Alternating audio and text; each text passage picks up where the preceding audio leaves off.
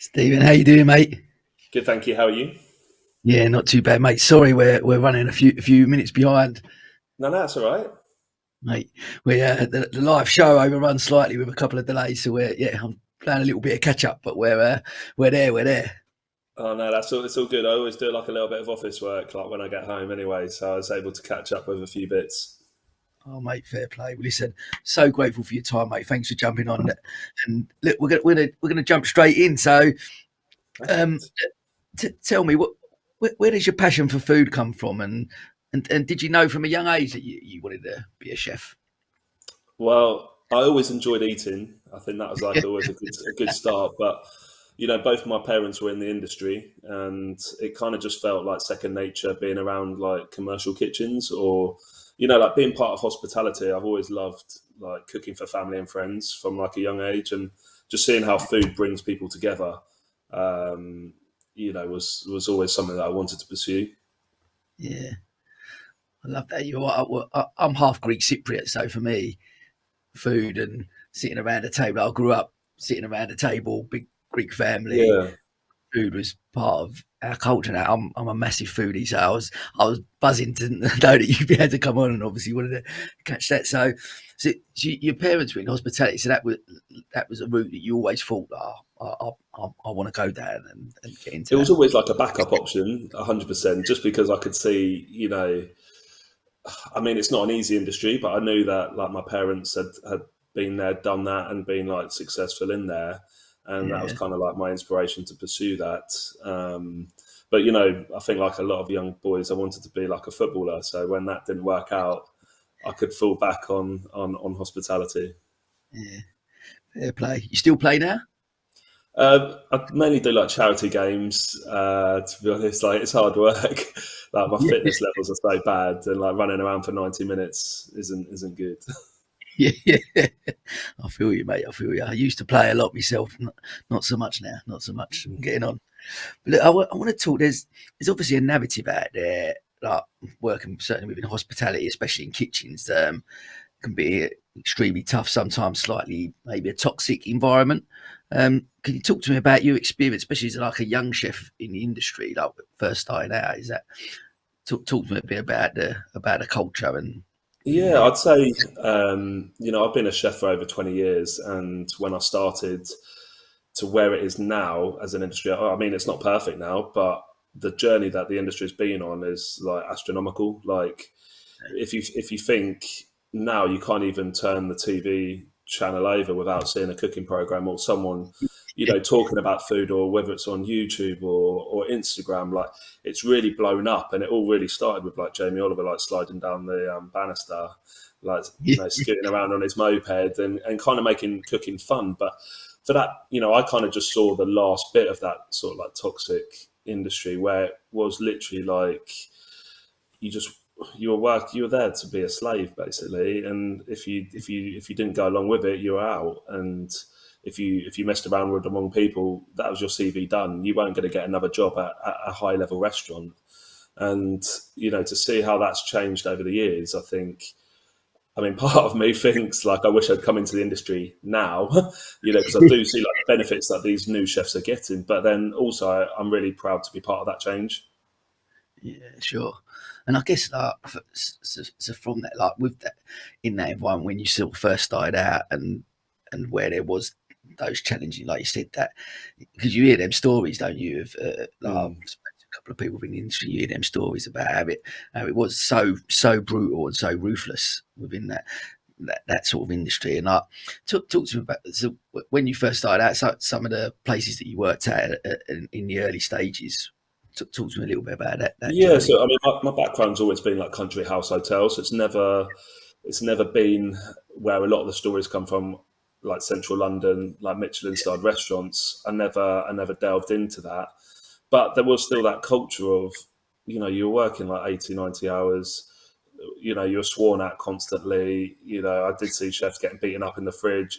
There's a lot of stories that have happened that almost just felt the norm. But like I go back, I always compare like restaurants to football, because I think there is that, like even if you look at football now, like Alex Ferguson was like tearing apart footballers like back then. You know, it's not just our industry that there was that pressure cooker of almost using violence to get your own way. I'm sure a lot of industries can relate to that, and I think Yeah, it's just how they've changed. I think hospitality was almost like one of the last ones to change. yeah, sure. Uh, Talk about Alex Ferguson. I hear you're a United fan. Is that right? Yeah, that's right. Yeah, I'm not saying that too loudly at the moment. A little birdie told me before I was coming on, so he said, "You've got to mention that. You've got to mention that." We won't delve into that, mate. We won't delve into that. We'll leave that out.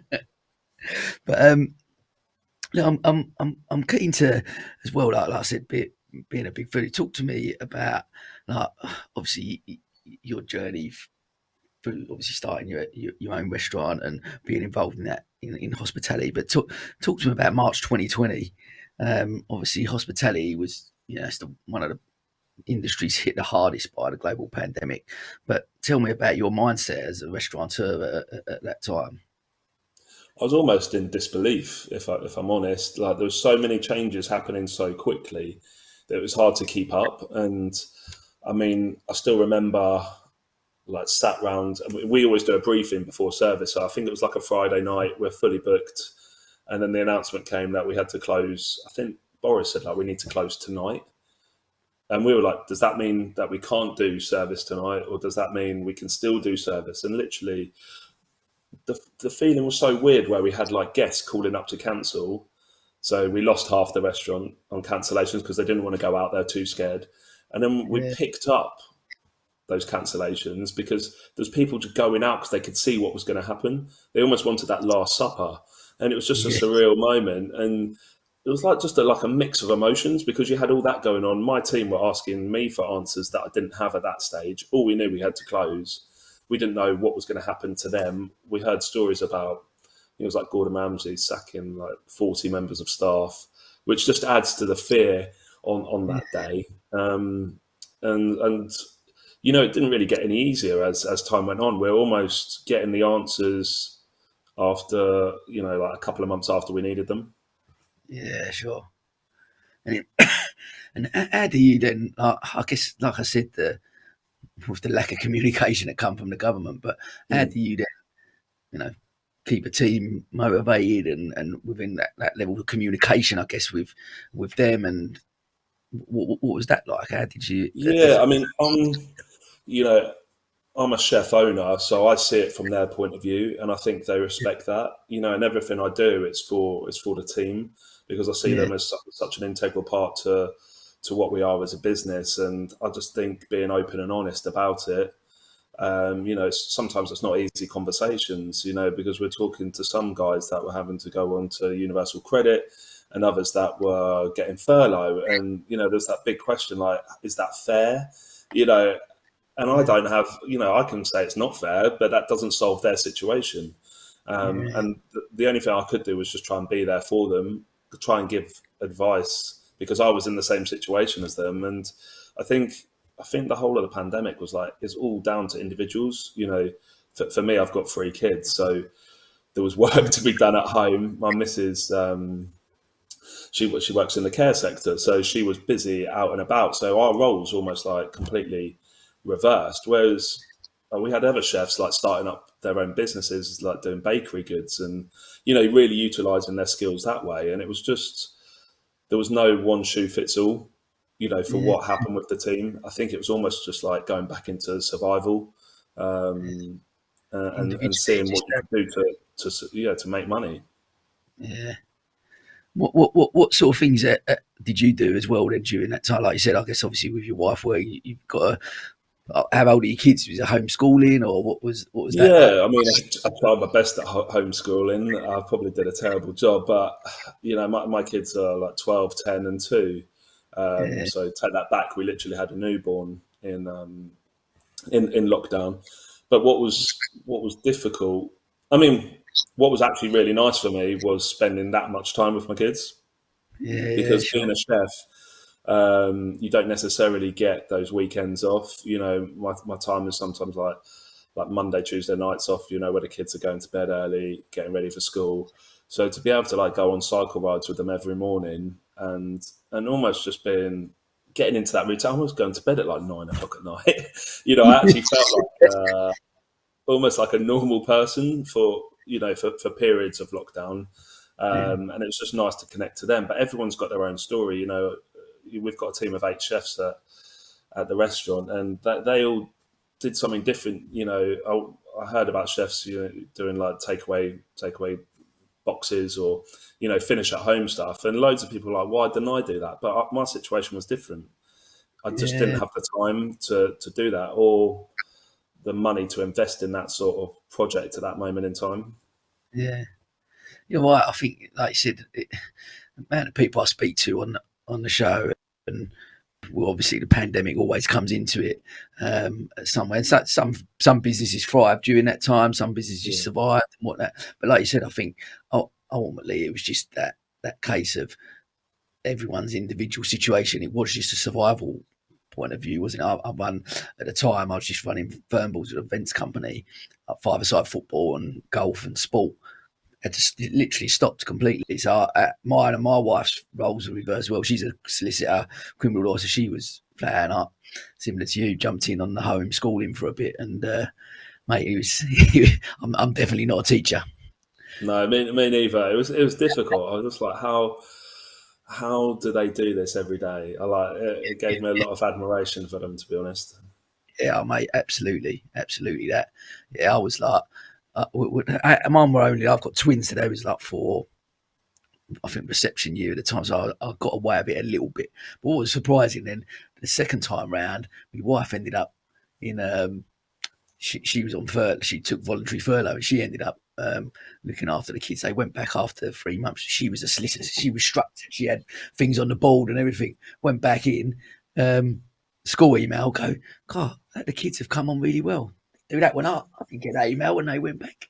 So about, but they did know how to make Cleftico. So every cloud. That is a great skill. There's a great exactly that. You mentioned about because I felt that as well, as much as the negative stuff that come out of COVID, there was obviously some positive in the sense, like especially family time. Being able to spend that time. I was the same, running different businesses. I'm always out and about and doing stuff. So having that time with them, I do look on that as a fond moment. But talk to me a little bit about work-life balance, because obviously I can imagine that must be a struggle, one bit as a business owner in general, but running in hospitality as a chef. How do you achieve that? Is that a difficult thing? Yeah, like I think I touched on it earlier. I come from the industry, and I want to change the industry as well. So with Etch, we're just open Wednesday to Saturday, so the team get 3 days off, which I think is really important. It's probably not the 3 days that they would want. They're not getting Friday, Saturday, Sunday, but they're getting Sunday, Monday, Tuesday. And although I don't get 3 days off, I think the way I try and balance the hours, like Sunday is family day. And then I'm normally doing like admin or trying to plan the week on the Monday, Tuesday to try and get as much done to give me that head start. But also, like food, what I've learned is, like I learn a lot from eating out. I think I said it as well earlier. Like I love eating and I love trying new food. So I just try and bring the family into that. If we have to go out for a meal on a Monday, Tuesday night, they don't mind that at all. It gets me out of the kitchen as well, so I'm not cooking for them. But I think it's almost easier with hospitality because, well, maybe it's not because I never switch off, but I'm able to bring them on the journey as well. If I'm part of a food festival, they come along, they experience that, and they see me on stage, and that they're part of that journey as well. That's an amazing thing. I think that's something really important, because it's something I ask because I always struggle with it myself, like trying to. You just alluded to it then about switching off. I really struggle with that. Yeah. Really struggle, and I guess try and be present in them moments, like when the kids are there, when you're there with the kids, trying to be present in the moment. Because if your brain's constantly on stuff, I find that generally quite difficult.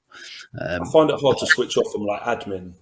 Yeah. Like thinking about dishes and stuff like that. That's the fun part. But like, when you get so on top of like doing your job and you're just like, you don't want to let it slip, and it's a competitive feeling. But you are right. You just have to stop at some point and just be like, look, turn your phone off. Like, I've been doing this thing recently where I'm just like deleting my social media apps. Yeah, I don't know if like, so I literally go on like post, and then I'll just like delete it, and then won't go back on for like a day or 2 days. I just find it really clears my head, because I don't know, like I always get a notification, then I go into it, then I'm scrolling, then I'm just like, I'm almost just wasted time. Yeah, and it's almost like dangerous doing that. But I'm that sort of person though. Like as soon as I click onto the emails, like I was doing some emails before talking to you, I then have that competitive urge to like just get on top of it, like it starts snowballing. And I think it's just trying to dedicate the right time. Like now is the right time because my kids aren't about, and then trying to free myself up when they are about. Yeah, it is. It's a balance is a balance is what works for you. And I always ask around that sort of thing, because actually balance, because you obviously your passion is in food, and you obviously love that as well. So you love what you do. So there's nothing wrong with that being out. I think that's what I do. I love podcasting. I guess is one of my favourite out of all the businesses I run. I love this. I love the conversation.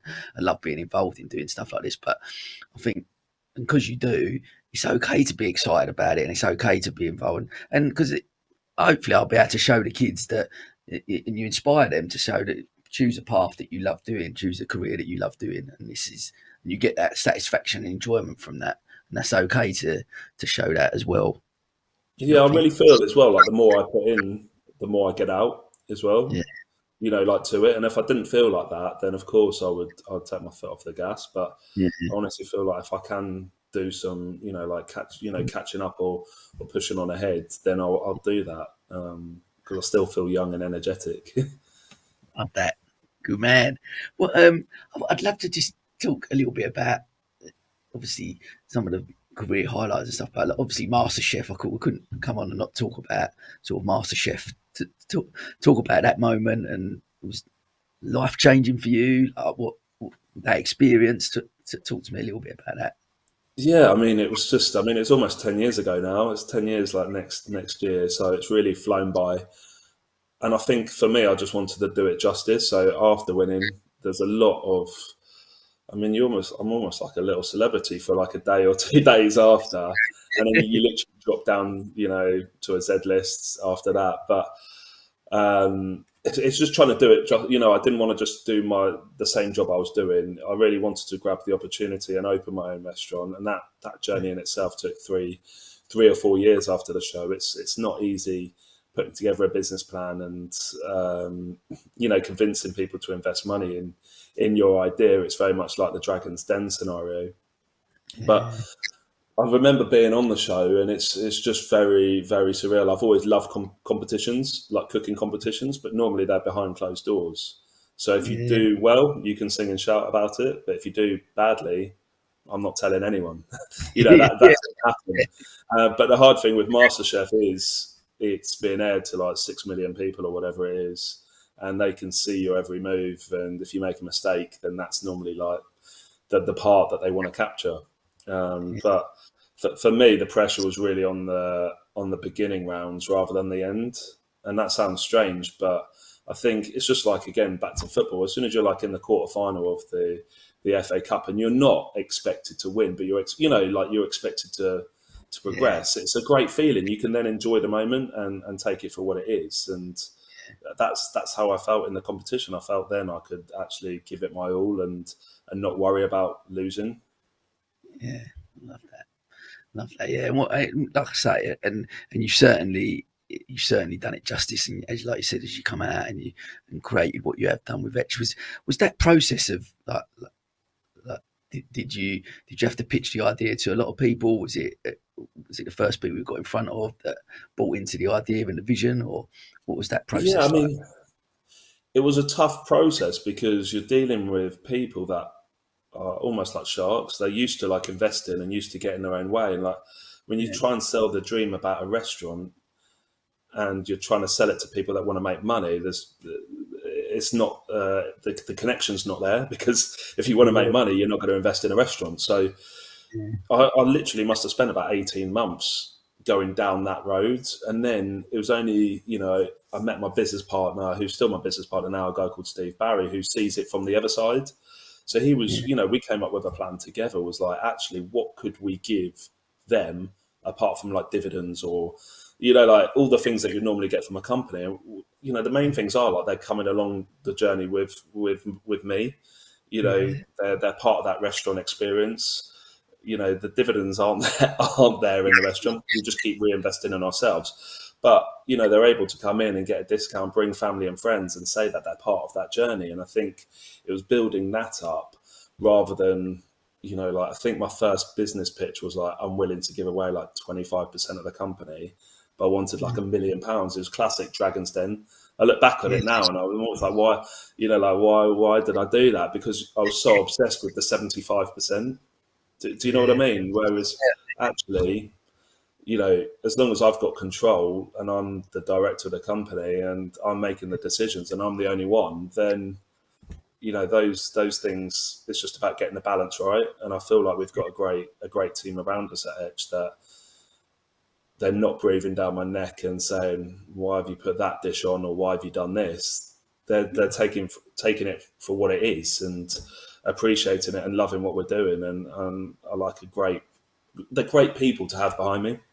Yeah, because I guess, like you said, it's especially someone like, because you obviously that creativity that you obviously love, part of running a restaurant and creating the amazing dishes that you do, that's where your passion lies, and that creativity and coming up with new dishes and something different that's out there. It's getting those people, I guess, like you say, to buy into that vision. Because I spoke to someone within hospitality and said, like you said, to make money out of a restaurant, it's so tough. Like with the margins, things are like, one table doesn't turn up and that can affect the whole evening service. Or yeah, I don't think. I mean, I know it's slowly getting out there, but I sometimes think that the general public don't realise, like how valuable our guests are. And I know that works both ways. We could appreciate them a lot more, and we try our best to do that.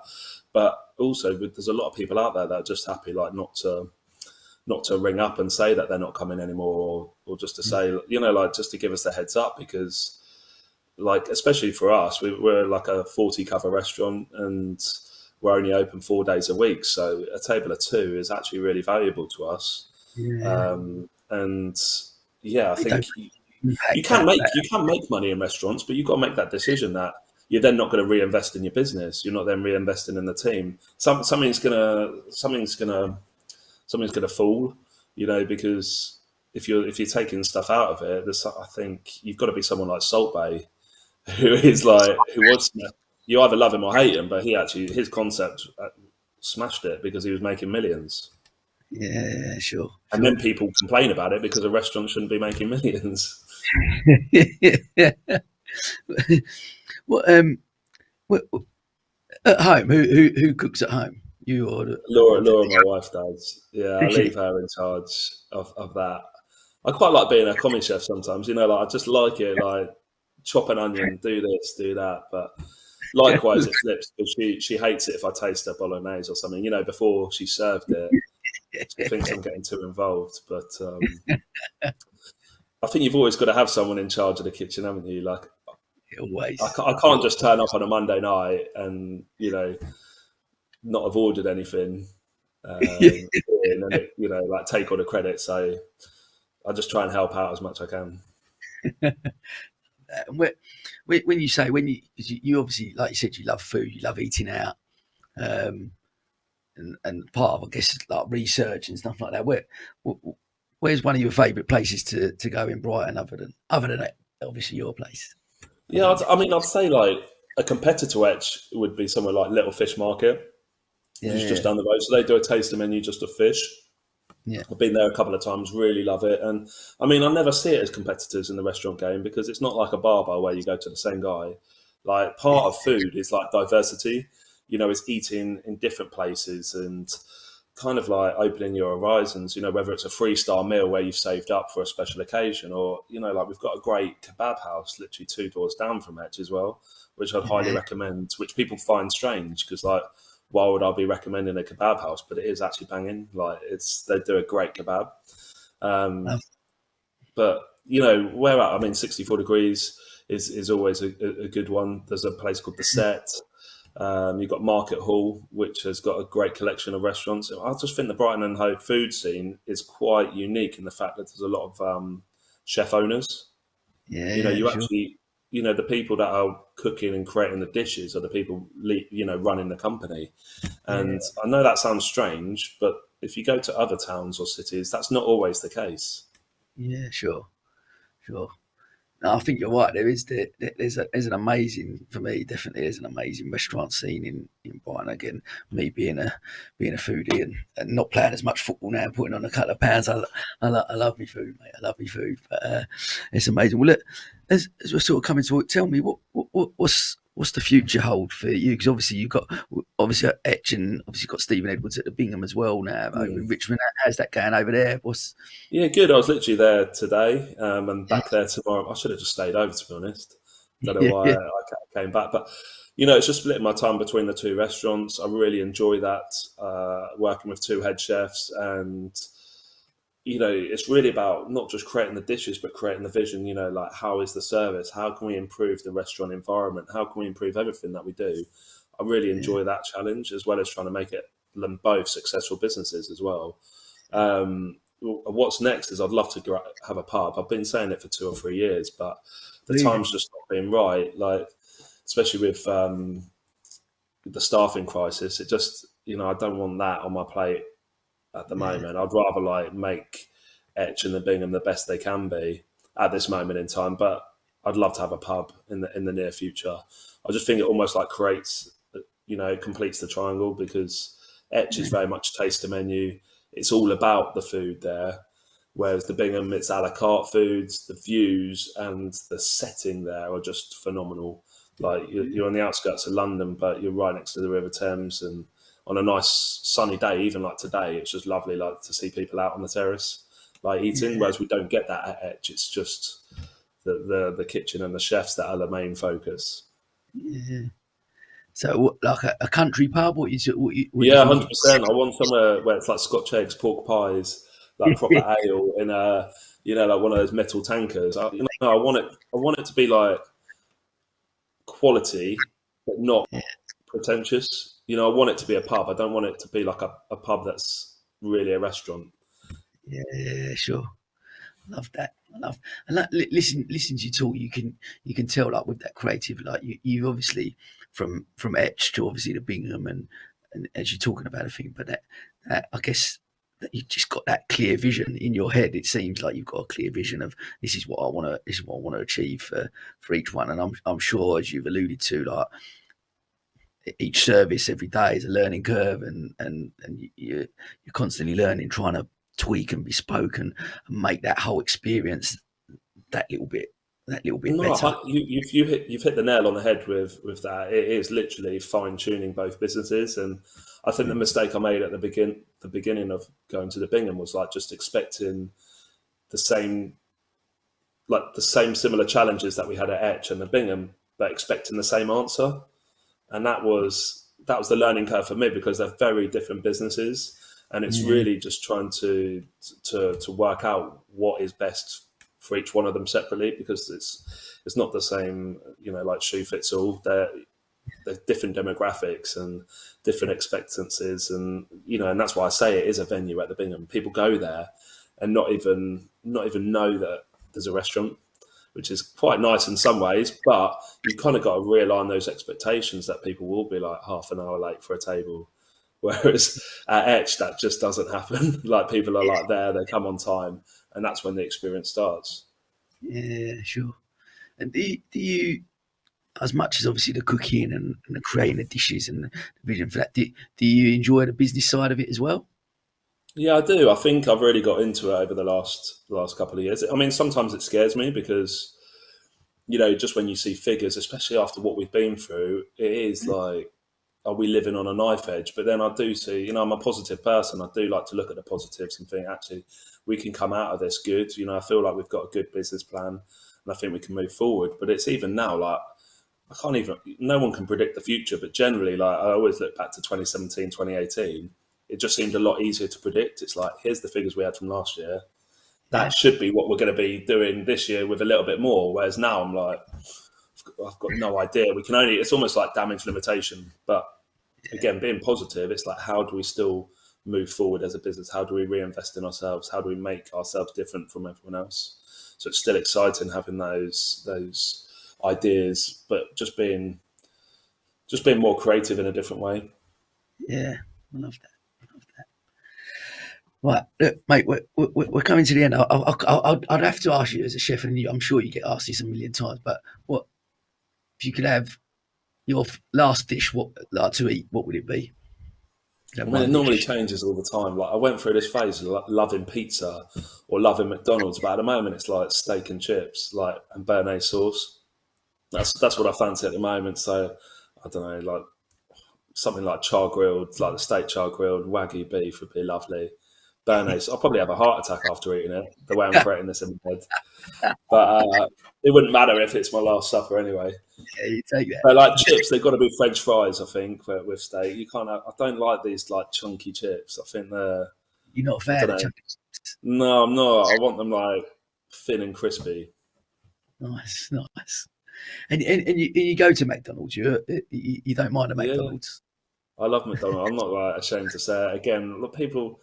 Like the same with the kebab house, like people are just like shocked when I say it, but I love to think my diet is varied, and I like that about it. You know, I can appreciate food for what it is. I'm not, you know, I always look at like value as well. Like if I pay money and I don't feel like I've got the value, and I know that's easy for me to say, like having a restaurant that charges a bit of money, but I do think we give our guests value. You know, for what you get and what you pay, and you're there for 3 hours and you're really taken care of, there is value in that, just the same as like McDonald's charging like £5.50 for a meal. I see value in that as well. Yeah, I love that. And for me, obviously at Etch and places like that where you pay that premium, but it's not just about the food, it is about the whole experience, isn't it? And that's what you create. 100%. Yeah, from the moment like you make the booking all the way through to trying to make your next reservation with us, like that's quite a big time scale in there. Like we have to be on our game. Like we're putting that pressure on ourselves, and you know, not every business is like that. You know, sometimes they just want to grab your money and give you some food. Like, but I really think we care and go the extra mile, which I think is really important, especially nowadays where people are a little bit, you know, like there's some businesses out there that are really like quite stressy. You know, they almost like seem like they're not looking after their guests. And I think now is the time to look after them because everyone's feeling a little bit stressed and needing a hug almost. Mate, absolutely. We all need that. Yeah. Listen, I'm so grateful for you jumping on tonight. And I've wanted to meet and chat with you for such a long time, and it's amazing what you've achieved, obviously with Etch and the Bingham, and watch your journey and continue to grow, and it's fascinating. But look, we're going to finish up with our quick fire questions, if I can, mate. So, what one piece of advice would you give to your 18-year-old self? I think it's not to be as cheeky. I was a cheeky chappy, and working in the kitchens, I think we touched on it earlier, they're quite like hostile places. I just got kicked out of a couple of kitchens quite early on. Just thinking, you know, like I thought I knew everything already. So it'd just be to get my head down, focus. And I see it now with teenagers coming in. I don't think they realise the opportunity that they've got. And those opportunities soon run out if you're not careful. Yeah, love that. Who's been your biggest inspiration throughout your life and why? I'd say it's my parents, like both of them, just because they've been there like from the beginning, but also in their careers. Like, you know, my dad was like a general manager of a hotel. My mum was a housekeeper. So they weren't chefs, but they're part of the industry. And they were always ashamed almost of like what they, you know, being part of hospitality, whereas I'm really proud of it. And even though they tried to put me off, I've loved proving them wrong, that it can be a successful career. Love that. Could you recommend a book or a podcast to our listeners that maybe has had an impact on you?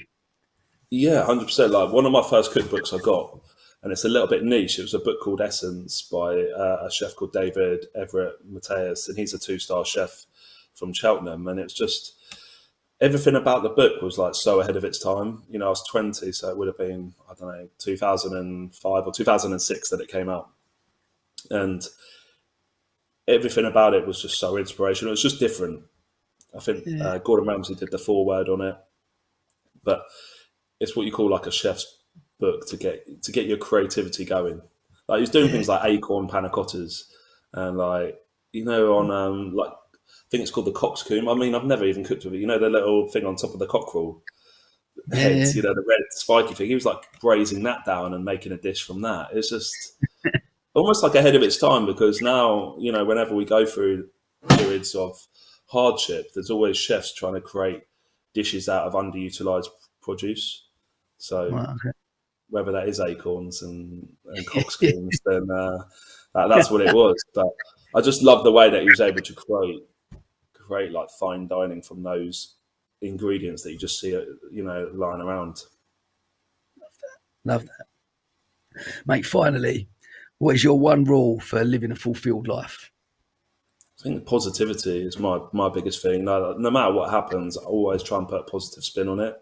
And sometimes that gets me into trouble, because I'm almost like a Labrador bouncing like from left to right. You know, like I take on challenges, like, yeah, let's do this, let's do that. But honestly think like that's the best way to be, like, because otherwise I think it just sets your mindset in the wrong direction, and then less opportunities will come, and it takes you down a completely different path. I echo that. I love it. Look, I'm similar. I'm always optimistic, positive. Like you say, you take, I'm a yes man. So say, oh, that'd be a good idea. Yeah, I'm in. Let's do that. And I think about it later. Go, why did I say yes to that? But look, I always believe life's an opportunity, and grab them, you know. Yeah, 100%. Mate, listen, I know you've done a service tonight, and you've come straight home and jumped up here, and I'm really, really grateful for supporting this, and it's been an amazing. Look, number 13, I'm over halfway now, so mate, 13 is my lucky number as well. So that was, when I saw that come up, I was like, wow. And it's honestly the latest interview I've ever done, so that goes in the record books as well for me. Hey, we're winning. Listen, I'm so grateful. I'm going to come down and see you at Etch soon, and it'd be great to catch up. Mate, thanks for the invite as well. I've loved it. Oh, mate, been an absolute legend, and thank you so much. And I'll catch up with you soon. Good luck. Best. Good luck with the rest. Thanks a lot. And that is a wrap. Bye. Thank you. Cheers, mate. And that is the human love of stories. That's the joy that we get from hearing a story. And the one thing I want the world to recognise is business stories are no different. There is always an opportunity to find that moment where people go, I've just heard something that has rocked my world. I've just heard something that has changed the way I see things that I, for the longest time, taken for granted. But the purpose is like being able to reach down into your soul and pull out this glowing orb that defines who you are and why you exist. That's a little bit harder. So you've got a stream here where it's the thing that you're really good at, that you can't imagine doing anything else. And then here you've got a separate stream. See if you can guess which film reference is coming up. You've got a separate stream over here, which is about the things that drive you as a human being. The instinctive, buried down deep, tied into your genetics. If you cut the person in half, it'd be written through them like words in a stick of Brighton Rock. But what you've got to do to find the purpose is you've got to cross the streams. That's a Ghostbusters reference. You've got to cross the streams because the purpose has to be both of those things. It's getting your story straight before you start telling the rest of the world your story. You know, one of the things that's frustrating for me when I hear people talking about search engine optimization is, until you've figured out the story, you could spend a fortune on SEO, but it's like drawing a treasure map and forgetting to bury the treasure. Yeah, you lead people to that big X on the beach, but when they dig it up, it's just wet sand. And what they actually need is the treasure. So you've got to think about the treasure first and then bring people to it. Meaningful, memorable, and moving. So if it's meaningful, It means it's got to resonate. It's got to feel authentic and true. If it's memorable, there's got to be a hook. There's got to be a point to the story. When someone says, what is the story about? It's got to be about something, and that's the bit that you take away. And finally, it's got to be moving. It's got to trigger an emotional response. And what's interesting is, right back to what you were just saying, if you're telling somebody something, it's meaningful, memorable, and moving, that's where the people buy the people. I'm going to buy your service because I believe in you, because I'm enthusiastic about what you're bringing to the world. I'm enjoying seeing your enthusiasm for me reflected in your eyes. I can see myself in your eyes thinking, yeah, they get me, they understand me. That's a different kind of a connection, and that is representative of a business that has a purpose beyond financial return. Welcome to the County Business Talks podcast, powered by Picture Book Films. Here, we're going to be talking to entrepreneurs and business owners from across Sussex, delving into the mindsets of what makes them really tick.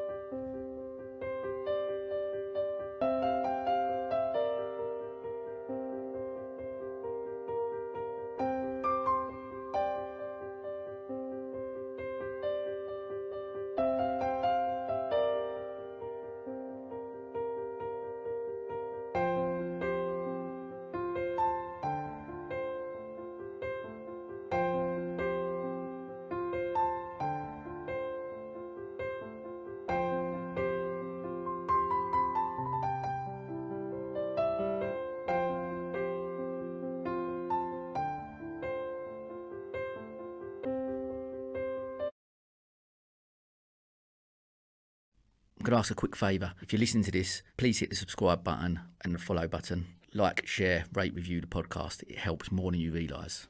You know, the key for me is obviously when my father passed away rather suddenly in 2014.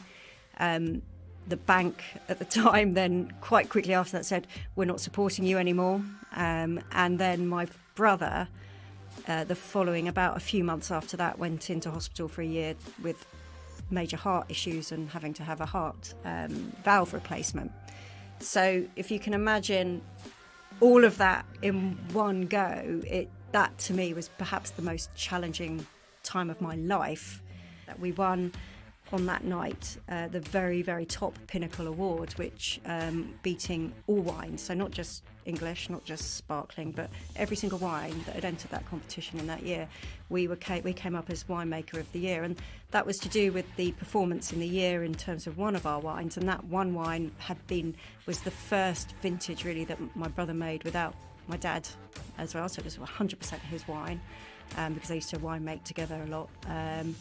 All the time, and then and based on our sort of performance to date in that competition led us to that point. So it had the past and the present all wrapped in one, but it was the one thing that I think Simon and I really just felt hugely elated about, I have to say. Yeah, as an employer, we said, well, we should ask staff if they're happy, and I'm like, but we can't make people happy. It's an impossible target, and you'll be chasing that impossible thing. People make themselves happy by understanding what makes them content and having their purpose and those sorts of things. And I think this is something I learned a long time ago, is that actually the only person who can make me happy is me. Perhaps my passion from that has always been around the people.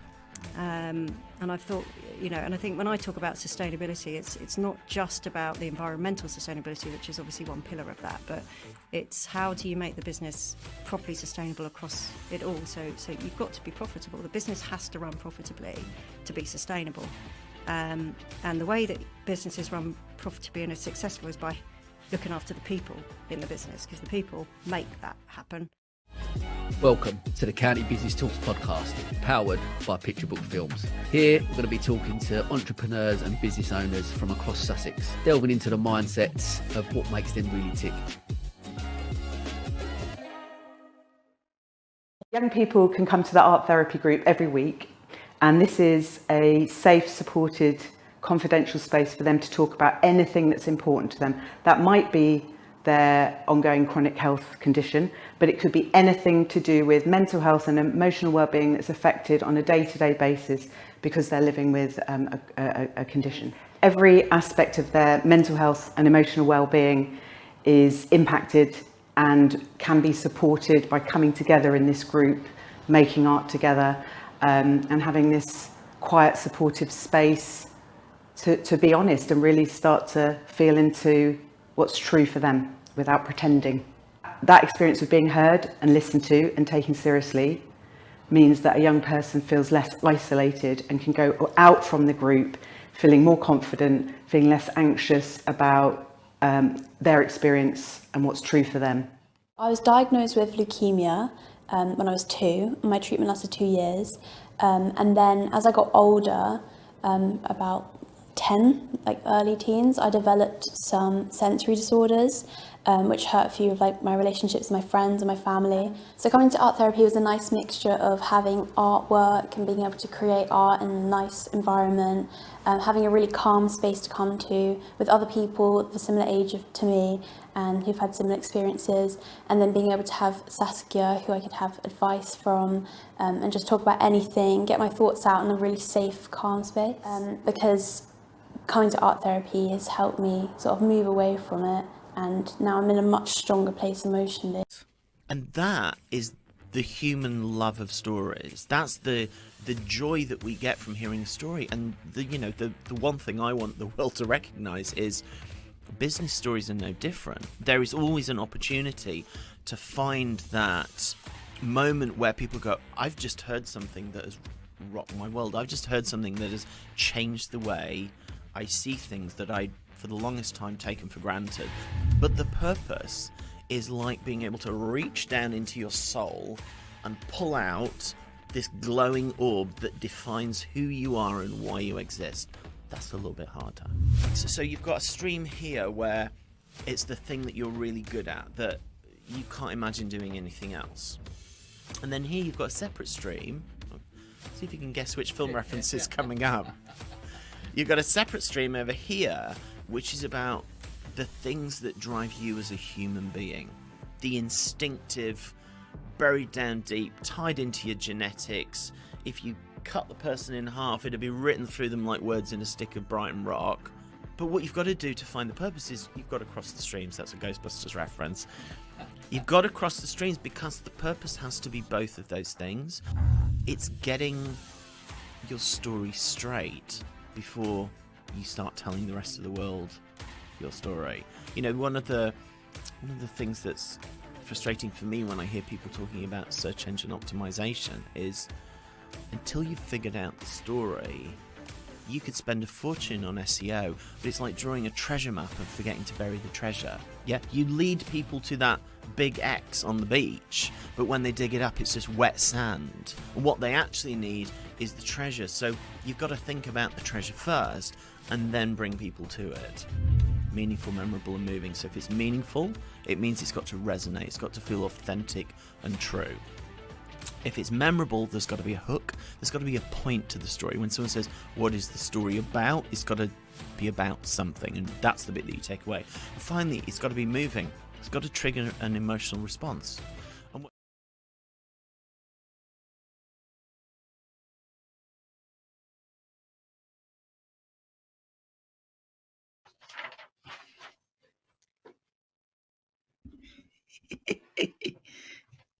Here he is. Good morning. It is morning. How are you, sir? It's worse for both of us. Yeah, I'm not too bad. How are you? Sounding a little bit hoarse. Are you keeping up with your lemon and your warm water? I've got plenty of water. But, I need some of them horse soups. Warm. Relax those vocal cords, my friend. Mate, this is look, this is epic to have you on here. I can't. We spoke about it before you went out, and thinking you're going to be producing this and running it. I'm going to come on the episode and be in a different country. I love it. Well, because I didn't have enough to do. Yeah, mate, yeah. Since you've got to know me, is this not what we do? I just go, Mike, are you all right to just, mate, can you just do that for me? Can you just jump in there? And I just go, yeah, it's all right. I'll add it on the list. It's fine. It's not a problem. You're a legend, mate. Listen, thank you. I know how busy you are. I really appreciate it. All that you and the team here have done has blown me away. I'm not going to lie. It's been absolutely perfection. They have been absolute heroes, and it's been great to do it. And we're almost on time as well. I've caught up a little bit. We run a little bit behind because I can't stop chatting to people, as you know. But we're back on schedule, so we're winning. So look, mate, let's kick off. Let's kick off with this episode. Tell listeners a little bit about your story and your career. My story and my career. Well, I suppose it all started with my dad. It's all his fault. So my dad was a DJ and ran local clubs, and I can remember going out with him as a nipper and helping set all his kit up when he was DJing and thinking, this is quite fun, this is interesting, putting stuff together and makes these lights work and makes these speakers work, and kind of got a bit of a bug from there. And then, when I was 14, I think, started as a Saturday job in a hire company in Brighton. And kind of from there, it just sort of snowballed into wanting to get into, into more into the tech and more into events and other things, and sort of worked through and, freelanced, worked in a few, couple of venues in town, worked for other people, decided I don't like the way that you're doing this, or the way, you're delivering this, or the way your attitude to doing this is, and I don't like that. Well, I'm going to go and do it for myself and do it how I want it to be done and how it should be done. So I set up on my own, was then working alongside what was an old customer of mine. How old was you then when you Sorry? set up on your how old was you then when you set up on your own? 18, 19. I mean, Wow. I was, dare I say, again, following in my dad's footsteps, I was DJing from 15, 16. My first couple of years of gigs were all had to be coincided with when my parents were around, so they could do all the driving to bring me back and forth. And then, kind of went off and got more kit and got bigger, and was, working alongside an old customer of mine. And then we kind of went, we're kind of doing the same thing, but in sort of different parts of the industry. Let's do it together. So we merged the companies together, and it's been H2 ever since. And here we are, many, many years later, as you can tell from my haggard-looking face. And having people like me going, jump on a podcast at silly o'clock in the morning. This is probably one of the less crazy things I've done, to be honest. Yeah. Wait, mate, we're going to delve into that.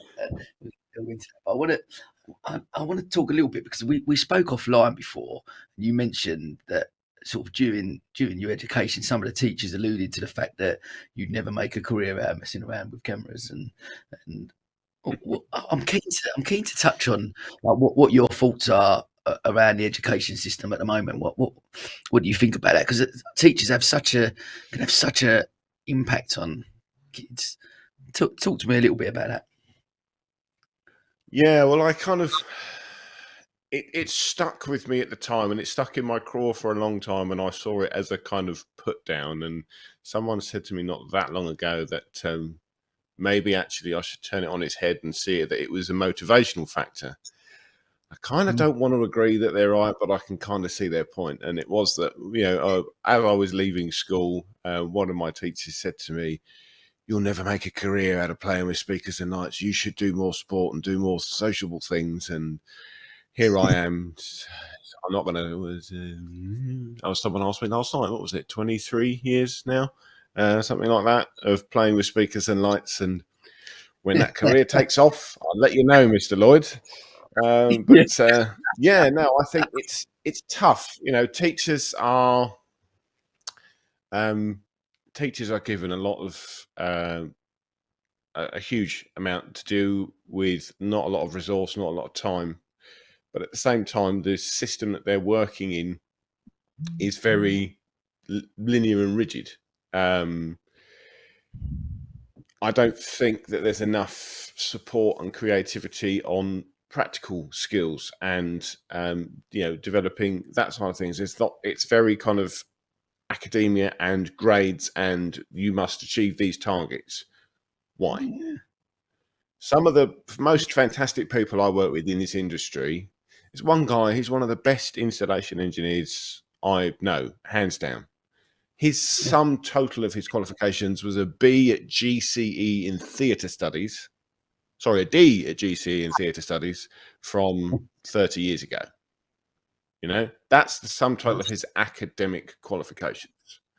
And there is so much that could be taught or could be supported, but isn't.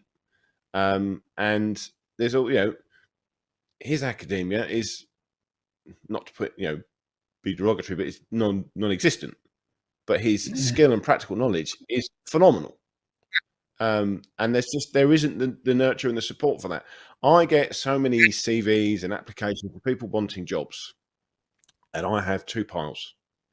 There's a pile of people that I went to school, I went to college, I went to university, I've done this and I've done that, and I've got this degree and that degree, and goes, that's fantastic. So what time have you actually put into doing the job that you want to do? How have you been out and put these skills into practice? How have you actually applied them to the industry you want to work in? Well, I haven't. And then you get person B. Well, yeah, I did go to school and I did a bit of this and I went to college and did that. But when I was leaving school, I got this Saturday job here, or I volunteered and I would, you know, work on these shows here with these people for free. And then I got work experience with this person. Then I went out and volunteered on this festival, on this event, Well, you've got 10 years of experience over this person who's got 10 years of education. And the person I want to employ is this person, because they've gone out and they've put those skills into practice and they've learned practically. There's so much you can read in a book. And yes, I'm not saying that you shouldn't go to school or to university or to college, but there isn't the opportunity to put those skills and apply them and actually go out and practice them.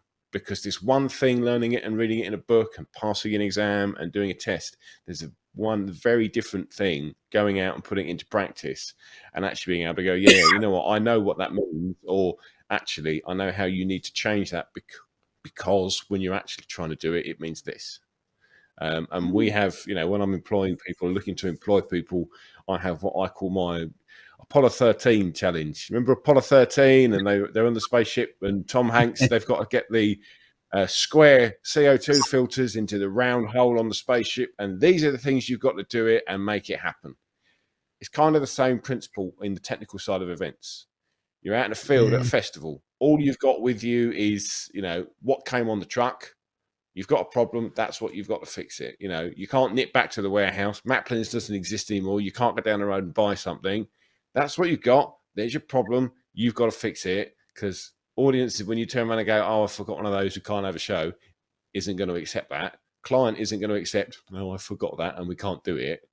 Client wants, an audience wants a show. They want an event. Make it happen.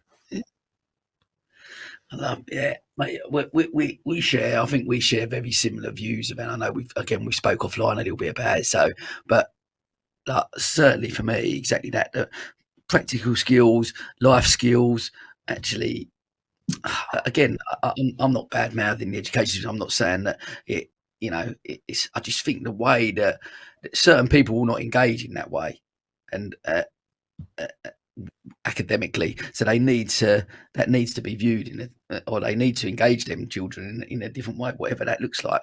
And because we're measured on the success of a child, is there what results they get in that exam that they've not, you know, they've not found out about. I really struggle with it. I really struggle with that side of it. But for me, it's also about how you apply knowledge. I mean, I hate to admit that some of my teachers were right. You know, all those things we used to do at school that you used to not, you know, I'm never going to use this. I'm never going to use this. When we're designing stages or sets or this and the other, and I have to use trigonometry, every time I do it, I always said I'd never use this at school, and I've got to do that. Science calculations, the physics, when we're doing, you know, speaker or lighting calculations or power calculations, you're using physics, using. I said I'd never use this in school, and here I am trying to remember how to do it and having to Google what the equation was because I couldn't remember it, because at the time I was going, I'm never going to use this. And it's taking that, actually, you know, practically applying that, those learnings, that academic knowledge, and actually putting it into real world scenarios, for me, it would have helped make my education a lot better, because actually I'd have probably sat up more in class and been more interested, because because I'm going to need that to do that.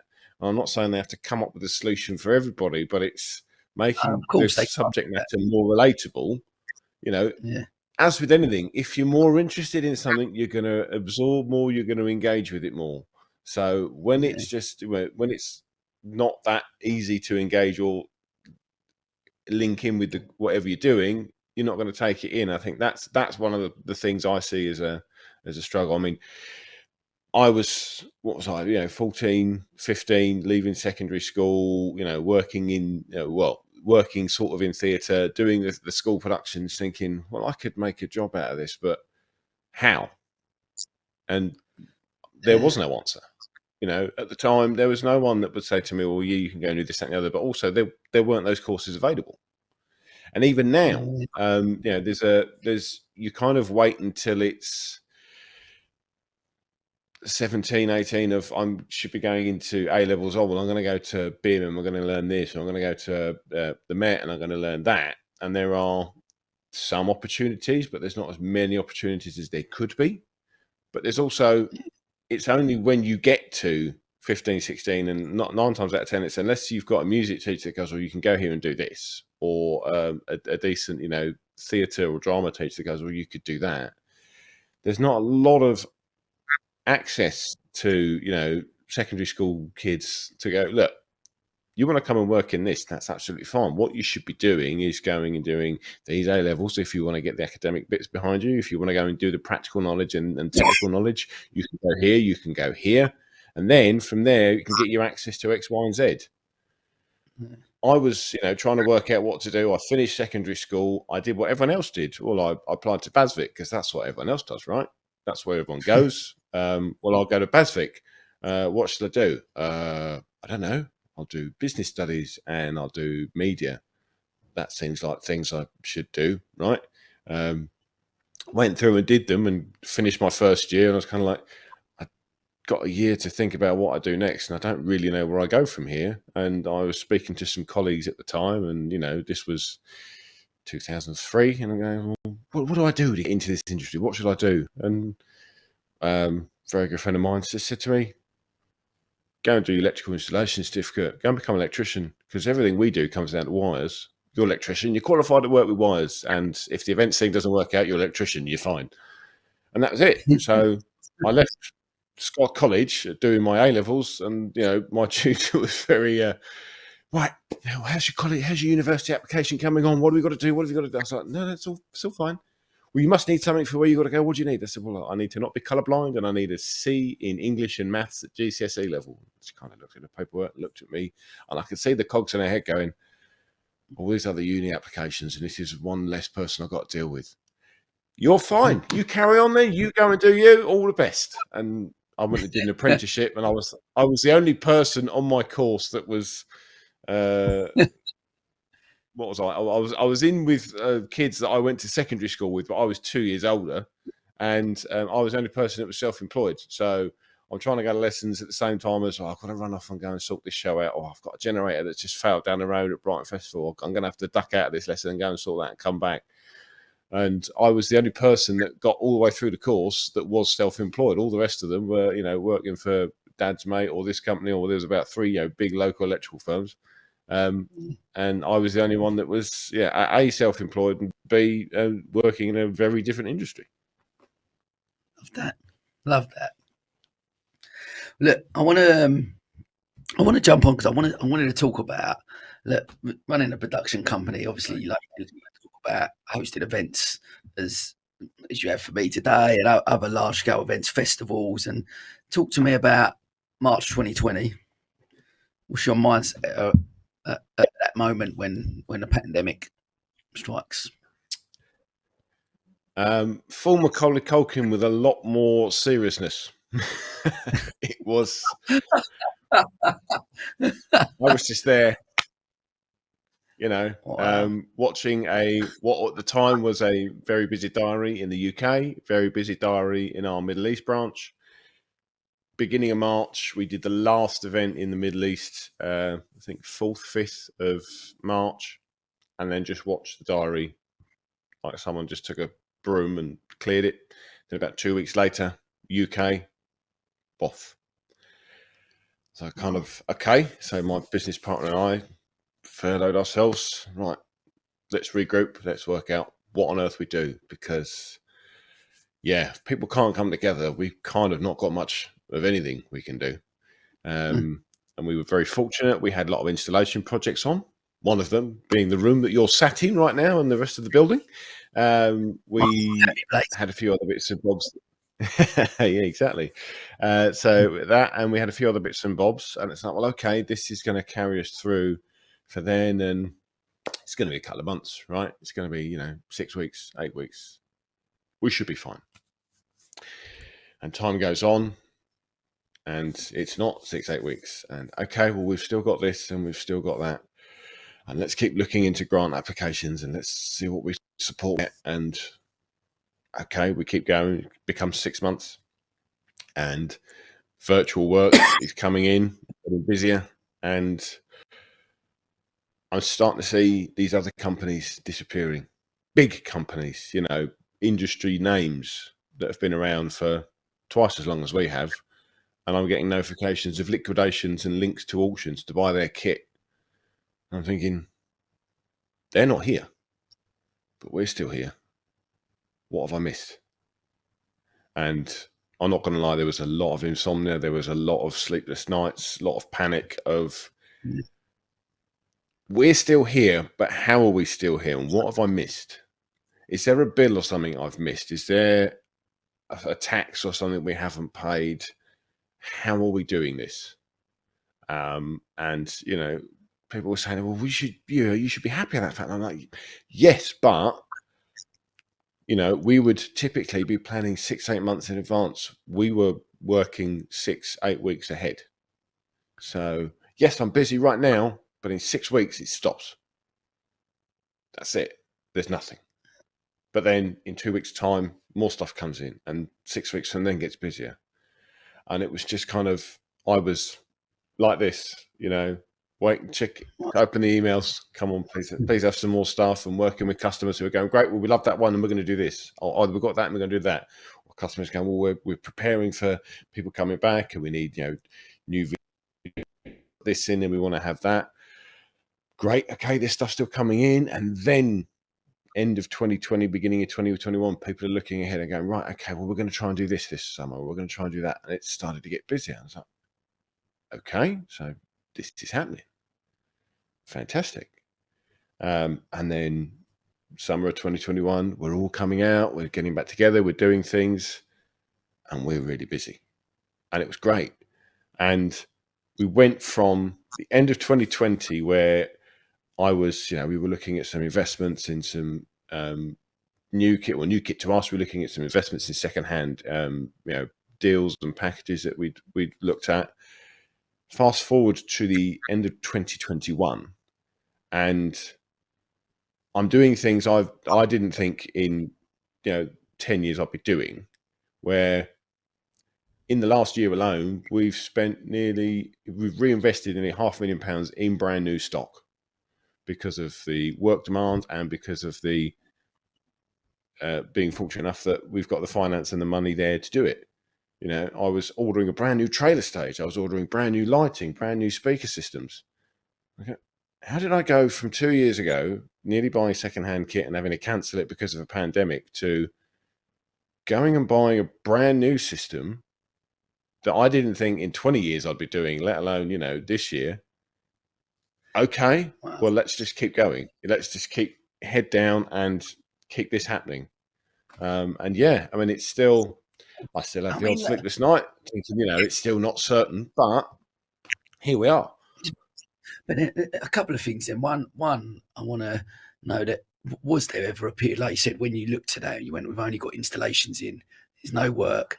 And was there ever a point of thinking, and you're seeing the other companies close up, that you go, was there that point where you went, actually, this might be the end for us? Did that go through your mind? It did.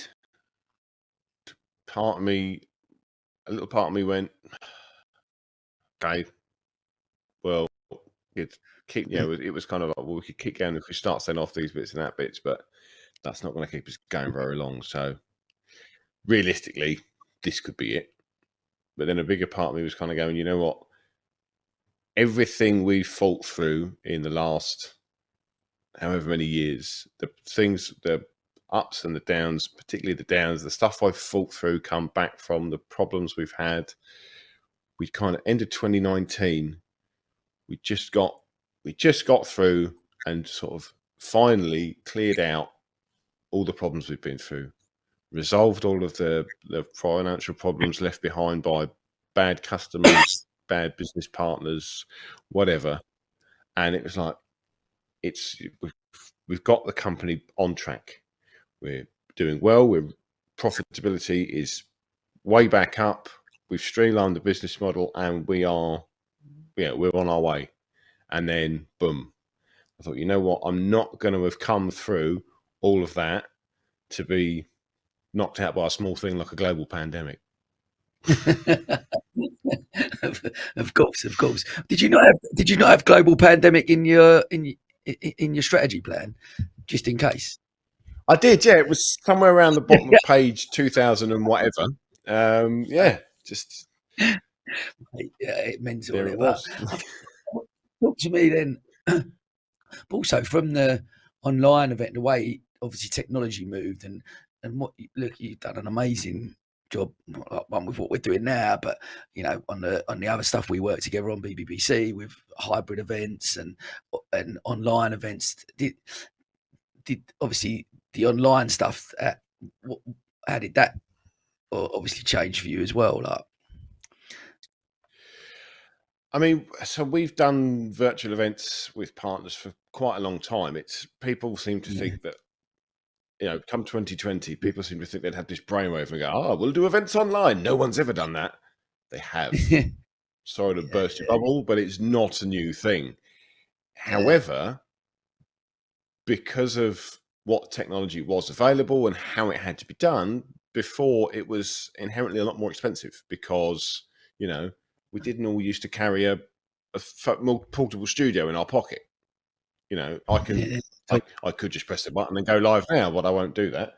Not that anyone else has watched mine, but it's that much more accessible. Whereas it used to be a lot less accessible. So it was typically bigger clients with a lot deeper that were doing these kind of things because they had, big international organizations where we've got to do a big we've got to do a big event that is company wide. We can't practically bring everyone to one place, but we can do a webinar from here. So it was big pharmaceutical clients and things like that who could afford it. I mean, one of them has their own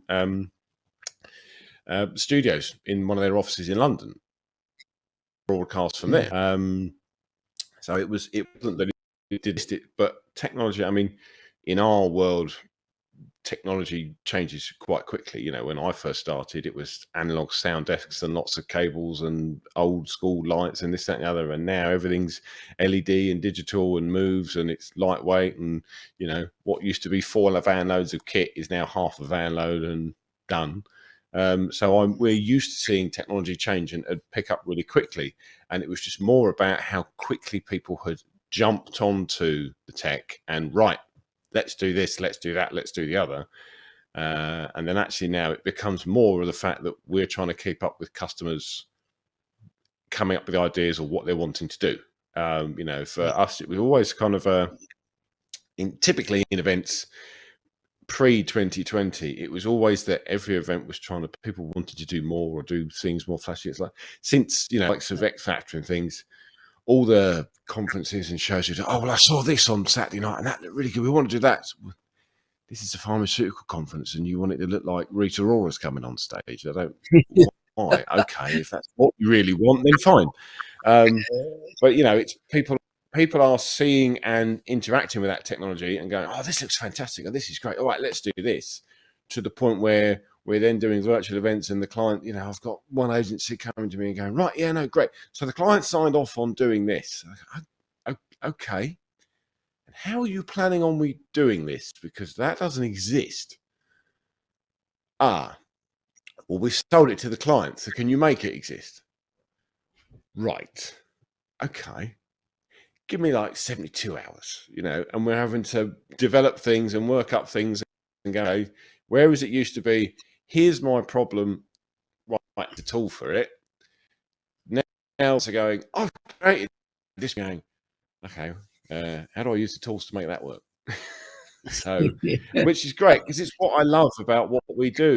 It's not a 9 to 5. It's not a going in and doing the same thing. It's I'm here in Singapore doing another event, but it's different to other events, and it's in Singapore. But it's it's never the same thing day in, day out, and you've always got a new challenge or a new problem. It's okay, so how do I make that do that, and how can I do this with this? And you're always using the same bit of kit 10 different ways every other week, and it's fantastic. That's what was brilliant. Coming in and saying to you, look, I want to achieve this. This is what I want to try and do with this 20. And you've taken how, I'm not quite sure, but you've taken the vision I had in my head of how I wanted to achieve and just made this whole thing possible. And you're in another country, and yet you organised it all. Everything, like I said, as one, it's mate, gold.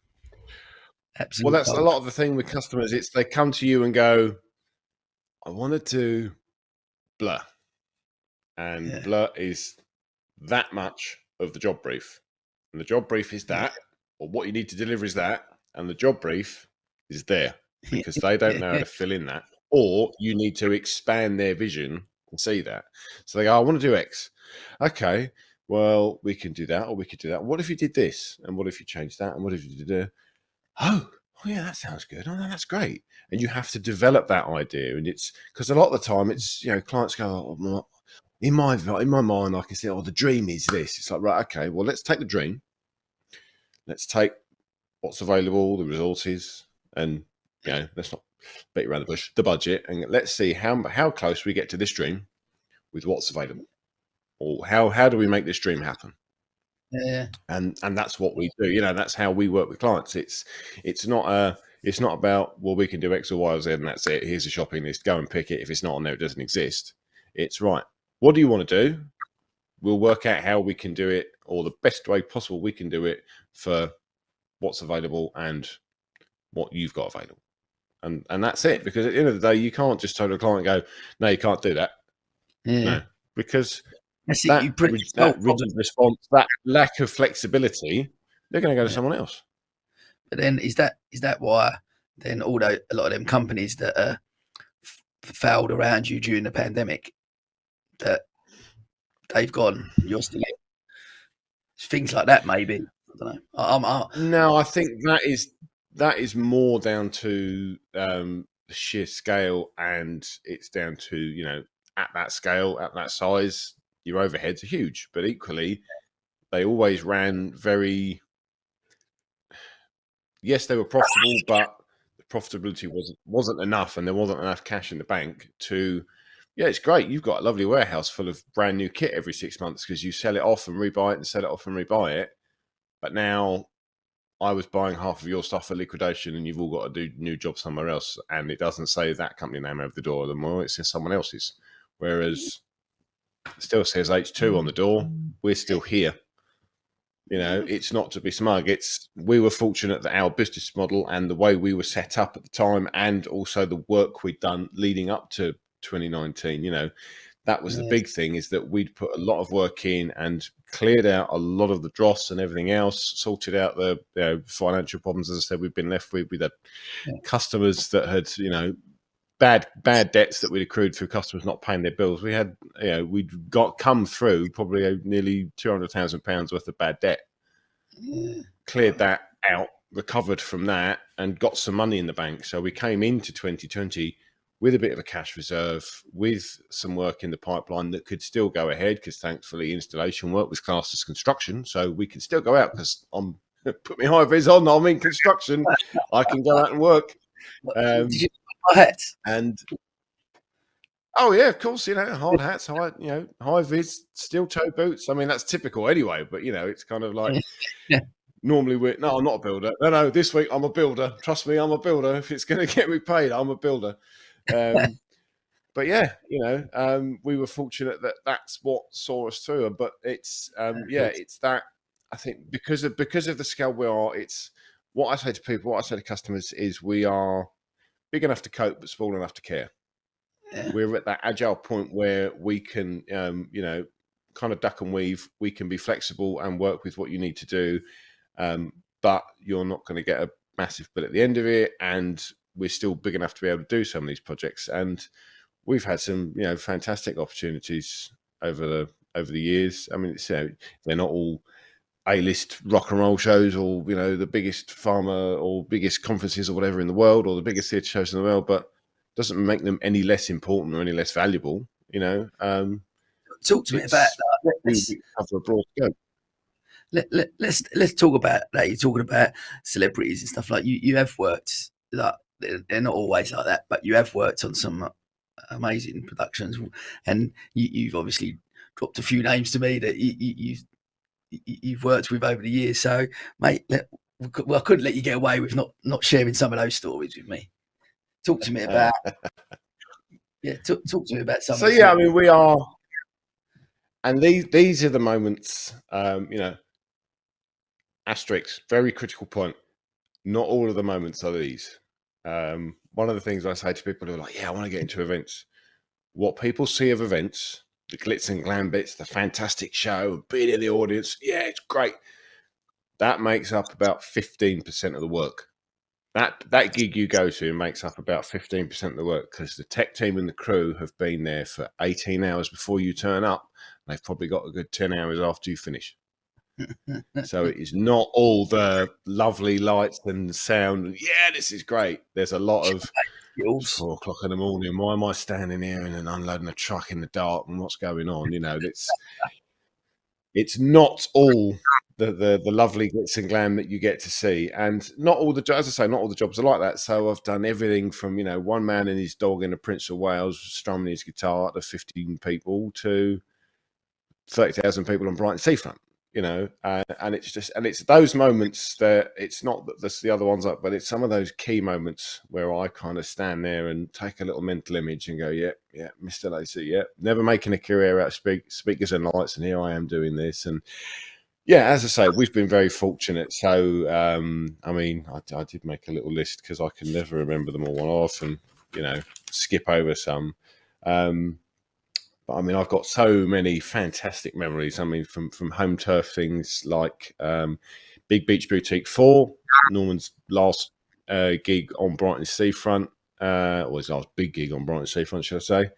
We did the PA for it. I spent a week on Brighton Seafront in September, where I was expecting to get very wet. I ended up spending a week in t-shirt and shorts on Brighton Seafront, doing a fantastic gig. And then, I'm stood 4 foot from Norman on stage, looking out at 30,000 people on Brighton Seafront, going, "Yeah, this is why I do what I do." Do you? Yeah, so I've done their moments. Do you allow themselves their moments? Like I spoke to other people who've been involved in events or whatever, but you have that wow moment almost where you're involved in something and you set it up and you stand back and you go, "Wow, yeah, I've helped make this happen." I think I go, there's a wow moment, but it's kind of there's 2 things. I think there's one thing, it's like part of it's a bit of self-pride of like, without what I've done, this doesn't happen. And you guys have absolutely no real concept of that. But, without me coming to put a PA system in, this isn't happening. Or without me coming to put in the stage in, without me doing this, that, the other, it doesn't happen. And the audience have absolutely no concept of that.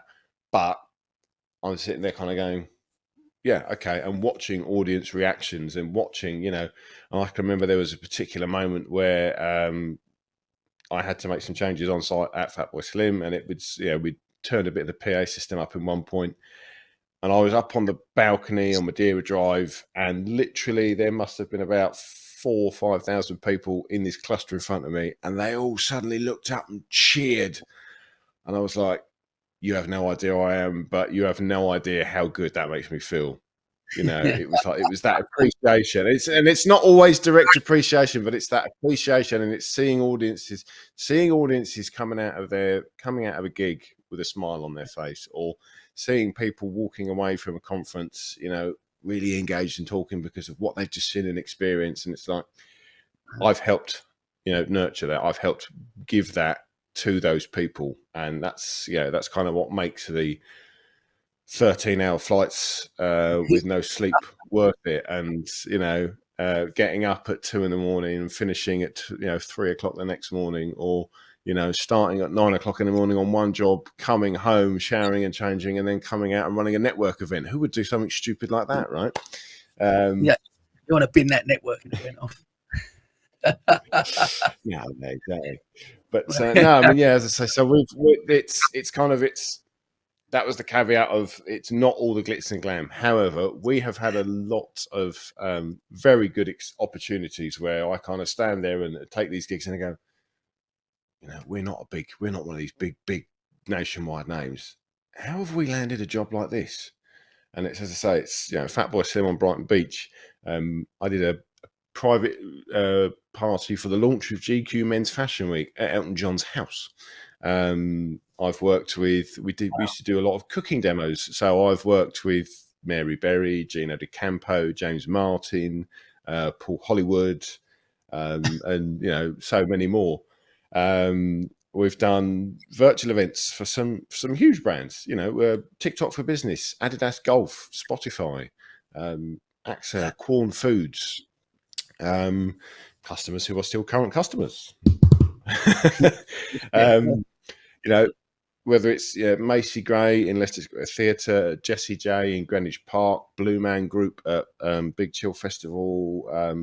There is when I start to think about them, a long list of fantastic opportunities and fantastic jobs that I've worked on, where at the time I kind of sit there and go, okay, one, mental picture, when I see that teacher, remember that career I've still never had out of Speakers and Lights. Here's me with this person. Here's me at Elton John's house. Here's me here. But it's like, these moments don't come around often, and they're probably not going to come around again, and just appreciate them while they're here. And as I say, we've been very fortunate that there have been some really good jobs. I love that. I just we're coming to the end. So before we do the quick fire questions, one thing I want to talk to you about is, again, something I talk about on the podcast a lot, about work-life balance. And I know obviously you've got a young family. With just the nature of your business, what does that look like to you? Work-life balance? It's not balanced. I've made a note here because you sent me the questions through, and it's how do you manage your work-life balance? Badly. It's you and me both. It's not a 9-to-5 job. I don't get to pick when people have events and where people have events. The client says we're doing this here, we want you to do this. I don't get to say no. Well, I can say no, but it doesn't put a lot of money in the bank. It doesn't put food on the table. So it is something I'm working hard to readdress, but I'm not going to lie. I have a 9-month-old I've seen grow up more on WhatsApp this year than I have in person, which is not easy. And I have to give a shout out to my fantastic wife Sarah, who is so supportive, not just the kids, with me and my health, and so understanding, and she has been for over 20 years. But it's not easy to manage a good work-life balance. As I say, I'm trying to redress it, but it's trying to make the most of the time I get when I can take it. And thankfully, thanks to things like WhatsApp and FaceTime and things, that's how I can stay connected with home when I'm not there. Tough, it's tough because so as I said, my dad worked in clubs, and he worked in DJing in Brighton. He was a bit of a local name at the time, and I can remember, Dad being at work. Dad was at work a lot of the time. I would go to work with Dad, and because it wasn't a 9-to-5 job. Dad was coming home at 4, 5, 6 o'clock in the morning, and then he'd be asleep and crashed out, and might get a lift to school, and then he'd be off to work again. So whilst I understand it and know that it's the nature of the beast, my my 6-year-old, doesn't fully grasp that. And it's, as the old saying goes, you don't get the time back. So that's trying to make as many experiences and trying to do as much as I can when I can, because I know that there's often times when I can't. Mate, fair play to you. And look, I ask that question again. I always do, because it's something I struggle with. Me and you again have spoke about it a little bit offline, and you do something that you love doing. You run your own business, so that comes with its own challenges. But I guess especially with just purely by the nature of what you do, that's going to be pulling you. Like, you do it globally, so you go over in the Middle East, you're going to have to be away from home, and I can appreciate how tough that is. And I guess the one thing I've learned from, not just today with all the podcasts, but the podcast in general, is that it doesn't actually necessarily mean work-life balance. Doesn't necessarily mean you got to work 9 to 5 and then be at home the rest of the time. Work-life balance is what works for you as an individual, and I think doing a job you love and building a business like you have is great, as long as that time that you are with them, you're as present as possible. That's the key for me. Yeah. That's what I'm trying to look at with myself, as much as I talk about with you. But it's whether that time's 2 hours a week or 20 hours a week, as long as those hours that you're with them, you're present.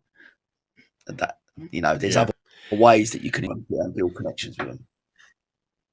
Yeah, I mean, as I say, it comes down massively to my wife, because it's, as you know, my health isn't the greatest, and I have my challenges. So it does often mean that, when I've been really busy at work, some days I can't get out of bed.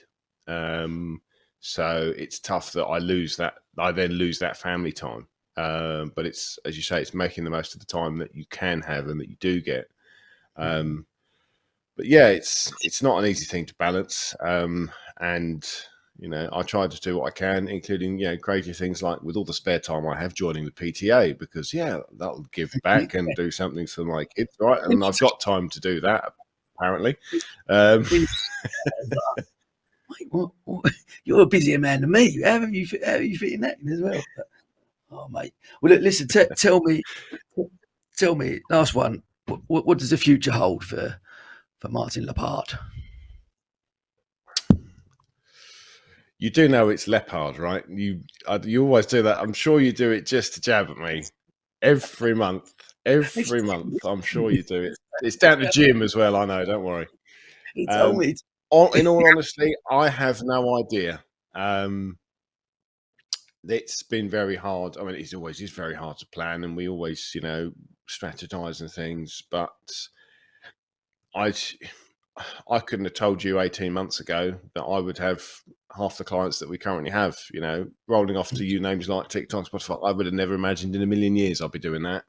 But then again, half the stuff we've done in the last 20 years, I'd never imagined we'd do. So I'm just kind of, what does the future hold? I hope it's as it continues being what it has been, and keeps on getting better. That's all I can hope for. Love that. Sounds good, mate. Sounds good. You keep putting on great shows like this. What are we going to do next year? 48 hours? It's less of a bind on me than it is on you, mate. Let me let you put it out there now. It's on the internet. It lasts forever. Let me let you know that at 12:30 this afternoon, tomorrow afternoon, wherever we are. Anyway, mate, quick fire questions. Let's finish up. What one piece of advice do you give to your 18-year-old self? Stay the course. Stay the course. It's going to be tough. There's going to be things that are going to test you. There's going to be surprises and curveballs, and it is going to get really hard. But stay the course. I think there's one mantra that I kind of repeat to myself, is that if it was easy, everyone would do it. So stay the course. Love that. Who has been your biggest inspiration through your life, and why? I think, as I've mentioned a couple of times, I think it's my dad. Having watched how driven and dedicated he was to his work, having seen him working, and bizarre enough to say, having employed him a few times, seeing seeing how respected he was at work, how he commanded, what he did, and how he would do every job. Watching him at the club, he would do everything from restocking the bars and this and the other to running the place. And okay, nightclubs are a very different beast now, but seeing how not only respected and sort of how he could command his staff, but how respected he was by all the guests and how he would get, he was so, he's still, I think, what does the future hold? I think I would like to finally have my kids. I have forever grown up and met people and meet new clients and trying to network with people. And it's usually 9 times out of 10, it's the same thing. Leopard, you Phil's son. Because everyone knows my dad. My dad's worked with so many people and knows so many people. And all I can hope is in 20 years' time, my kids are working and starting to introduce her. Are you Martin's boy? That's all I can hope for. I just having seen what he's done and just seen his his work attitude and his work ethic and just how he drives, and it was it was all for us at the end of the day. So I think my dad. Love that. Could you recommend a podcast or a book that's had an impact on you? No, because I'm useless at reading and listening to podcasts, unless you count The Office Ladies or It's Only Sunny in Philadelphia. The biggest thing that had an impact on me of late, and it was probably a few years ago now, but was actually it was a piece on comic relief, and I was story for another day, but still recovering after. Still dealing or coming to terms with becoming disabled and challenges and new hurdles, and having given up a lot of things that I used to do, and just sort of being in this free fall of what on earth am I going to do? And I was watching comic relief, and particularly watching this group of disabled kids who were doing a bike ride from Land's End to John O'Groats. And these were people with far worse physical disabilities than I've got. And I was sitting there watching, thinking, well, if they can do that, there's plenty I can do. And then from there, watch that. And that night I decided, right, okay, I'm going to do a 5K colour run on crutches. And then from there, it became wheelchair racing, which became wheelchair triathlons to, sky was the limit. But it was that. I think there's a lot to be said for finding inspiration in some of the most unlikely places. Love that. Right, finally, what is your one rule for living a fulfilled life? One rule for living a fulfilled life. I did make some notes, and I don't really know. As I say, I think it's if it was easy, everyone would do it. And enjoying the ups when you can and making the most of them, I think. Mate, awesome. Thank you so much, mate. Listen, for not just jumping on and having a conversation with me, but for sharing my vision when I first come to you with this and actually making it a reality, because without you, it wouldn't be a reality. So I'm humbled and grateful for your support, mate. It's been brilliant. And you and the team, what you've created is smashed it out of the park. And I can't thank you enough, honestly. More than happy to help. As I said, big fan of what you're doing, big fans of the Rocking Horse, and I'm going to take the opportunity to thank Lloyd and particularly Damon, who's been there with you. Yes, mate. Getting him away just about with me voice. He's going. Yeah, I'll send it out to get you some Strepsils. Mate, look, and as they say, that is a wrap. Thank you, sir. Have a safe trip back, and I'll catch you when you get back, buddy. Thank you. Go and get some. Take care. Ta-ra, mate. Welcome to the County Business Talks podcast, powered by Picture Book Films. Here, we're going to be talking to entrepreneurs and business owners from across Sussex, delving into the mindsets of what makes them really tick. We're an egalitarian, I am, they still are an egalitarian business. So the managing director is just as important as the cleaner. You can't, the cleaner cleans and they've got to do a good job. The managing director has their job. Everyone has their jobs to do. And I would let people see if there was a spillage on the floor. I wouldn't call someone else to go and do it. I let people see me get down on my knees and clean the floor myself.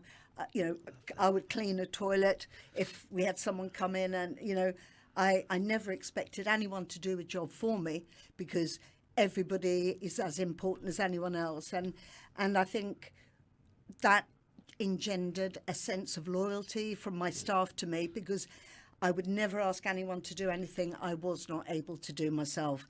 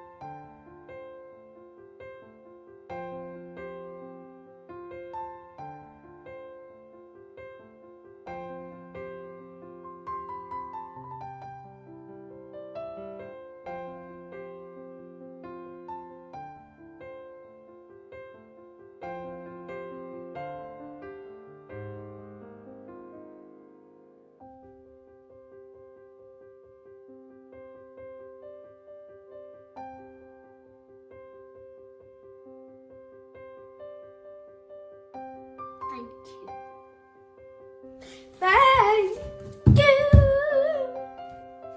Thank you. Thank you. So it's like, how can we just inspire other businesses to see even small shifts they could be making that could have a deeper impact on people, planet, and ultimately on their business, because it does, right, when we consider these things. When it first happened, because there was a moment, but the moment was me eating an avocado toast.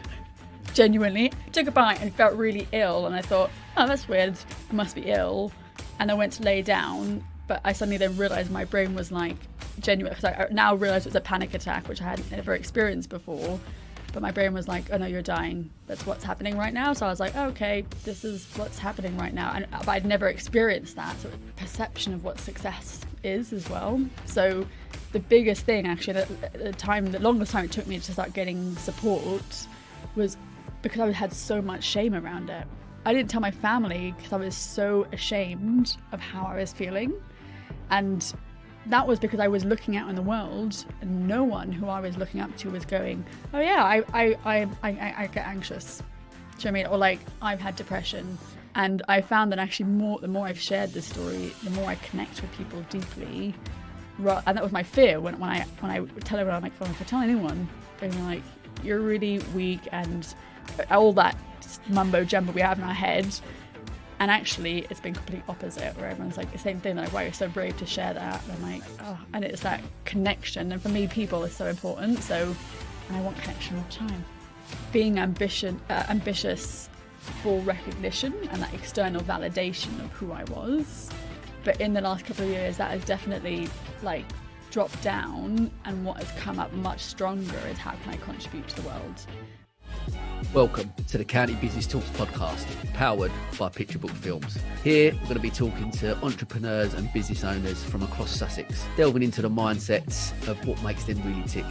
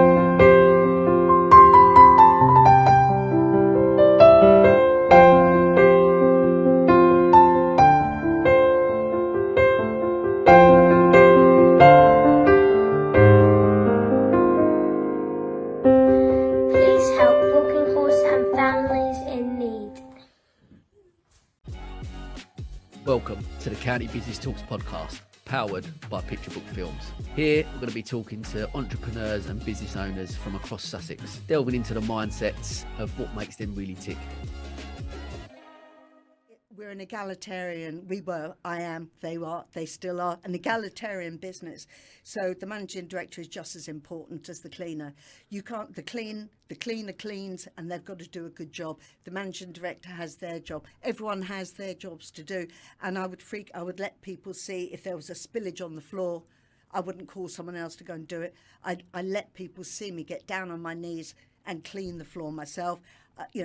I would clean a toilet if we had someone come in, and I never expected anyone to do a job for me because everybody is as important as anyone else, and I think that engendered a sense of loyalty from my staff to me, because I would never ask anyone to do anything I was not able to do myself.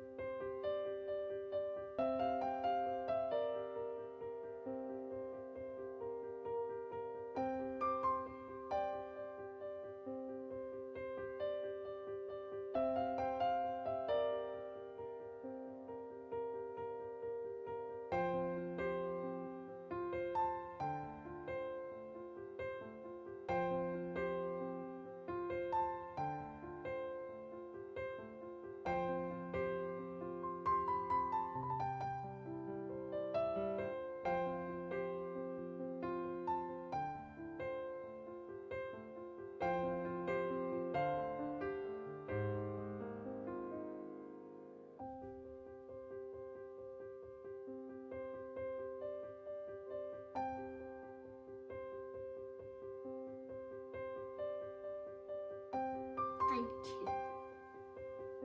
Thank you. Thank you. Thank you. So it's like, how can we just inspire other businesses to see even small shifts they could be making that could have a deeper impact on people, planet, and ultimately on their business, because it does, right, when we consider these things. When it first happened, because there was a moment, but the moment was me eating an avocado toast. Genuinely. I took a bite and felt really ill, and I thought, oh, that's weird, I must be ill. And I went to lay down, but I suddenly then realised my brain was like genuine, because I now realise it was a panic attack, which I hadn't ever experienced before. But my brain was like, oh no, you're dying. That's what's happening right now. So I was like, oh, okay, this is what's happening right now. But I'd never experienced that sort of perception of what success is as well. So the biggest thing, actually, the longest time it took me to start getting support was because I had so much shame around it. I didn't tell my family because I was so ashamed of how I was feeling. And that was because I was looking out in the world and no one who I was looking up to was going, oh yeah, I get anxious. Do you know what I mean? Or like, I've had depression. And I found that actually the more I've shared this story, the more I connect with people deeply. And that was my fear when I tell everyone, I'm like, oh, if I tell anyone, they're gonna be like, you're really weak, and all that mumbo jumbo we have in our head. And actually, it's been complete opposite, where everyone's like the same thing. They're like, wow, you're so brave to share that. And I'm like, oh, and it's that connection. And for me, people is so important. So, and I want connection all the time. Being ambitious for recognition and that external validation of who I was. But in the last couple of years, that has definitely like dropped down. And what has come up much stronger is how can I contribute to the world? Welcome to the County Business Talks podcast, powered by Picture Book Films. Here, we're going to be talking to entrepreneurs and business owners from across Sussex, delving into the mindsets of what makes them really tick.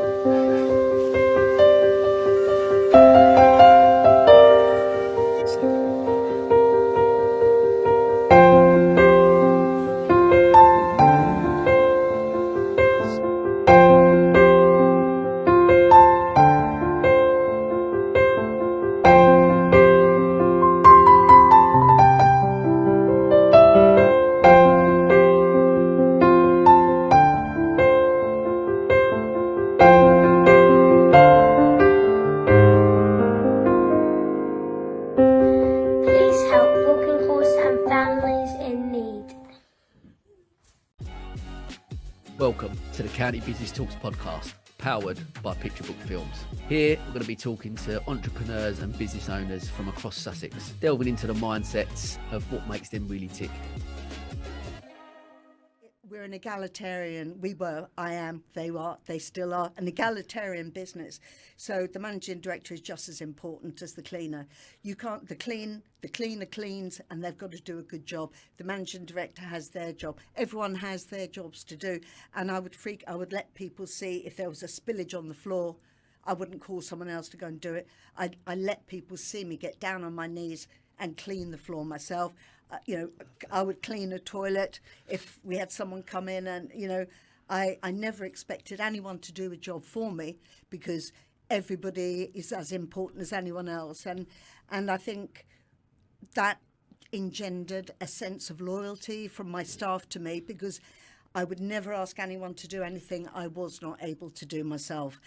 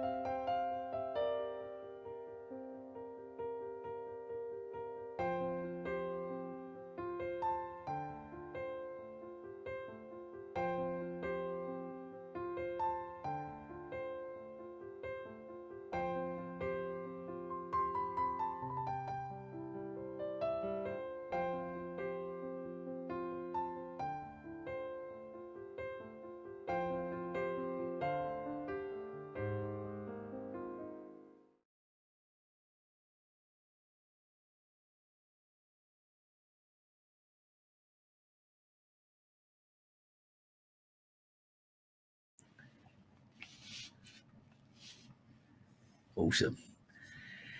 Here we are. Welcome. Guest Hello. 15 of 24. Mr. Sonny Cutting, how are you, sir? I'm very, very well, actually. I've had a bit of a doze, so I'm wide awake, but I'm in awe of you, Sam. I really am. I think what you do is amazing, and I'm ready. Listen, I'm really grateful for you coming on, and certainly for sticking around till 2 o'clock in the morning when I mentioned to you the slot, and you said, no, I'll stay around, mate. And I can't tell you, actually, for me, because it's great, obviously I've been doing a mixture of online and in person, but it's, especially from an energy level, like when you're looking at a screen, certainly, even when you're working or whatever, but it's great to actually then have someone in the room and being able to chat to him. So, mate, I'm genuinely grateful for you. No worries. So, look, mate, we're going to jump straight in. I'll just tell listeners a little bit about your story, your career. God, where do I start? Well, I lived in London till the age of 15. My mum, she was a bit of a free spirit in the 1970s, and she liked to move us around a bit. So she didn't like to stay in one place. She liked to have those different experiences of life. And we kind of stayed a bit in Battersea. And then we went to Godalming, then we went to Brighton, we settled in Hove. And it was such a lovely place. So that's where we stayed as a family. And then I went to college, Brighton College, and then obviously got a job, which was brilliant. I did a few roles in customer service, in sales and marketing, and I seem to have an aptitude for those types of customer caring kind of roles, really. So when a job came up in Brighton, I kind of got headhunted, if that's still a thing. I went for this interview with this job, not thinking I would get it. I had a few anxiety issues as a kid, and I was quite short with people, and I probably still am. So apologies if that's how you see me. But I got the job. And it was quite an amazing feeling, and that's kind of where my kind of business journey started and molded me into the kind of person I am today. And I worked for BT as a new media specialist, as a sales marketing consultant. And whether you love or loathe BT, They've always held customer service at the core of their fabric, core of their business, their mission statement. And that kind of followed me, I guess, with kind of different roles that I did afterwards. But I suppose my story really is one of transformation, starting out with BT and then rolling into being an entrepreneur along the way. And that's kind of where it all started. I got to be at the top sales awards with BT for several years in sales and marketing, which was brilliant. And that really opened my eyes to what was achievable as a business person. But after driving 200 miles a day from Brighton to Ramsgate, which I could tell you is a hard drive. That is a long old drive. I played football there. That was from Essex. And it was a long drive. So after 8 years of doing that for BT, I decided I wanted to set up on my own. And I wanted something to be a bit less stressful. And in my mind, I suppose as an entrepreneur, I thought in my mind, I would earn 100K in the first year, kick back, and that'll be it. It didn't quite go as according to plan. As everyone knows in business, nothing ever does. And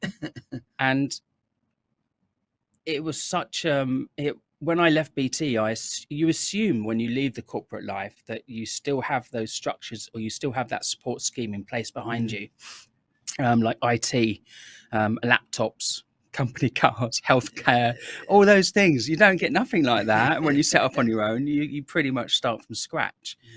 My first business pretty much failed miserably.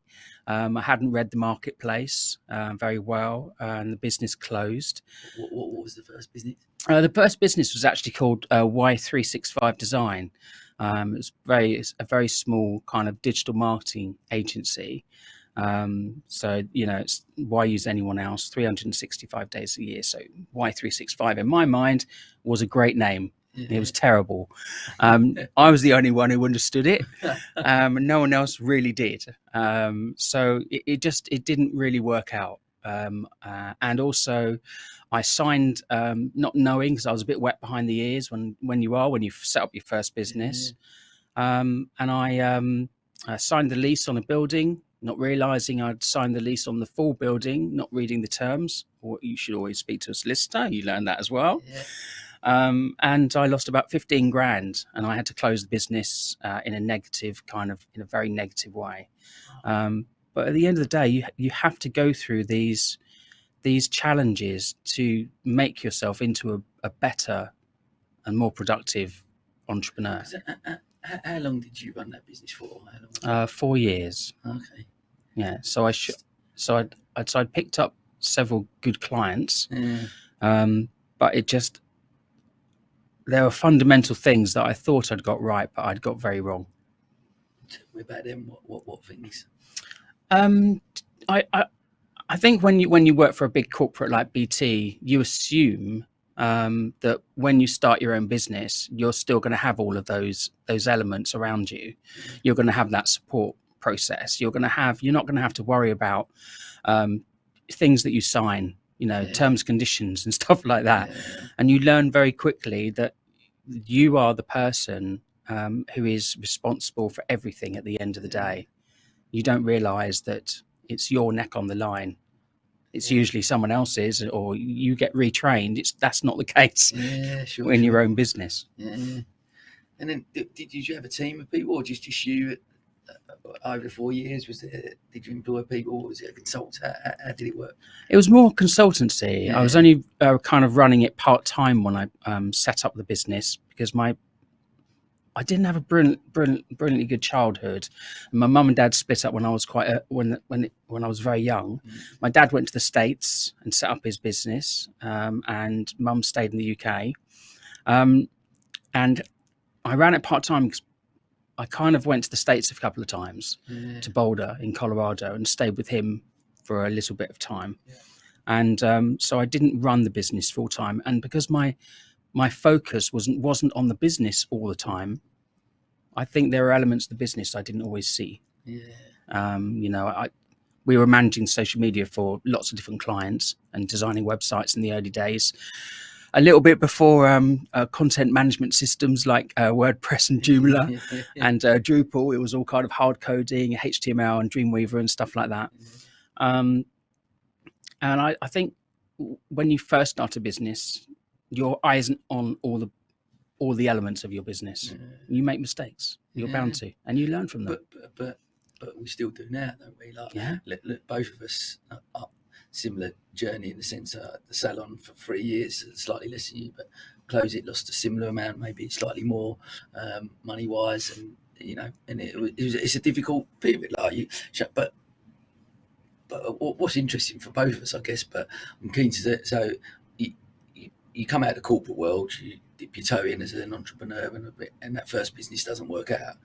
You still go back for more. You still pick yourself up and go, okay, I'm going to do it again. So what's the next step after you've closed that one?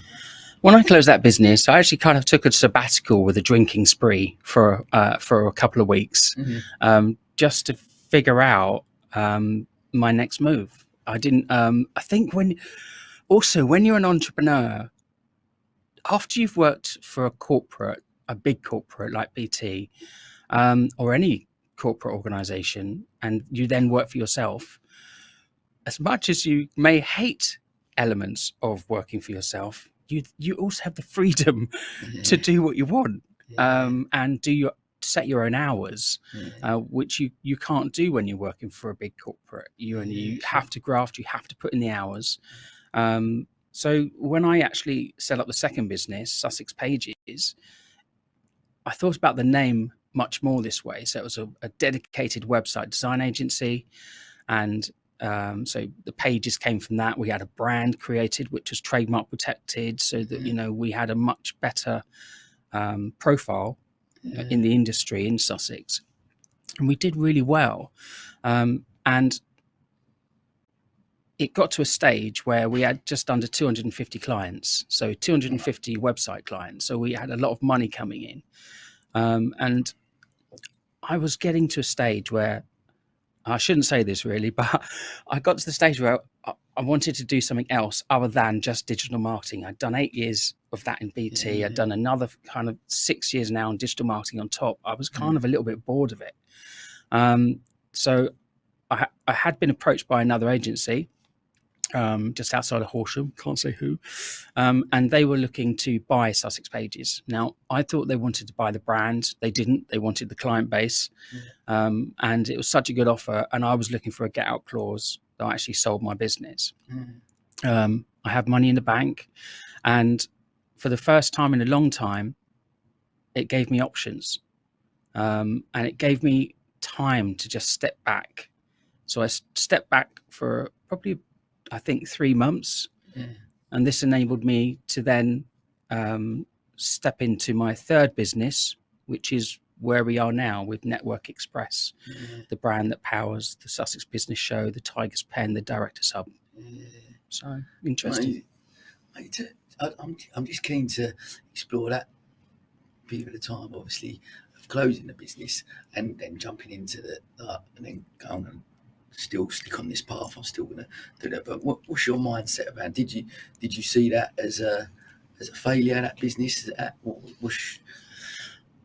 I felt kind of upset. I felt quite upset that I'd had to let it go. But I think with everything, I think most entrepreneurs get to a stage where there are very highs and there are very lows. Being an entrepreneur is pretty much like being on a roller coaster. It's you massive highs and extreme lows, and it never stops until you step off completely. I don't mean off the mortal coil. Just off the ride. Just off the ride itself. Off the ride But I was sad, but I was also elated to actually get out of digital marketing. And even though I've stepped away from it as a business, I still do elements of it within this third business. I still do the social media. And you're very active on social media, aren't you? Unfortunately, yeah. So, but that's what it's about. I guess, like, again, from the first business that failed, the second business that you obviously sold, but the elements that you learn along that journey helping shape the new business where you are now, and a great business it is with the Sussex Business Show. Like you said, you've got Tiger's Pen and a Directors Hub, all three different elements actually, and as we spoke about, all three separate businesses really. I know you brand it under the Network Express, but they are all three separate entities really, aren't they? Yeah, it's funny really, because you're right, they are kind of, when I first, we'll talk about this later when you ask the other stuff, but it's been a bit, it has been a roller coaster of setting up the Sussex Business Show. Initially it was supposed to, I set up the website, I put all of those services under one umbrella, but over the past kind of 18 months, elements of each of those core business fragments have started to pull away from each other. Not naturally, it's just developed in that way, being that, you know, with the Tiger's Pen now, you know, has the potential to set itself up as a CIC to support students and to support startups and stuff like that. I know we spoke offline a little bit about it, and obviously support. I was honoured to obviously come on the Tiger's Pen as one of the judges, and we've done it at Sussex Uni, and it was. And I said to you right there and then, like, for me, what a brilliant initiative and a great concept, and so scalable, and there's so much that can be done with it. And it's great that you're looking at that, I guess, like you say, as a separate entity. So that's interesting. I want to talk, obviously, leaning with obviously the Sussex Business Show, because I want to look at running events as we both have, you know, in our businesses. Talk to me about March 2020. Oh wow! So, where's your mindset out? You global pandemic, events company, Sussex Business Show, due to go ahead that year, and sold stand, etc., etc. What goes through your head? It was one of those kind of sink or swim moments. I mean, I'm a strong swimmer, so there was no way I was going to drown in the woe of the event business ebb. It was pivotal. In March 2020, we hosted the East Sussex Marketing Expo in Uckfield. And then 2 weeks later, as you say, the pandemic hit. I was really worried because that was our final event for 2 years. And I suddenly lost 97% of my income overnight. And when you quantify it, obviously that kind of figure, other people lost 100% of their business, and they lost their houses, or you know, they lost their businesses completely. In the events industry, pretty much ground to a halt, and there was just, you know, it was a terrible time for everybody. But even though I lost 97% of my income, after that I didn't really do anything for 4 weeks. I didn't go on a bender or anything. I was too old for that. But I kind of just stepped back for 4 weeks and let my brain quantify the options, and re-engage and look at my choices. And they were quite stark. You know, it was either close the business, go back to BT as a new media specialist, and hope I was skilled enough to go up against the youngsters.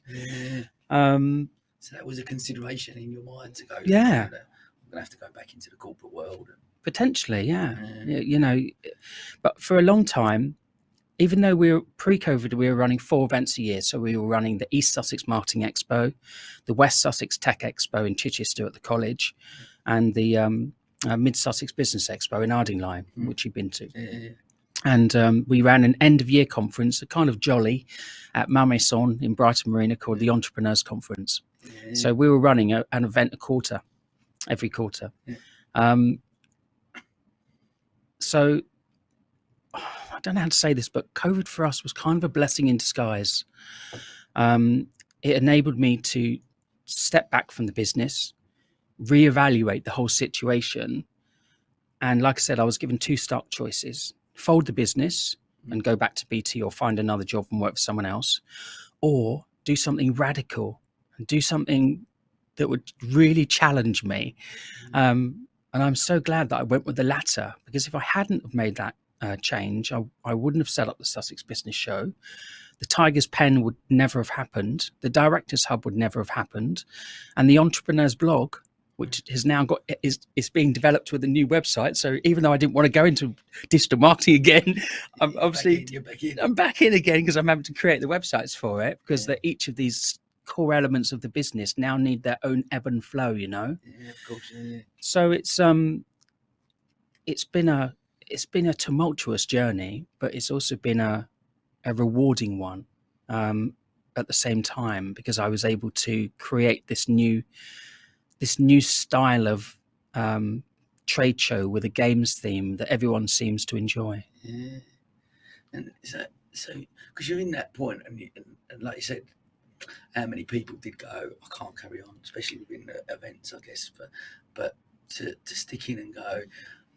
I think the good thing in a way that COVID did was get us to pause for a bit, and not just to look at ourselves as individuals and who we are as people, but certainly from a business point of view, to actually look at it and go, what can I change about the business to make it more profitable, make it more sustainable, and move forward. And I think that's such a key learning to actually be able to do that. The fact that you kept it going and you didn't just throw in the towel and go, I'm not going to go back there, because that would have probably been an easier route when you got to put food on the table. You got a young 100%. family. Yeah, I've always said the same. Whatever I'm doing, I haven't worked for anyone for 15 years, but I've always said if I needed to earn money, I'd go out and get a job if I had to put food on. So there's I think COVID made those really real thought processes that we needed to look at. But interesting that you went, you know what? No, and believe, I guess, in yourself that I am an entrepreneur. This is what my passion is, and this is what I want to do. 100%. And look at the direction that's happened. An amazing show, earlier this year, which was fantastic. And like I say, part of the Tiger's Pen, which was brilliant, and obviously a lot of interest in that as well. With the Tiger's Pen in there, which is great. But to talk to me, again, talking about some sort of challenges. Obviously, COVID being one of the biggest ones, but running different businesses over the last decade or whatever. Talk to me about some of the other challenges you faced amongst that bit of it. Wow. I think time is the killer. Time management. I think that's been the single biggest challenge, to try to find a balance. Yeah. Finding the right work-life balance can be daunting when you start a business, because you put in so many long hours that when you do eventually scale up, you think you can step back, but you can't. You have to put in more long hours, because it's a constant battle with time. How many schedules and diaries and apps do we use to try and manage that time more effectively? There are only so many hours in the day, but we seem to just carry on working. But why is that? Do you feel like? Because I'm similar, but I'm trying to address that in myself, because I think that we sometimes I'm guilty of this. I'm not saying we all, but I'm guilty of being sometimes a busy fool. And people go, God, I don't know how you do the things you're doing, but it's great sometimes. You go, oh yeah, I love it, and I wear this badge on and off. But yeah, look at me, I'm on social media going, yeah, look, I'm doing this, I'm doing that. But actually, things are tough at the moment, like for whatever with the business is, and you're looking at this, and I'm splitting my time between that, and actually I'm not focusing on that what I need to, and you focus. So it's trying to address those things, I guess, as an individual. The right time management is critical to. So I think ultimately it's knowing what your goal is, what you want to achieve, working out that route to get there. Absolutely. And how you do it, I suppose. It's I've kind of I've taken a different route to other entrepreneurs due to not the twins, because they're 9 now and they're their own bag of fun. They need what you've got, the same scenario. So they take up a lot of your time, but it's joyous time. The single biggest challenge that I face kind of over the years is it's not a sticking point, but unfortunately my wife, I mean, we'll chat about this later, but very, very briefly, she has MS, multiple sclerosis. And that is my time is not your standard 9 till 5. It's not, it was with BT because that's where we were and that's what we had to do. But I manage my time a lot more effectively now by not working Fridays. So it enables me to have a bit of selfish me time. And stuff like that. And it's massively important, especially from a mental health point of view. You have to look after yourself, because if you don't, it all falls apart. It's such a valuable thing to, and I'm guilty of this. And I spoke to Camille Pearson on here, and she used a great analogy. And she sort of says about the aeroplane mask, and you crash it, you always got to put. They always say, don't they? You got to put that on first, and then look after passengers, whoever that is, because you've got to take it. And she's right, in business, in life in general, we've got to take care of ourselves. I'm guilty of that, not doing nothing. But I remember when you posted that about taking out, and it was such a refreshing thing to do. Going, I am an entrepreneur, I'm busy, I've got loads of things on, but actually, and I've got a young family and a wife with MS, I'm going to take that time for me, because that will make me be a better person. 100% in the business, and as it helped massively. It's funny because about 2 years ago, I think people were talking about the 4-day week, maybe a bit longer, maybe 3 years ago, and it's now come to fruition. A lot of larger companies are allowing their staff to work from home, probably partly down to COVID, but also they're starting to trust their staff to do the jobs that they're paid to do. But yeah, I mean, 100%. I mean, mental health has been at the forefront of business for a very long time, but more so now than ever before, because of the hybrid working element of, with how people are working and so forth. And looking after yourself is so important. I don't think you can't run a business unless you give yourself that time, because it revitalizes you.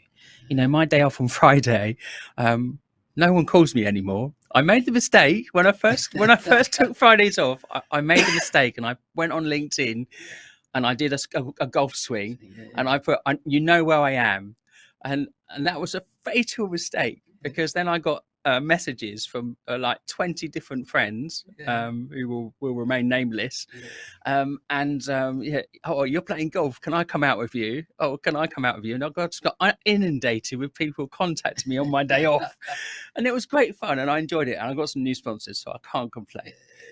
But it's so nice to be able to just spend that time with yourself. I turn my phone off. Are you able to? Yeah, 100%. You have to turn it off. Otherwise, it's like if you go on holiday, and you go away for a week, and you take your laptop with you, and in the evenings, every evening between 7 and 9 or something, you check all your emails and stuff. You're not really having a holiday. You have to step back. You have to put it down. Use your phone at like 2 times of the day, from 7 a.m. until 8 a.m. and in the evening 6 till 7 p.m. and then just don't touch it. So it's really interesting, because I was speaking to Matt Turner earlier, who obviously come on.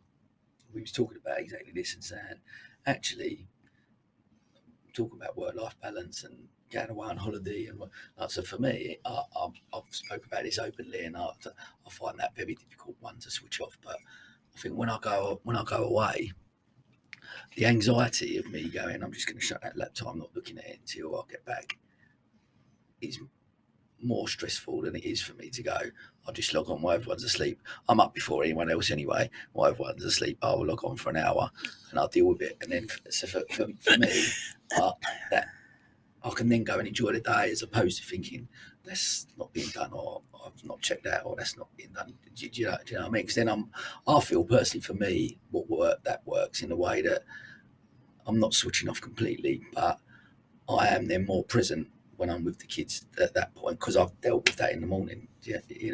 Yeah, I get that. I mean, every person. I mean, it would be quite a boring world if we were all the same, wouldn't it? Yeah. Everyone has different ways of dealing with things, but and you're right. You know, in the mornings when no one's up,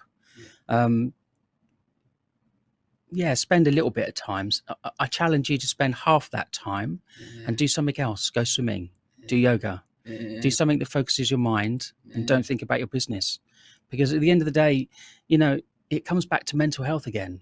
You know, it all comes back to mental health and well-being within yourself. To step off and just forget about work. You have to, otherwise you don't completely let go. Mate, I completely agree, and I'm on a massive journey, I guess, of self-discovery, really, and trying. Hence, one of the reasons I started this whole thing, the podcast, was to speak to people like you, and like I said, I use it more as therapy for me, because I ask the type of questions about how do you deal with that, and what do you do, and listen to you speak, and like I said, watching you on social media and go that, gee, as every Friday off, I should do that. I haven't, but I know that I should take that day off. My wife does. She's managing partner of a law firm, yet she still has a Friday off. Since the school, like since the kids have been born, she hasn't gone back full time at all since. So amazing. But she needs that. She knows she needs that for her own. She loves having that Friday where she goes, I get up, I haven't got the kids at school, I haven't got to worry about anyone else. I just go and do my own thing. And I'm still, like I said, it's a learning curve for me. Still, I'm still trying to. You'll get there. Everyone gets there at a different speed. You know, it wouldn't be a very good race if we all all started and finished at exactly the same time.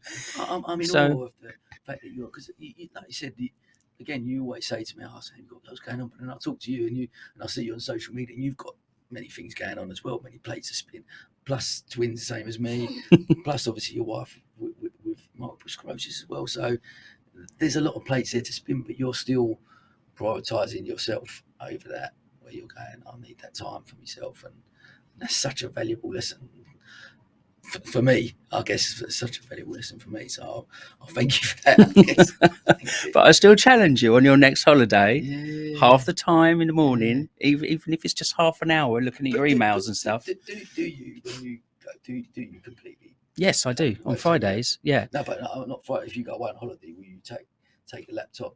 I don't take a laptop. I take my phone. I turn it off, and I'm away. I think in December. I'll send you the dates. And if you call me, I'm not going to answer the phone. So it's really. Is that Sam? No.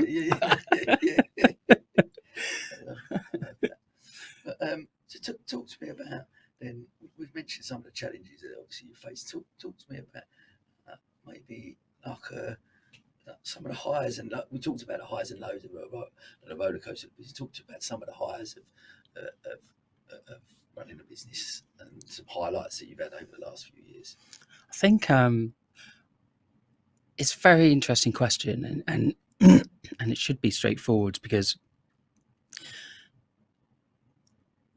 kind of over the last 4 years of running, you know, it's like within the event sphere. You know, you are kind of just running around like a crazy person, and you're like that all the time. So you understand that. Running 4 events a year, one every quarter, and not really making a huge impact. It was all we knew. You know, with the 3 expos and the 1 conference, that's what we'd set it up as.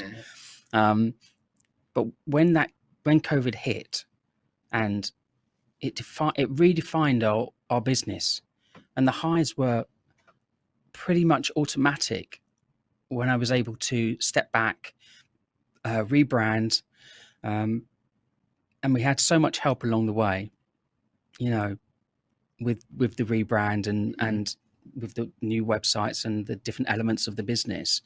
But for me, over the last 3 years, the creation of the Sussex Business Show, just having one show for the county and having so many people talking about it, but also, you know, being made an enterprise ambassador, which I think you've talked about it before, like imposter syndrome. And I think I kind of have a little bit of that with things like, you know, like the Tiger's Pen, you know, being made an enterprise ambassador at the University of Brighton.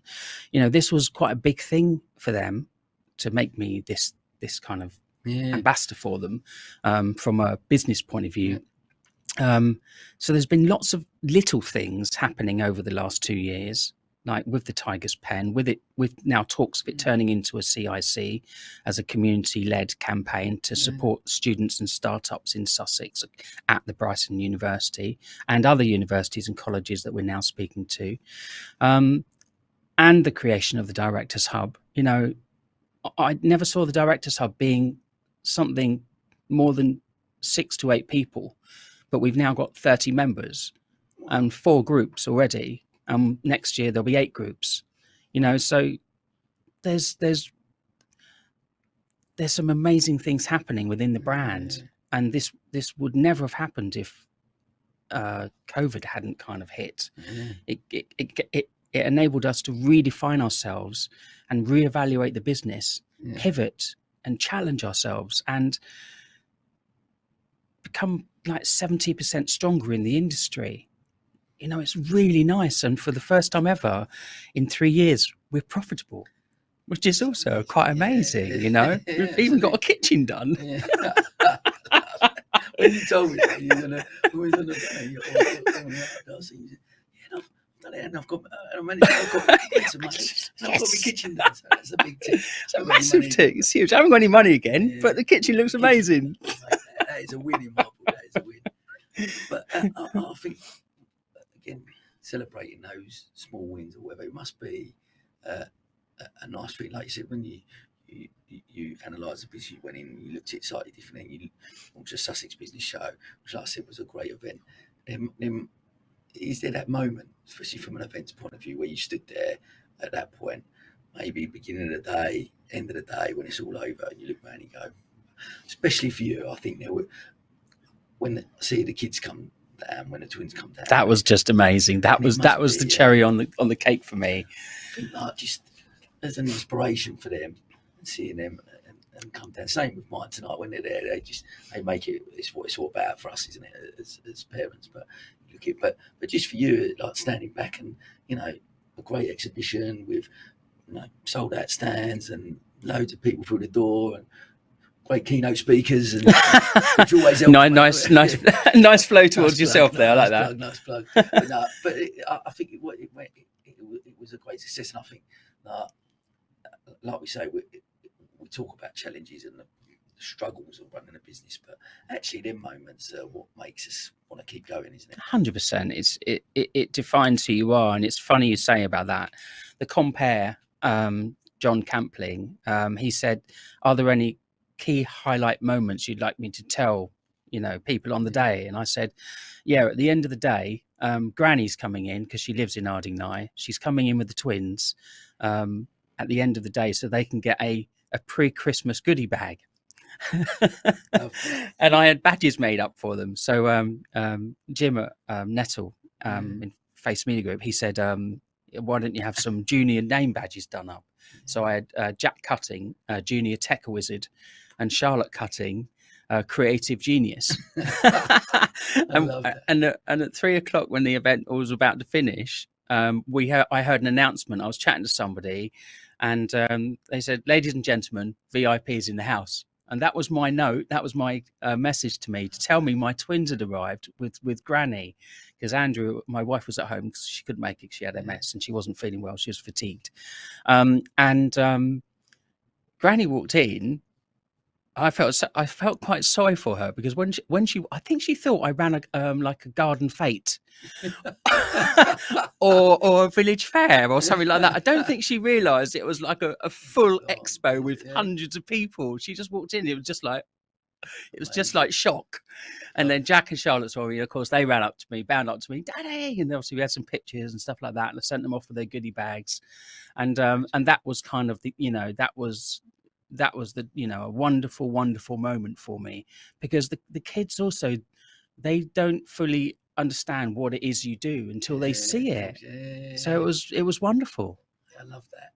I know, and like you said, just pulling an event together, anything, whether it's a networking event with 50 people or whether it's a business expo where you sold out stands and loads of people through the door, but just that it's appreciating, and that's why I love chatting to you about it like now, and just taking those magical little moments where you go, actually, this is a win, and like you say, then you get to the end of the year and you go, or whatever that looks like, you go, oh, we'll make some money on it as well, which is, you know, kitchen. It's good to me. It's all good. I love my kitchen. cooking. Well, we both do, don't we? I do love some cooking, mate.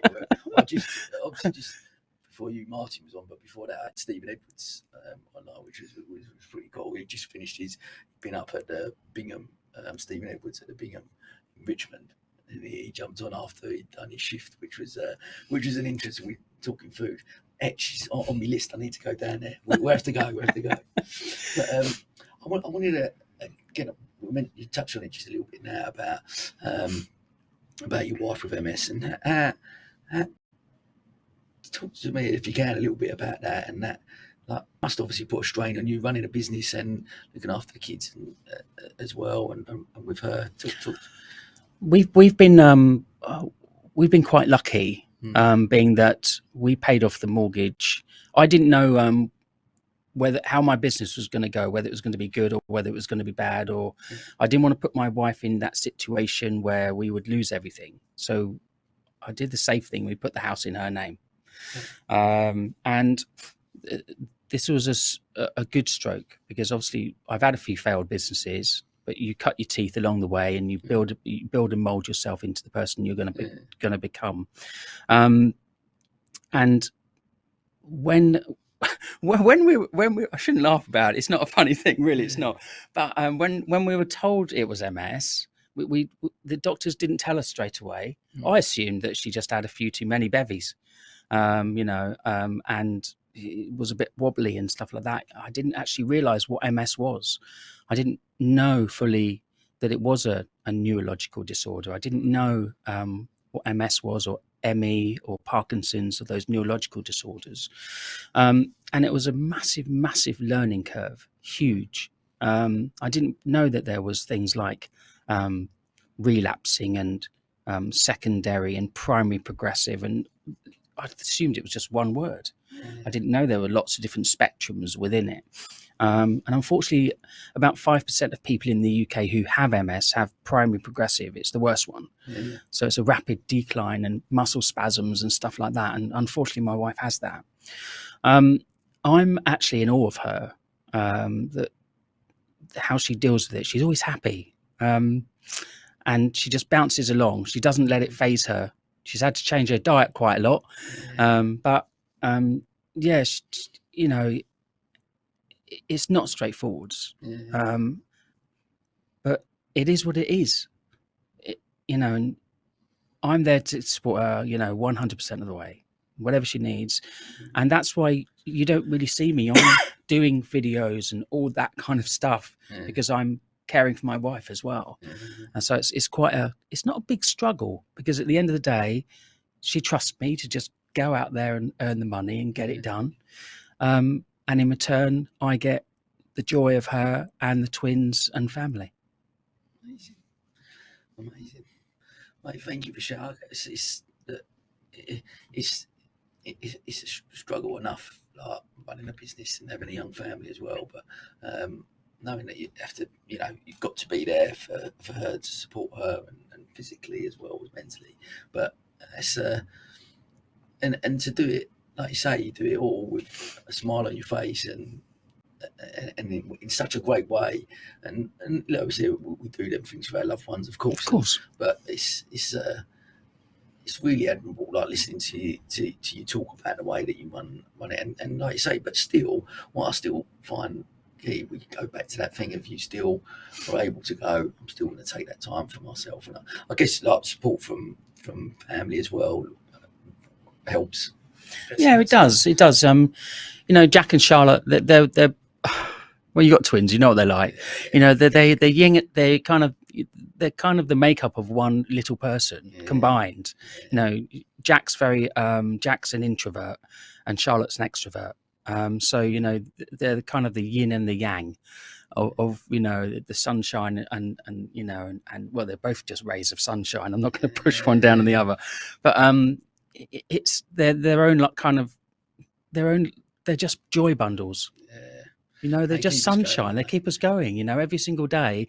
I don't care how much crap they give me. Sorry, excuse me, French. It doesn't matter how much Yeah, you know, negativity they throw at you. It's when they smile and you know, and it's just it's a Sam's got to be the joy to be one. around them. The one, I love you, Daddy, that keeps you going. Yeah, of for- course. That's what for you the got earlier, rest. didn't you? Just to set you up for Absolutely. another 6 hours. Mate, You have to go I'm done. again. That's all the motivation I need. I'm keeping going till 12. I see you after lunch, Daddy. I'll be there. Mate. Yeah, no, you're right. Hey, listen, I want to just we're coming towards the end. I want to talk to me. What does the future hold for Sunny Cutting?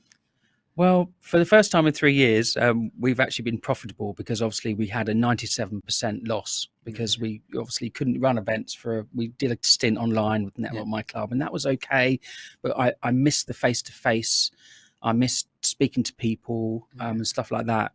But I suppose now that the business is more profitable, I can spend a bit more time with family. I'm not giving up my day off. I'm still having that. Good for you. But I'll be able to go abroad with the kids and stuff and just enjoy their time and nurture and support them in their move towards the teenage years, which I'm not looking forward to be honest. But it is what it is, and you just have to kind of roll with it. It'll be a new part of the journey. It will be a new challenge, Absolutely. But you know, I suppose Obviously, plans for the, like you said, with the three different elements, all actually taking shape in individual entities. Yeah. Actually, exciting, a really exciting prospect to see where all three of them go. Yeah, it's quite amazing actually. I mean, it's not really kind of, well, it will be now because it's on air. It's not kind of public knowledge, well, it wasn't. I've been made an offer by a London Expo organizer to buy the Sussex Business Show brand. Unfortunately, it was missing a few zeros in the offer, so I've declined at this stage. But it's made me realise that if someone is going to buy the business, there is the option there. And I sold my second business, and that sold at profit. So there is the opportunity for it to do that. But we're at a new venue now, and I want to see how this will play out over the next 2 or 3 years, and you know, build it into the best it can be. And you're right, you know, the Tiger's Pen has kind of taken a new kind of spin with this, with the University of Brighton, who've given us the opportunity to partner them as an enterprise ambassador, and for their students. As you know, you came in January last year and were one of our panel judges, where the students had to do a pitch to their peers, and we're going back in January, and we've got 6. Actually, Matt's joining us. I asked him this evening; he said to join us. So we got 6 new kind of panel judges, and the Tiger's Pen will roll out obviously at the show next year. I won't give it a free plug, but yeah, there's some really interesting things happening with the brand, for all 3 elements, with the Tiger's Pen, with the Director's Hub, and the Entrepreneur's Blog. You know, this eclectic A to Z of issues that we face in business. I've created this blog, and that's got a new website being created at the moment. So there's a lot happening in the future. Exciting times. Exciting times. It's great to be part of it with you as well, as media partner. So I'm delighted to work with you. Look, we're going to wrap up as we have done with our quick fire questions. Go for it. I'm going to throw these at you. One piece of advice that you give to your 18-year-old self. I would say surround yourself with people that enrich you, and buy a house as soon as possible. Who's been your biggest inspiration throughout your life, and why? This was a really tough one because I didn't have a particularly good childhood. I was the eldest out of 5 kids, but I was the stepchild.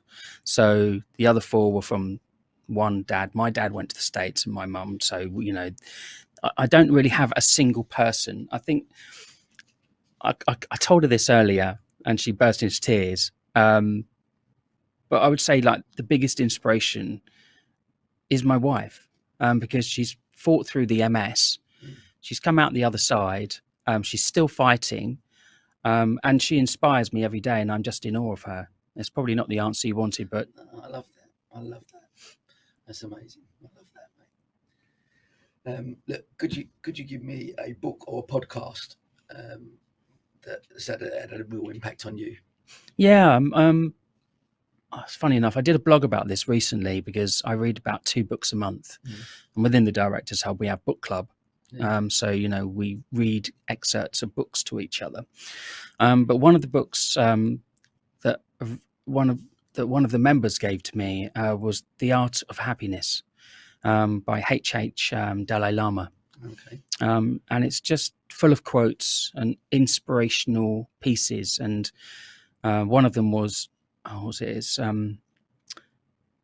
love and compassion are necessities, not luxuries. Without them, humanity cannot survive.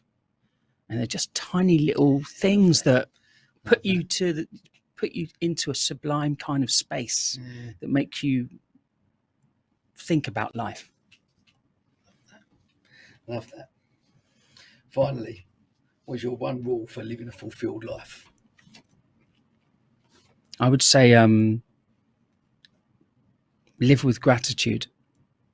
I think that's the single biggest point.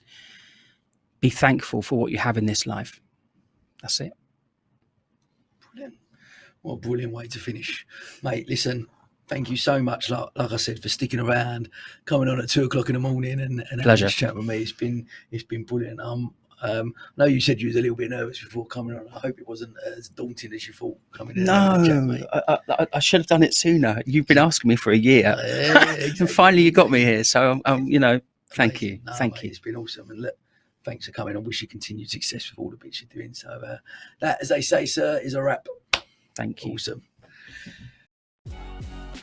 Welcome to the County Business Talks podcast, powered by Picture Book Films. Here, we're going to be talking to entrepreneurs and business owners from across Sussex, delving into the mindsets of what makes them really tick.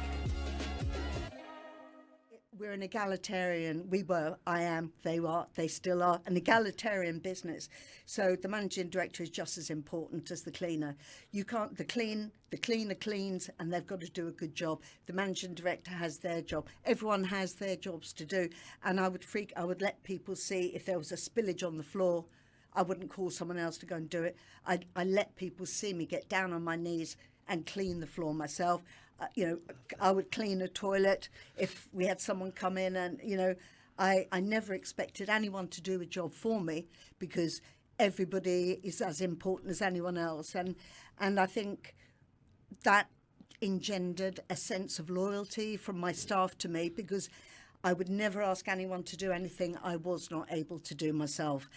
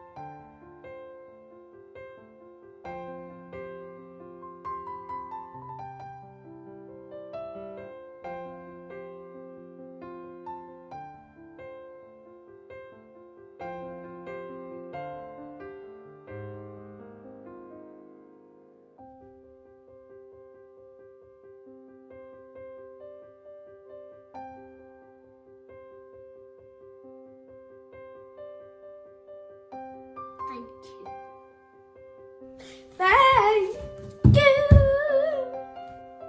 Thank you. Thank you. So it's like, how can we just inspire other businesses to see even small shifts they could be making that could have a deeper impact on people, planet, and ultimately on their business, because it does, right, when we consider these things. When it first happened, because there was a moment, but the moment was me eating an avocado toast. Genuinely, I took a bite and felt really ill, and I thought, oh, that's weird, I must be ill. And I went to lay down, but I suddenly then realised my brain was like, genuine, because I now realise it was a panic attack, which I had never experienced before. But my brain was like, oh no, you're dying. That's what's happening right now. So I was like, oh, okay, this is what's happening right now. But I'd never experienced that sort of perception of what success is as well. So the biggest thing, actually, the longest time it took me to start getting support was because I had so much shame around it. I didn't tell my family because I was so ashamed of how I was feeling. And that was because I was looking out in the world and no one who I was looking up to was going, oh yeah, I get anxious. Do you know what I mean? Or like, I've had depression. And I found that actually the more I've shared this story, the more I connect with people deeply. And that was my fear when I tell everyone, I'm like, well, if I tell anyone, they're gonna be like, you're really weak, and all that mumbo jumbo we have in our head. And actually, it's been completely opposite, where everyone's like the same thing, like, wow, you're so brave to share that. And I'm like, oh, and it's that connection. And for me, people is so important. So, and I want connection all the time. Being ambitious for recognition and that external validation of who I was. But in the last couple of years, that has definitely like dropped down. And what has come up much stronger is how can I contribute to the world?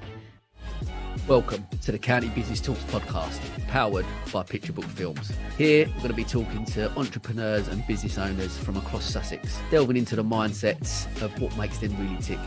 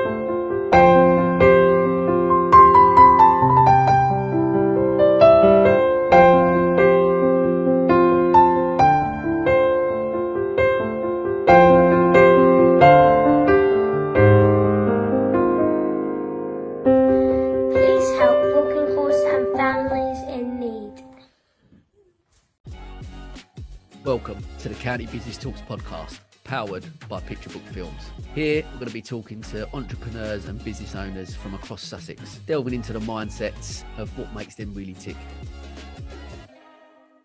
We're an egalitarian, I am, they are, they still are, an egalitarian business. So the managing director is just as important as the cleaner. The cleaner cleans and they've got to do a good job. The managing director has their job. Everyone has their jobs to do. And I would let people see if there was a spillage on the floor. I wouldn't call someone else to go and do it. I let people see me get down on my knees and clean the floor myself. I would clean a toilet if we had someone come in, and I never expected anyone to do a job for me because everybody is as important as anyone else, and I think that engendered a sense of loyalty from my staff to me, because I would never ask anyone to do anything I was not able to do myself.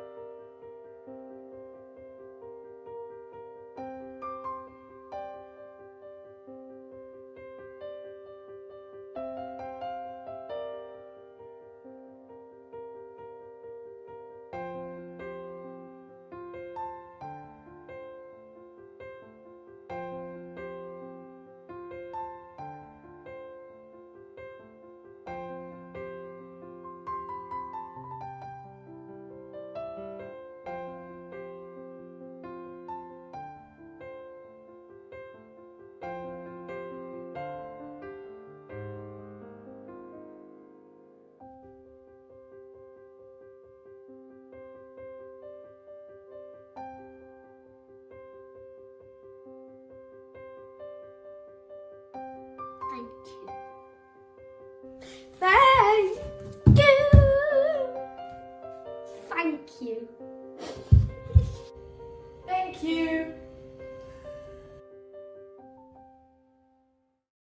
So it's like, how can we just inspire other businesses to see even small shifts they could be making that could have a deeper impact on people, planet, and ultimately on their business, because it does, right, when we consider these things. When it first happened, because there was a moment, but the moment was me eating an avocado toast. Genuinely, I took a bite and felt really ill, and I thought, oh, that's weird, I must be ill. And I went to lay down, but I suddenly then realised my brain was like, genuine, because I now realise it was a panic attack, which I had never experienced before. But my brain was like, oh no, you're dying. That's what's happening right now. So I was like, oh, okay, this is what's happening right now. But I'd never experienced that sort of perception of what success is as well. So the biggest thing, actually, the longest time it took me to start getting support was because I had so much shame around it. I didn't tell my family because I was so ashamed of how I was feeling.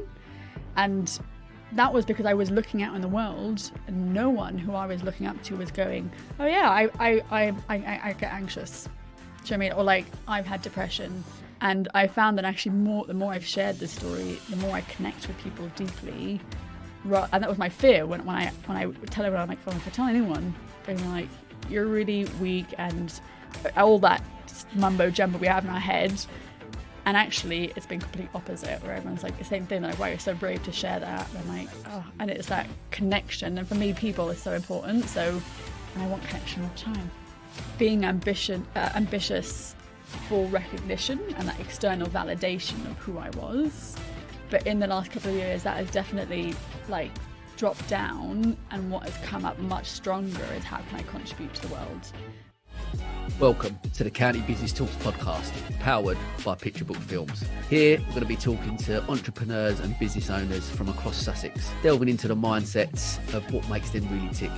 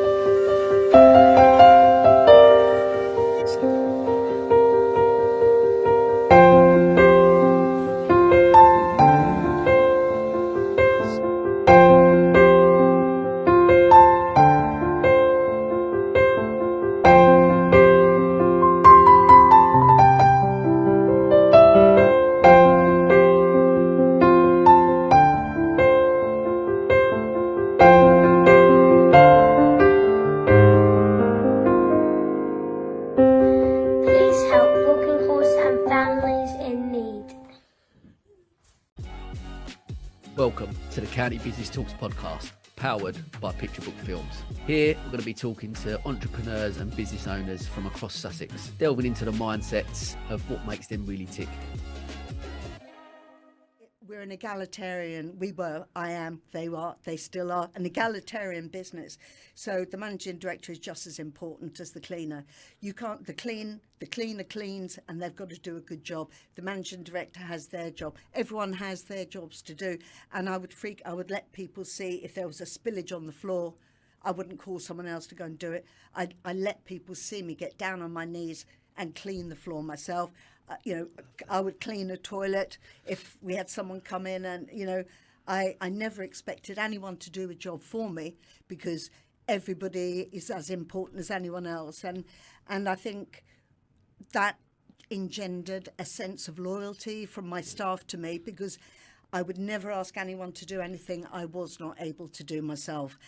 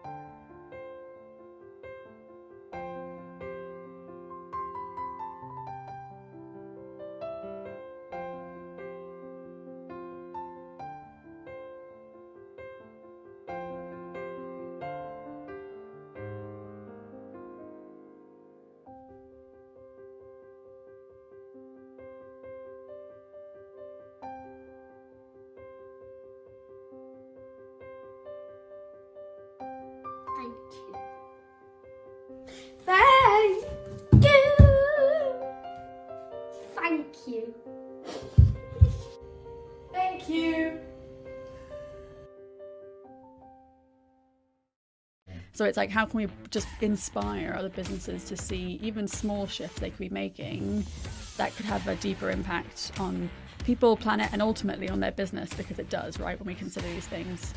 When it first happened, because there was a moment, but the moment was me eating an avocado toast. Genuinely, I took a bite and felt really ill, and I thought, oh, that's weird, I must be ill. And I went to lay down, but I suddenly then realised my brain was like genuine, because I now realise it was a panic attack, which I hadn't ever experienced before.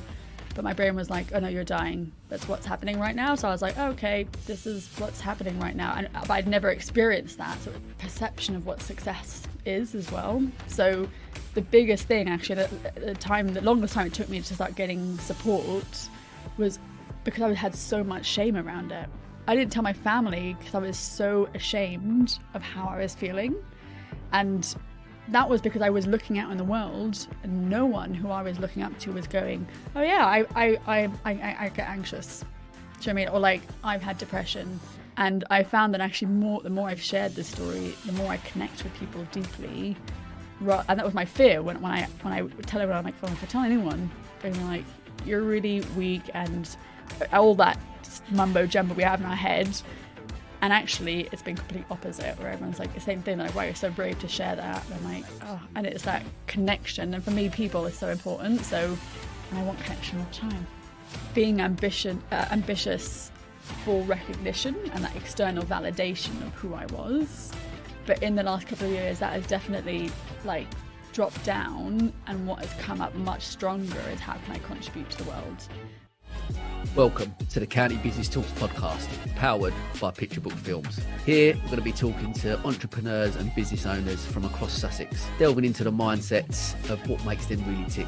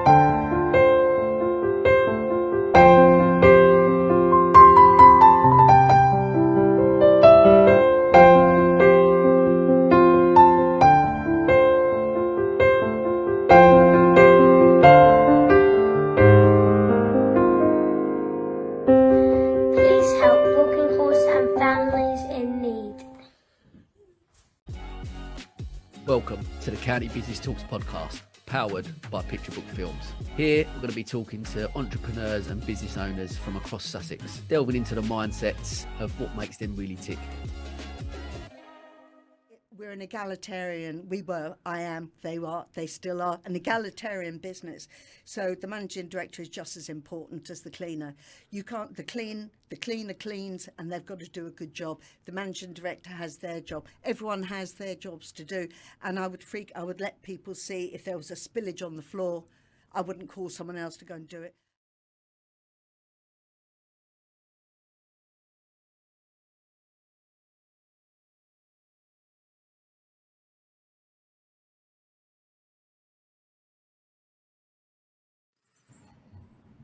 Good morning. Well, how are you? I'm all right, thank you very much. Apologies, I'm a little late, but you're a little early. No problem at all. No problem at all. Listen, I'm really grateful for you jumping on, mate. It's greatly appreciated. So thanks ever so much. And mate, you're don't guest worry, 16. I'm guest 16. I'm guest 16, and hour 16, I guess.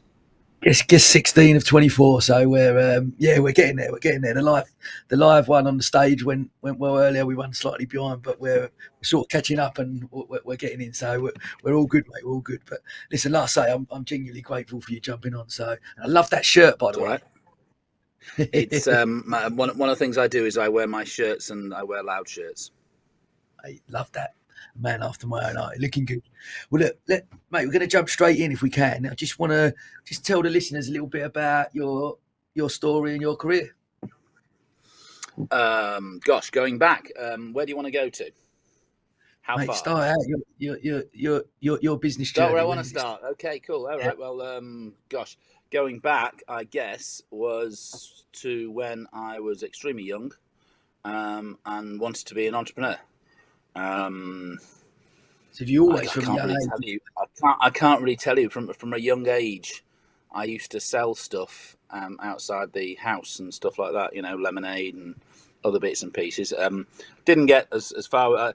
I was pushed certainly towards with my family towards university and towards getting qualifications before I went and did anything entrepreneurial. But yeah, that sort of starts where I started with entrepreneurial stuff, and then I guess what shaped my life as regards going forward, as regards how I live life, was that when I was 18, I messed up my A levels, and A levels were based on, at the time I was trying to work and do A levels the same way as you do O levels, which is absolutely doing no work whatsoever and getting okay grades on doing no work because I've got a brain. I tried the same thing at A level first time and failed miserably. And then the second time became a little bit more complicated because my father became terminally ill during that year. And he became ill in February 1985 and died in May 1985, about a week before I took my A levels. But we knew he was ill. We knew he was going to die. He had cancer of the pancreas, which at the time was incurable. It's still a very bad cancer because it isn't easy to cure, or it's certainly difficult to cure. But my father was a dentist, and one of his best friends was his doctor. And his doctor told me, because she knew I was retaking my A levels, she told me he had 8 months to live, and it would be good. It would be great for him to see me get great A levels. So, yeah. So basically, I worked my arse off, and then unfortunately, I worked my arse off. And when I found out that he had cancer, I'd been working hard before then, but then it was like, I want to show my dad that I can get to university or whatever. And yeah, unfortunately, he died May 30th, 1985, and then my A level started about a week and a bit later. So it was, yeah, it's a bit of a. So the reason that's and I got very good A levels. I got like 3 A's and a D, and the D was in maths, because the last A level was when I basically realised that I would be going home, and my dad wouldn't be there.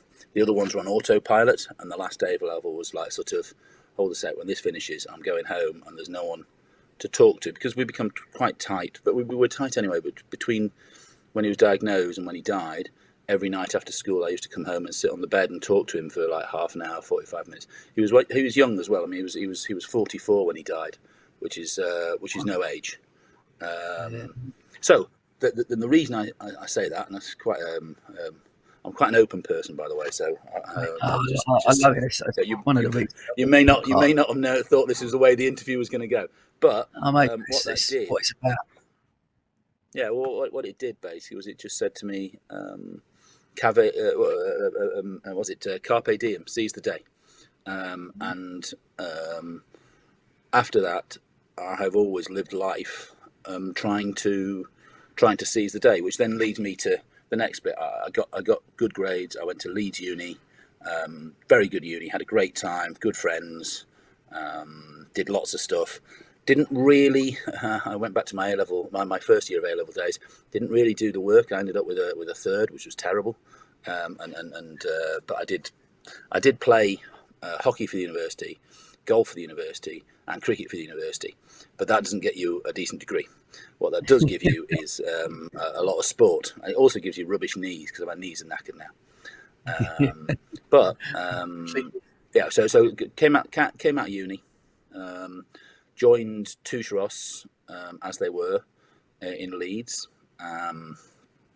Loved being in part of the team, and it what it did give me, the whole point of what I was trying to do. I did economics at university, and I did obviously accountancy with Touche Ross. And what it did give me was a grounding in numbers, and a grounding in how things work. And after my sort of first 3 years with Touche getting qualified, I then went into their insolvency part for around about 2 years, something like that. And I learned how businesses worked badly. And that people had some great ideas, some great businesses, some super stuff, but they didn't know how to run a business. And it's interesting. People, they need to have the idea that it's not turnover. Turnover is vanity, and profit is where you want is the sanity, as they say. And not just that, but also from a liquidator's point of view, insolvency practitioner's point of view, it's to do with cash flow and making sure that you've got the money in the bank, because the bank won't ride to your rescue if you've got, well, they will to an extent. You'd lose quite a lot of the money because you'd have to use people to finance your debtors to be able to pay your creditors, and then you start to lose too much margin, and so basically. I learned how some people ran some great businesses, but just didn't know how to run business. Then this is a full history of my, isn't it? But so, yeah. it's a great grounding, like you say, to understand the running of a business, the numbers, the key, because you can have a brilliant idea and you can try and execute that. If you don't know the numbers and it's not working financially, you've not got a business, because it will eventually fail or be in some way.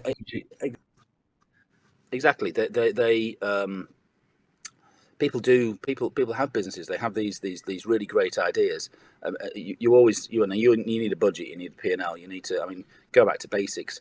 Will the business work? Have you done the research? Have you done the sort of stuff? Was it Rocco Forte that used to he used to stand outside spaces where he wanted to have hotels, or he thought he should have hotels, and count the footfall, and it was down to footfall, and if so many thousand people went past that space in a certain amount of time, then it was a good place to have a hotel. If it was not, he realized it's like now people go to supermarkets and they drive to supermarkets, so maybe it's a previous era with the Forte stuff. But if you're a people business, you need people to be going past. And if you're a people business where they haven't got the facility to move people around that much, the cars or the trains or underground or that sort of infrastructure, then you need to be in a place where people fall in. And that's what Trust House Forte, Rocco Forte, where he put his hotels. Back to where I was. I'm sorry, I'll keep going and bore you to death, I'm sure. Yeah, I love it. Okay, well, going back to where we were, I did that. We and just on the Carpe Diem, I've been 5 years at Touche, and one of the things my father had said to me before he passed away, well, way before he was even ill, was that just remember, you're going to get no money from me when I retire, because your mum and I are going to go around the world and tour the world, which is great. Unfortunately, he was probably about sort of 16 years away from retirement when he passed. So I qualified as accountant. I put some money in the bank, and then I decided that I was going to go off around the world and see the world, which we planned. I just got a new girlfriend who is now my wife, or not that much of a new girlfriend. She'd been a girlfriend for about 6 months, and I said, I'm going around the world. Do you want to come with me? And if you don't want to come with me, I'm still going around the world, because life is short. I wanted to do it, and I was going to do it. So she decided to come with me. And to be honest, marriage, we've been married now 28 years. I hope she's not watching this. I think that's right. Well, she's definitely not watching. Still. So 28 years, and so anyone was saying, go around the world. So we went off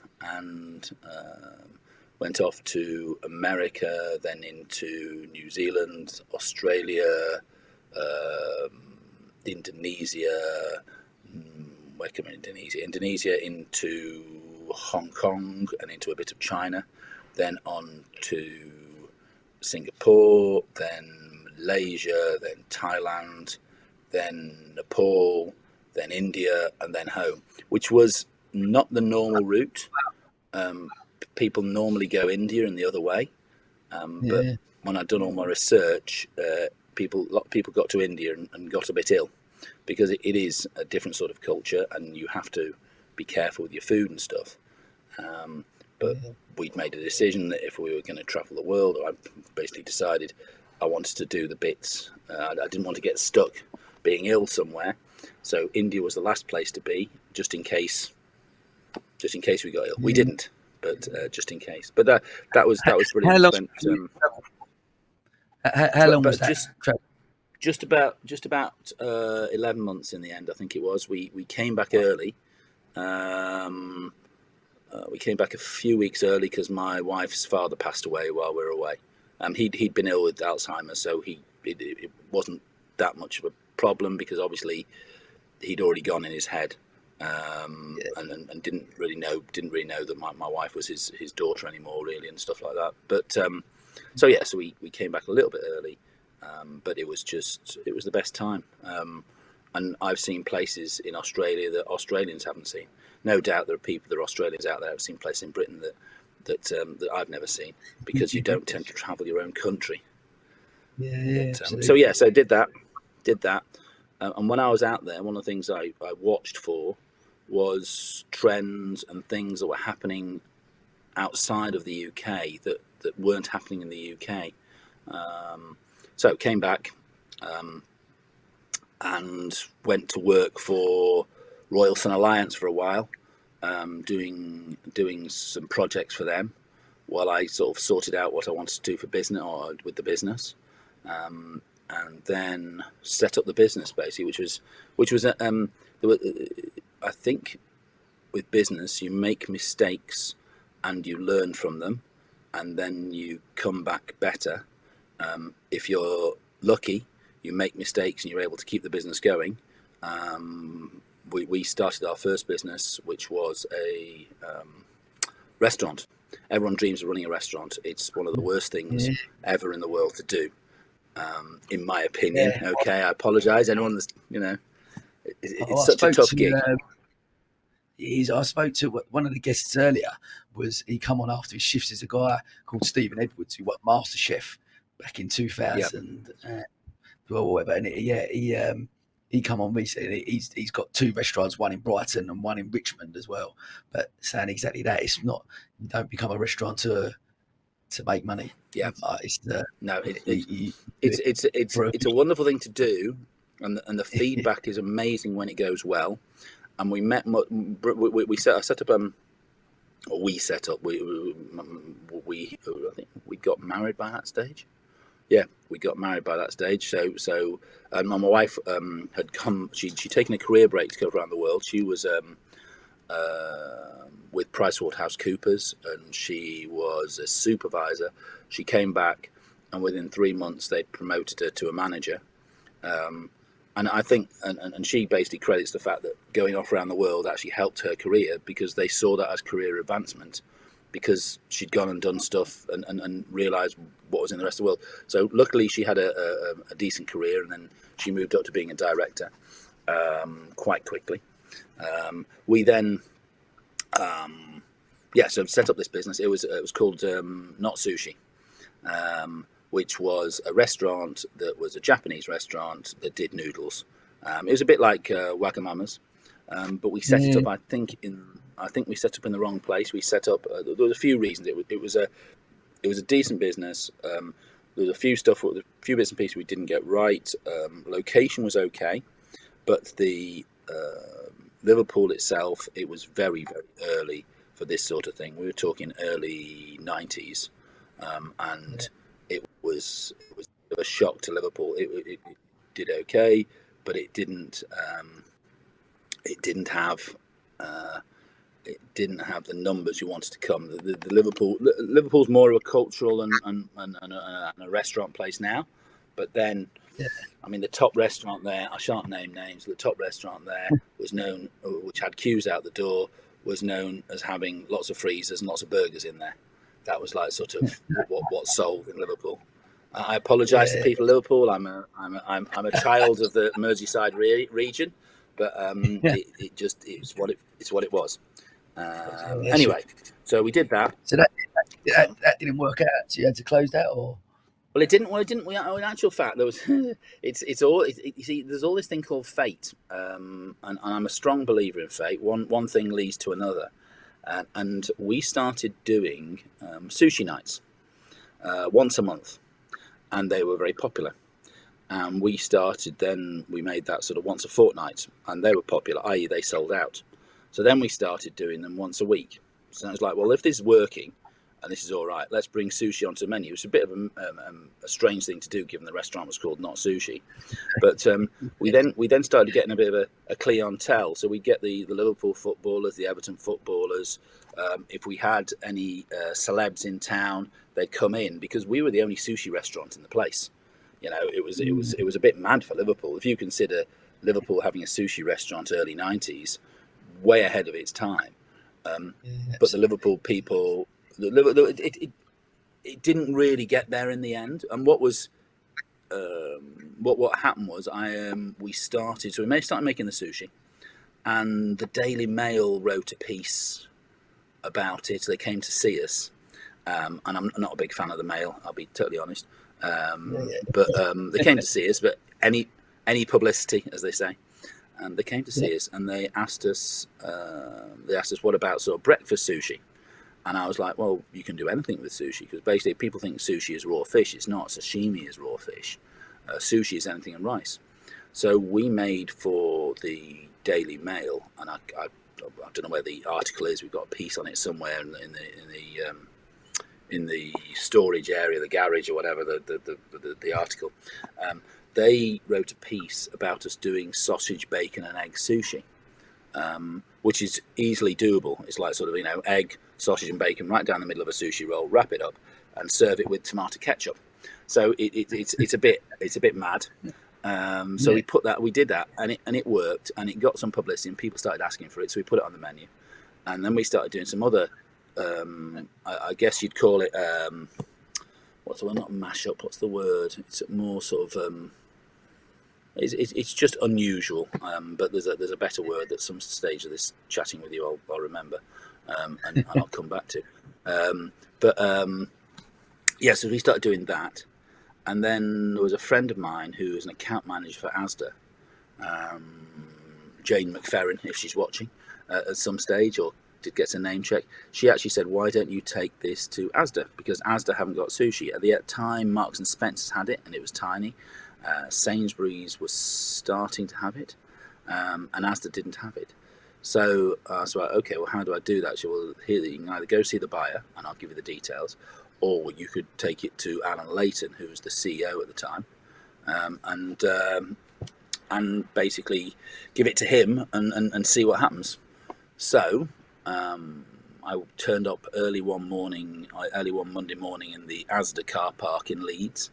I handed a sausage, bacon, and egg sushi pack, or two packs, one for breakfast, which was sausage, bacon, and egg in one pack, and for lunch we did chicken tikka sushi and rare roast beef and horseradish sushi, and gave it to him and said, if you're interested, here's my business card. It's something we're doing in Liverpool, and I think it'd work for the Asda customers, because it made sushi accessible. Sushi was seen at the time as being inaccessible. It was, for the rich, for whatever. So, so anyway, next day, long story short, Alan Leighton writes back to me to say, really love the product, thought it was really interesting. Our buyer will be in touch. And by the end, so then we set up a sushi manufacturing business. So we had the restaurant, we had the sushi manufacturing business, and one of them had to give. I was driving home one night. They started at 6 a.m. making Martin Leopard, who's just written fusion food on my WhatsApp. Yeah, fusion food, that's good. We like that. Yeah, that's what it was. It was fusion food. Name checking him from Singapore, I think. So So what was I saying? Yeah, I was saying about the fact that yes, we had both. I used to start the day at about 6 a.m. at the factory, sorting out all the sushi. Yeah, and then I'd finish the day around about midnight at the restaurant with the bits and pieces, and the restaurant's still going okay. But I woke up, I don't know, driving home. I woke up sort of hitting the hard shoulder bit and the bumping bit one morning going home, and I just thought, you know what, I can't do both. I either bring someone into the business and we run both, or we close the one down that's got the less numbers, and the less numbers was always going to be the restaurant. So we looked to sell the restaurant. We had a buyer for the restaurant, and he was wanting to change it into a food hall and put meats and stuff in there. And unfortunately, it was the time of BSE, so he pulled from the deal about a week before the deal because of the BSE problem and stuff like that. And so we ended up just closing the restaurant down, taking our losses, but moving it all across into, or moving up my presence into sushi. And then that sort of went from strength to strength, really. We ended up, I think we started with 10 Asdas, then 20 Asdas, then 30 Asdas. We ended up with all 650 Asdas, bit of Sainsbury's. We ended up with Budgeons, with Summerfield, and that was 2007. I got bought out by a company called Greencore PLC, who came along, and I thought they wanted to take our products and sell them to their garages.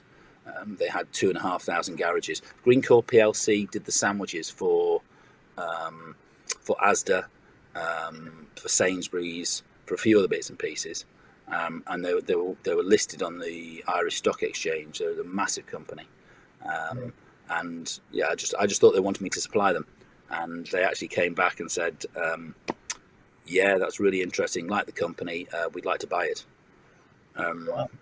And so that was like, okay, make us an offer. Made me an offer. It turned out to be an offer that I couldn't really refuse.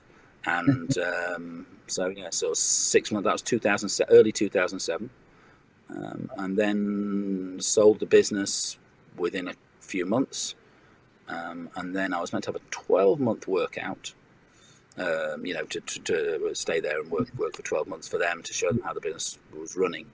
But that turned into 6 months because my wife got an offer to come over to Dubai, to be a director in Dubai with partnership potential, and so that's why we ended in Dubai. That's part one. Do you want me to continue? Mate, please do. Fascinating. What a fascinating. When Martin sent me the link, and I obviously connected with you on LinkedIn and had a little look, and I was so intrigued to find out more about the journey and about the story, because I got that about the accountants and then obviously setting up the business, and I was intrigued to find out a bit more about the business that you sold. So that's really interesting and fascinating, because I'm a massive foodie as well. So I'm not too sure about the egg and bacon sushi, if I'm being honest. But, it works.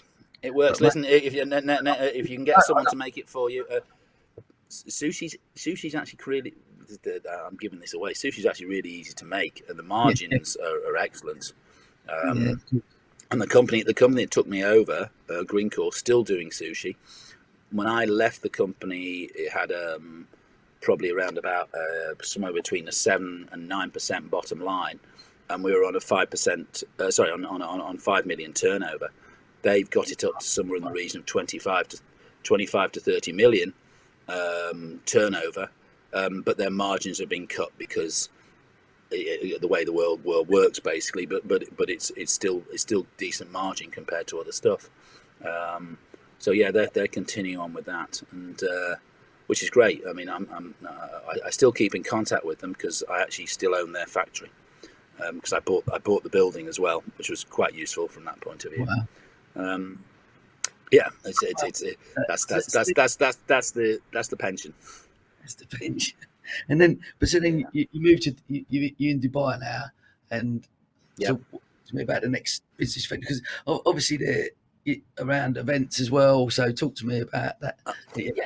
Oh, well, I sort of am a bit of a serial entrepreneur, I guess, and just sort of going back on it. I mean, I came over here. I decided. I mean, I worked, brutally honest, I'd worked my arse off for a lot of years. And the first child was born in 2005, and we came over here 2007. And my wife was doing very well at PwC and was earning good money over here. And I decided I was going to take a few months off, which turned into a few years off. My golf handicap improved, but I was able to take our first child and then our subsequent second child that we had the second one born here, and both of them I looked after and became a house husband for a while.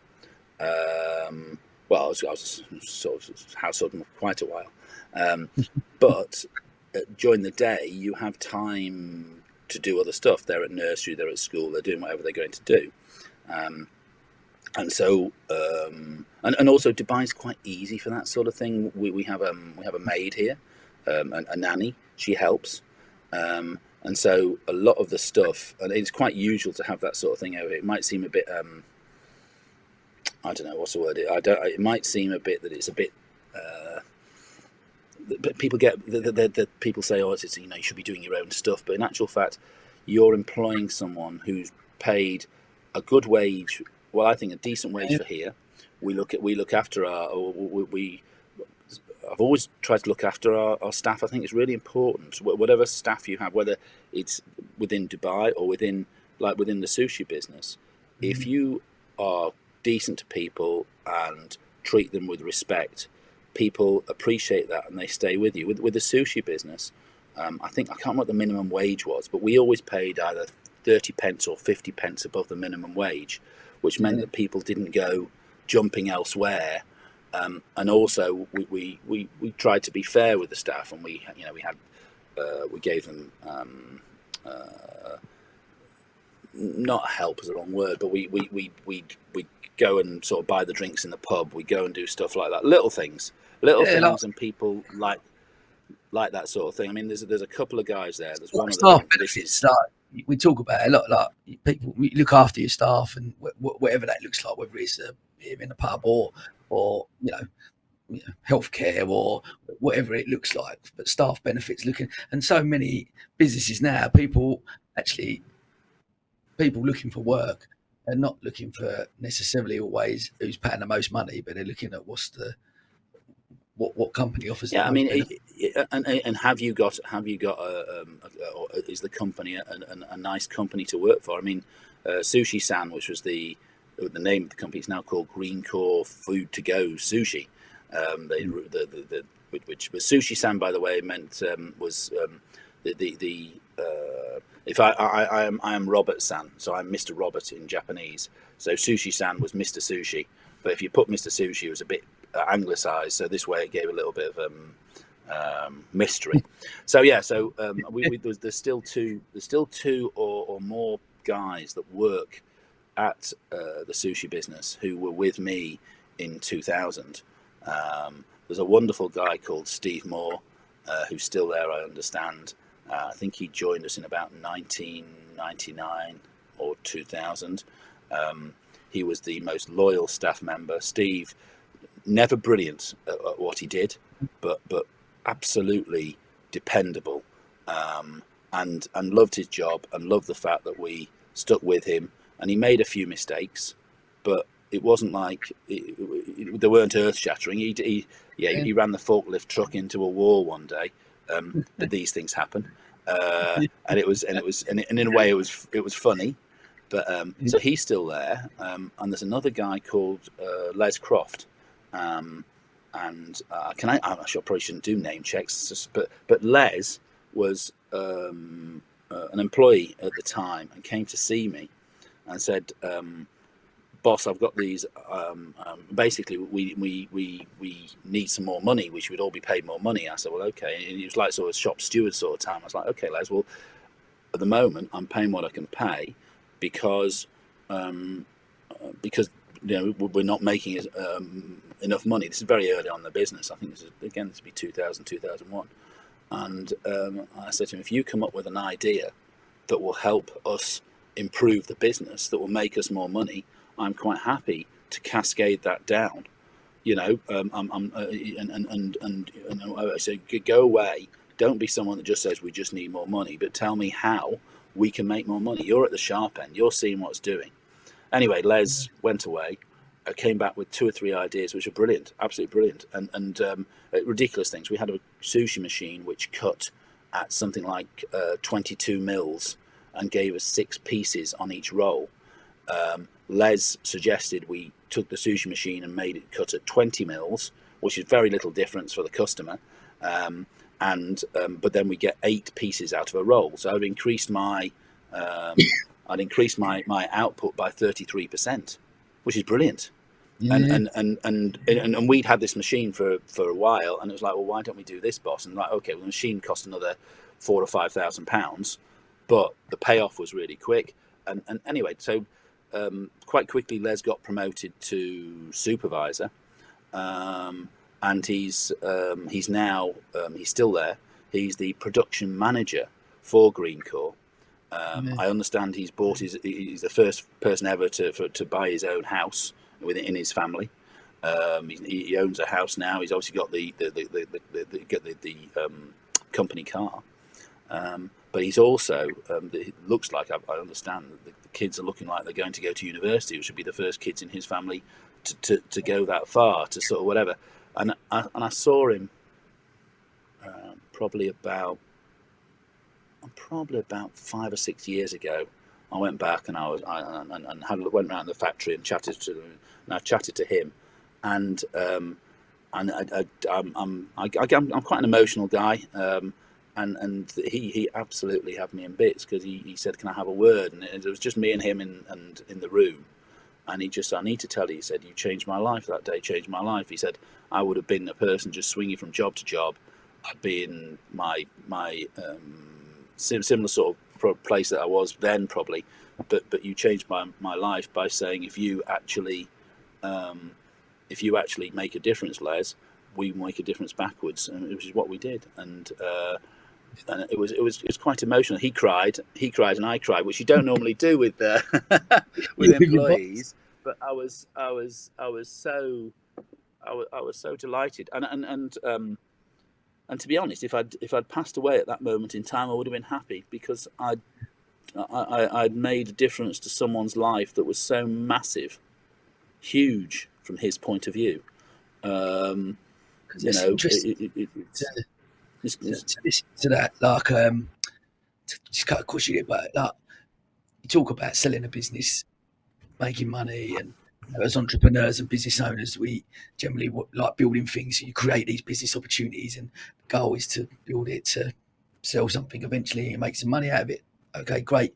But ultimately, it's about the journey and the purpose of why you're doing something. And actually, where you measure success is not necessarily about the financial reward that we get at the end of it, but potentially, like you're saying, about that feeling. I'm just trying to compare the feeling between you selling the business and I've made some money, to the feeling of standing in front of Les and him telling you the difference you made to his life.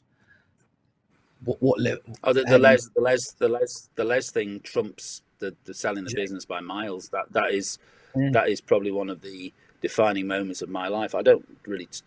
I probably talk about it sometimes, but not hugely. But it's. And he's an absolutely wonderful guy, and it's the same for Steve. Steve's now, I understand, married, got children, but is still doing what he's doing. And if you see them, they wouldn't. It wouldn't be a handshake; it'd be a hug. And I think that's a big difference. People that I guess we showed them love, and we showed them respect that a lot of businesses don't. And I think if you show employees respect, now all the way through, we have I was just talking before about our maid nanny. Yeah. A lot of people here they'll change their staff regularly because there's this or there's that, or every year or every couple of years they'll change staff. We tend to hold on to. We've had Jamila, who comes from Nepal. She's been our maid nanny now since 2010. We had our first maid nanny 2007, 2010, and then we had Jamila from 2010. She's now been with us 12 years, and she's part of the family. The kids say "I love you" when she goes to bed. The kids grew up with Jamila, and Jamila grew up with the kids. And we were talking the other day. She's going to retire next year. She's going to retire, and she's going back to a 4-bedroom house that she's built in Nepal, based on the money that we've paid her, because we pay her a monthly amount, and obviously she has to live, but we also provide accommodation, we provide a food allowance, we provide other bits and pieces, which is statutorily what you have to do here. But Jamila has gone and built a 4-bedroom house, and I think she's put her daughter through university as well, based on it's how the world works. Please don't judge as regards that's terrible that you're employing someone to whatever, but it's a job. And she has she's changed. She will go home and be a very happy person. She's only 56, 57, so she's got a number of years. She's got her savings, and in Nepal she'll be a very wealthy person, because that's the good thing. Because what you're talking about is actually just having an impact on people's lives. Like you say, we've talked about your business journey and seizing the day, and taking these opportunities and creating a business out of something, and making, like you say, making money. But what you can tell by you talking, and where the happiness and success level comes from, is by the impact that you're having on people's lives, for whatever that is, whether you're employing people. It's true. I mean, it is, and it's something that gives me pleasure when people enjoy. I mean, we as the same came over here. Kids went to school. I started getting involved with there's something called Round Table. I don't know if you've heard of Round Table. It's a British organisation. Started. It's a gents organisation. It's like a bit like Rotary. It's not quite like the Square Dealers. It's a bit like Rotary, except you retire at 40 from Round Table, because you're meant to be a young man's organisation. It started by a guy called Lou Marchese, and in Norwich, I think in 1921 or something.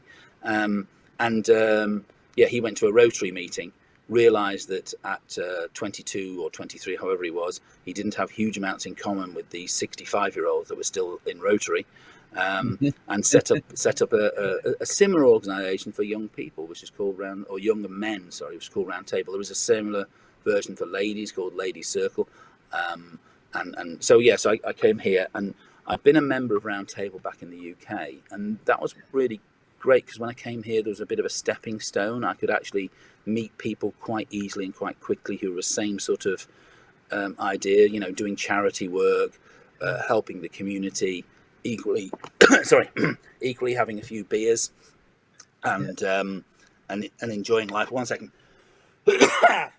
Sorry. So all good. So you can bear with me 1 second. There's a bottle of water over here. You stay there. Bit of product placement there. That is a bottle from Earth, where we have one of our theatres, Theatre by Earth. But I'll tell you about it in a bit.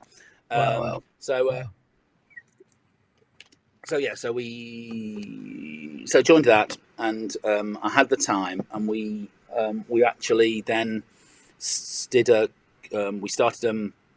we helped run the Round Table World Meeting here in Dubai in 2010, or I helped facilitate it. And normally the world meetings around about 200, 250 people, but we brought it in Dubai, and I'd sort of looked at it before, and again using a business head rather than I had a business head, And I said to them, well, rather than just do it over 4 days, which it normally is, you do the meeting over 4 days. But if we go to this hotel, we can offer a 7-day package before the meeting, or a 3-day package in the 4 days of the meeting, or we can offer a 7-day package after the meeting, and so on, to try and give people a chance to come on holiday to Dubai, as well as well. And the hotel's happy because they got extra money that way. And anyway, cut a long story short, those meetings outside of the Europe used to get somewhere in the region of 250 to 300 people. We had somewhere, I think, about 850 people come. We took over the whole hotel. I said to the hotel, if we fill every room, or like sort of over 90% of rooms, can we rebrand the hotel? So the Jebel Ali Hotel became the Round Table Hotel, and we put a banner across the top of their Jebel Ali Hotel. So we had Round Table Hotel on as a banner, and people still remember it. It's quite interesting. There's actually a reunion for the 2010 World Meeting here next year, because there were so many people came from around the world that they came. So that was me getting into altruistic and into charity stuff. Those things aren't meant to make a profit; they're meant to be not for profit. We ended up making $25,000 because break even was at 250 people, and we were 600 over that. And we also, I mean, the reason they remember stuff is because we'd made so much money because of where we budgeted, back to budgeting, back to P&L, back to making sure you know what you're doing with money.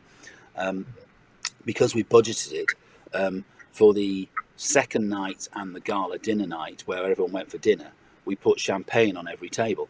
I mean, not fizz, champagne on every table. And so people like just sort of, wow, Dubai is paved with gold. And it wasn't. It was just well budgeted, basically. And of course, then the hotel were delighted with us. Go on, carry on, sorry. Yeah, I'm keen to, because there's obviously a couple of bits I'd love to touch on. Because obviously, I'm just conscious. My next guest is in Sydney Airport. I apologise. No, it's no problem. It's no problem. But I'm really keen. Mate, after we finish this, actually, another time, come on the podcast as a proper show that I do, and wherever we won't have a limit, and we can chat for it, because mate, what a fascinating story you've got. And just quickly, I want you to tell quickly about the theatre and that you sort of mentioned as well, and with the okay. So basically, to 2017, a friend of mine, I'd been here for 10 years. The kids were now a bit older. They were doing their stuff. I've frozen at my end. You can hear me and everything. You can see me move. Yeah. All good. You're okay. Fine. Yeah. Fine. Just my computer's having a glitch. So 2017, friend of mine said to me, "Have you seen you're doing your?" And I was doing events at that stage, and I'd helped the school, both my kids' old school, which was Repton Dubai, and Repton's an offshoot of Repton in the UK, and then Dubai College, which is where my kids both go now. Dubai College had their 40th birthday ball, which I basically facilitated and helped run, and it made them £40,000, which they were rather pleased with. Because of everything we did to make it, and they were aiming for 600 people, and because of did it and all the events and me having knowledge of events and also making sure we got good deals with people, we ended up with 920 people. We actually had a waiting list for a school ball, which is a bit unknown, and it was the biggest event that they'd had in Dubai for certainly for schools ever. Probably at the moment still is, but we've got a 45th coming up next year, so I'm aiming to go above 900 next year. Still helping them. So it came from that. I'd done my events, I'd done the bits and pieces, I'd helped fund and do charity stuff and try and give people a good time, make them smile. And a friend of mine said, "Have you looked at this theatre on the QE2?" And I was like, "No." And I'm doing these events, and it was like, well, this is what we could do with it. We found that we went in, we spoke to them. They were going to turn the theatre in the QE2 into a cinema, which is fine, but there's loads of cinemas in Dubai, and it's not going to go any different. I honestly believe that a theatre is, now I've got into it, theatre is the heartbeat of a business. There's a number of places in Dubai where, certainly one of them, they took out a theatre, and it's the whole area around there, to me, appears to be struggling, because the theatre used to bring in 1,000, 1,500 to 2,000 people a week with stuff they had on. What they have now is bringing in 100 to 200 people, and so all the businesses around that area are suffering. Anyway, cut a long story short, we started the theatre. We called it Theatre by QE2. It was going great guns at the end of 2019. We came into COVID. We hit a massive buffer. It's been hard work since then, but however, just going forward from there, it's getting back on its feet. And the point of what I'm trying to do really is not just to have one theatre, because going back to sushi, it's all a numbers game as regards the number of people you can get in. So I have a finite number in the QE2, which is 500. So we've now started to run another theatre in Abu Dhabi, which is called Theatre by Earth. That has 632 seats. We're looking to try and get into other theatres in the GCC area. So that's the Gulf area. I'm talking acronyms. My apologies. The Gulf area. So we're looking at Bahrain. Once Qatar has had the World Cup, we'll be going to speak to Qatar. But at the moment, they're too involved in the World Cup. So we're trying to get a number of different theatres, which we will brand all as Theatre by, and then we will end up having a circuit. So if people come, they'll be able to, if we get people out, they'll be able to play 5 or 6 different theatres around the Gulf and make it worthwhile. If you fly someone out, it's £500, £600. If you're putting that into one place, it's a £500, £600 cost on the bottom line. If you're putting that into 2 places, it's £250. Putting that into 3 places, etc., etc. So you spread your costs, you increase it's economies of scale, basic economics, going back to my university days. That's a long story short. And so now we're doing all that sort of thing. And it's fun and it's mad. One of the best things about doing a podcast is getting to meet brilliant individuals like yourself who, in honesty, like I said, I mentioned to Martin about I really need someone, obviously timing wise going to be difficult. If you got people, I know he works over in Dubai, I said, yeah, have a chat with Rob, he's a great guy. And like I said, I had a look on your LinkedIn and a little bit about, but what an absolutely fascinating story to tell the whole. And mate, and honestly, I wouldn't get you on the full podcast because I know, we haven't got a time limit and we can just chat away because there's so many things I'd love to ask you and delve into, which unfortunately, like I said, only because the guy's in Sydney, he's in the airport, he's got to get on a flight, so I'm going to have to. No problem. Listen, I've got no problem. I absolutely love to do that, and it's really interesting. I guess going back over the whole thing, it'd be good in actual fact if you question. I've realised it's been a bit of a monologue, and I apologise. But I asked the question, and you told me your story, and my tagline for the. My tagline for the podcast is everyone's got a story to tell, and mate, your story has been brilliant. But before we do go, I am going to ask you. I finished every episode with some quick fire questions, so I'm just going to throw 4 quick questions at you. And so, one piece of advice do you give to your 18-year-old self? You asked me this question on this email, wasn't it? One piece. One piece. Maybe sometimes take a bigger risk. We had an opportunity with the sushi business to turn it into something that would have been it ended up well and I got a good payoff, but we could have turned it into something that was actually that would have been probably triple, quadruple the size, and we didn't take the risk that we should have done. But however, that's the accountant in me. Yeah. But yeah, sometimes leap. We're leaping more with the theatre. It's a bit scary. But we are leaping more with the theatre, but we have a track record, and it's useful to have a track record from before. It's also useful that I've made money before and therefore have assets and stuff like that to cope with. That's 18. Go on, it's a long answer. Next one. Who's been the biggest inspiration throughout your life and why? I think there's been lots. I see lots of business people making money and behaving. I see lots of people making money and behaving well. I also see lots of people making money and behaving badly. And I'm not very political, but some people are horrible people, and I don't believe, and I'll name.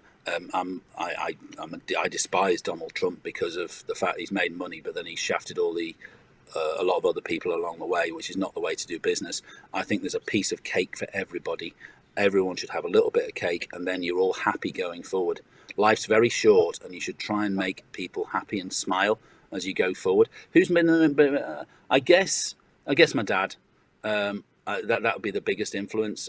He made me, because he passed away. He was a lovely guy. At his funeral, and I'll leave you with this. I'll tell you one other thing. Book. You should. Everyone should read Malcolm. Michael McCormack, What They Don't Teach You at the Harvard Business School. That's a brilliant book for networking. One of the best books I've ever read for networking. Old book. You'll have to get it on a thing.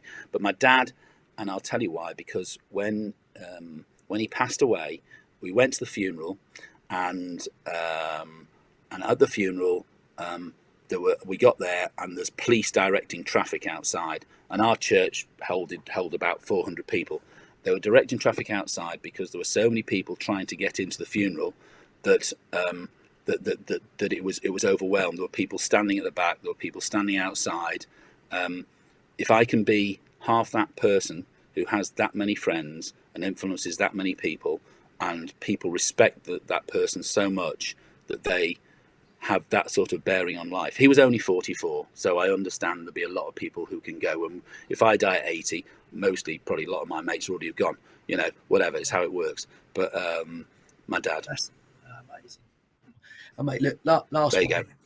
Tear to my eye, go on. Last one. What is your one rule for living a fulfilled life? Oh, try and fit as much into a day as possible. People go lunatic with me. I'm late to meetings. It's really bad, and I apologise at times. But if I can get 5 things into a day where most people get 4 things, I do 5 things. Carpe diem, seize the day. Go for it, because you're only here once. What is the point of being of thinking, oh, I could have done, I'll do that tomorrow. Why do that tomorrow? Because basically you might be dead tomorrow. My dad was, so I'd do it today. What an absolutely inspirational story. And listen, thank you so much. Honestly, 100% I'm going to message you. I've got to get you on the proper podcast, and we'll have a longer conversation. And I want to deal. It won't fit into your podcast. It won't fit into your podcast though, because it's stories of Sussex, isn't it? That's what I've seen from reading and seeing the podcast. Yeah, but how can I get you on and not delve into more about what we're talking about? Don't worry about that. We'll get it. Yeah. Listen, mate. Absolute gent. Cool. Thanks so much. It's been a pleasure to meet you, and your energy. Look, at 3 o'clock in the morning over here, the energy has certainly kept me going. So, mate, amazing. Thank you so much. Listen, keep going. Good luck. Congratulations with what you're doing. I think it's fantastic, the 24-hour podcast. I hope all the funding goes all right. And peace and out, as they say, or something like that. Thank you so much. And that is a wrap. Well done, mate. Cheers. Cheers. Welcome to the County Business Talks podcast, powered by Picture Book Films. Here, we're going to be talking to entrepreneurs and business owners from across Sussex, delving into the mindsets of what makes them really tick. We're an egalitarian, I am, they are, they still are, an egalitarian business. So the managing director is just as important as the cleaner. The cleaner cleans, and they've got to do a good job. The managing director has their job. Everyone has their jobs to do. And I would let people see if there was a spillage on the floor. I wouldn't call someone else to go and do it. I let people see me get down on my knees and clean the floor myself.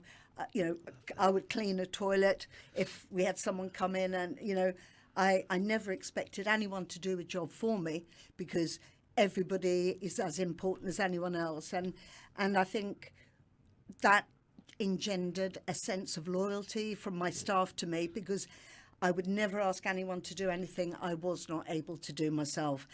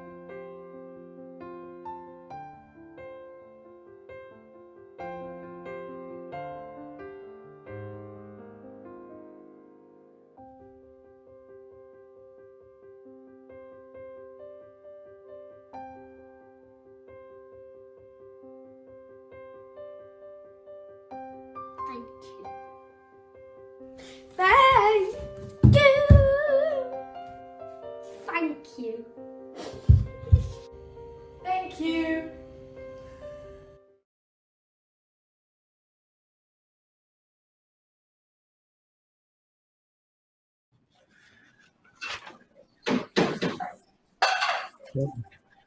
How are you, buddy? Hello, Sam. I'm very good, thank you. Yeah, how are you? Not too bad, not too bad. The voice is going, but we're still here. We're doing all right. I was going to say complete kudos to my friend for doing it. I mean, by that stage, I don't think I'd have a voice left. Your energy and everything seems to be amazing at this stage still. And what time is it? It's back here. So it's 4 a.m. back in the UK, right? Yeah, just come up to 4:30. So we've been going since 12.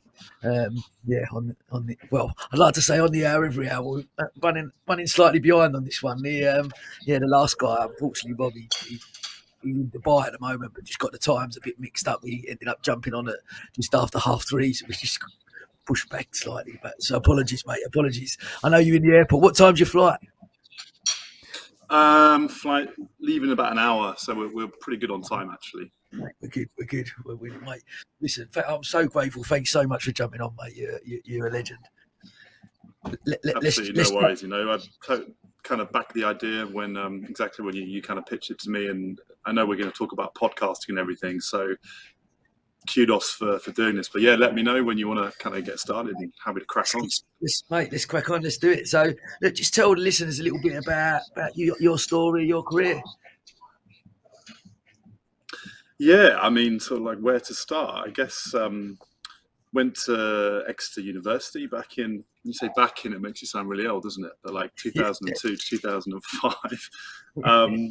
Never sort of envisaged having a career kind of down the sustainability route. Was always a sort of creative guy, and read English, and then kind of went on to do my journalism training in London. With PMA to kind of convert it, and kind of went really down the publishing route.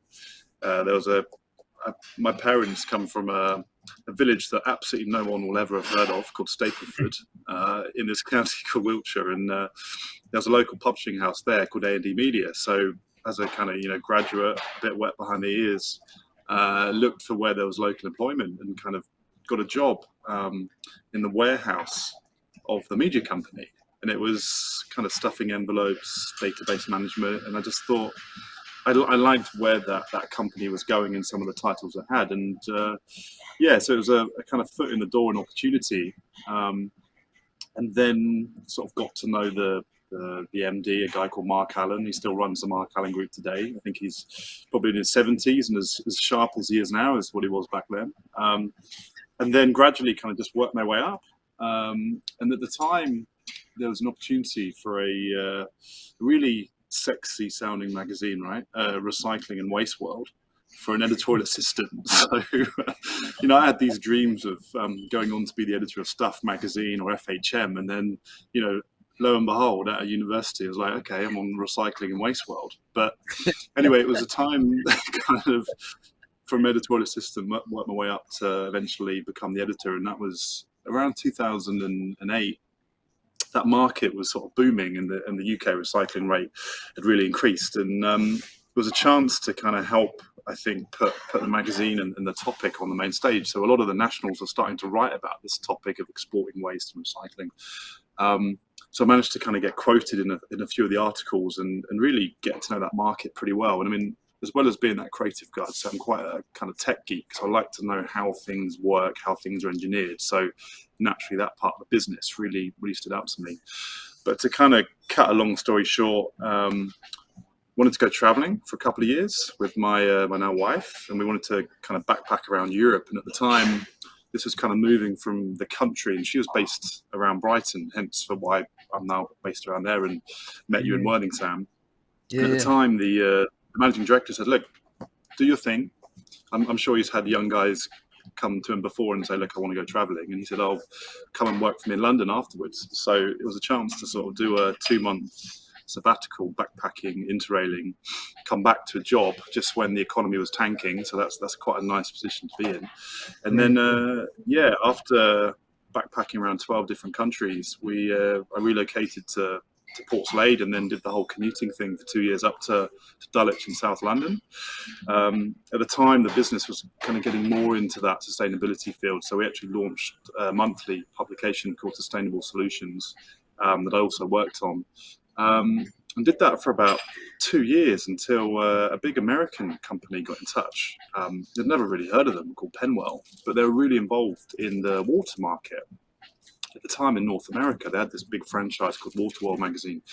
They said, look, we're looking for someone, journalist, has got experience in sustainability, waste and recycling, to come and sort of head out our international division. So that was back at the end of 2009. And so I joined in 2010, another really glamorously named magazine, Water and Wastewater International.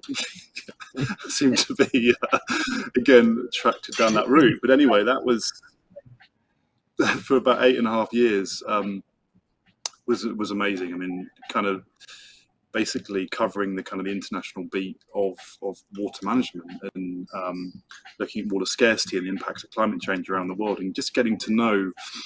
I mean, we had a time where we were building an event in the Middle East, and I hadn't really sort of experienced or even been to the Middle East before that. So very quickly, at the age of sort of 25, I found myself over in Doha, Qatar, running a sort of advisory board meeting full of local Qataris and Middle Eastern professionals at that sort of young age, and trying to build an event. So that was quite an amazing experience. But I think for them, that really opened my eyes.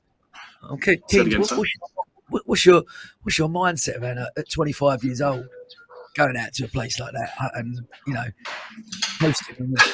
Yeah, I think it was kind of like sink or swim, right? I had absolutely no choice but to kind of go and learn from some of the conference directors at the time, and just something I'm going to come on to later is just overly prepare, man. I mean, I knew that I wasn't a technical engineer. I knew I hadn't worked in the Middle East for years.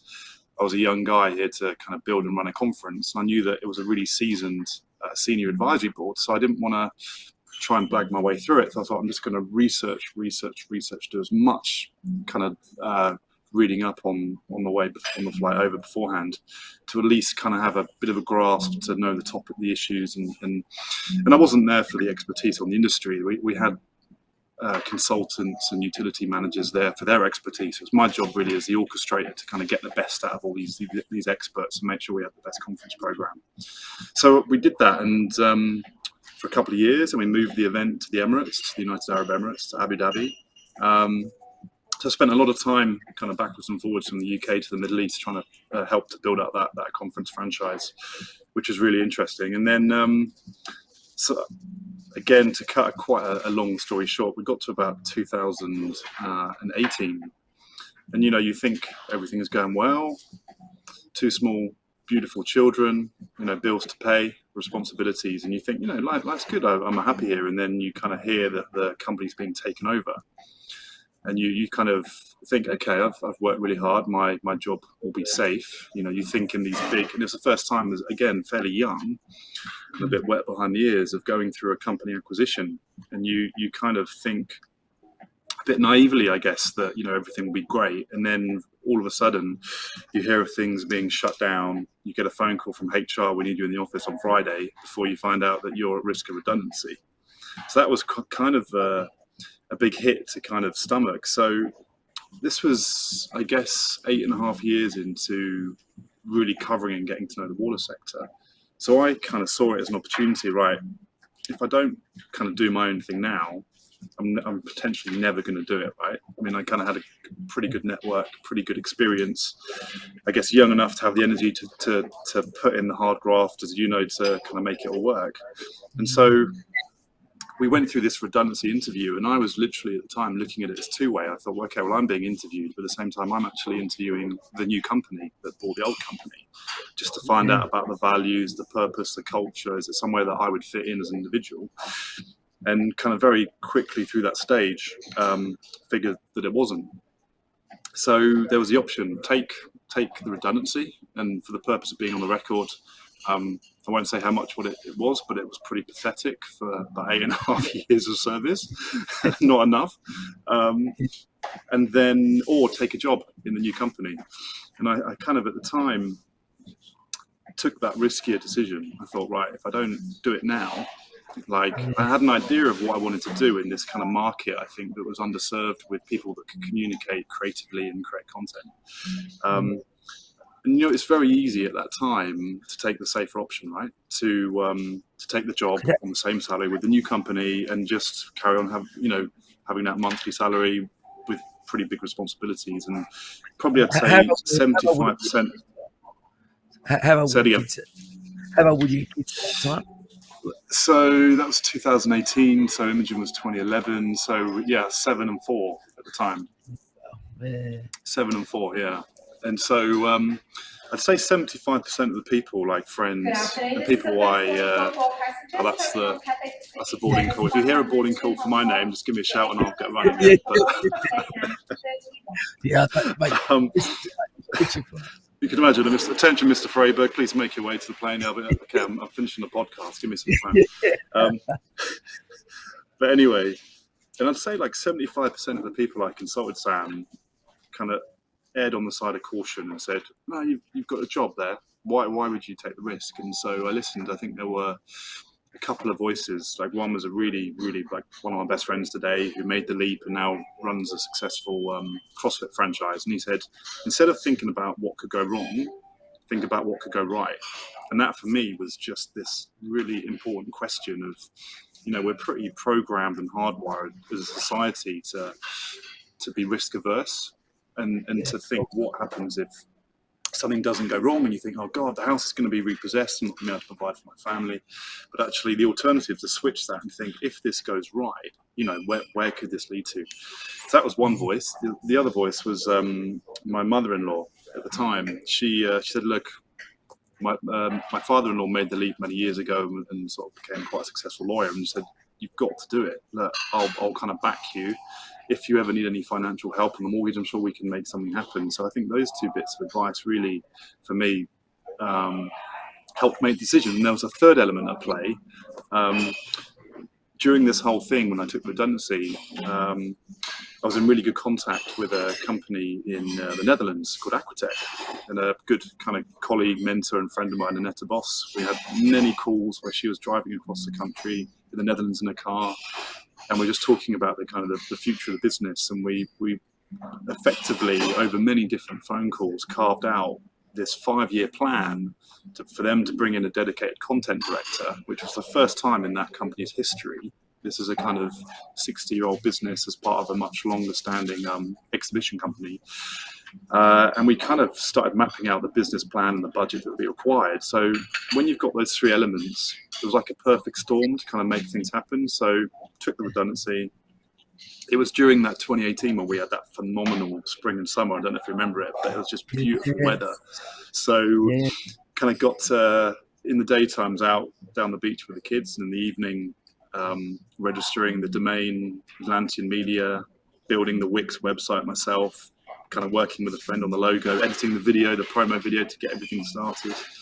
And I loved it. It's like kind of the really early stages of the company on the kitchen table, right? Where you can go a million and one directions and you've got to kind of choose something and go with it.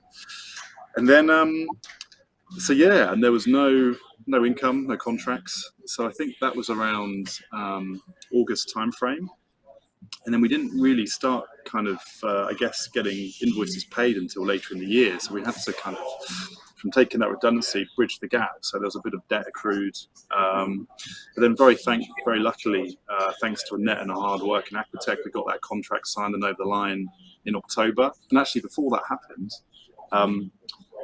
I was requested to go to Tokyo in Japan to cover an event for this organization, and we hadn't even got the contract in place. So you can imagine that, like hardly any money, redundancy, savings had run dry, and suddenly you've got to put a Japan flight on your personal credit card and hotel to kind of get things going for the contract. So when I look back, it was a bit of a blur, and we just kind of had to make it work. And then over the last 4 years, Atlantean's kind of grown quite steadily and organically. We've now got kind of 3 of us on the payroll, if you like, is the kind of the core staff, and then we use a small army of sort of freelance creatives, from writers to videographers, editors, some help on social media.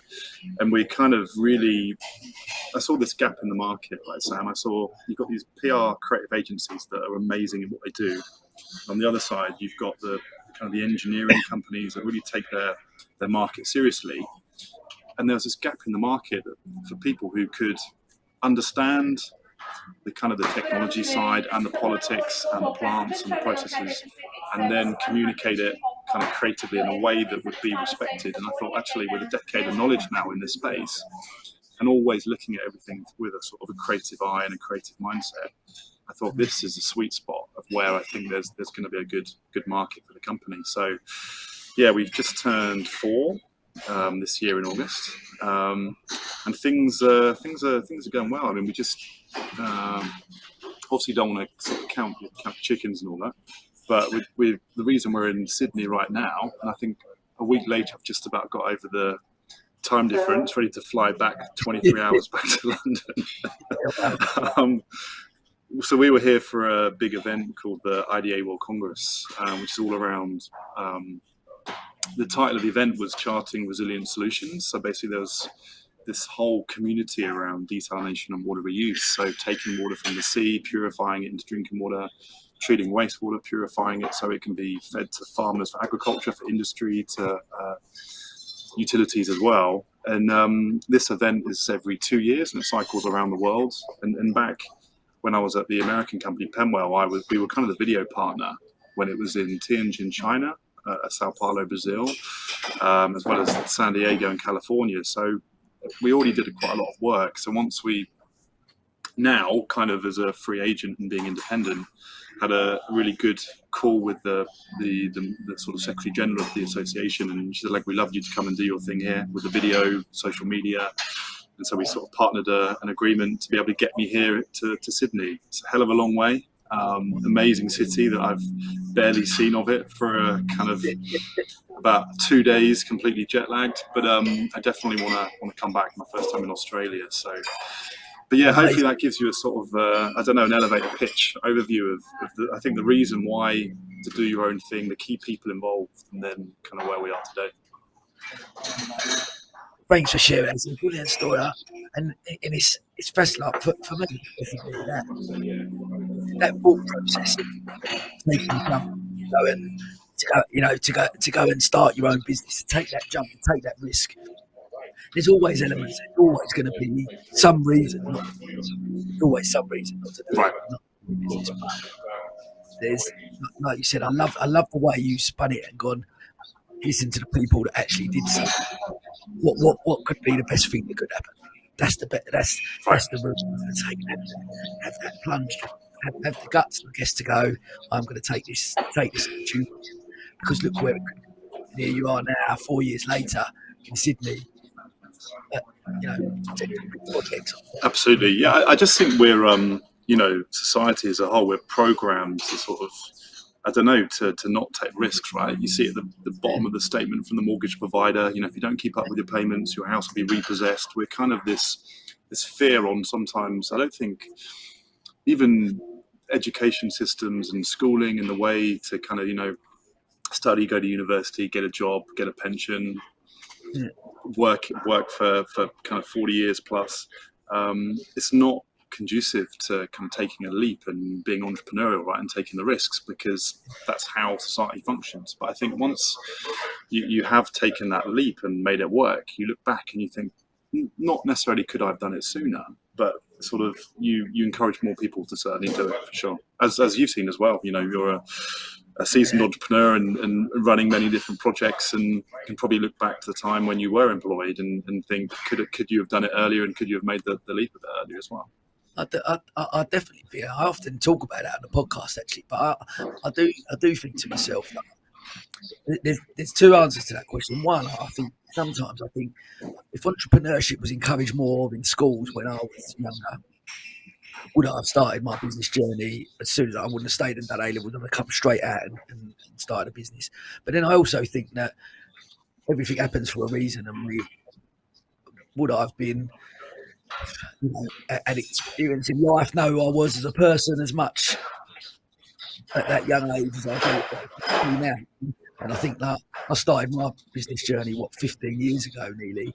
And even then, I made mistakes. I've had failures, as I've talked about before, and it's all about that learning. But I think once you've taken that leap, it is very difficult to go back because you've taken that leap and you've seen what. And even though that first business of mine didn't work, it didn't make me think, well, I'm definitely not going to take another leap because that first one didn't work. And you put that leap, okay, yeah, it didn't work, but let's learn from that, and then you go again and look at something else. Oh, absolutely. Yeah, I think it's that just relentless commitment and drive to know that you are going to fail and make mistakes, but you've just got to see that as part of the journey and keep going. And actually, it's a learning curve. And I think you're right. I mean, when I think back, could I have, launched the business before all of those years in the publishing experience? And probably not, because I didn't know the industry, I didn't have the contacts or even have kind of trained those muscles to do it, right, in terms of creativity. And I wouldn't have been able to come straight out of uni and do it. So almost, I'm really thankful to those companies and those bosses and mentors over the years that gave me the chance as a young guy to kind of take on quite a lot of responsibility, because I think that was necessary it's all part of the stepping stones to kind of get to that 2018 where, okay, I've probably got enough experience, contacts and willpower to make it work now. So absolutely, it's got to be the right time to do it. But yeah, I definitely, yeah. From a also look at yourself in the sense that from a young age, those opportunities that will present themselves, that some people from a young age wouldn't have made. That conference in Qatar at 25 years old, I'll go out there, I'll make sure I smash that. And other people maybe that's coming out of their comfort zone a little bit and gone, 25, I'm not really ready for that. Maybe do I jump in and do that? All those, like you said there, them stepping stones on that path, but great experience because I think as an entrepreneur, you're generally open to opportunities.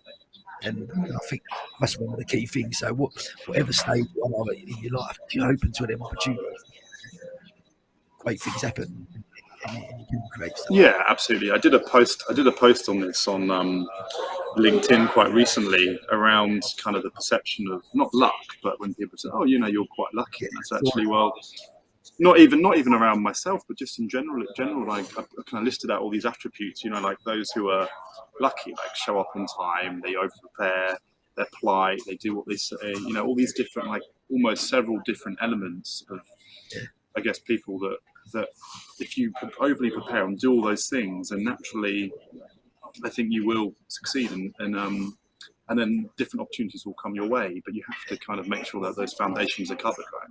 Yeah, absolutely.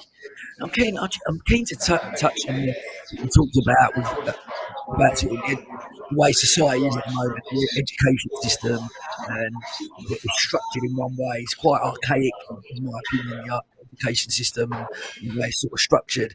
And there is that sort of one thing that risk averse and blah blah blah. But do you think entrepreneurship should be encouraged more in schools and education, or what's your thought process?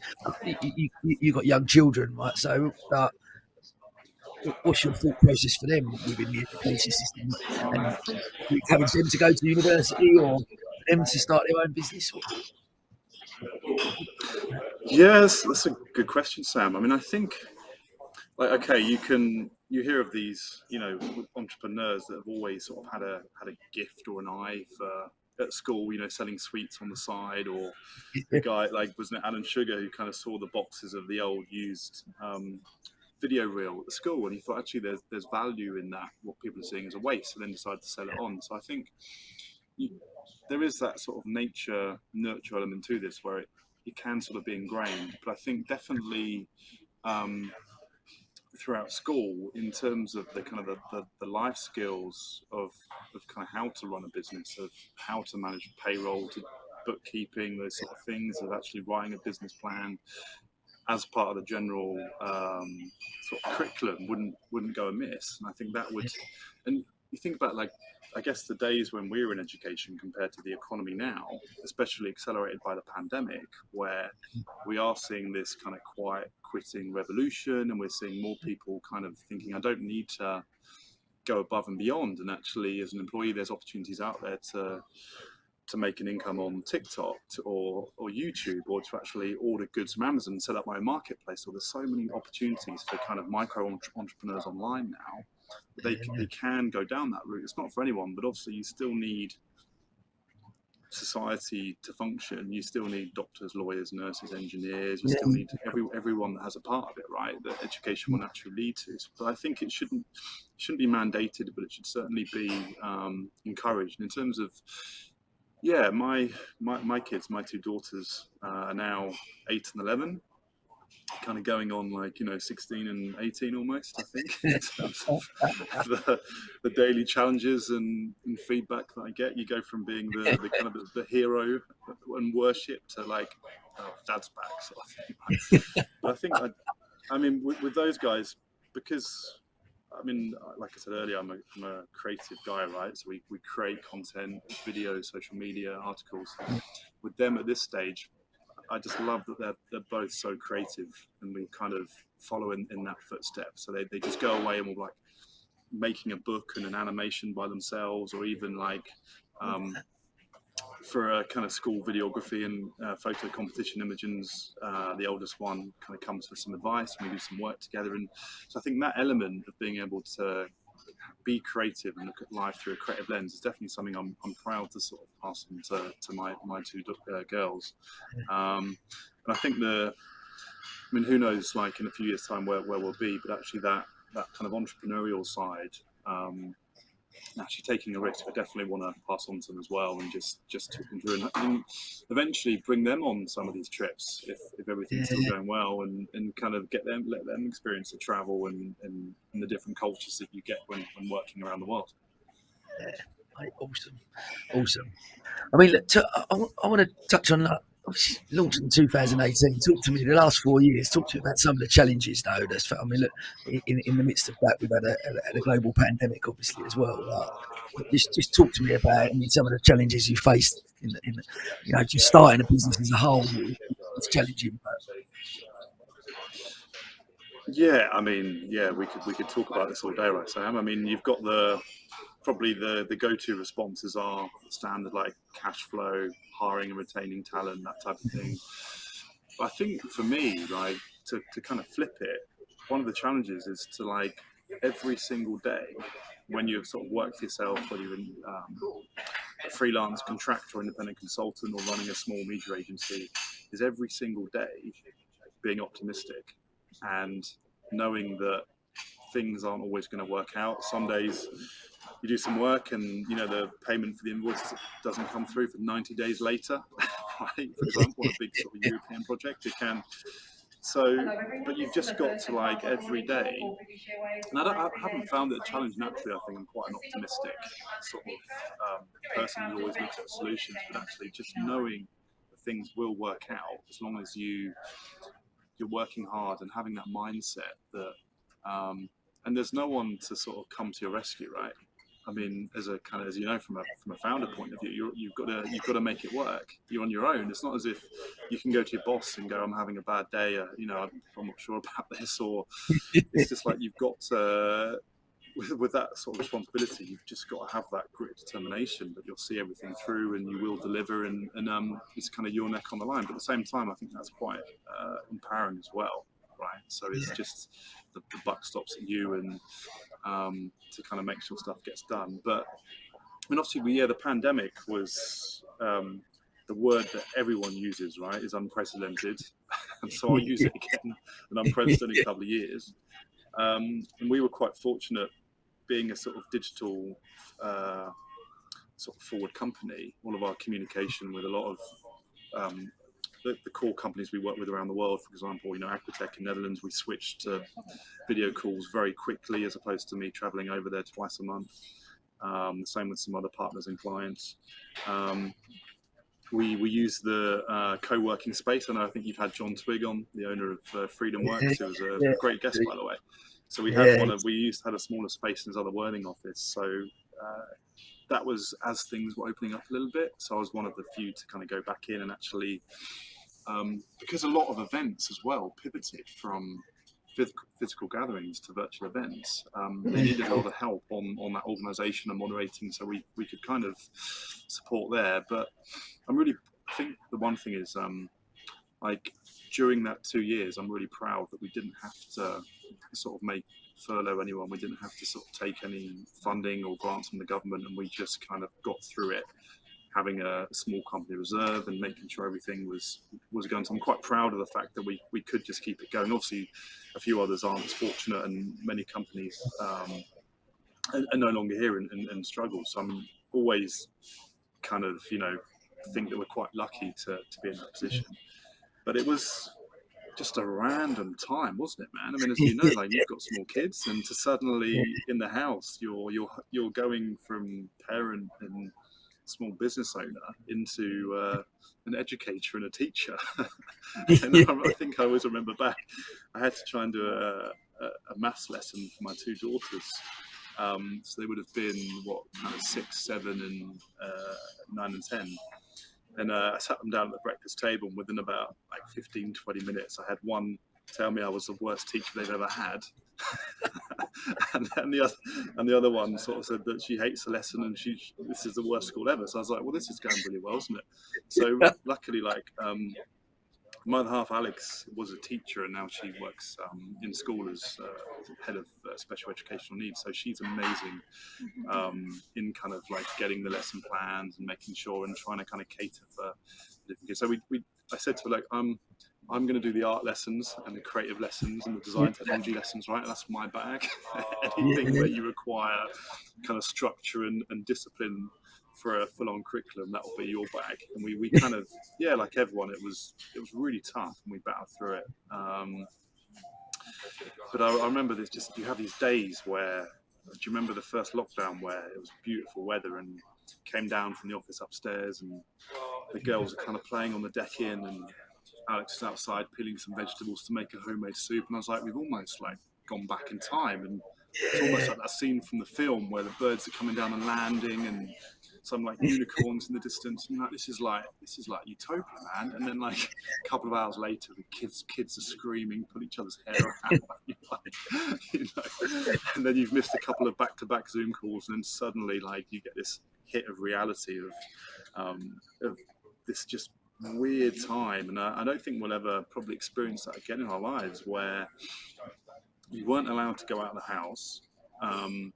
Everyone was just scared to death of catching this thing. We had no idea of at the time of the severity of it. We weren't vaccinated, and we're trying to home educate and work from home as well. And it just, it was a crazy time. But I think when I look back, there were some positives out of it as a family. We managed to, as a lot of people did, explore the local areas a bit more, find some new walks because we were limited to what we could do. But crazy time. So that was a bit of a challenge, but luckily the company kept going, and it's great being now back in Sydney. Listen to the business. I guess just starting a business in 2000 and actually running it for 2 years, and whatever industry you're in. And obviously, like you said, with being in the digital space, that you're able to adapt and be involved in that a lot more. But just to have got a business through the first 2 years, being a strong enough position to not have to take funding, to not have to furlough and keep going through the pandemic and come out the other side, and be in a strong position. That's got to be seen as a big success, though, for yourself as when you first start that journey and go, wow, we've been chucked with this. No one knows what's going to happen in the world with a global pandemic, and yet I've managed to get my business to a stage where we're strong enough to survive this. That's absolutely. And I always sort of feel quite blessed because we were lucky at the time. We had kind of handful of sort of core partners and clients. I mentioned the amazing team over in Amsterdam, the Aquatech and Annalie and the team who carried on working with them as a kind of a long-term retainer, and a handful of other businesses. So that maintained throughout that period, and I think so it gave us that stability. We knew there was that kind of longer term income coming in as opposed to sort of chasing bits here and there. So quite fortunate in that. But I also think that's the business model that we set up. is to have Yeah. these kind of long-term 6, 12, 18-month kind of content as a service retainers where we sort of lock in and agree partnerships with companies to deliver so much content or advisory services, and there's kind of a fee every month. So I knew that if we could keep those going through this pandemic, that it would be enough to kind of pay the bills and keep everything going as well. So, but yeah, crazy days, man, crazy days. I'm just glad that now being back at this event is the first time due to the pandemic that it's kind of after 3.5 years. This community came together here in Sydney, so you could really just, given that Australia was so severely locked down, you could just see how happy people were to be back together again, like old friends, old colleagues. There was just this like magic in the air, and it was almost like a celebratory reunion of this business that's going to urgently be needed, kind of moving forward. Yeah. I love that. And look, listening to you talk about the homeschooling period, and I'm similar to you. Like I look on that period, as tough as it was, obviously from our business that really struggled. But I still look at it from the time it's time you spent with the kids that I would never have had previously. You know, I struggled with the homeschooling. I'm not gonna lie. Similar roles. Like my wife's she's a solicitor, so very structured. They went back after she taught them, and we got an email from the school going, "They've come on so well." Well, I taught them not so much, but you know, they learned how to cook. I taught them to cook. So life skills, mate. There you go. So, I think that's a really good point. Yeah. Like, I mean, as much as I joke about, you know, the kids arguing and the challenges of homeschooling, I think you're absolutely right. Like that time to spend together as a family, and there was no travel, people weren't commuting, and it proved that really the whole working structure of people commuting to an office to be behind a computer 9 to 5 is completely flipped out of its head, and that transition needed to happen quicker than what it did. The pandemic just purely accelerated it. So I think it made people, as you mentioned, like really evaluate their kind of work-life balance and how they could spend more time with their family and still continue their jobs as well. I love it. Well, mate, look, we couldn't not talk about podcasts on the 24-hour podcast. So we obviously both share a passion for that medium. And you've had, I think you're in season 5 now, I think, of the stream. Is that right? Are you coming up? Yeah, that's right, Sam. Yeah, we're launching season 5 at the end of the month. Yeah. Yeah, amazing. So, I mean, talk to me about that, and like, obviously being involved in content as you are, and digital content. Like, how does that sort of content compare with like the engagement that you get from podcasting compared to other content? Yeah, I mean, as you know, like content is a kind of a journey. There's been an absolute boom especially in like the water market. I think when we started back in 21, there was a handful, and since then, someone listed there's about almost 20 different podcasts just in that water market space alone, right? There was a boom. But I think I absolutely love it because we've done so many kind of video interviews over the years. And I think with podcasting, you can just get to this deeper level of conversation, and also from a listener point of view. I'm a huge fan of, you know, The Diary of the CEO by Stephen Bartlett. I think you are as well. And you tend to connect those with certain things that you do, whether it's walking the dog, or for me, it's when I'm cleaning the family bathroom and I can put on an episode of Stephen Bartlett and listen. So you tend to connect, I think, podcasting. We've heard the same thing about us. People connect it as a habit to something in their lives where they almost look out for it to listen to. Whether it's like their twice a week run, or walking the dog, or kind of commuting. I think that's the beauty of podcasting more than any other feedback, is you can just listen more intently than anything else because there's no sort of visual distractions. But for us, I mean, it goes back to like, I remember this dinner I had with my now co-host and sort of mentor and business partner, Will Sarney. We were in Amsterdam for an event that we organised the Innovation Forum. We went out for a dinner. And granted, we probably had too many cocktails. And we kind of just said, we're both a fan of Joe Rogan and his style, which before the move to Spotify, I could just love the level of depth he could get with his guests on so many different topics, from aliens through to new technology to Elon Musk and Tesla. And we just kind of thought at the time that some of the content coming out in the market we both worked in was pretty corporate, was pretty scripted, was pretty, not very sort of risky. So we went away and we just started thinking of this thing called Codename Operation Rogan, to kind of think, how could we rethink a kind of podcast? So we came up with this plan, and we still stick to the tagline today. We use it as part of the intro, and that's unscripted, unedited, free-flowing conversations with guests who challenge the status quo, with a bias fraction in the world of water and beyond. And that's kind of like everything we wanted to do. So we don't script it. The conversation can go many different ways, and it's kind of my job, like yours, sometimes to try and bring it back on piste. And we really were quite selective with our guests, people that are, quite literally movers and shakers, and they're kind of challenging the tradition, they're challenging the status quo. They're entrepreneurial, or very entrepreneurial. Have their own businesses, startups, or they're investors, or they're kind of individuals within a water utility that kind of seem to be a bit more progressive and taking risks. And so, probably like yourself, when you look back at the season 1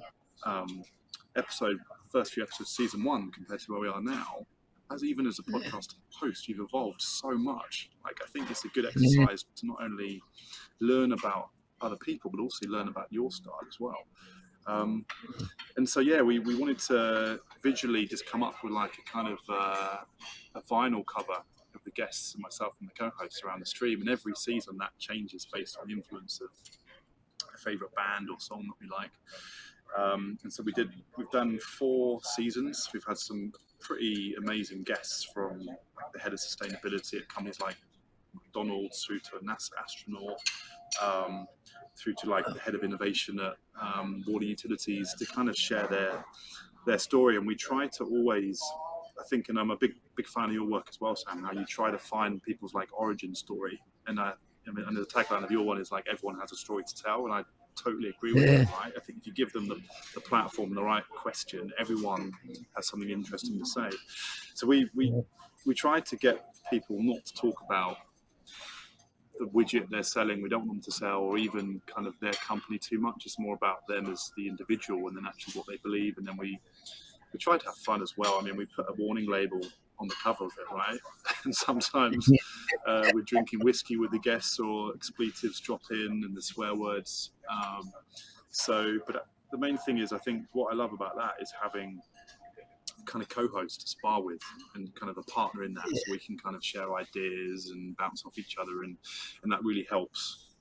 So for season 5, we wanted to sort of change things up a little bit, and we went with like this Baby Driver kind of theme cover that's all like around like a kind of movie almost, with the kind of main protagonists. There were obviously no guns and that sort of thing, but instead of the guns we had like the old school podcast mic.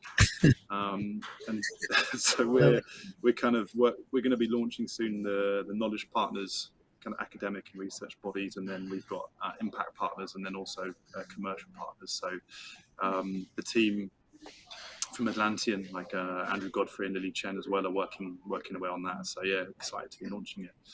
But I think when I think about like the impact of podcasting, I did at one stage kind of think, is this a trend accelerated by the pandemic that's just going to fade away? I mean, you see audio-based platforms like Clubhouse. I don't know if you ever got involved in any of the Clubhouse sessions.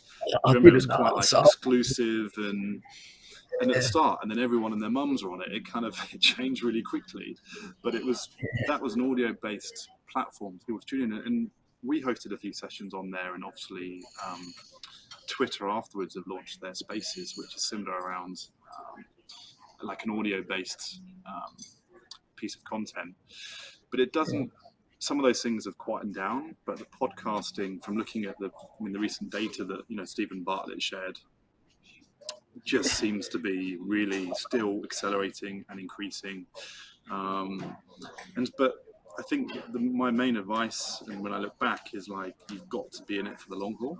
Like, we see a lot of sometimes companies pop up, hey, we're launching a podcast, and I say to them, but why? And they kind of go, oh wow. It's almost like when the iPhone came out and there was the App Store, every boardroom was like, we need an app. It's like, well, why do you need to go back and ask that question? Why? Like, how is that going to strengthen your brand, and what's the purpose of it?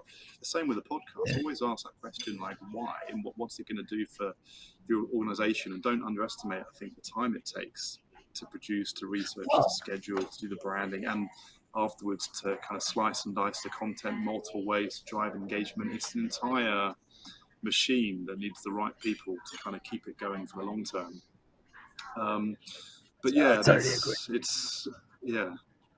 It's a massive. I totally agree. Like that, it's blown up since the pandemic. I went to the podcast show in London earlier this year, and the statistics they showed of the growth has been phenomenal. But the trend is exactly that the growth is going to only continue. That's where they see it going. And all the big players were there. You know, YouTube, Spotify, Acast. All the big players, Sony within that industry, just absolutely phenomenal. But to see that growth is amazing, and to be part of it, it's just, I think, similar to you, I guess, that just genuinely love it. You know, you have them conversations, just genuinely love it, and I think that's where, not knowing where that conversation sometimes going to go, and it goes off in different tangents. But for me, it's like an education. That's how I've seen it over the nearly 50 episodes that I've done now, and I've added another 24 in the last today. I was going to say, that's one hell of a sort of content production rate in one day, right? Yeah. It's amazing. It's something I'm passionate about. But you're exactly right. Like, look at Stephen Bartlett's one, even.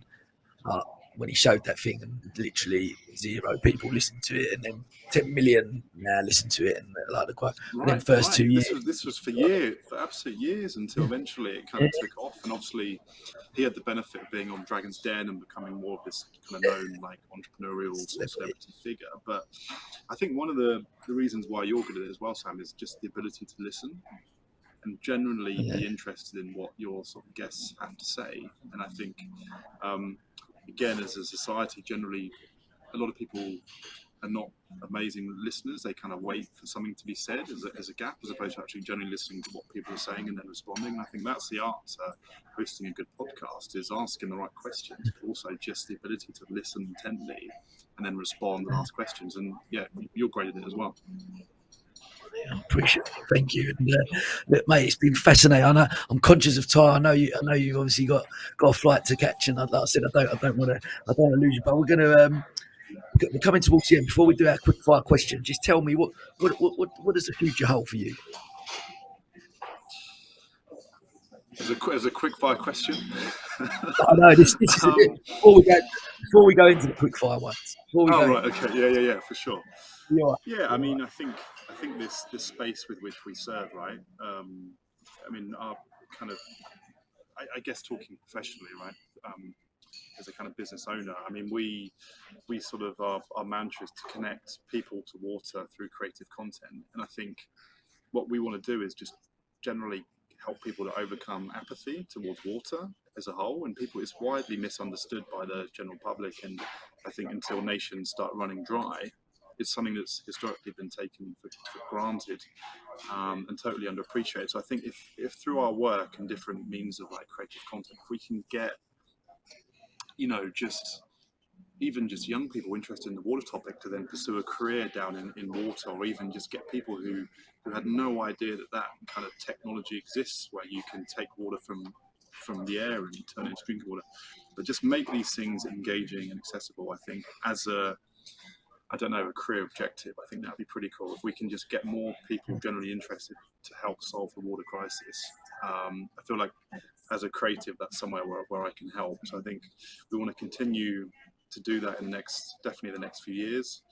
And then obviously from a kind of family point of view is to hope that my 2 girls stay happy and healthy, and eventually kind of do more traveling with them as well. So, but do you know what I mean? I think pre-pandemic, everyone could give you like this 5, 10, 15 year objective, but I think that's kind of thrown everything out of the way. And so actually, if we can just know what we're going to do next year and 2 years ahead, I mean, we've got to be happy for that, right? who knows what, especially when you look at like the political climate and the Ukraine-Russia war and supply chain crisis. Oh man, it's enough to kind of turn you into a negative spiral. So we can just think at least, okay, what's happening? Let's work out what's happening for What's happening Christmas, and today? maybe What's happening 2023 and 2024. Yeah, and make sure I don't miss the flight. That'd be a win, wouldn't it? So. Go on. Right, I totally get it. I think that what's fascinating is listening, and not listening to your business journey, but the business that you run and the impact that you're having on climate change in the world. And I think so much of it's down to education, and I think by creating the content that you do around that, around water sustainability, and like you say, educating that next generation to hopefully make a change, and that's leading a business with a real purpose. That's something to should be really proud of, mate, and it's amazing. Yeah, and I think that purpose, you know, we're definitely in that space, but I think now 4 years later and kind of going through your own company, we're just going through a kind of website redevelopment and looking at the brand and the history. It's quite cathartic, and kind of when you actually go through and you think, actually, where are we today where we were in kind of 2018? Actually, that purpose of trying to connect people to water with creative content is where I finally feel we've dialed it in. But I'm sure, like any company, in another 4 years, if we have a conversation, it might tweak. But I certainly think for the next at least until 2030, that's a pretty good objective to have. So. Love it. Awesome, mate. Well, look, we're gonna do the quick fire questions. So here we go. First one. One piece of advice do you give to your 18-year-old self? Okay. Yeah, I mean, the standard answer would be to kind of, go for it, to borrow Nike's tagline, just do it. But I'm going to, again, try and flip this, and I would actually say stretch. That might seem like a bit of a random answer, right? But I think never, ever take health for granted. When you're 18, you think you're invincible and you can conquer the world and your body will get over stuff. But actually now, at the age of 38, I start a stretch twice a day, only because of a bad sporting injury that reared its head. But I'd kind of, for my kids, when they turn 18, is never ever underestimate the power of stretching twice a day and making part of your routine. Love that. That's the first one of them answers I've heard, mate. I love that. Yeah, I know, because I thought everyone's going to say, just do it and don't. And I thought the standard answer there is to back yourself and don't doubt yourself, and things will work out. And I was trying to think, okay, let's flip it around a little bit. So one word, stretch. Love it. Love it. Next one. Who has been the biggest inspiration throughout your life and why? Yeah, good question. I mean, obviously, like the role models of your parents is a given, right? I think that's kind of that stability in your life and the different traits they bring and family. But I think and this is a kind of business podcast, right? So I think one of my mentors back when I was kind of early mid-20s in media was an amazing lady called Geraldine Faulkner, who was, I guess, the sunset of her career and due to be retired. So really experienced, award-winning journalist, ruled with a bit of I'm not sure if she's listening, but ruled with a bit of a sort of iron fist. And she had this young upstart, cocky kind of 22, 23-year-old to try and whip into shape. So she took me under her wing, and I just learned so much from her. And that ability, she's one of those rare people that could be the loveliest person in the world and speak to anyone, but at the same time, you didn't really want to mess with her. She could jump between the two camps, and I think it's such an efficient way to get stuff done. So I try to think I'm quite similar. Like, we'll talk to anyone, full respect, give everyone the time of the day, but at the same time, stubborn. I like to think a stubborn optimist to get stuff done as well. Good times. And recommend a book or a podcast that to our listeners has had an impact on you. So yeah, we've obviously mentioned the podcast Diary of the CEO. For a book, probably a couple, if I will. One is Atomic Habits by James Clear. I read that a couple of months ago, which I know it's always highly recommended, but generally makes you question everything you kind of do in your life and how that becomes habitual. And then one I finished a few weeks ago was 4,000 Weeks by a guy called Oliver Burkeman. It's all around time management. I mean, you're a busy guy as well, Sam, and we're always trying to squeeze every minute out of every day and figure out when it's best to do emails or to do family stuff. And I think this is a guy who for years tried to review every single time management strategy until it kind of boiled down to a point. And my summary from the book is that you're always going to have stuff on your plate, because we're always trying to, okay, if I have 20 emails in my inbox, I clear the 20, I feel good, my plate's clear. But the thing is, from sending 20 emails, you're going to get 20 responses, so it just fills back up again. And one of the outcomes from the book is just to be comfortable knowing that there's always unfinished business to kind of take care of. So yeah, 4,000 Weeks by Oliver Burkeman, really recommend it. I'm definitely, that's on my list, because a couple of people mentioned that to me, and yeah, definitely on my list. So I'll have that one, mate. Look, final one. What is your one rule for living a fulfilled life? Travel, I think.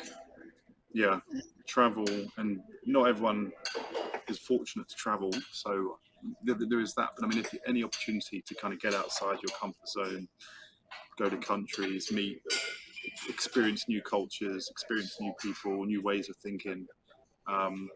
What's the quote? It's like, if the world's a book, those who haven't traveled kind of stay on the first page, right? And I think from backpacking and doing the stuff across Europe to eventually being fortunate to work with a lot of companies around the world, I just absolutely love it, and it's definitely broadened my mindset. So again, travel. I'm giving you one word answer here, Sam, like stretch and travel. Mate, these are gold. These are gold. The bullet point. There you go. Golden nuggets in one word. Golden nuggets. Mate, listen, I'm so grateful for you jumping on. It's been such a pleasure getting to know you this year and meeting you. And the first time I met you, I mentioned this, and you said, "I'll back you up. I'll come on and do it." And look, you're the other side of the world, and you've still done it for me, and I'm truly grateful for that. So thanks for your support, mate. It's been a brilliant conversation. Great catching up with you, and have a safe trip back. And let's catch up for a beer when you get back home. Yeah, sounds good, Sam. Listen, again, kudos to you to do this. 24 guests in 24 hours is no mean feat, and it's an amazing charity as well, the Rocking Horse. So kudos for doing this, and thanks for the invitation. Yeah, well, I'll see you on the other side. Hopefully, not too jet lagged as well. Top man, brilliant, mate. Good to see you. Safe trip All back, right. And that is a wrap. Appreciate it. Cheers, Sam. Thanks, mate. Thank you. Bye. All the best. Okay, bye. But really, what has always been my primary goal from day one is just to look after people. And actually, if you look after people, you treat them with respect, then they'll do business with you and they'll look after you in return. But then it progressed into criminal activity, and it nearly sunk the business, to be honest. I came back from honeymoon in 2013. I'd never taken 3 weeks off so the business had been going for 6 years. And so I took 3 weeks off because I thought, well, I've got Emma running the office, I've got my business partner, and it'll be fine. And something wasn't right when I came back, and gradually this whole web of deceit and fraud started coming to the surface, and it was quite, and it overflowed into our personal lives because we were friends outside of work, and so it was a pretty explosive period. But again, looking back, it's all sort of a learning point. There's always a learning point. Even if we've done everything we could, there's always something we can take from it and think, well, if we did that right at the start, maybe this wouldn't have happened. So I'm always looking at ways to learn from any little ripple or little negative that happens to see how we can then future-proof things a bit better. I'm a minority here in for age and for orientation, but I fit in still. And actually, I'm interesting because of it. They're all the same, and I think a lot of people, whether it's a disability or being an ethnic minority or something that sets you apart, being able to use that as your superpower in business is an incredibly important thing to realise. And the first thing she said was, I wasn't sure if I should do this because it's not legal to be gay in my country.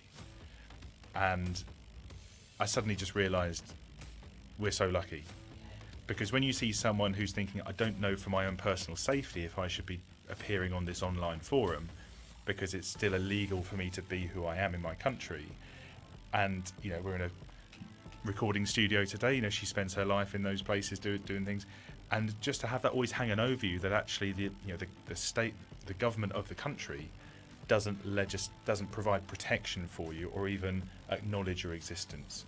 So that shows you that whether we're in a little bubble here that we all feel safe and happy, there's always a fight going on for equality.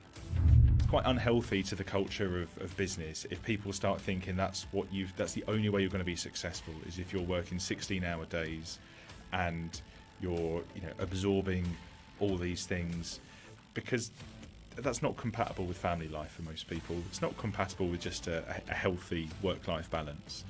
And we all go through periods of graft, but I think consistency is far more important, because if you can survive on 4 hours or 5 hours sleep and do all those things, then great. But I think being consistent, and the only thing I chase is happiness. So success for me just is me being happy, the people around me being happy, and the people in the business being happy. I believe every business owner has a story to tell. Through seeking true, authentic insights about the entrepreneurial journey, I provide a platform for our peers to share their stories and inspire those that listen. This is the County Business Talk podcast, powered by Picture Book Films. I actually took the choice to close my business. I could have continued, I could have found a way, and there's always a way. But I chose to close, and that was because of my mental health, my physical health. I didn't want to do it anymore. I'd run its course. I'd got everything I need. All these reasons that are very personal to me. People are going to judge me for that. I don't want to work with you. I don't want to know you, actually. I don't want you to stay well away from me. If that is your attitude in life, just very politely, just stay away from me. You go and do your thing over there in your world of judgment and criticism, and I'll be over here with people like yourself having great conversations, supporting one another and lifting each other up rather than pointing fingers and going me. We'd created this business with no plan. It was a family business. Me and my mum and my dad had built it up out of nothing into this production facility, employing lots of people, churning out tons of cake every week. We had our name on the door, and you went on the website, it was all our family, and it was us. For 12 and a half, 13 years, it was us. I was the cupcake man in Brighton. I was the guy who owned the bakery. My mum was, our identities were intertwined with.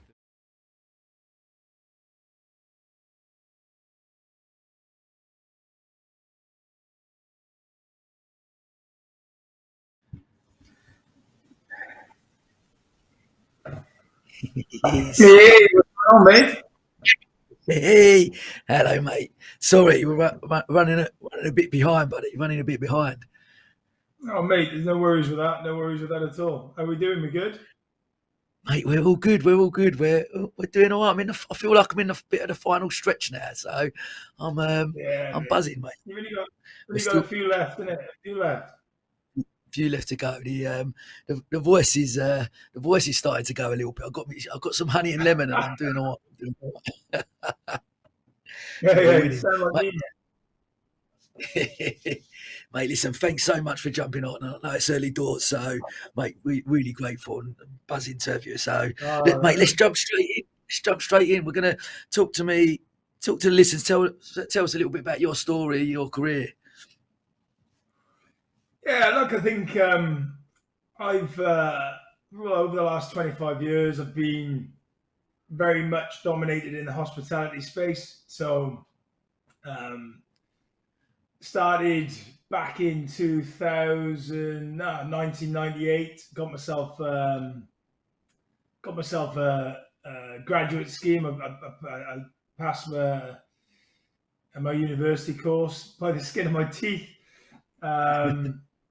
And then I got a graduate scheme with Bass back in the day when I was 21. Started there, so worked my way through. Became a GM when I was like 21, 22. Worked in the corporate world in Mitchells and Butlers for about 8 years, or 6 years, 7 years. And then moved my way on to where I cut my teeth was Tiger. There's not one in Brighton, but I worked in one in Cardiff, London, worked my way around. I mean, they were the best around as well. Novus at that point were the best company around. Very, very lucky to work with such a great company. And so many of them, people that work there now are sort of MDs, CEOs of big businesses in the hospitality space. So it sort of shows the sort of caliber that came through. So I was lucky enough to work with them. And then 2011, 12, was it? came back to Cardiff, sort of and then just, went and bought my own bars, went on my own. So got 3 bars. Really proud of the bars we launched, sort of award-winning bars in Cardiff. Sold 2 of them, lost 1. The one kicked my ass, to be honest, as we've spoken about previously.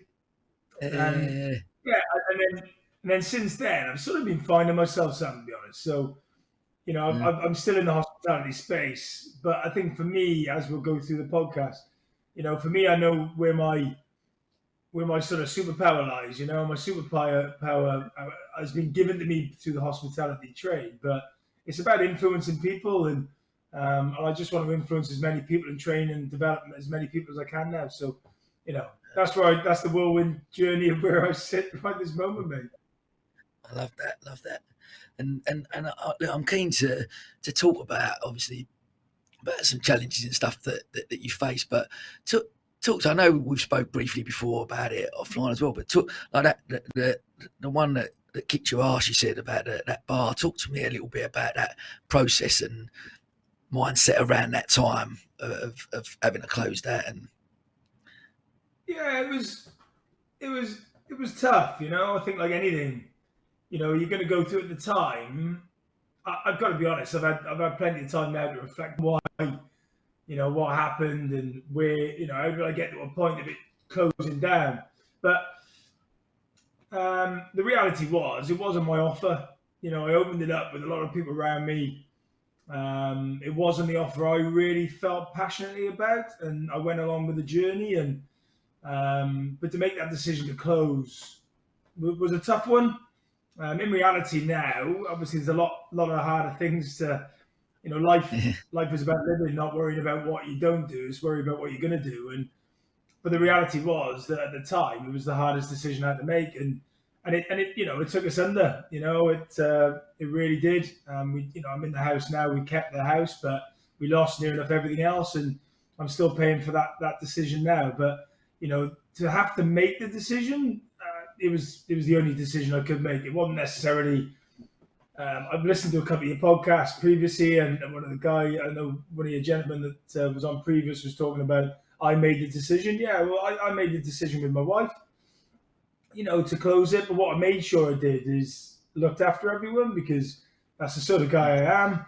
I really made sure, I had to look after the team. I had a great team, and they're still together now. The businesses I sold, the 2 of the bars that I sold, the teams are still together, and that's testament to, one, the venue, but also looking after people right. And but it was tough, mate. There's no getting around that. I'm in a much better, healthier place now than I've ever been. But like you say, and like I've heard you say previously, everything sort of makes you learn, and I've always looked at it like there's always a learning curve as anything else. But like at the time, I remember going in, making the decision, then the next day just going in and starting to pile the stuff out. And all my family came to help me. And I still remember stood in the venue that we closed down. And all my family just stood there going, what are we doing?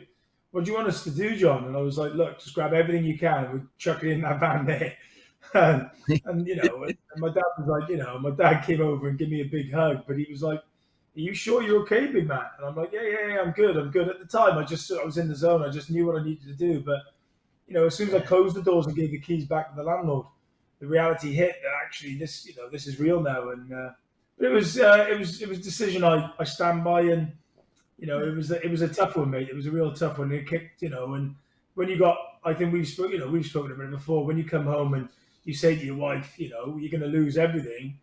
That is not where you want to be, and that was definitely the hardest conversation I've ever had with my wife. And she's been massively supportive, and she's my rock, and she's been everything. I wouldn't be on this journey if it weren't for my wife. Yeah, I love that. But as much as because as you've had time to reflect a little bit, and you look back, and again we've shared that similar type of journey and that conversation you have, but because it was the only right decision, that was the right decision at the time, is as much as there's some pain points there, can you go back to that point and go, there was that sense of relief? Like you close that door, there's that sense of relief as well. Yeah, 100%. It was, look, I think, it's interesting because there's lots of business, I take my hat off to, we got a mutual friend, Rob Starr, he's a total legend in his own right. He's been on my podcast as well. And but for the example I'm trying to make is that the length of time he's been in business and the length of time that his company's been going. I mean, he's over 30 years or 20 odd years now. And I take my hat off to anyone that's got that business that, you've been in it for that length of period of time, because, the ups and the downs, the decisions, the numbers get bigger, but the decisions are the same decisions you've got to make. They just become, become harder, become, used to them. But, it was, there was a lot of pain and a lot of reflection, really. I had to, but the thing is, but as you well know, you just got to get on, right? I ended up selling my stuff that was in the, I ended up having to think of, the first time actually, I had to think about my kids and family, because I just didn't think about them going into business. I didn't think about them enough. And coming out of it, it was, it was a painful decision to make. Absolutely 100% the right decision. If I hadn't have made that, I just wasn't in it. My head wasn't there. I wasn't making, ultimately I wasn't making any money. And it was only going to get worse, So, but that decision I made was it was a soul crunching one, really. It was it's a defeated one. You feel like a failure. You feel like as though you failed. But the reality is, as we all know, and in reflection, you fail every day. It's how you look at failure. And I've got a really quite positive attitude now with failure. I always have done. I mean, but my mates can probably vouch for it. When I played rugby for the team I played for, maybe we lost a lot more than we won. So I'm used to losing, but not really in the field of hospitality. I've always gone into venues and won, so it was a really strange acceptance that actually John's not sort of John's just not in a position. He loses at something, and I sort of felt like as though I had to lick my wounds and I'd lost or whatever. But as I say, it's changed my total view on failure since, and it's a learning curve, and I massively learned from that experience. I love that. And talk to me then. Obviously, being in hospitality, we couldn't not talk about March 2020, the global pandemic, and just being involved in the industry around that time. Talk to me a little bit about, again, mindset around that as running nightclubs and where you are and that sort of position, and what goes through your head, the global pandemic at that point. Yeah, I think I was in quite a lucky position. I say lucky position, but I was in quite a favourable position when actually lockdown hit me, to be honest. Because I as soon as I'd lost my businesses, I just jumped straight back on the wagon, and hence why we met, really, because we came to Brighton. As a family, we needed a bit of a break, so we came down to Brighton for 2 years, and had a great 2 years down there. In essence, I was working with someone then, so I actually got furloughed, and I was the luckiest person around. But I think what I did have is total empathy over the decision making that needed to be made from people above and the industry. But ultimately, I still had 100 staff that I needed to look after. However much they were. You were still general manager. What was you? You still general? I was GM of Prism on the Seafront, mate. So again, like I say, it was great. Yeah, but that's what I mean. Like you're still, obviously there's people above you and you're working with someone, but there's still I guess, like you said, staff, and there's a leader, and just being around that industry at that time. Like any industry, the global pandemic hit, and we're all in the unknown, aren't we? But hospitality in general, it's just a tough place to be in, though. Yeah.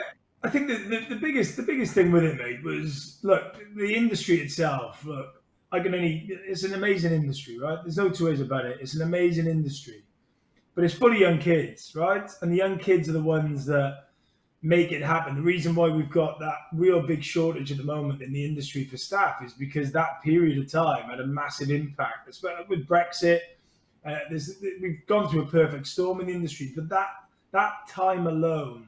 The mental health of our staff, and the ones that look after the people are the ones that are winning it now. The ones that really took their time to invest in their people. And I know a well-known hotel on the seafront that I won't mention names or the hotel, but it's a big hotel, and they paid their staff in full all the way through. Didn't go on furlough, paid them full.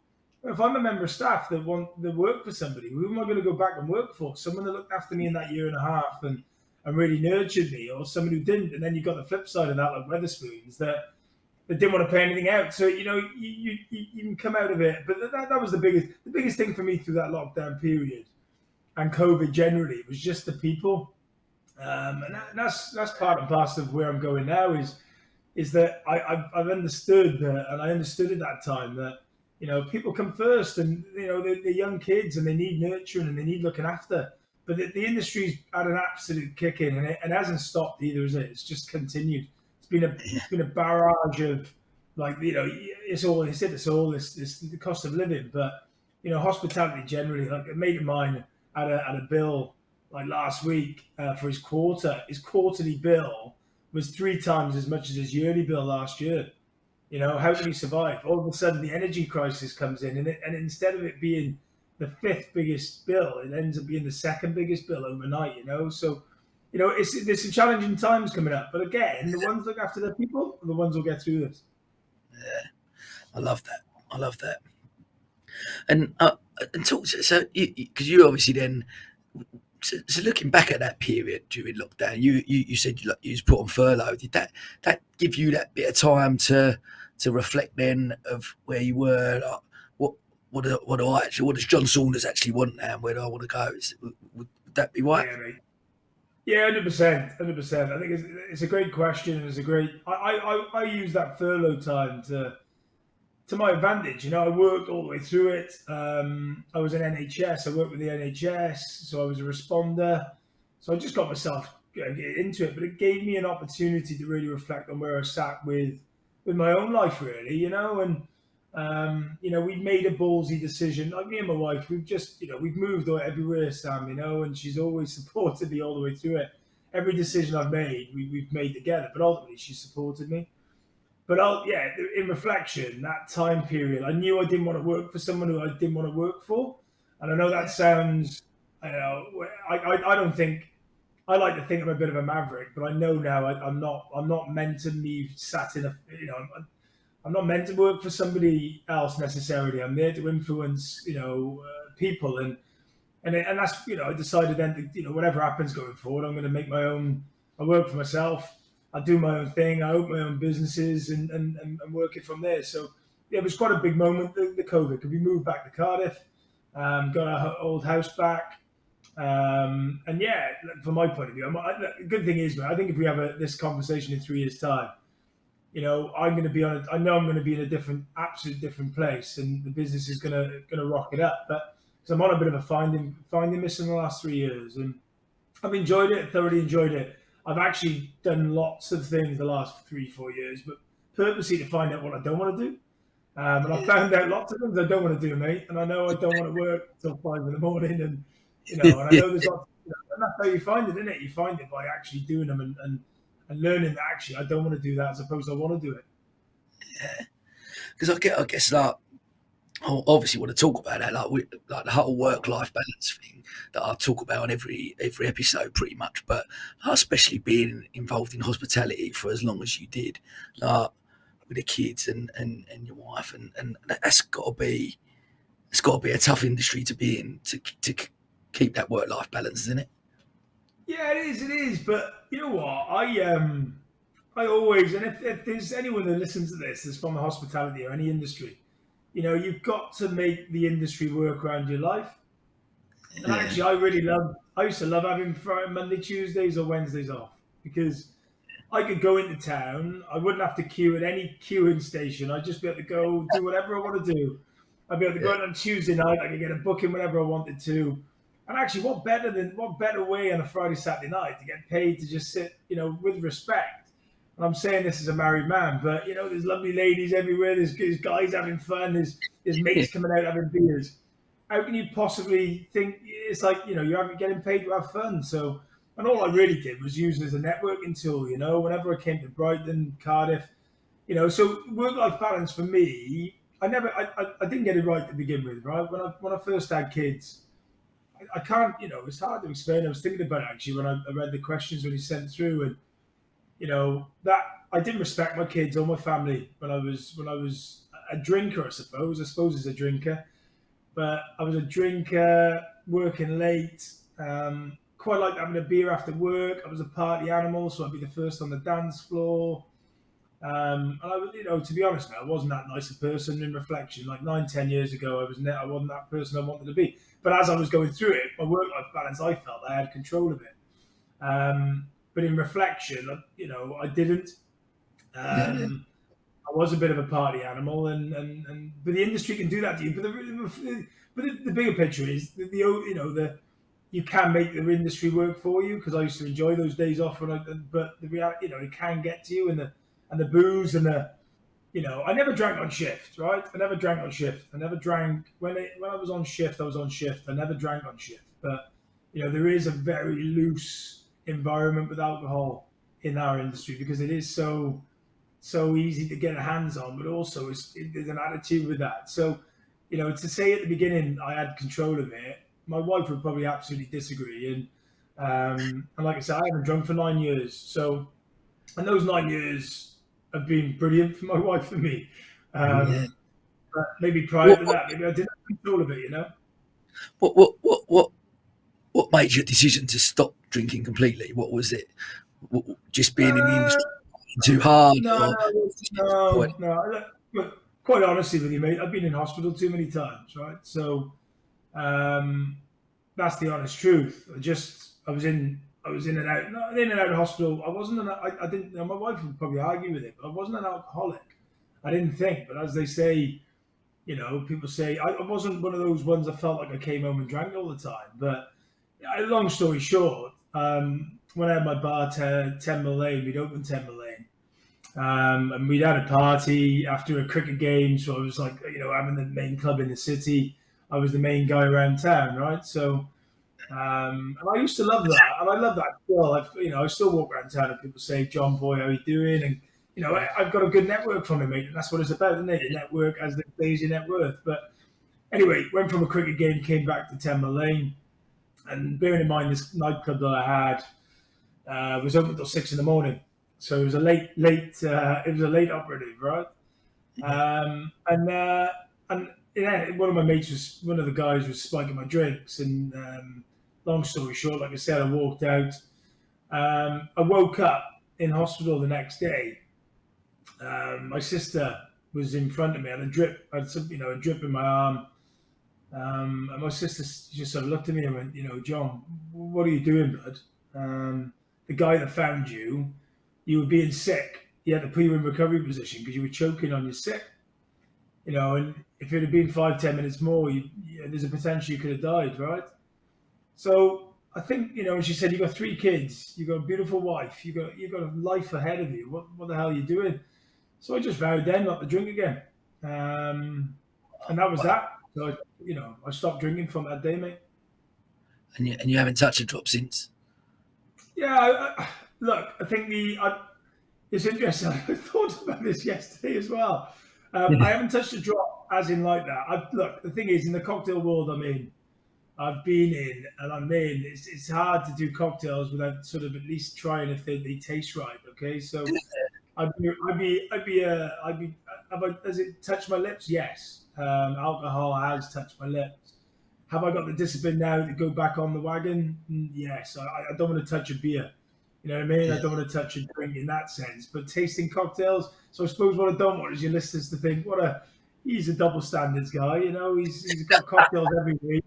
He must be able to test them. But yeah, so, you know, I do taste the cocktails as they go out. There's a difference in there. There's a difference between that and doing that for a job and tasting cocktails to, you know, going out and having a drink and getting on it. But mate, fair play to you. Yeah, that's mate, fair play. And I'm keen to look at that.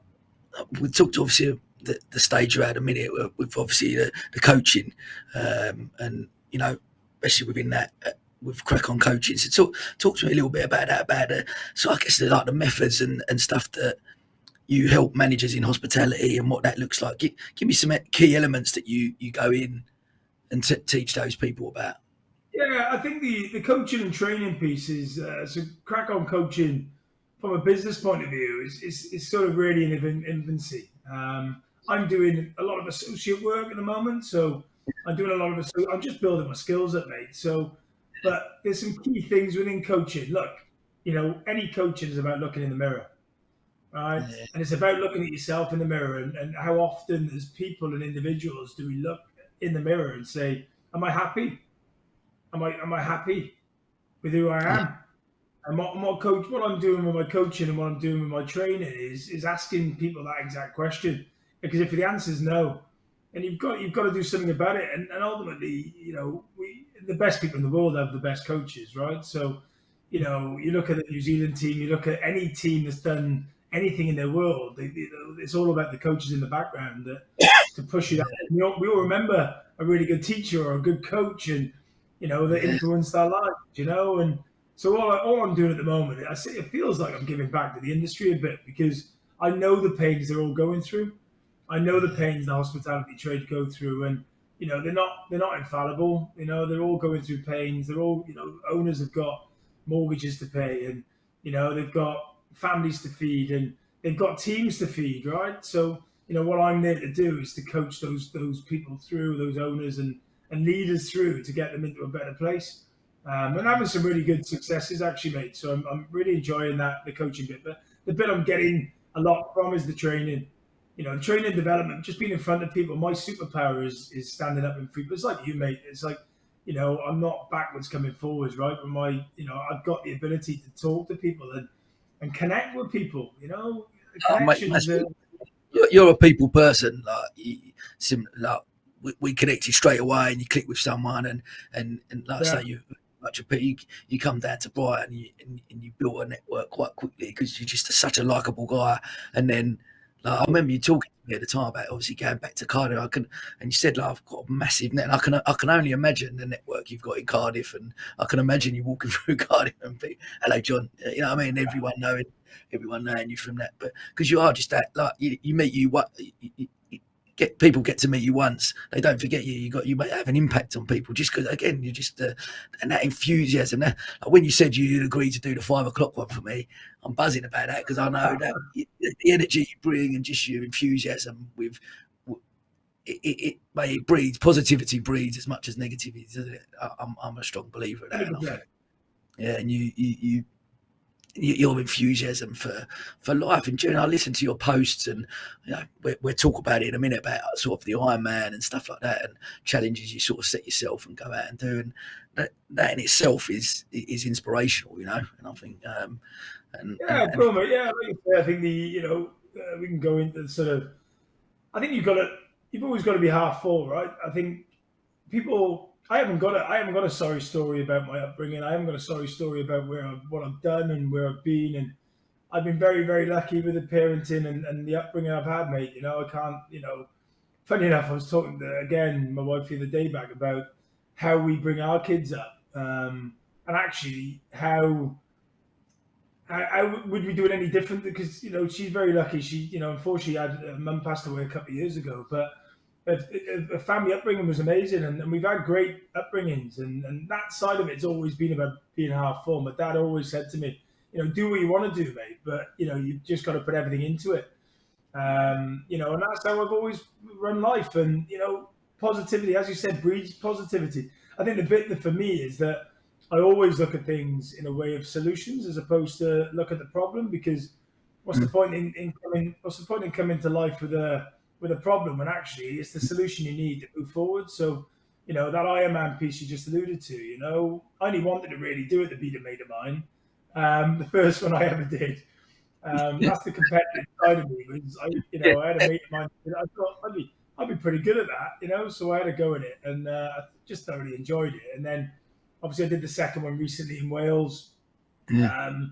Just a different why, really. I know next year if I do it again, which I probably will, I've got to do it for a charity, or at least do it with other people around me to bring them through, because my why in bag my time. I've already done a decent time, so I want to do it for other people now, you know, which is interesting. So that's my reality. But I'm like you. I'm an ambassador to a great charity in Wales called Tŷ Hafan, which is for. I think the Rock and Horse charity you're doing this for, mate, is amazing. It's a great charity, and I take my hat off to everything you do. But yeah, the Ironman was a challenge in itself, mate. You know, it's a challenge in itself.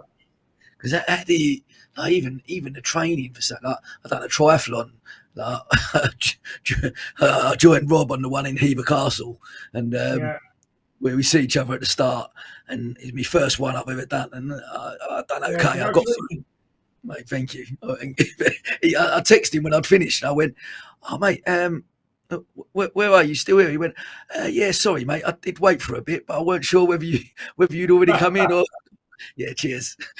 About 4 hours behind him, and he's only done one Friday and then jumped on again on Sunday. So yeah, mate. Oh yeah, no, the challenge you're doing is amazing. But you know, just coming back to that, and again looking at talking to your listeners a bit.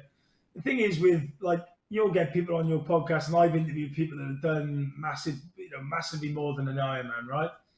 But my Ironman is only someone else's 5K. Right? And that's how I look at it. And I don't mean to sound that in a flippant way. It may well be over a longer distance, but how I've trained for that and how I've had to get up for that is the same as someone getting from a couch to 5K, because that's a big enough achievement. I love, I can't tell you how good it is to see big people that are obese running around a lake or running anywhere because they're trying to get somewhere. Now, for me, that's such a bigger achievement. If they were going to do like a 5K or a 2K or a 1K, whatever it is, and they put in their sights to it, and like you said, my Ironman becomes their 5K, and that's how I look at it. I love that analogy, but I do think and I totally agree with you, but I'm keen to, because I'd love to do an Ironman. It will be something eventually, somewhere along the line, not perhaps quite yet, but not just the training for something like that, and the endurance and the mindset, because it's so much of it. I've run marathons, so similar, just obviously on a bigger scale, but it's so much up there, and it's so much in your mind to complete a test, an endurance test like that. No, it is, mate. It is, but again, a learning, because I've now done a couple. You've got to get clear on why you're doing it, right? Yeah. You've got to get very clear on why you're doing it. If it's because by the time you get to the lap 3 on the last, you've done 3/4 of a marathon, you've done 112 miles, and you've swam 2.5 miles, right? So on that third lap, when things are really, really tough, you then start reflecting on what am I doing this for, right? And if that why isn't strong enough, you're not gonna put what you want in it, and that's all I'd ever say. It doesn't matter about the training. If you want it bad enough, mate, you know the sketch, you'll get it done. It doesn't matter what the boundaries are. If the wall's there, you'll either go over it or you go through it.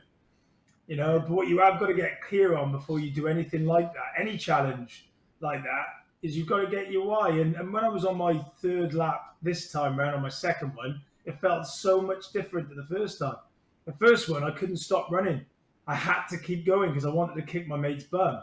The second one, I was doing it again, wasn't I? So it was like, I can take this quite easy because I've already bagged the time. I'm not going to do my PB if that was ever my why. But I started questioning why I was doing it. And, it then became down, do I want to finish this for the charity? I was never not going to finish it.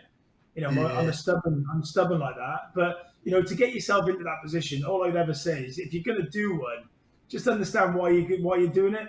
Because if it's strong enough, you'll finish it. It doesn't matter then. You're going to do it, right? The training just comes... You just get the training done. It doesn't matter, but you've got to clear that why in your head. Yeah, I love that. And I'll refer back to Rob, but saying a similar thing. I remember asking him a similar question about the Ironman, and he said exactly the same. He said you just got to, like you would if you come up with a new business idea and you're going to go and implement that. You just make sure you work it into your day, don't you? You either get up an hour early or you go to bed an hour later, whatever that looks like. But somehow you fit that into your day, and I guess it's entrepreneurs. Yeah, and that's the thing, mate. Like someone says, like, how do you fit the training in? You just do. Yeah. You just do. I love the journey. Like people talk about the journey and like loving it. I love the journey. I much prefer the training. The day in Wales, right, is amazing. Like, I'm a passionate Welshman, right? But like, I'm such a passionate Welshman. And that Wales crowd is unbelievable. It's even giving me tingles now just talking about it, right? The crowd on the day is unbelievable, right? I can't explain it. It's like Tour de France, some parts of the cycle. It's like unbelievable. But the bit that you've got to get, like I say, before you even enter it, you've just got to understand that what am I doing this for? But the journey for me is the one, the training, and I just love the training, and I don't stop. I don't want to stop. And you then think, like, how do I stretch myself to something bigger and better? And like, I've done the Ironman a couple of times now. I'm going to get a tattoo now, and I've done it, so I'm all cool. Love that. But like, for me, listening to you talk about that and describe it, all those skills there that you've taken from the Ironman is skills in life, isn't it? Like, why are we running a business? What's your why for running your business? All those type of things, and all those elements, that skill set, that mindset from doing an endurance test, whether it be an Ironman, a marathon, like you said, for some people, a 5K, whatever it looks like, doing some form of endurance test where you're pushing yourself and getting that mindset right. If you know what your why is coming back to business. That's how you relate it to business, isn't it? 100%, mate. And then going back full circle on why why did I stop? So I knew my why wasn't strong enough. I knew when I walked in there into my bar that it wasn't where I wanted to sit. But if I'd have known what I know now, I'd have sold them. I was in the mindset of closing it down, but actually the reality is I should have sold them, and that's the learning really. So yeah, absolutely, the Ironman, it's got so many transferable skill, elements to business life. It's untrue, but again, like I say, anyone that's in that hard times, I mean, the other bit of advice is reach out, because the options aren't just to close. I got that, talking just, I know a bit off piece, but when my accountant said to me, look, mate, this is looking tough, you may need to close. As soon as he said that, that's all I kept thinking about. And but there are other options, so don't listen to your accountant. Straight up, go and get some advice. If you're in that position of it going down, and your business is in a real struggle state, reach out to other people. Your network you've got, Sam, is amazing. There's so many people in that network that can help people. So just talk about it. You've got issues and you find it tough, which business is tough, as we know. Reach out and get some advice. Mate, it's great advice, and we do. I think, like I say, you've done your own podcast as well. And I don't know how you felt about it when you've done yours, but certainly for me, like this becomes a bit like therapy for me. It's quite cathartic, and because I speak to people, I talk about the things that I do struggle with, like work-life balance or parts of the business journey, and again, alluding back to what you're saying about your why, etc., and all those transferable skills, but the journey that everyone I've talked to, like I had two people on tonight. One of them's sold a company last year for $450 million. Dollars, for Brandwatch, like phenomenal company. He's grown from scratch over 15 years, sold out before, but he talks about not that he sold for 450 million and he's got all this money that he can do what he wants with, but that talks about the journey and that process and enjoying that. But it's hard sometimes you tell me, but from my point of view, sometimes it's hard to keep checking in with yourself, because I know that's right. I know that you got to enjoy the journey, but when you're going through them tough points and you're looking in your bank and you've not got that pound note in there, you got to go out and you roll your sleeves up and you get back stuck in and you go and nick another pound note. But to keep picking yourself up out of that, it's tough, isn't it? Yeah, it is tough. And I think, again, those last 4 or 5 years I've had since I lost the business, in reflection, if I had the right team around me at that point, I probably wouldn't be sat here now talking to you. I'd probably have about 15, 20 bars. So the reality is, however much that was wrong for me then, if you've got, I know I'm plugging coaching, but I never believed in coaching. I just didn't. Yeah. But it's not necessarily just a coach or a mentor, or there's other people out there that have been there, done it, and bought the t-shirt. So why not learn and grow with them? They've made the mistake, so you haven't got to. And I think that bit of advice with reaching out, and trying to check in. I totally buy it, mate. It's a lonely place, right? You think you're in it on your own. Hence why then you've got to surround yourself with other people that have either done it. Like I've got 4 mates that, they've been my best mates since I was 9. Well, they've all been successful in their own right, okay, in every area they've worked in, but every one of them is different. So if I need a bit of advice, I know I can just go to them and they'll tell me straight. They'll give it me as it is. Like, John, what is going on with you today, right? Or at the moment. Or they'll just give it me. But I know which friend to go to for the advice I need, Because I know they're not going to buttercup it. They're not going to give it to you, the sugarcoat it. They're going to give it to you. And I think, that sort of thing you were saying about, there are people out there, and there are people that have been through worse times. And you just got to find that time and surround yourself. I know it's a cliche, but surround yourself with the right people. You're going to get the right results, mate, aren't you? So, I think if you do that, especially with business, people have been there and done it. Surround yourself with people that have been there and done it. First thing I did when I was doing my Ironman, surround myself with somebody who's done it. And I just went cycling and running with them because they'd already done one. So if I was as fit as them, I was going to be able to do it. I love that. I love that. I guess from a coaching point of view as well, that coach makes you accountable, don't they? Yeah. Or that mentor is someone that's made because when you are on your own and you're an entrepreneur, you're just that you're accountable to yourself. So you've got the thing. But if you go to someone and there's actually, because as an entrepreneur, there's no one above you, and you're doing everything. Someone's mentioned it the other day about me saying you're doing it. You're flying the plane, you're the pilot, and you're also serving the nuts in the back. You know what I mean? You got to find balance. You can't do it. You got to get to a point where you're not doing everything. So talk to people. And yes, I've never done coaching, but it's something or had a mentor, and it's something certainly in my mindset, looking again to get to that next stage in whatever business I run and whatever it is. It's got to be a path to get me there, because I haven't got all the answers, and we're on a journey and trying to find them. Yeah, but what the great thing with you, mate, and this is where I see a lot of myself in you, is what you do is you get up and you do what you say you're going to do. So this podcast is one of them, and what me and you will end up doing. I know it sounds, but we'll end up getting to where we want to get to, because all you're doing is the path. You're on the path to get there because you do what you say. Sam says this, Sam does that. That's one of the amazing qualities you've got. But ultimately, that's what I don't want to let anyone down, and I know that my wife and family, and my wife, the reason why I'm doing what I'm doing is more so now for them than anyone else, any other time in my life, because I know I don't want my wife to go through what she went through. They're first world problems, they are first world problems. I'm still sat here with a cup of coffee, in my nice flipping kitchen, having a podcast with a mate of mine that lives down in Brighton. Well, what a great place to be, first world problem. But the reality is that, you've got to get yourself into a position where you know where you want to be, you know where you want to go, and like you said, mate, it's the journey, isn't it? So I'm still on that journey, but yeah, mate, I love what you're doing, and like I said, me and you will get to where we need to get to. I'm sure we will. On that note, mate, what does the future hold for John Saunders? Yeah, look, it's exciting, mate. I'm really, really excited by where I am at the moment. I'm doing it. Look, at the moment, the business I want to have isn't where I want it to be at the moment, right?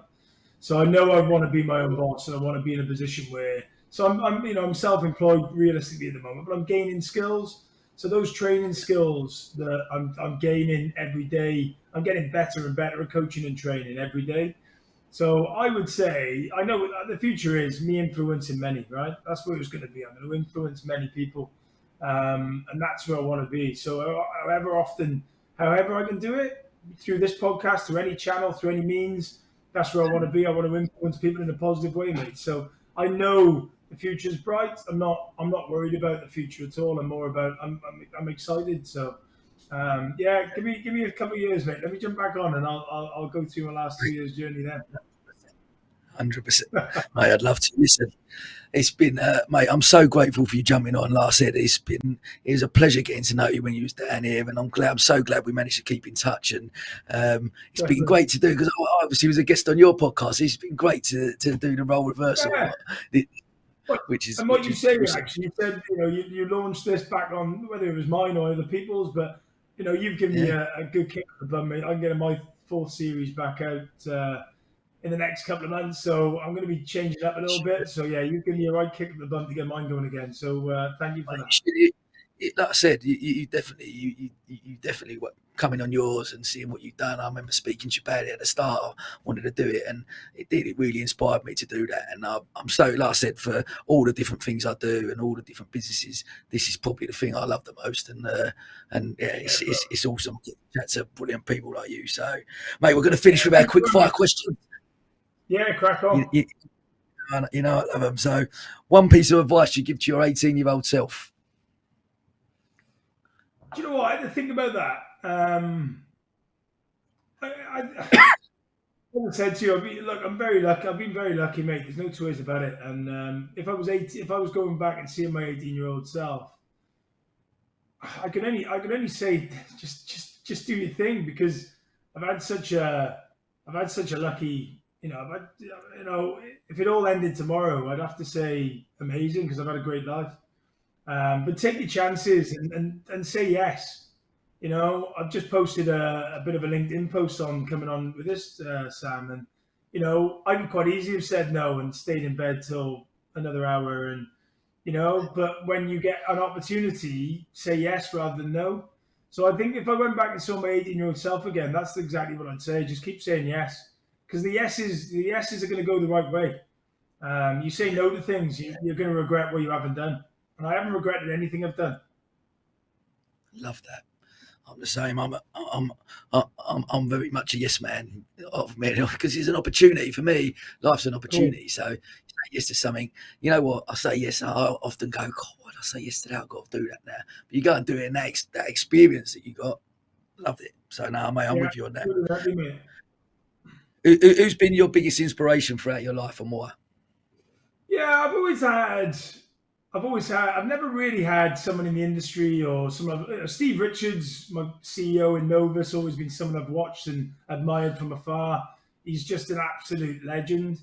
Humble, loves his rugby, really into me. So from a hospitality point of view, Steve Richards has definitely been a person that I've 100% admired, and just he's a mate of mine. So we get on really well. But I've got to say, it's my dad, mate. There's no two ways about it.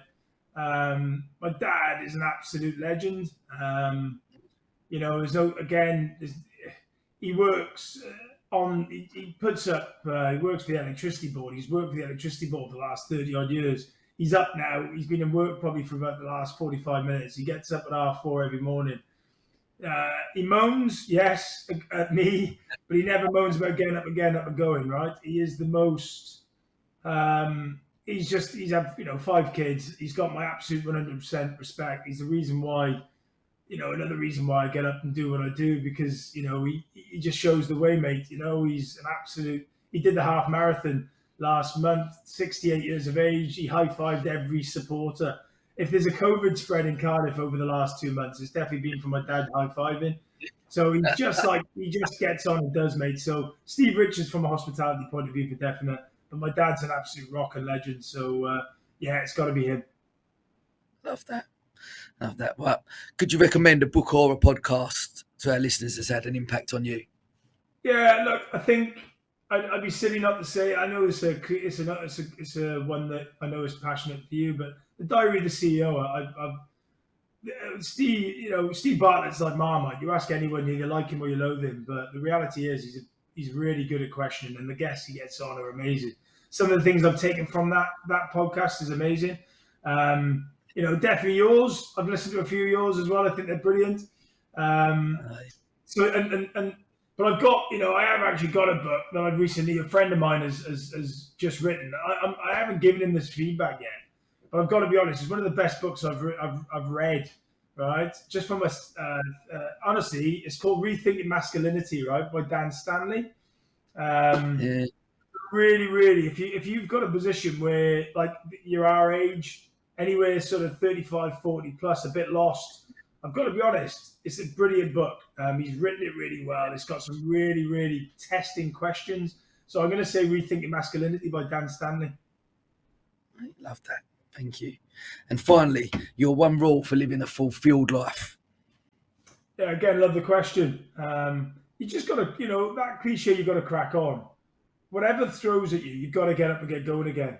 All right? You've got to. If you stand still, lick your wounds, think everything's against you, think negatively about things, it's going to get the better of you. What you think is how you portray. So my mantra in life is always going to be crack on, mate. And that's what I'd say to all your listeners is get on with it. If you've got something to do today, just get on with it. Get a plan, get it going and crack on. So I think that's probably the best way to finish the podcast, mate, isn't it? Yeah, if you hadn't finished it like that, I'd have been very, very disappointed. Yeah. But look, but massive good luck, mate. I know you've got a few left, but keep going. I respect 100% what you're doing. And I'll be down in Brighton very soon. I'll hook up and I'll come for a game of golf with you. I'd love to catch up with you, mate. Listen, thanks for jumping on. It's been brilliant, as I knew it would be. So, what can I say? I'm going to crack on, and we'll go from there. Yeah, you have a great one, mate. Sam, crack on, mate. I'll see you soon. So it's 30 years this year since I was in a fire, and I think from the 30 years beyond that point, I was just running into life like head on to kind of almost make up for the stuff that I felt that I'd lost in life. I was never actually on fire, but I was trapped in a garage and had to fight my way out and stuff, and managed to do that. My mum was in the front of the ambulance. My dad was still in the UK and had to fly over. I died like twice on the way. That they stopped they told my mum they were just changing drips and stuff, but really I was flatlining in the back of the ambulance. I was in a coma when I first got there, then I brought out the coma, then it was written across my file in massive red writing, allergic to penicillin. Someone didn't read it. They administered penicillin on me. I nearly died again, so they had to put me back into a coma for another 7 or 10 days. No, not that first day. That first day, hands down, was the hardest day of my entire life. So forget all the massive operations and this and that, and the actual day happened itself. That day was the hardest day. This 30-year journey of me kind of not running away from the accident that happened to me at 14, but I was like, wow, you've had an amazing ride now, and it was like I just stopped and paused. And if I think of it visually, I imagine the scene in Forrest Gump where Tom Hanks is running, and he's running and running and running and doesn't really know why he's running, and he's not really running away from anything. He's just running and he's thinking, and then one day he's in the middle of the desert and he just stops and he turns around and there's just all these people behind him, and I stopped, I think, in January this year, and I turned back, and just for the first time really kind of looked back with great pride in, bloody hell, Mark, you've actually done all right and you've achieved quite a lot. And I stopped, but then I also saw the people behind me, that I've gathered along the way, and the incredible network I had, and I was like, okay, yeah, you've now got into that place in life where you're not going to do something purposeful because you feel like you need to justify what's happened to you. I felt like over those 30 years got everything that I needed back from life to finally even up the score with what the universe had thrown him when I was 14. I believe every business owner has a story to tell. Through seeking true, authentic insights about the entrepreneurial journey, I provide a platform for our peers to share their stories and inspire those that listen. This is the County Business Talks podcast, powered by Picture Book Films.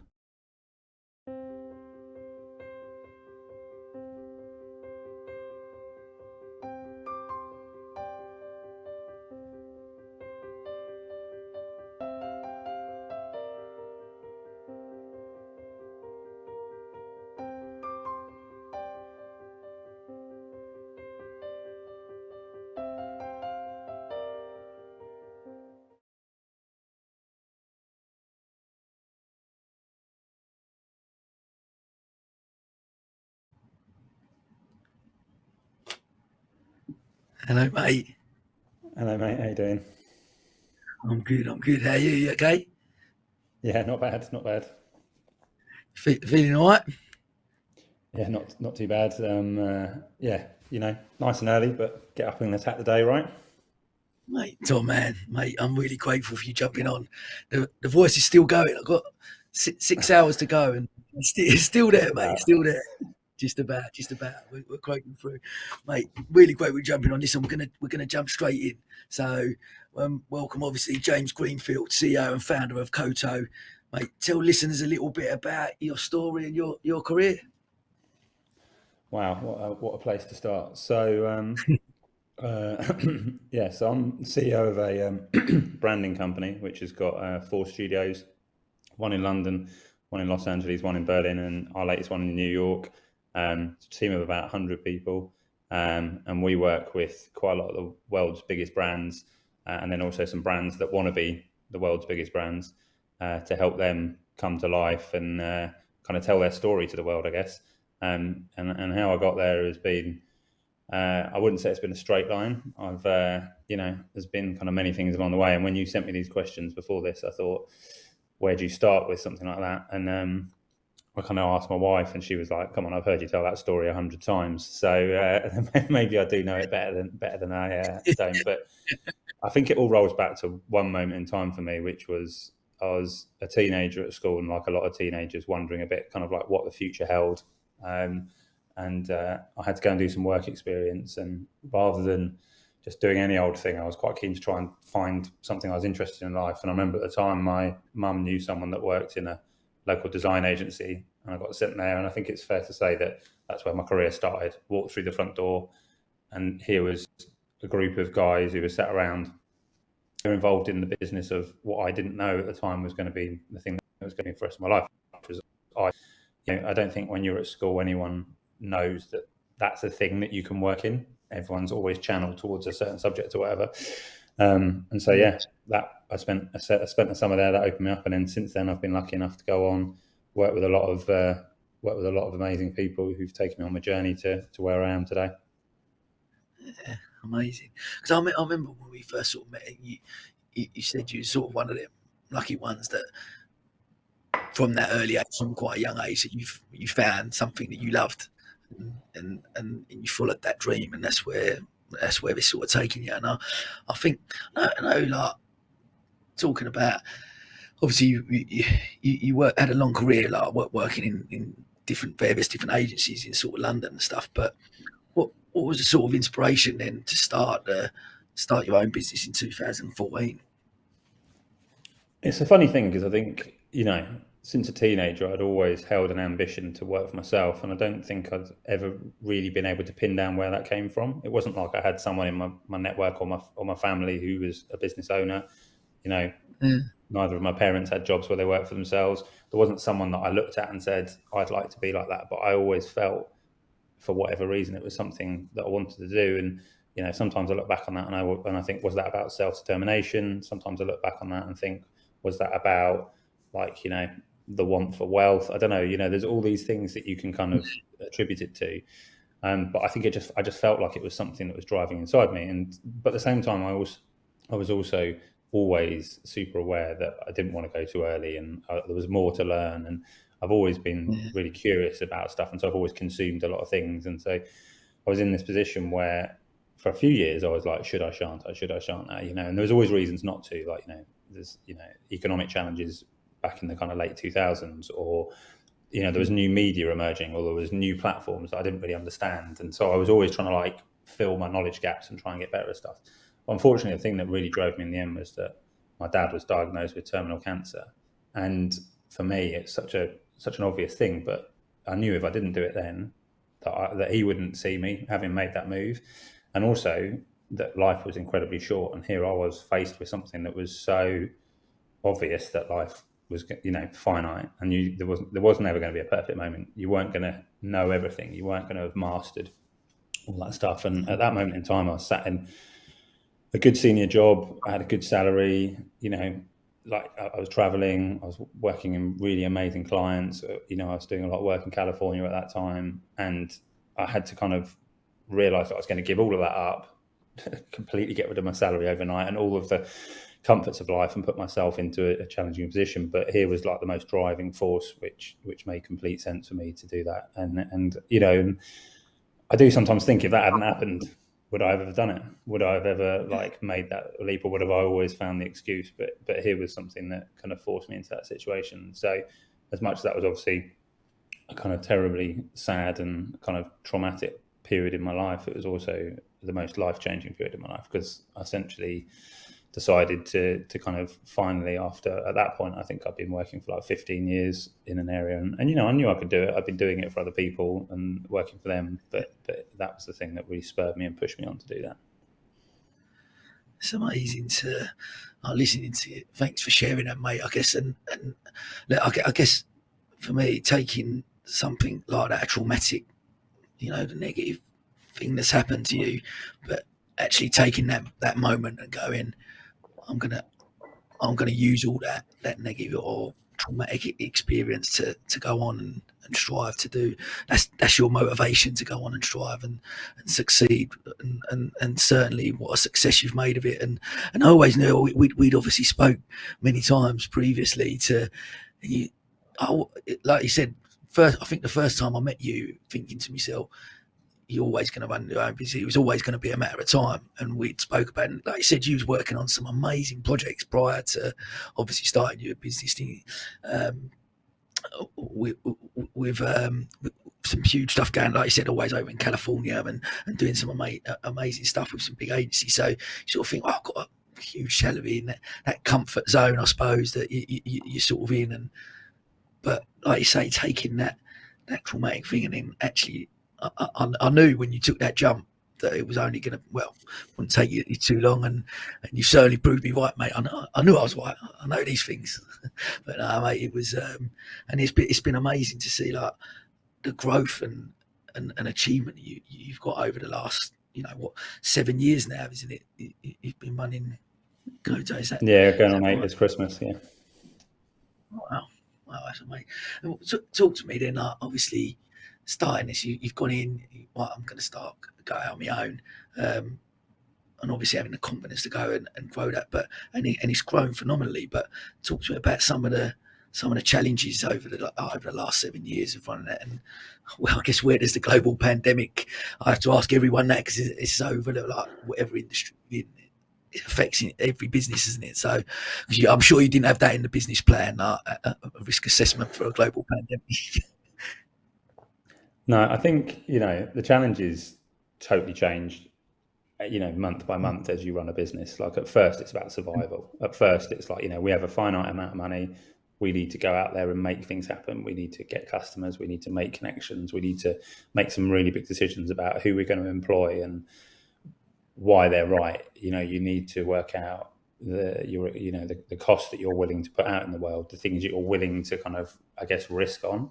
I was really glad that I did it with business partners. I think I probably underestimated that before I went into this process. And I think, one of the things I really feel for people is I do a bit of mentoring at the moment. And one of the guys I'm working with he's trying to find a business partner at the moment. And he's realized a little way into his journey that, having a business partner would make his business exponentially easier for him. And so I think there's certain things that I completely underestimated from a challenge point of view. And in some cases I just got lucky because I decided, maybe in a way that I look back on now and think you maybe didn't give that as much attention as you probably should have to do that. So I think the first challenge I had was, the idea of being on my own, but I wasn't, because luckily I decided to have 2 business partners. And I think that's been a real saving grace.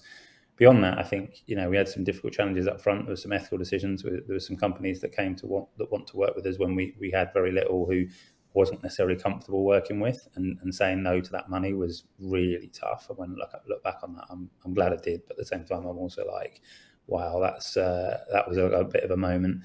And then beyond that, I think, like any new business, say no to those bits because you'd set up a business with core values that you thought, this is the company, and I don't. I think I always like to, you look at the decisions that other people make, whether they're in your network or whether they're just like in people you're aware of or whatever, and you think if you go down that path, you're probably setting your reputation forever. So one of the businesses that came to us very early on was a fur business.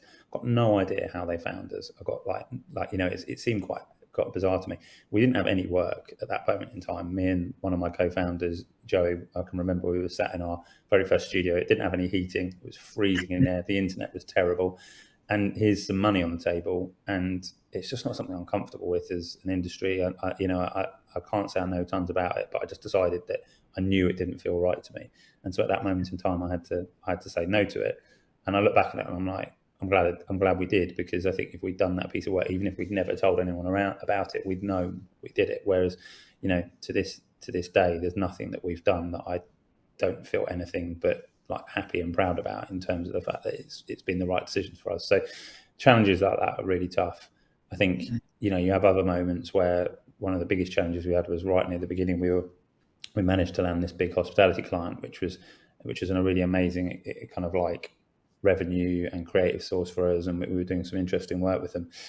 And it came down to the first day that they were going to pay us, and I didn't really know much about America or the way that they pay people, and this check turned up, and that was for the money. I'd spent quite a bit of the money on getting the team together to kind of do the piece of work, and so my business partner took it to the bank, and they were like, yeah, this is an American check, it's going to take 60 days to clear. And I can still remember that, absolutely, like, oh my God, we have not got 60 days here. And you don't set up a creative business with a knowledge of the American banking system. It's just, that's not the kind of thing you deal with. And so there's been those moments like that have been real, like, how are we going to do this? And I was really lucky in that situation. A really good friend lent me quite a considerable amount of money and completely bailed the whole business out at that moment in time. And paid him back a little bit later, and I'll be forever in his debt for that.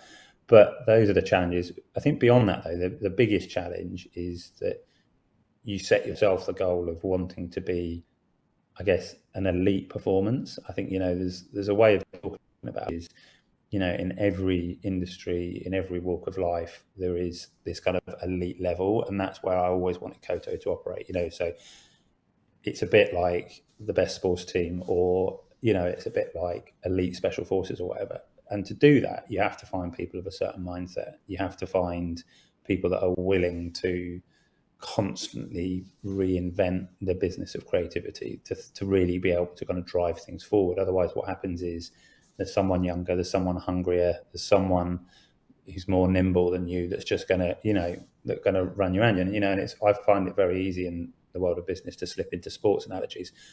But you have to be fit. You just got to stay fit all the time. And the only way to do that, especially in a growing business, is to add the right people into that.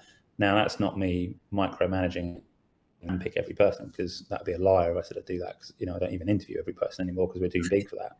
But it's about mindset. It's about trying to find people that fit into this idea of how we perform at our best every day, because that's the industry that we're in. Is we have got to take people on uncomfortable journeys. And so I think my one biggest challenge is finding creative people who will understand what Koto stands for and how that is going to require something from them for us to continue to be successful. I love that. And then I guess that leads on to that, because again, I talk on a podcast a lot about culture and how you create a culture within a company. And for me, I often talk about, you know me, obviously when I had to close the salon, it didn't work out. I always talk about, I was never a hairdresser, so I found it very difficult as a boss, a leader, whatever it was, to create a culture within the hairdressing industry that I didn't that area, and didn't feel like I inspired people. And so I find the subject around culture within a company. Again, we use sport analogies very similarly. Both Spurs fans, of course, mate, we've got to get that in, haven't we? How could I not put that in on the podcast? But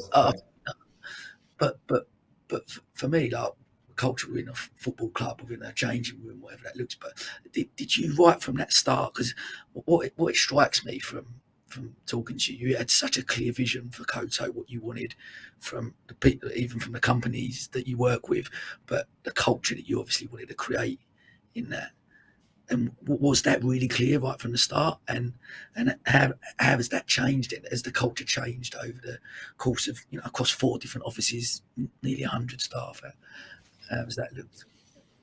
So yeah, culture has always been massively important to me. I think there's kind of like, there's a number of different component parts to it. One is I was lucky enough to work at some other amazing companies, and some people got culture amazingly right, and other people got culture, in my eyes, it might be right for them, but in my eyes, got it wrong. And I think one of the things that I did when I was going on that journey, as I kind of worked my way up, is that I would always mentally note the things that I thought were successful and the things that weren't successful in terms of like generating successful culture. Companies I aspired to be like, whether I had first-hand or second-hand, I guess, experience of that. I think one of the things that also is a kind of typical thing of the creative industries is that they can be workhouses. The creativity excuses the idea that you can work people to the bone, and I think I used to work for somebody years ago who got culture massively wrong, and he always used to have this thing. He used to be like, the hardest work we'll do in the week is Friday night because everyone else is in the pub and that's your competitive edge.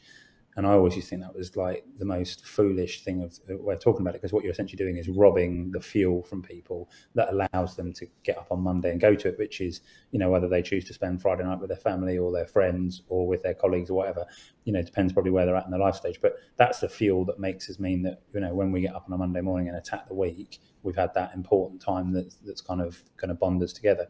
And so I kind of took all that stuff. And then I think beyond that as well, I always just had like this personal sense of like, if I'm going to spend time with people, I want to spend time with people. I don't want to just be around people. I want to like understand them. I want to get to know them. I want to know their motivations. I want to be, and I think it's easy as a boss to be like, oh, I'm friends with all my staff. It's not about like trying to, tipping in yourself into Ricky Gervais territory. But what it's about is about understanding people. And I think that's why culture comes really important for me, because it's like, you've got to keep on working that. And I think one of the challenges of a scaling business, particularly where, some of the people that work for me sit 5,900 miles away from me, is how you start to kind of like reinvent that. And so one of the things that, and pandemic's put a bit of a boot in this recently, but one of the things we try to do is a global gathering every year where everyone gets together and you spend time with people. So this year we all went to Miami. It was an amazing experience. Miami's a pretty incredible place to go as well, but it's in that situation to try and take those moments with other people, but then also let them take moments with each other, because what your reality of kind of create a company where it has such geographic kind of footprint is someone who's maybe grown up in the east of Europe and now lives in Berlin has got a very different lived life experience from someone that grew up on the west coast of America and now lives in LA. There's weather and obvious like differences in terms of those cities and the way those feels, but there's also a ton of differences in terms of, history, the way they see the world, et cetera, and as we continue to grow around the world, I'm sure that will be even more pronounced. And so for me, I think culture is about creating connections. Now, that's not to say we always get it right. And, I'm always looking to do things differently. And for me, I think one of the things I spend a reasonable amount of time traveling to the studios, and I'll continue to do that more, is trying to think about how you kind of reinvent that culture, how you create new moments. I think one key thing for us is, though, we've always, every time we've opened a studio, tried to send somebody, at least even more than one person, from one of the other studios, so that you're already starting off with this kind of germ of a culture, and then you let that culture change, and it creates its own kind of its own moments, its own monuments, its own jokes, its own kind of things, all these things that we use to socially bond ourselves together. And so for me, I think that is so vital. And one of the things we did on that front was very early on, we set our 3 values at Koto, which are uncompromising positivity. I think if you're in the service of others, doesn't matter which bit of the service industry you're in, I think this applies to the whole thing. You have to come in every day with a positive mind state, because there'll be challenges, people won't be happy, there'll be things that need to happen, and if you're not uncompromising in that positivity, then that will get you down, and people will see your face slip, and you'll piss off the people you're serving. I think the second one we've got is just cadence, which is about trying to find a cadence with those that you're working around, whether that's an external person like a client or whether that's internally. And in that situation there, the just is all about doing the right thing in that moment as well, and understanding that it is a team game and we all have to be on the pitch and play together. And then the third one there is relentless hustle, and I think hustle culture gets some negativity at times, but for me, I think it is relentless. There are days off. We have Saturday and Sunday. We never work Saturday and Sunday. We try to stay up on top of our hours, but to stay ahead, to keep doing that, you've got to get up every day and kind of like think about what's going to be different. How am I going to change this? What am I going to do with this? And the only way to do that is to be relentless in that hustle and be really sure.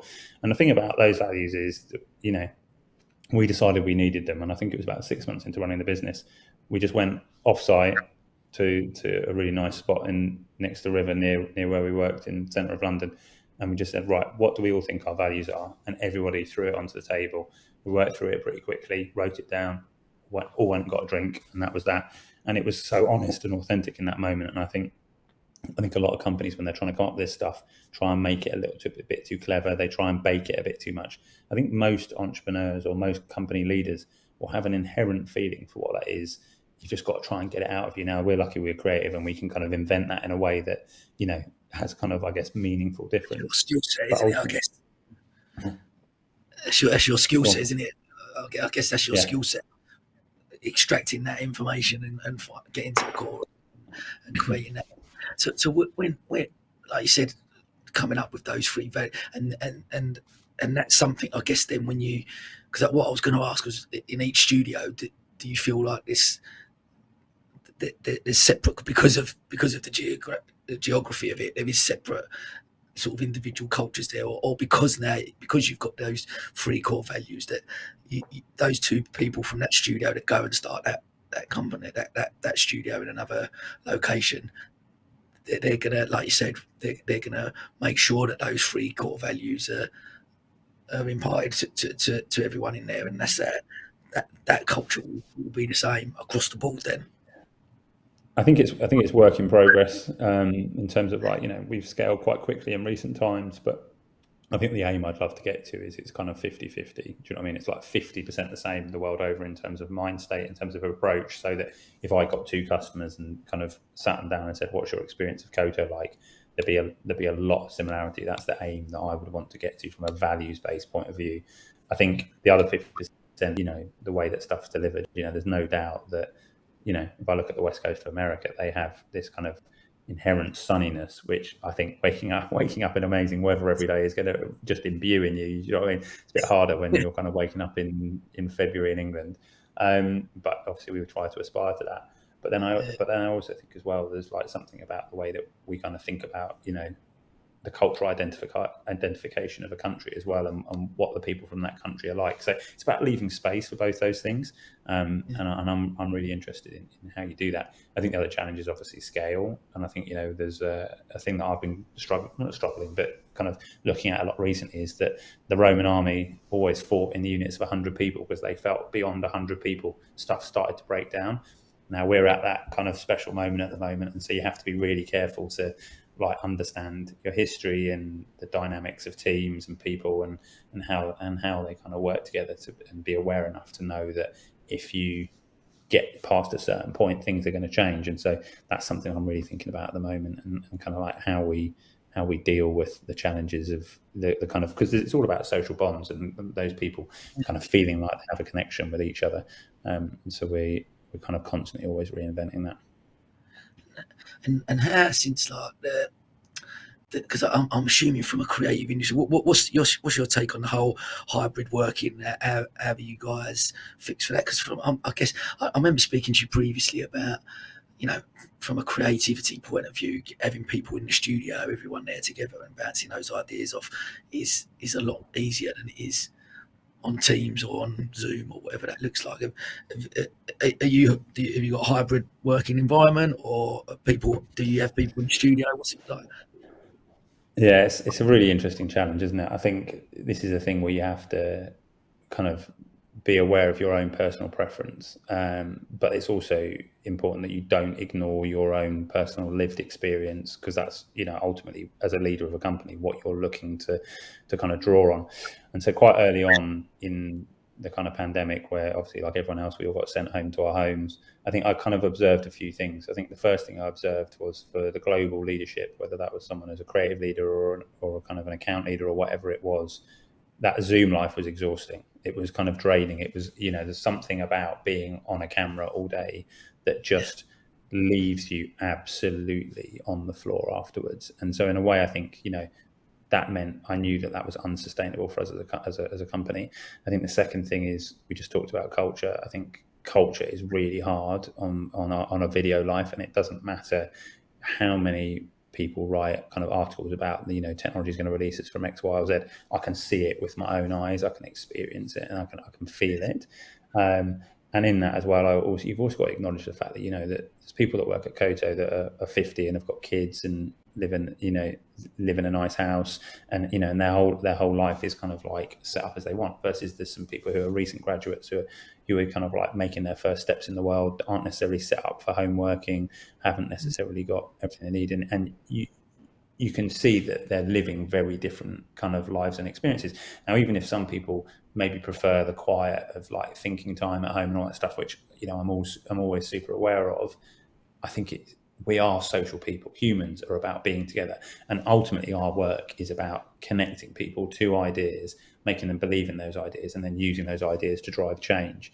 And so from my point of view, early on, I was like, we can't live this life in the long term. It doesn't matter for me the benefits that it has for people. You know, when we're not American, we don't have 3-hour commutes. We're not living this kind of like, you know, this kind of terrible traffic life that they live. And I think as a country, Britain looks to America quite a lot. Now, I've got quite a lot of American team, but we were already set up in a way that, you know, most of them didn't have terrible commutes and stuff, and they were living you know, a little bit closer to where we worked, etc. So early on, we decided to do a 4-1, which is Monday to Thursday in the studio, and then Friday work from home. I'm aware enough to know that I'm not sure everybody loves it, and some people would love a bit more flexibility. But for me, it's about thinking about those factors such as culture, thinking about the fact that we need to make ideas that connect with people, and the only way to do that is spend time with people.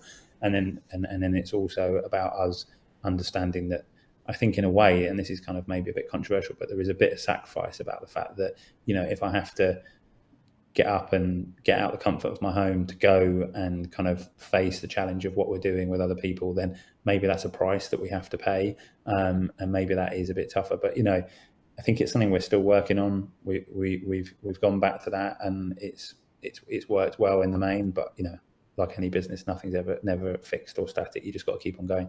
The thing that's interesting for us around COVID was that when it first happened, the whole world just held its breath, particularly on spending on brand and marketing. And so you're like just trying to work out where this thing's going to go. And then suddenly everyone decided it was a great time to get their house in order, and we've never been busier, which meant put this amazing strain and challenge on, because suddenly you were like trying to manage, you know, a massive business essentially with quite a big turnover from your spare room upstairs, whilst the rest of your family life's happening on downstairs. You know, and I think for me personally, the thing that I think, you know, and this is a very personal lens on this, is I'm a great believer in transition. If you're going from one thing to another, you have to have a transition space from it. So, you know, if I get up in the morning and go for a run, that for me is a transition about me quite often leaving the day before behind and setting myself for the day ahead. And I think for me, the commute going to work has always been a moment for me to go like, right, I've done family, I'm now going to go and do work, and try and be a bit more singular in those modes. And I think the trouble with kind of remote work life, if you're a parent of young children like I am, is I just feel like you end up doing two things badly, because you're always thinking about one or the other, rather than allowing yourself to kind of transition and focus on what hopefully you would be focused. Now, obviously, that's an aspirational thing, and, you know, I'd be a liar if I didn't say I wasn't sat at home stewing on something that had happened in the day, or thinking about something, or working through it. But you've got to at least attempt that focus to make sure that you're kind of in the place where you should be at that moment in time. I completely agree. I get that completely. Ultimately, I've mentioned this on so many episodes throughout the day, really, about being present wherever you are, whatever you're doing at that moment in time. And it's something I'd love to talk to you about, like the whole work-life balance thing, and what that sort of looks like, especially running a business to the magnitude that you are, and the pressure that comes with, but also with a young family as well. How are you at switching off? Do you switch off? Are you able to? Because like you said, is it that you're able to go, I'm going to go to work and that's where I am working, and when I come home, I can come home and switch off? Yes, super tough. You know, I don't think anyone's got it completely right. I think, you know, and I'd be a liar if I sat here and said I didn't like prioritize work sometimes, and kind of like always be rolling around my head in some way or another. I think the hardest thing of the whole thing is having a mobile phone in your pocket, which I always know has got something that I could look at going on at it. You know, and so we're a business that uses Slack for all our internal communications. You know, that's quite often 8,000 messages a week on there that I'll have, and I'll have read every one. And I know because I've got the stats turned on, because I sometimes want to kind of like make myself aware of kind of like, you know, what I'm kind of engaged in on that front. I think the thing that I have to always work on really is, you know, so like everyone else in the world, I go through periods where I'm really disciplined at my exercise and I kind of get on it, and then being a dad as well, I get ill all the time because they're absolute germ factories. But I've got to stick at the discipline of the exercise, because that's the one thing that gives me the peace, that gets me from kind of those two modes and kind of keep my sanity in between them, really. Also as well, I read quite a lot as well, and I find that for whatever reason is a really good buffer for me to help me kind of switch between those two worlds. But yeah, it's super tough, and I don't think that, you know, there's a one size fits all for it. I think I've realised is that, you know, everyone is completely different and we're all made up completely different. And I think, you know, the future of the world will be, I think we will have a much greater idea about the breadth and complexity of human psychology in terms of how we are all wired so differently, whether that's attention, whether that's our ability to be able to kind of context switch, etc. You know, one thing that's always been lucky for me is, you know, one of the greatest skills a creative director needs is that they need to have this ability to context switch all day, because, you know, when I've in that past role being like that, quite often be working on 5 or 6 different projects, and you don't have the luxury of like time in between. You know, you're doing one thing, presenting something, talking to someone else, and you just got to be able to context switch all day. And so for me, it's been about applying that kind of rigor to my own life, which is try and context switch. And, you know, and so I have a kind of quite a cast iron rule, which, yet again, like all things in life, I fail at, which is when I get to the gate at work, I put whatever's been stressing me out about home on the floor and walk in without it. And then when I walk back out of that gate, I put whatever's been stressing me at work and try and put it behind me and try and go home. And I have this kind of like portal moment where I kind of switch between those two things. Now, like I say, some days it follows me onto the train through the front door, and my wife would say that I was kind of, you know, brooding about whatever, or kind of, you know, elated about it. But I do at least make that attempt, and I think that for me is the important thing. Like anything in life, you just got to try and make the first step, and that's something, you know, that will be an ongoing journey for a long time, I think. Yeah, I love that. Mate, you talked about some challenge. I mean, look, growing a business from 7 to it being 7 years to 100 people across four things. Talk to me about those moments throughout that journey. Talk to me about some of the highlights. Yeah, it's really weird, because I think you mentioned earlier a business plan, and you know, I'm a believer in planning to a point, because like you already said, like things like pandemics happen and you can't make a plan for that. Do you know what I mean? And I think business plans are great for, you know, if you're trying to seek investment or you're trying to set a goal for everyone to aim towards and stuff like that. But you can't plan for reality, because reality is chaos. We all know that. Do you know what I mean? Like stuff always gets in the way. Do you know what I mean? And so for me, I think the kind of the high points for me are where we've managed to wrangle the chaos into meaningful moments. And so there's some classic stuff, like the moment we won Coca-Cola as a client is one of the most ridiculous moments of my career, where basically guy I followed on Twitter, him and I would have interactions and stuff. He was doing some work with Coca-Cola. This is like when we were tiny. There was a couple of us.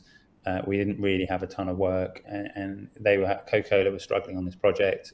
This guy said to one of the senior people at Coca-Cola, "You should try these guys. They've just left this other agency. They're pretty talented. I'm sure they'll be able to like throw some ideas in the ring." And so we got given this little bit of money to work on these emojis for Coca-Cola, which was when Coke used to have the names on the cans, which had been super successful for them, but they were looking to replace that. And they said to us, "We'd love for you to have a quick go at this." Now the trouble was we got that brief just when we were in the process of, you know, trying to do a lot of other work, and we didn't have much time, and we definitely couldn't do it, the two of us. And so we roped in a couple of people that we knew to help us, and we just kind of smashed this thing out. And at the time I was thinking, like, you know, this is amazing income, but I wasn't really thinking necessarily about where it would lead. Anyway, it led to some more work with Coca-Cola, and then that kind of built on, and they ended up becoming a landmark client. And it's moments like that where, you know, Twitter is not something that I ever thought would deliver success to my business. I just find it really interesting. I find the dialogue interesting. I find the news, I find the kind of conjecture about the world and where we're going really interesting. But I wasn't thinking this is going to be a driver of me getting business that's going to kind of fundamentally build my business. And so I think the lesson I got out of that one was like, work can come from anywhere. like you should always be just like, don't think about your network as something that you're growing with an outcome. It might just keep on making connections, because they will drive things and take you somewhere else. So that's a big one for me. I think other things involve, like, so the first time we won work in California was pretty amazing for me, because suddenly we could take and export our skills to a market that's always, well, not always, but in very recent times been very kind of like open to British design and British design thinking. And so another big one, I think, opening the 2 first offices, Berlin and LA, which we decided to open on the same day, which anyone listening, I wouldn't advise that. That's one thing that I definitely got wrong along the way. You know, that felt a bit pinch yourself silly, because for me as someone, the way I kind of keep going is I don't like to believe it until it's kind of like well and truly happened. And so for quite a few years I was in denial that Koto would be successful, because I had this horrible feeling that I would just sit back and I wouldn't keep driving it. And so in a way I'd always be, you know, I'd be worried about income, I'd be worried about like all these things which I probably didn't need to worry about, and so for me opening other studios I think was a big part of that, and where that would come from. And then you have moments like I mentioned already about Miami, which is like suddenly you look around and at that moment in time there was like 70 of us sat having a group photo taken in Miami, and you think, wow, I'm responsible for all those people's mortgages and, you know, their kids' education and all that kind of stuff. And they're the moments that you think, you know. So for me in the early days it was about landing those landmark clients, and I think once we started to get that, then other clients come, because obviously they have the confidence. So I'll always be thankful to those early clients where we couldn't show them like we're working with all these people, because we weren't. We could, you know, so they backed us in a way. And then I think beyond that, it's been about then kind of like getting those key hires in place. But yeah, they're the key moments that always stick out to me when I kind of go back across the story. You've got to at some point there let yourself, you know, stand back and go, okay, this is great, I've made this, and then you have to find your next challenge to kick on, because that's what, as a person, I don't really ever bask around success. I don't find it that's fine. I'm always more focused on what's next to get there. Yeah, I love that, but and that's interesting. But do you allow yourself to, like you say, you mentioned about that time in Miami, because again, I talk about enjoying that journey. Have you allowed yourself them moments to actually sit back and go, wow, look what I've actually achieved at where I am right now from when I started 7 years ago? Did you imagine you'd be here 7 years down the line with 100 staff? No, I didn't think it'd be this big, but also that's partly just a self-protection mechanism, because I didn't know how successful it would be. And so I always had this idea that, you know, I'd be happy with 12 people. And that was my kind of like, I guess, my thing that allowed myself to not get ahead of myself. I was like, I need to get to that. And then when I got to that, I was like, well, we might do it. And so I don't ever really sit back in it and go, look at that, isn't that amazing or whatever. I am genuinely all about like, right, got to keep going now, because I'm a great believer in, you know, I think businesses quite often don't realise when they've hit stasis. They think, you know, it's like the sports analogy again. You know, the team's winning, they're doing great, it's good. But what they don't realise is a couple of players have dropped, and, you know, the manager's taking his eye off the ball slightly, and the fans can't see it because it's another win, and isn't it great? But it just starts, and then there's all the stuff written afterwards about like, oh, it was that game when they started to turn, or, you know, and people talk about, you know, and I've always been inspired by people like, you know, Alex Ferguson, who's a real like Marmite character. But for me, I'm like, the stories about him, you know, Gary Neville tells one which is absolutely amazing, I think, which is, you know, they'd won something massive and Gary Neville had forgotten something at the training ground. He goes in the next day and it's 6 a.m. and Alex Ferguson sat in his office thinking about whatever's next, you know. And I'm not going to claim that I am that level, because that is just like absolute elite at the, you know, the most amazing level. But for me, I think that's something that I take the energy and drive from, which is, you know, and in a way, I think the situation I'm in now, where I'm not actively working with clients quite so much, and I'm not making the things that we kind of sell to the world. To me, I've become much more focused on those kind of growth things, because I know that growth is about giving space for the people that I've hired to be able to feel like they can continue their career journey with us. It's about us being able to deliver more for our clients. It's about us being able to expand ourselves in the world. And so therefore, that's the way I look at it. And I think also as well, I'm always just worried about pride of becoming before a fall. You know, I think I want to try and, you know, I've got energy still, and so I want to keep going and try and stay at the top. And I think I know what I'm like. I'll switch off if I start to let myself think like that too much. And you end up like Manchester United, aren't you? Yeah, no comment, mate. Yeah, no, that's not going to happen. But look, before we go into the last couple of bits, I want to just talk to you. You work with some of the biggest brands in the world. So, in your opinion, give me some key elements that make an amazing brand. Yeah, it's a really good question. I think, this is something that, the kind of the two extremes of our client bases. We work with people like Airbnb and Netflix, which are kind of, household names, and Coke, what I've talked about already. And the journey that they're on is different than the journey with a lot of clients we work with, which is they're new companies that have got investment, who are looking to kind of create brands in all different kind of markets. But I think what ties them all together is there's a few key things that I think every brand needs to do. So I think the first thing is about being true to yourself, being authentic. I don't think in the world that we're in, where we make brands and write stories and build out websites and products and stuff for people, I don't think you can pretend to be someone you're not. I don't really believe in the fake it till you make it thing from a kind of brand point of view, because I think people will smell it out straight away. If you don't have the product to back it up, or you don't have the customer experience, or you don't have the thing that's going to kind of create the joy, then I can't tell that story. And so the first thing we always say to our clients is it has to be true for you to be able to kind of like be able to get out there and sell this. And I'm not interested in trying to, kind of make that fake version, because also, ultimately it's a road to ruin. You look at what happened with Theranos. They had, a very successful brand, but she didn't have the science, and it's gone on to be this kind of, horrendous kind of story about how not to do it in business. And I think at a brand point of view, almost the Theranos brand was almost too good, because it made all these very successful people believe in that company when they really shouldn't, because there was nothing there to believe in.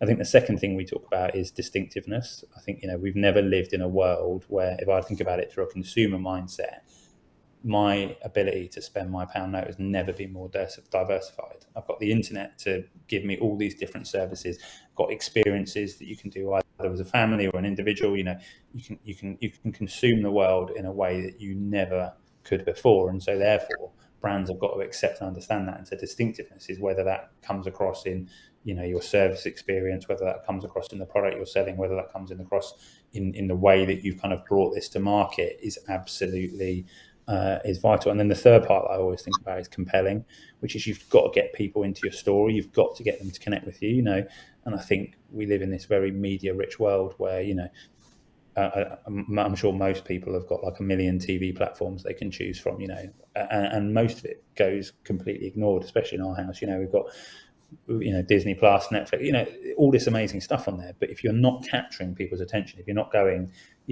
kind of connect with this, and we live in this world where I think word of mouth has never been more important for companies.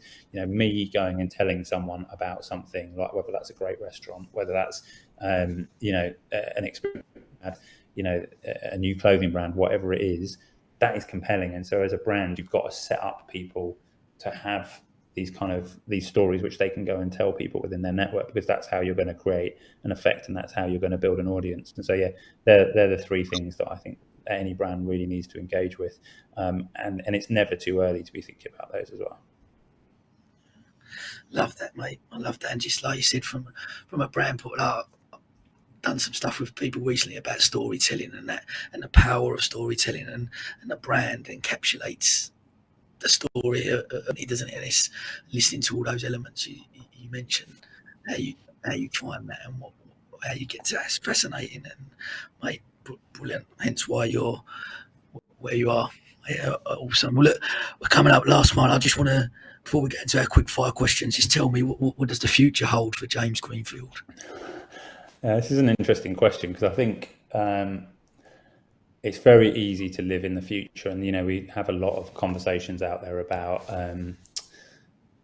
people talking about being present, and you mentioned it earlier yourself. But I think for me, I always have to live with one foot in presence and one foot in tomorrow, because the foot in tomorrow drives me not to be overly comfortable in the present. And so I think, from our point of view, I think I've got some unresolved stuff I want to try and get into Asia. I think that's something that we're, really interested in. We're doing some work there already, and I think there's a lot of change happening there, and that's a bit of the world that I would love to look into a little bit more. And then beyond that, I think I want to work to empower the team that I've put in place that kind of are starting to run the 4 businesses, because I'm now sitting at a global level, and I've got a lot of stuff to do there. And so I think the future at the moment is kind of business continues, but how it continues and where it goes is a kind of an exciting next chapter, and I'm really interested to see where that goes. And and whatever happens in the world economy, I think just try and keep going for that and make sure we stay nimble and we keep going. So yeah, that's what the future holds before that. And then I don't like to think beyond that, because then I suddenly start getting worried about retirement and stuff, and I don't feel old enough for that. But you know better than me, mate. It's absolutely smashing us in the face, isn't it? Worst thing is I'm looking a lot older than you, mate, unfortunately. And I had a tough life. I sound it as well. Anyway, I blame down the 24 hours. But just before we do the quick fire ones, one more I want to know: do you think you'll get to a point with the business where you go, I'm content? Are you content now, or do where you are right this second, would you go, I'm content? Because by the sound, listening to you, like you said, just by that last analogy, saying I've always got one foot in tomorrow, because I'm striving for that. Do you feel that you'll ever get to a point where you'll go, that's enough? Whether you sell it, whether you want to exit, whether you just go, actually, I'm at this level now, I'll take a step back because I'm at a global level. Do you think you're... Yeah, so it's a really interesting question, because obviously it's the kind of stuff that comes to mind. I think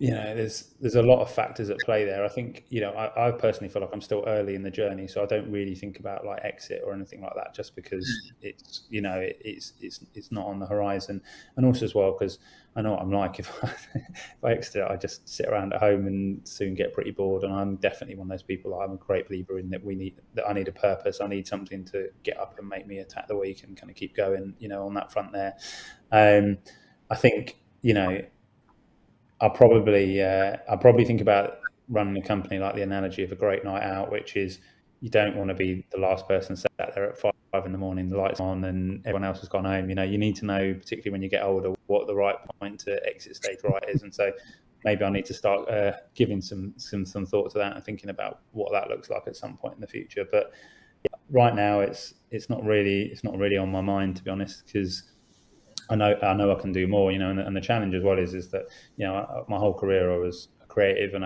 then I became a leader, and then I started to learn about leadership and built out that. But then leadership of 100 people is very different from kind of leading people that you sit next to. And so I'm going through some challenges there. And I think, I've got a lot of stuff that I want to keep on going at on that way. And I've been reading a lot of stuff about that recently and trying to put that into practice. And so, that's the thing. It's like 1 foot in tomorrow, not 1 foot in next month, I think. Love that.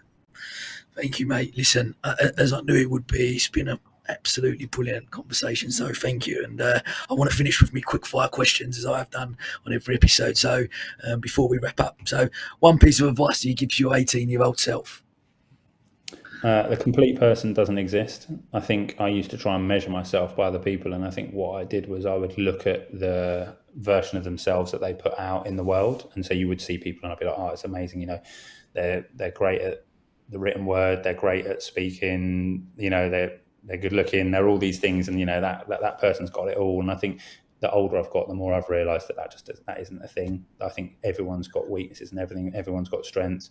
And I think as an 18-year-old, I was probably a little bit intimidated by that. And I think there's some pieces there that I would have given myself some advice to say, look, this isn't what it looks like, and you will find this out on your journey along the way, and don't worry about that quite so much.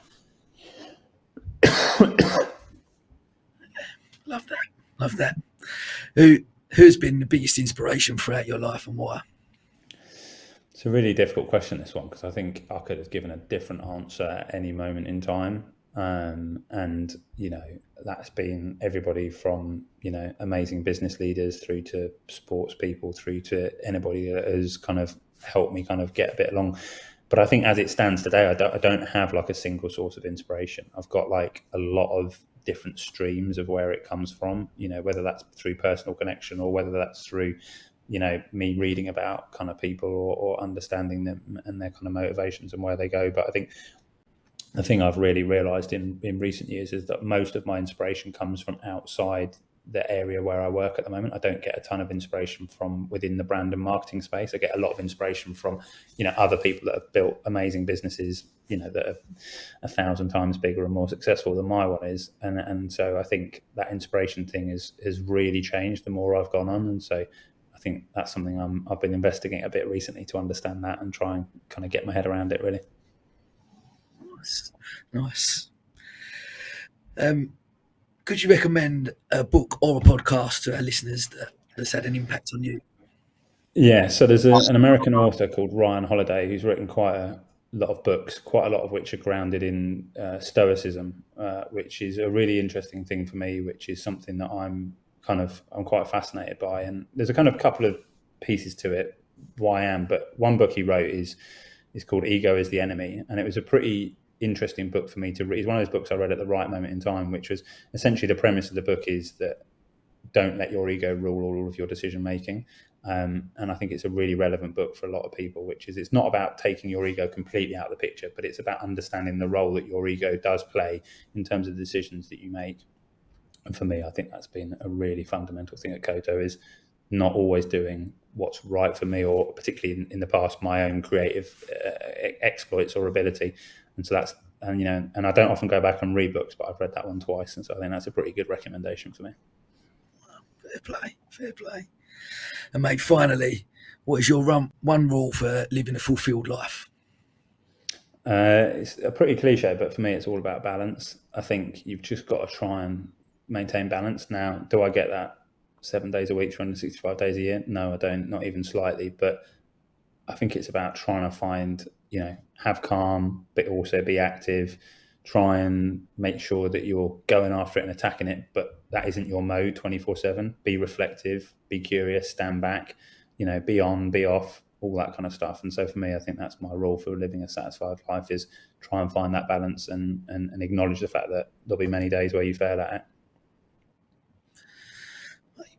What an absolutely brilliant way to finish, mate. Thank you so much. It's been great catching up with you just in general, and just brilliant answers, a brilliant conversation, and a great episode that I can't wait to share. Actually, we've gone live today, but I'll put this out, and there's so many learnings from there. And it's been such an inspiration to watch the business grow. I follow you on social media and see it grow over the last 7 years, and I knew you'd absolutely smash it out of the park as you have done. So I just wish you continued success and growth and a happy life, mate, and good times. And listen, it's you that sent me the link to the High Performance podcast, which started me on my podcast journey. So I've got to thank you for that as well.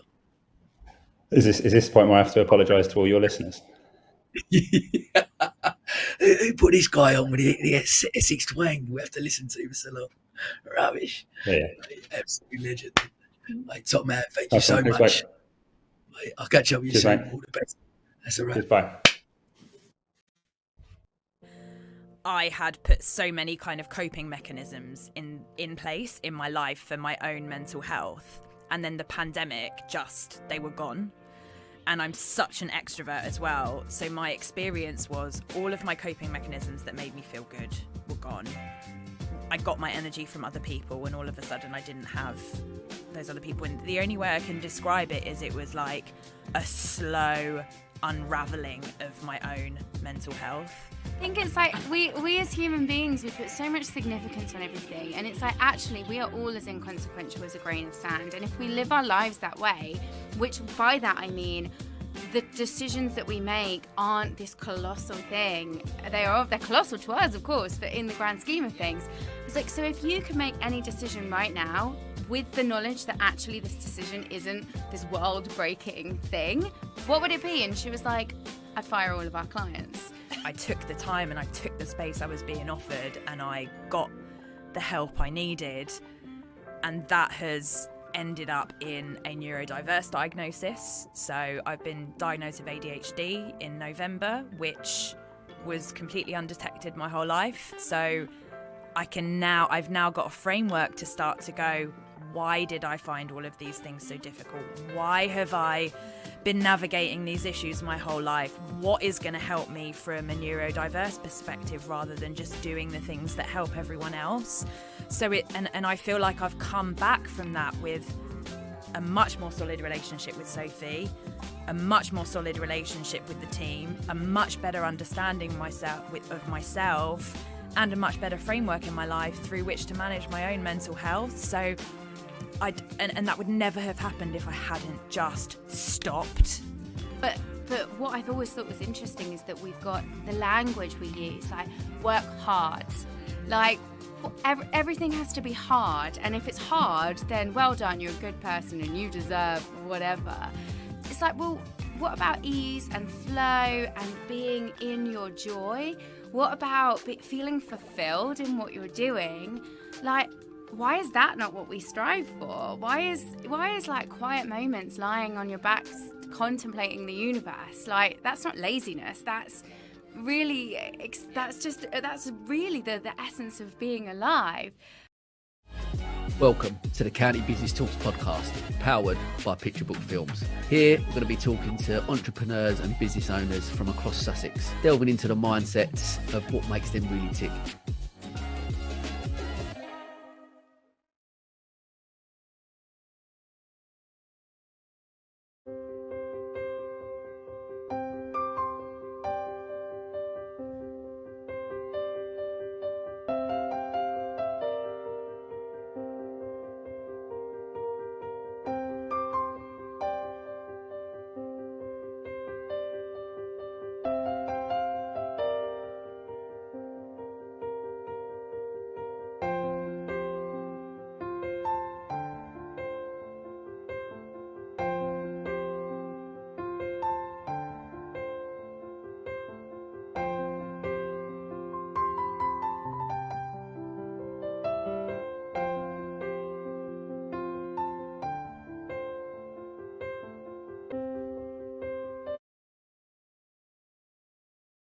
We shut the sites, and then we went back. Then we tried to figure out, how do we go back and do it safely? And then it was a case of, we've got 3 small children, as you know, and it's like they were at home needing to be homeschooled. Someone needs to go on site. One of us needs to look after the kids, a bit like your situation. And it just made sense for Scott to be on site and me to be a teacher. I'm not a good teacher. As my kids will attest to. I mean, I'm laughing about it now, but if I had one word to describe that whole experience, it would be harrowing. It was horrible, and I don't really know anyone that came out of it well, not with kids. And at first I was trying to juggle, keeping up with the emails and keeping on top of paperwork and whatnot with the kids. In the end, I just gave up and I just said, I need to just down tools and I just had to let stuff go, really. I just really would like to get to a point like where I sort of had this from the outset. I never wanted to be like a massive, like huge conglomerate sized business, but to be sufficiently sized so that you can have a bit of influence. Like, as I say, the construction industry does have a bad reputation, and rightly so in a lot of cases, for shonky work, shoddy customer service, and treating staff really poorly. And it's to be of a size where you can have an influence over those things is and we are actually sort of making waves in that area. We do have much better connections now. Be brave, because fear is really the only thing that will just hold you back. If I could be braver and do more things. They always say, you don't generally regret the things you do, it's the things you didn't do. So be brave, be bold. Welcome to the County Business Talks podcast, powered by Picture Book Films. Here, we're going to be talking to entrepreneurs and business owners from across Sussex, delving into the mindsets of what makes them really tick.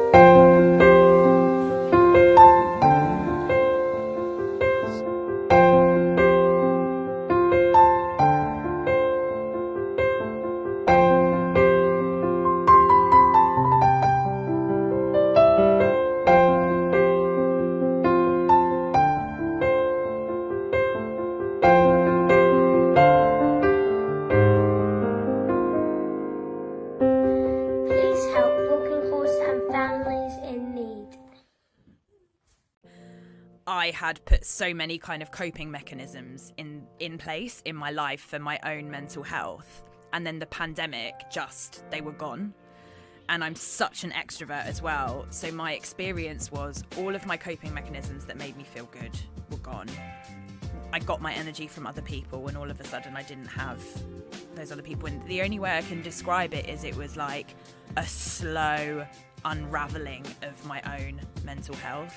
I think it's like we as human beings, we put so much significance on everything, and it's like actually we are all as inconsequential as a grain of sand. And if we live our lives that way, which by that I mean the decisions that we make aren't this colossal thing. They're colossal to us, of course, but in the grand scheme of things, it's like, so if you can make any decision right now with the knowledge that actually this decision isn't this world-breaking thing, what would it be? And she was like, I'd fire all of our clients.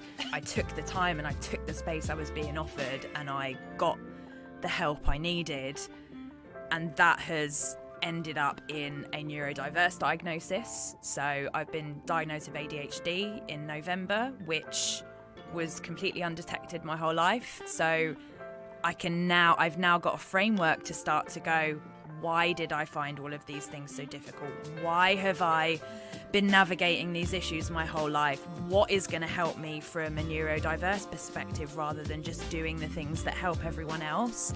So and I feel like I've come back from that with a much more solid relationship with Sophie, a much more solid relationship with the team, a much better understanding of myself, and a much better framework in my life through which to manage my own mental health. So and that would never have happened if I hadn't just stopped.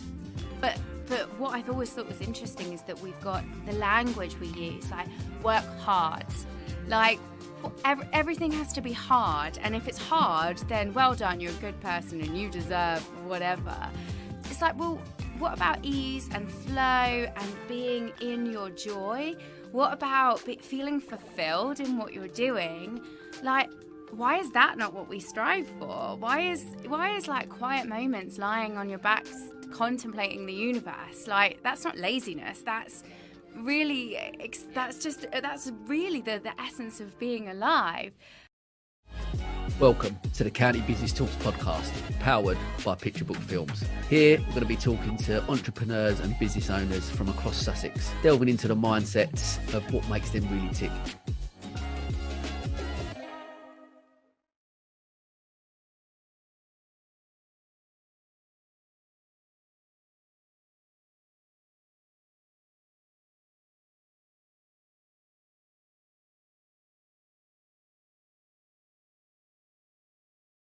On, or they don't go. That's fine.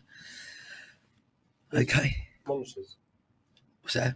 These monitor speakers. Speakers, yeah. So they all. This. Yeah. So we're good to go.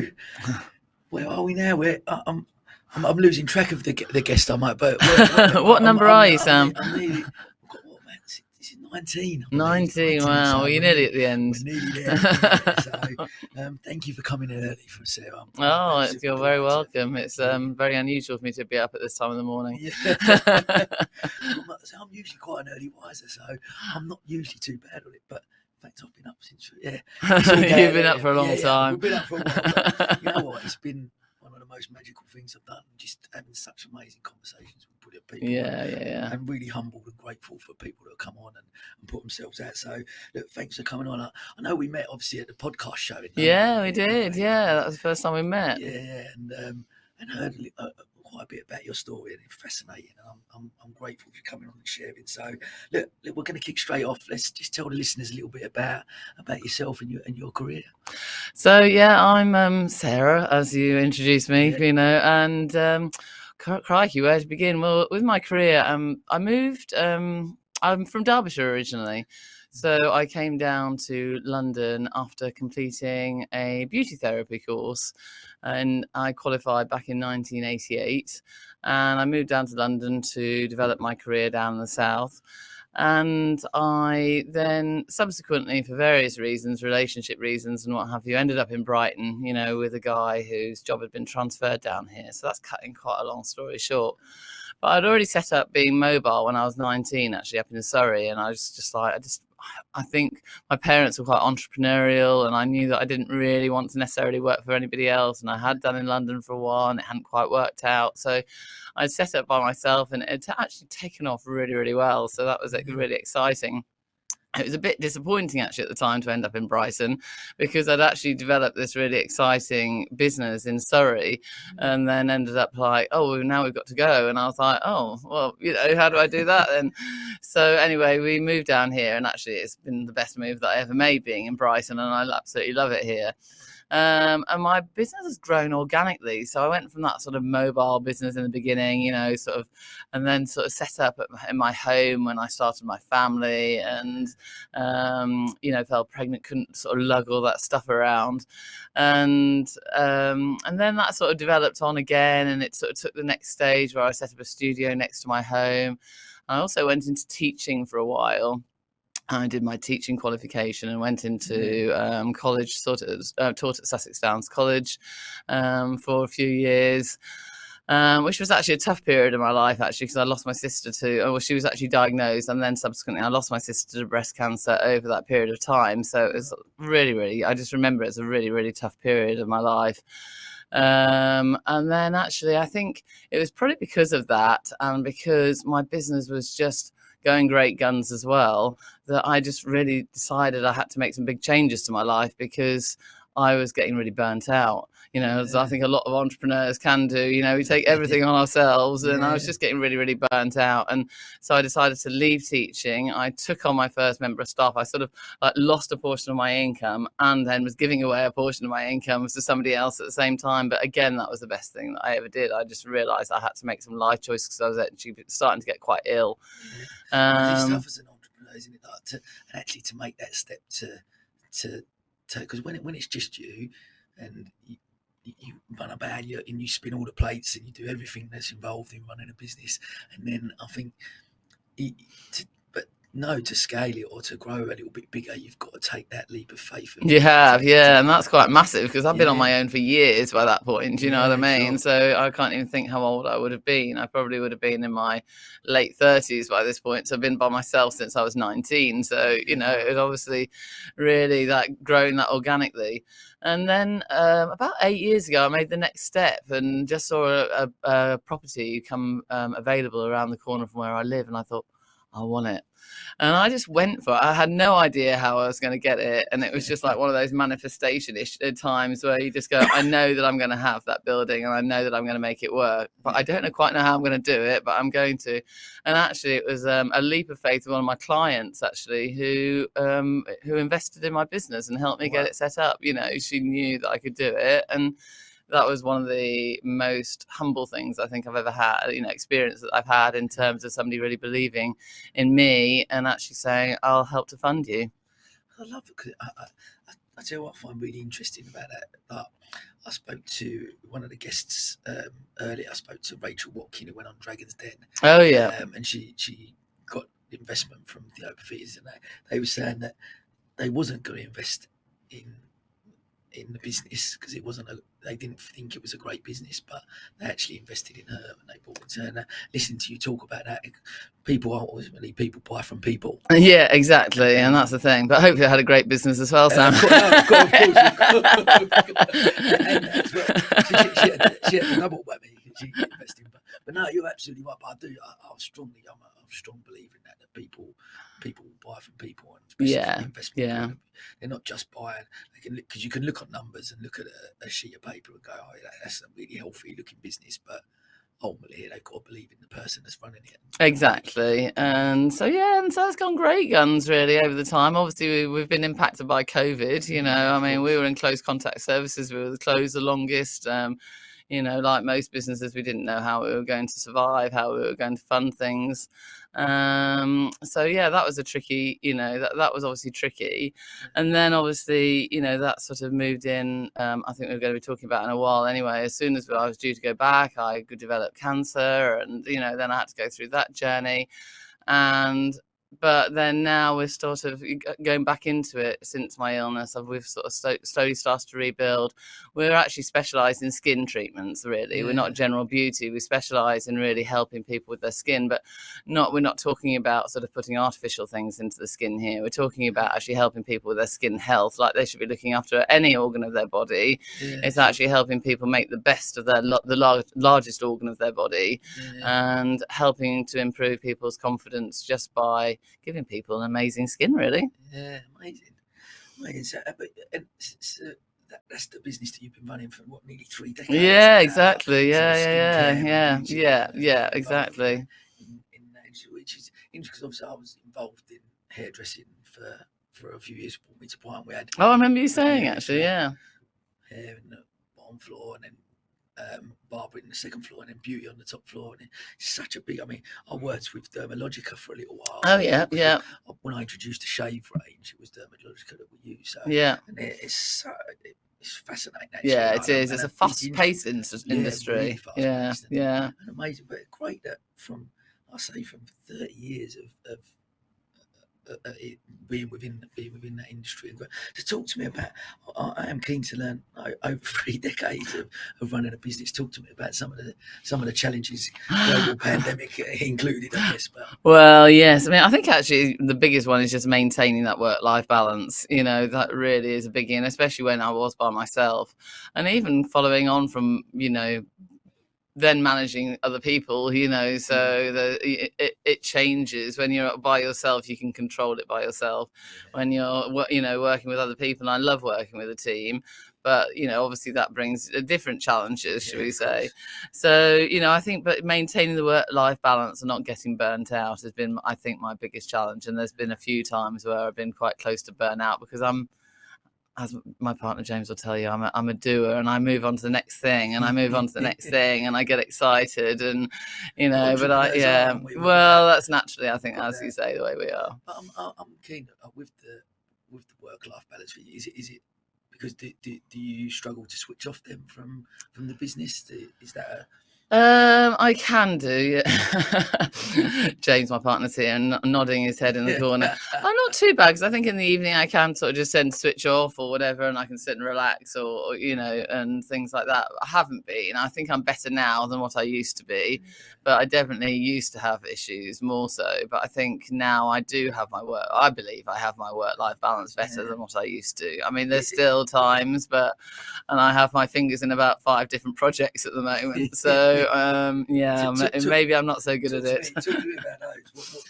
Oh, crikey. So there's a few of us who have collaborated we have set up what's called the Skin Professionals UK. So we help to advise other people in developing and giving best practice around skin, around their own skin businesses. And we're actually setting up courses to help other people develop their own businesses.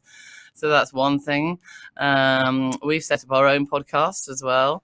The podcast is helping to. Well, I'm hoping it's going to help, because we've only launched our first episode this week.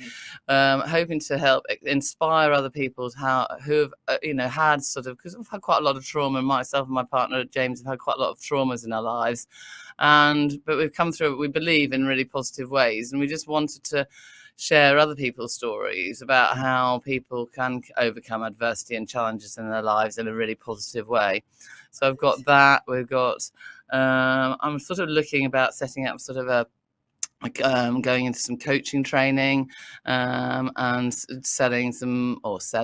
advising people, should we say, on home care for their skin at home, but really wanting to help people who have got maybe like body dysmorphia, or feel that they need to change themselves in certain ways to, going back to sort of like injectables, Botox or fillers, or feeling that they've got to have cosmetic surgeries to change the way they look because they feel so bad about themselves. I actually really want to help them promote positive body image, and living a healthy lifestyle, and that includes obviously looking after ourselves. And I think that's, for me, that's part of self-care anyway.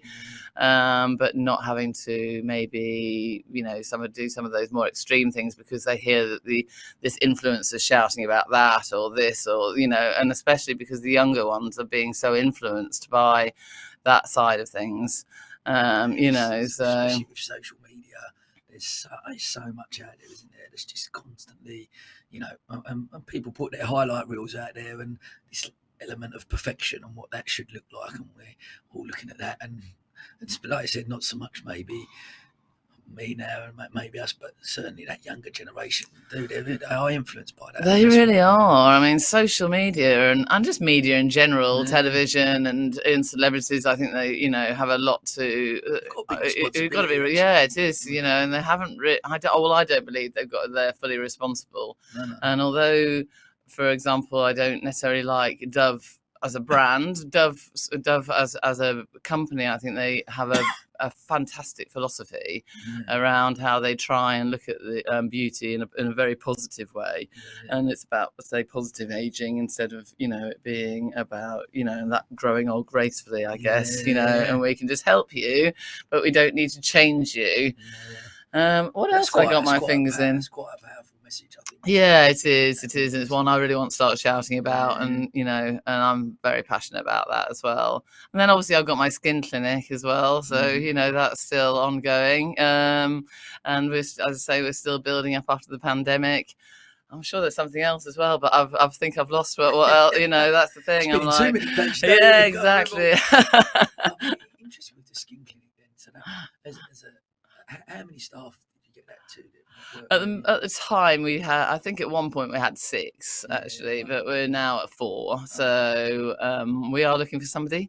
If anybody wants to come and join our team, we are looking for another therapist to come and join our team at the moment because we're really busy and we need to take it back up again. But again, we kept the team small after the pandemic, and we just sort of started to regroup and redevelop, and now we're at the point we need some help.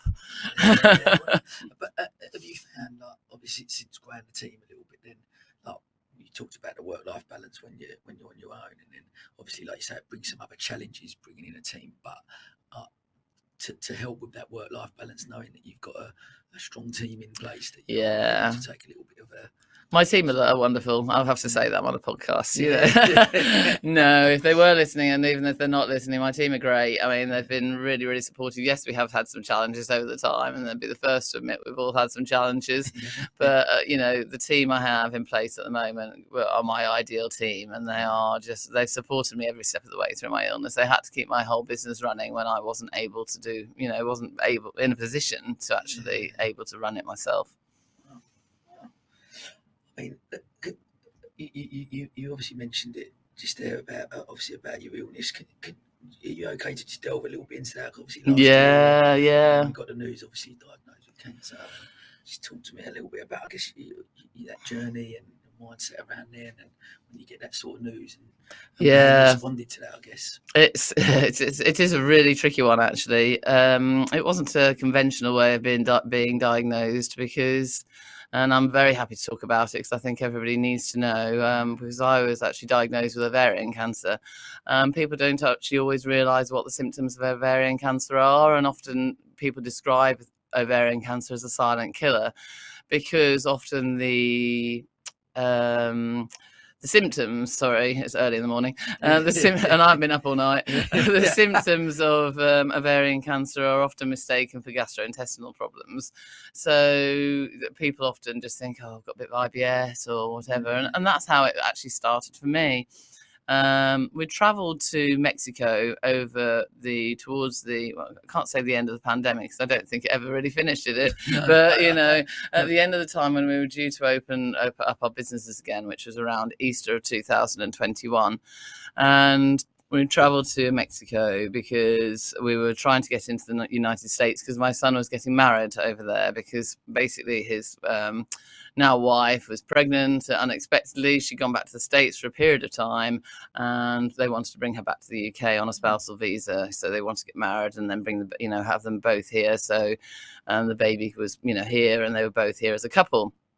So we travelled to Mexico because we couldn't get directly into the United States at the time. They were blocking anybody from the UK from going in, but we could get to Mexico and then go to the United States.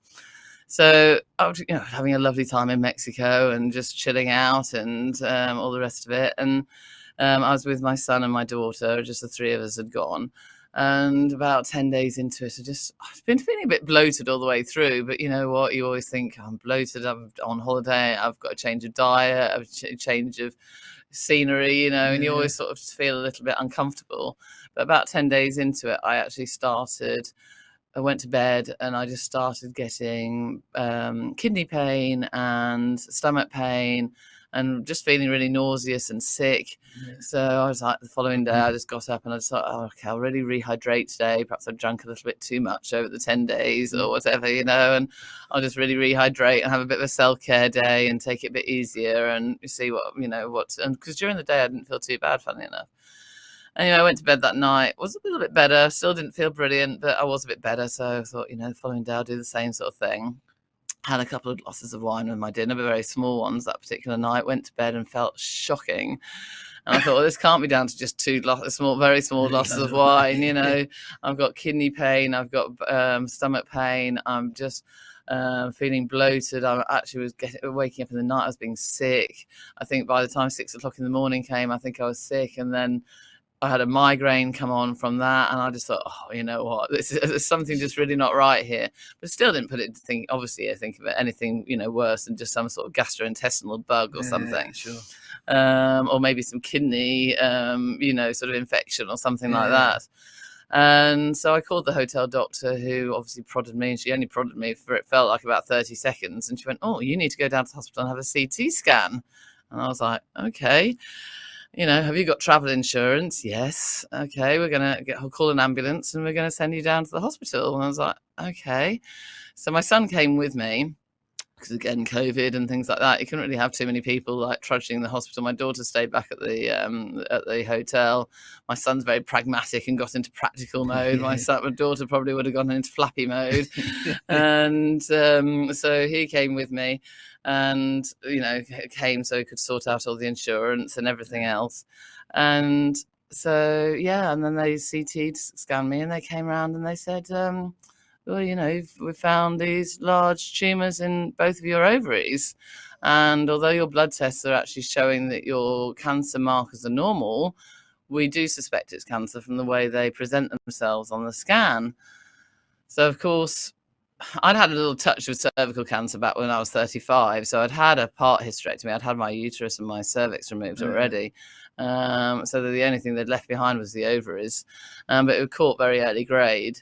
So, of course, I was very shocked, still feeling very poorly. They're pumping me full of fluids. I was bloating more and more and more. But they said, well, you either need to stay and have your operation or you need to go home.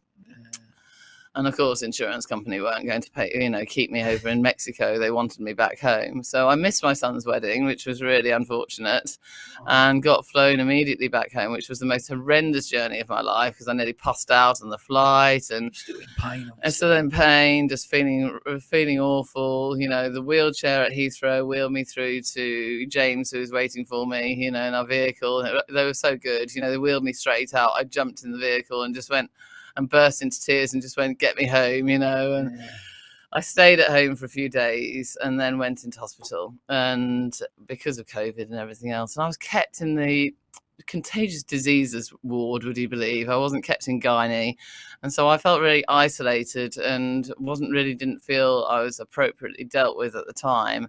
And I had a drain because I was so bloated, and they took 12 litres of fluid out of my abdomen, which actually made me feel great for a couple of days. And then all the symptoms started again. And then a few days later, I just couldn't move, and I got taken in as an emergency, and basically one of the tumours had burst, and I ended up going in as an emergency operation and having obviously the ovaries removed. And that's when they actually confirmed that it was definitely ovarian cancer. So it was quite a journey by this point.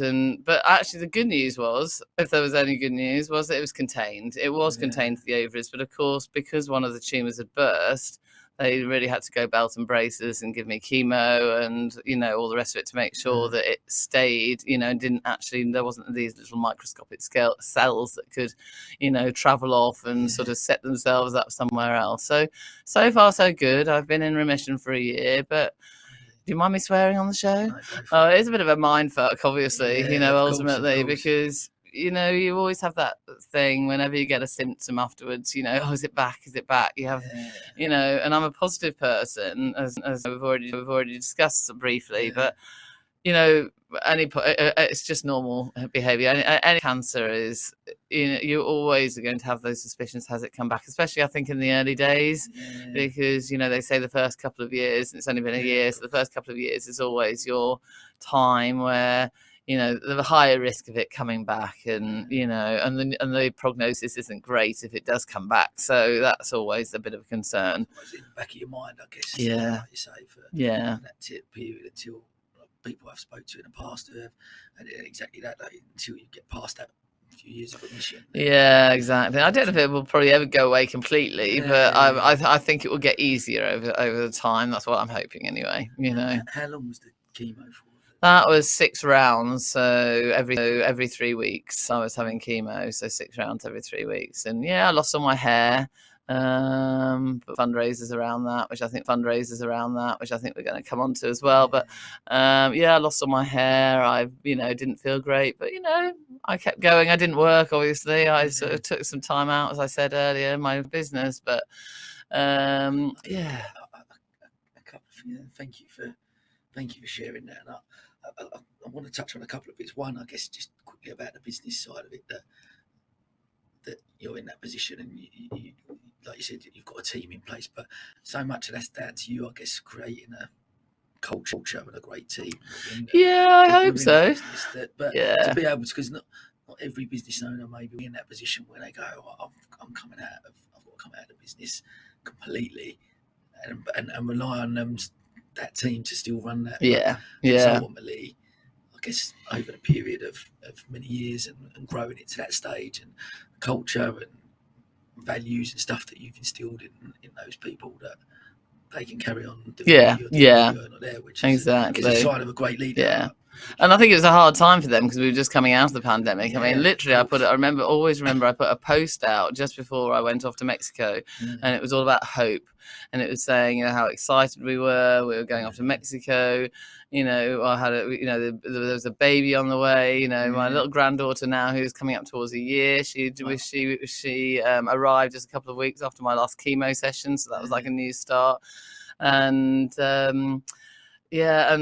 business was due to reopen on, I always remember it was April the 12th, and this was obviously around the end of March at this point. So we were really excited. We were due to open. There was new life on the way. It was like a new start, and then boom, it's like you never quite know what's around the corner. I think that's obviously COVID taught us that. I think on a global scale, it taught us all that, didn't we? Time to pause and we go, actually reflect on life, and you go. But I guess on a personal level, like you say, to go through that within the industry you did, and come out of it and do okay, and then to get that news, you're like you said, I've met you before briefly, and obviously speaking to James and hearing your story, like you do it, you can tell you're enthused. That's why I was so excited when you said about coming in, just because I was like, speaking to people on camera is great, but having someone obviously in here and with your enthusiasm, and it's certainly helping me. I hope it's keeping you awake. 100%. And that's what I mean. You can get that energy from you, but that positivity that comes off of you. But I'm keen to just explore that a little bit. When you get that diagnosis, and you've got to go through chemo and stuff, do you pull on those skills? I guess you've got that positive mindset. I think you have to, actually, to be honest, because what's the choice? I mean, the other choice is to lie in the gutter or to look at the stars, as we've always used a sort of an analogy between us, so you choose to look at the stars. I mean, the journey does go a little bit further in terms of the fact that I was then tested for the breast cancer gene, what's called BRCA gene. So, and it was discovered that I was actually genetic, and that I've actually got the BRCA1 gene, which means I'm actually also at a 70% risk of getting breast cancer in my lifetime. So it also means I need to go on to have, potentially, I'm advised to potentially have further surgery on my breast, to have a double mastectomy, to have those removed, but because potentially it's like a ticking time bomb on my chest. So that's another part of the journey. And sadly, it doesn't stop there, because having lost my sister to breast cancer 12 years ago, we've now discovered that she must have had the BRCA gene. My two nieces, my sister's children, have also developed this BRCA gene, or not developed it, they've inherited this BRCA gene, as has my own daughter. So they all have to go through their own surgeries and their own journey with, maybe having their ovaries removed in the future, having their breasts removed over the next year, actually. And my daughter will also have to, is potentially advised to have IVF to start a family, so that they can actually stop the BRCA gene from, going down the family. So you do have to have positive mindsets, because otherwise you will just fall apart, and it's just a matter of, for me, I feel like I actually took one for the team, should we say, if it hadn't been for me and my diagnosis. And that's the way I have to look at it, that they wouldn't have known. So, and they could have potentially developed cancers. So I take something really positive away from all that, and I can feel myself getting emotional, as you can see when I talk about it. So, it's a biggie, but you have to, don't you? Because otherwise I'm just going to go and lie under my duvet and pull it over my head, which I don't really want to do. That's not an option. Sarah, mate, it's so inspiring to listen. Like I say, when I heard your story and James mentioned to me the first time I spoke to you about it, and so thank you for coming on and sharing that, obviously so openly and honestly. And I want to talk, obviously, move on about some, obviously over the past few years you've done some incredible challenges that I really want to explore. And I know that come from as well, not obviously just from cancer as well, but from obviously quite an abusive relationship, I believe that you'd mentioned to me previously. Well, my ex-husband, not really so much that, actually. My ex-husband, I wouldn't say I had an abusive relationship. No, my ex-husband was a bit of an alcoholic, which didn't really help. And sadly, he passed away actually earlier this year due to, sort of some drinking issues. No, it was actually started my challenges because of just a difficult period in my current relationship that we were going through at the time. And we're really sound now because we're getting married in a few weeks. But at that time, we were going through a little bit of a tricky period, as many relationships do. We've been together for 20 years, and I just needed something fresh in my life, and so this it dropped. I was an advocate of a supporter of the Chestnut Tree House, a charity which supports children's hospice, for those people who don't know, in Sussex. And this leaflet fell through my door about doing walking some of the Great Wall of China. That's about 7 years ago now.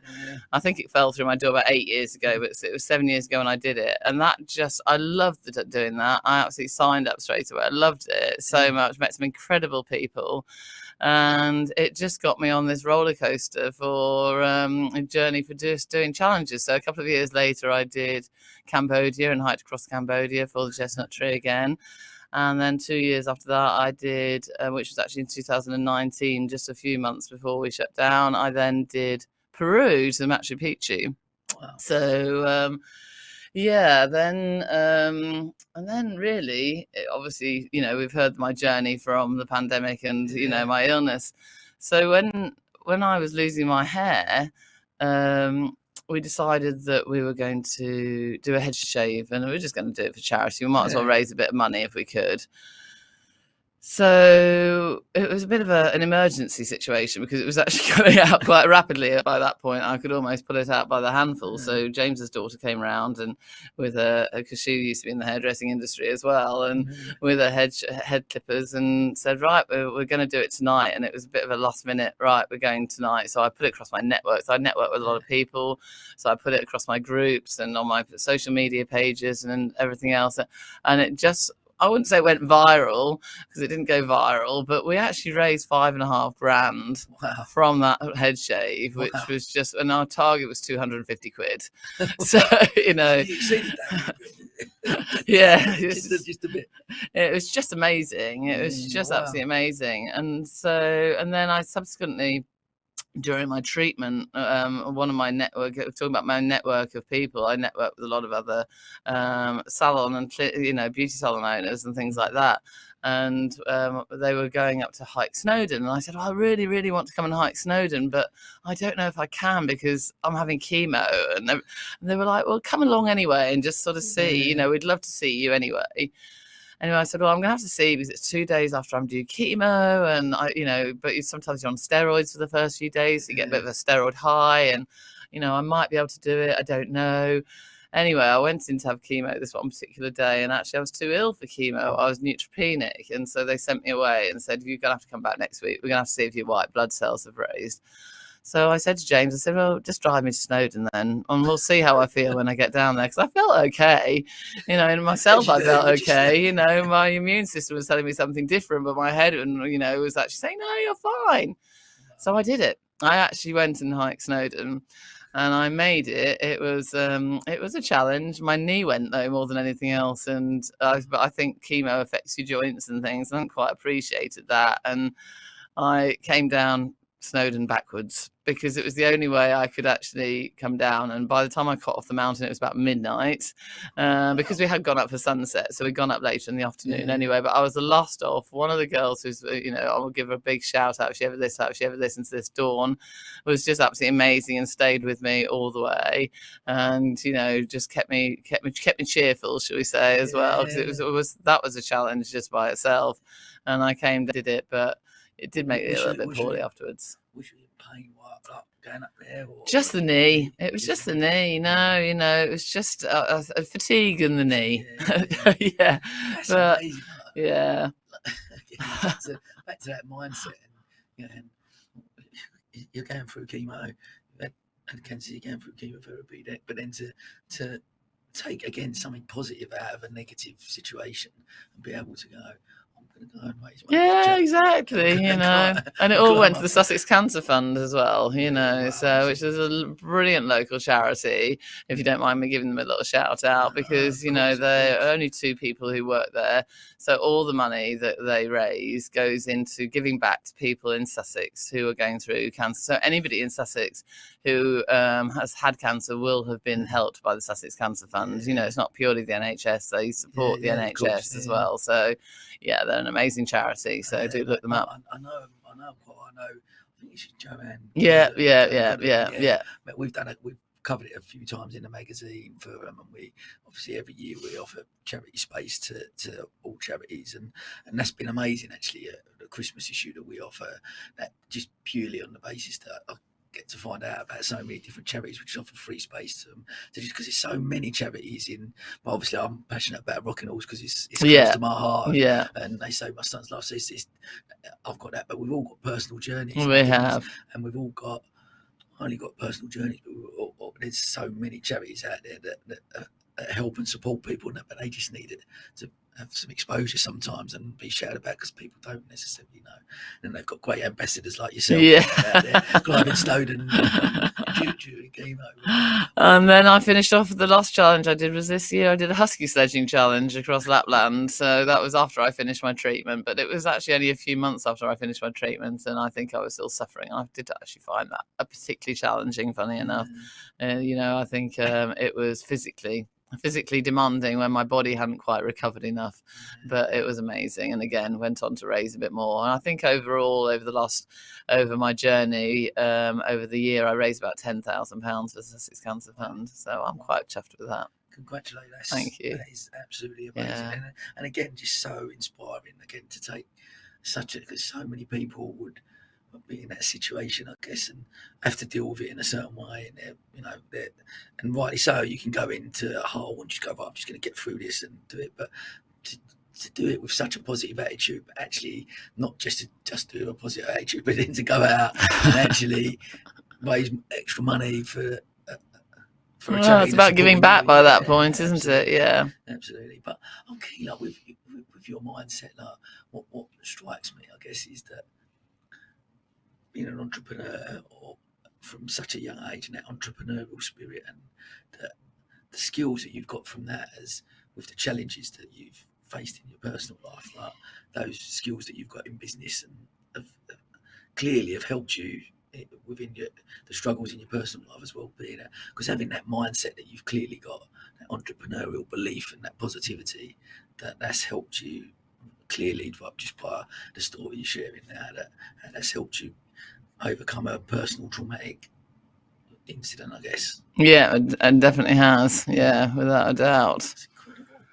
What such a fascinating story. I mean, look, you've alluded to obviously all the plates you're spinning at the moment. Yeah. with the and obviously how could I not talk about a little bit more about a podcast, I guess, and being that we're on a podcast, and I love podcasts, and when we met at a podcast show, and you sort of said, thinking about doing our own one, and it's so brilliant that you guys are doing that, and I wish I know the first episode's come out, so I definitely can't wait to listen to it. No, it came out on Tuesday, and it actually started with my story, and then James's story comes out the week after next, and then we've had some amazing guests on. We've had a lady, who's gone through some, should we say, sort of types of persecution, really, because she's Indonesian, and she's, obviously sort of gone against the family wishes of, being typically Muslim and all the rest of it. So she's had some death threats. We've got another lovely lady who's also got BRCA, who has got a small charity, and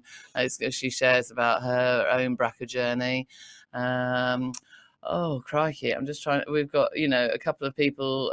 We had one guy who, it's sort of like his family were part of the IRA, and and so his journey and how how his childhood was with that, and we've got some amazing stories and lots of other people.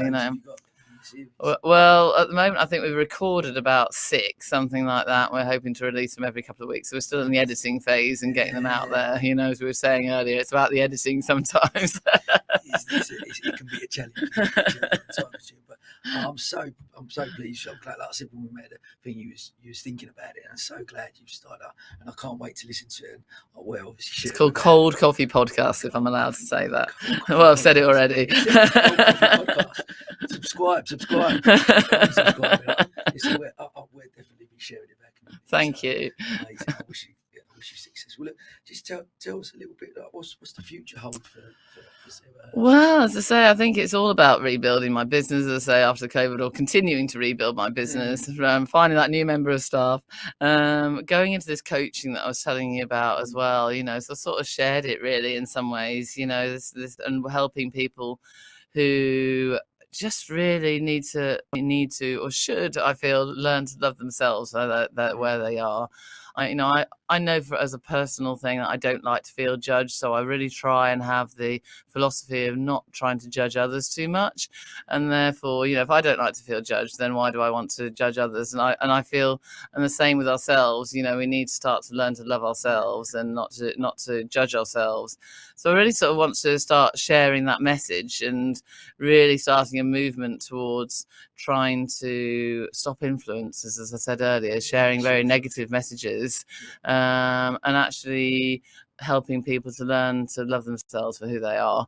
So that's sort of like it's a journey I'm only just starting on, so I'll be able to clarify that message as I nail it down in the coming weeks. But yeah, I'm really excited to. That's my next new thing, as well as everything else. One of the well, I certainly wish you. It sounds like it's an amazing message and a powerful one. I'm really super. I mean, I'd love to even go into schools and share that, with teenagers and things, so they can learn to, not be so harsh on themselves and not to be so harsh on other people, because there's too much bullying in schools and things like that as well.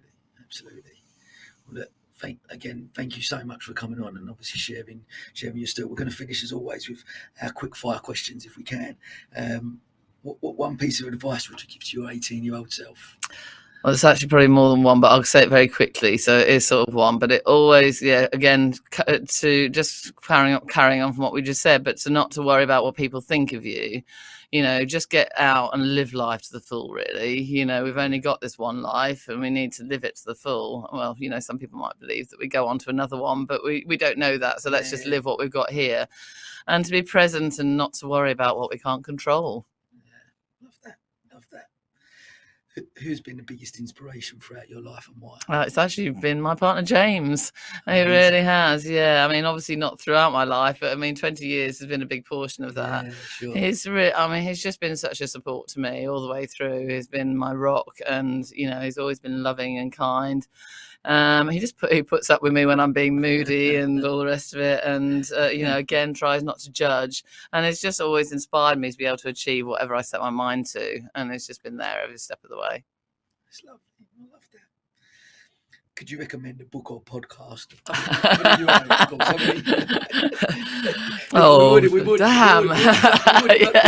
I've already plugged it enough. Then I have to mention a book that I need to reread it actually, but it's always stuck in my mind. It's called The Enlightened Gardener by Sydney Banks, and it's about explaining the 3 principles of consciousness, thought, and mind. And it's just done in a way that actually tells the story rather than just being like a self-help book that you should follow this and this. There's a gardener telling these psychologists about these principles, and he just puts it into story form, and I just think it's an awakening, shall we say, for anybody who who'd like to sort of look more into their spirituality. Love that. Amazing. And the final one. What is your one rule for living a fulfilled life? Again, I can't quite nail it down to one, I'm afraid, Sam. But it's very quick. Again, it's being present, not overthinking the future, and setting positive, flexible goals, and spending time with family and friends. Love that. Oh, traveling. Can I just add traveling? Because I love traveling, and I just think traveling needs to be there as well. Because for me, anyway, I just travel. Seeing the world and getting out there and seeing what's beyond our own doorstep.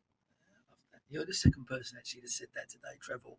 And he was actually, he recorded, he's from Worthing, but he was in Sydney at the time, so he'd done like 4 o'clock in the morning because he was over in Sydney. But that was one of his, and he was like, Travel. He goes, if you can get a chance to travel, that definitely. Yeah. The one for me that I take out, that being present. Yeah. Again, back to that work-life balance thing, and I still struggle with that, and it's something I'm certainly looking at for myself and trying to improve, and wherever I am, whatever I'm doing, making sure I'm being present in that moment. Yeah, it's all about now. It is about the now, absolutely. Because we don't know what's going to happen tomorrow, as I've already explained and discovered. So let's just worry about, or not even worry, but look at now, be here and present now, and then tomorrow will come and it'll bring its own new things. And it's still good to set goals, I believe. As I said, you can set goals, but make them flexible, because things change as well. Our minds change, and they sometimes go off in a different direction. So you can set a goal, but I think they have to be flexible goals. And because sometimes life throws a different curveball. Absolutely. Well, Sarah, again, what a brilliant way to finish. Thank you so much for coming on. Thank you for having me and inviting me on. I've just been, loved it. Listen, wish you every success with the podcast. Well, I can't wait to end your other ventures, but I'm really keen to, obviously, I'll share the podcast. Yeah, no, that's great. Thank you very much. Thank you. And that is a wrap. Thank you very much. Awesome. How do you use emotional value in business over economic value? Everyone knows it's there because you understand that you've got communal endeavour. That's the word, company, isn't it? We were talking about this before. So you're in a company, and what that means is it's a tribe of people with a communal endeavour. Well, that whole notion of company is literally being remapped and pulled apart. And you've got teams across the world, some of them sitting in bed working. You've got to keep that sense that you are one group. And this is how we did it back around the fire. Was I've caught a gazelle, I'll give you a leg. Next time you catch a pig, you give me. It's that. The emotional value to that is what creates the bond, not the economic value. I think if you fear it, you will never try. So you just got to think, so what if you fail? Just crack on, do the next one. You haven't failed, you just found a way not to do something. And that's the way to look at it. Are people more altruistic and kind en masse? And I think they are, massively. That's been my experience, overwhelmingly so. And this is the why for me, is that this product needs to be out there, because if you can see the people who choose to share their exchange with us, their video message through testing, it's beautiful. You've got someone saying, yeah, babe, I know you've had a tough morning, love you, or happy birthday, da-da-da, and you've got families kind of doing that, and you know your technology is helping people join those dots and be together. That is amazing. That is amazing, and we need loads more of that. So that's the why for me. It's seeing our product change the social fabric of gifting, like seeing it, that's how people are gifting. Yeah, changing humanity for the better. and seeing our product leading that race, even if it then means other companies following our suit, we're the number one company, and then all the others are Me Too's. That's what I would say is success. Standing at the till of Costa and seeing someone grabbing a coffee and then sending a video message back, thinking, I did that. That's success for me, I think. Welcome to the County Business Talks podcast, powered by Picture Book Films. Here, we're going to be talking to entrepreneurs and business owners from across Sussex, delving into the mindsets of what makes them really tick.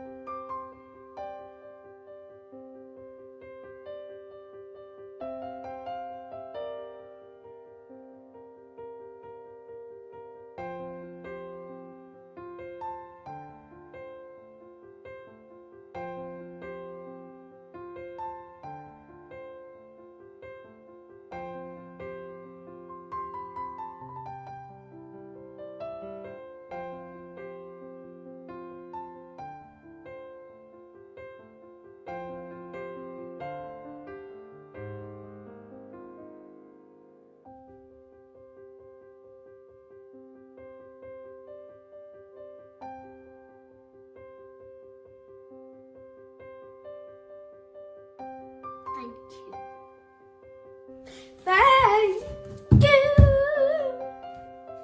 Thank you. Thank you. Do you know what? There's never a right time to do it. There is always a reason not to do something. So if you let that reason be your decision-making factor, then you're not actually ever going to do anything. Absolutely, I'm a product of looking at the experience I had as a child. And I think the biggest thing that shaped me is actually I lost my mum at a very young age. I was only 7 when she died. And that, obviously, a huge impact at the time, huge impact growing up. Giving him those experiences and those life memories, for me, that's my having it all.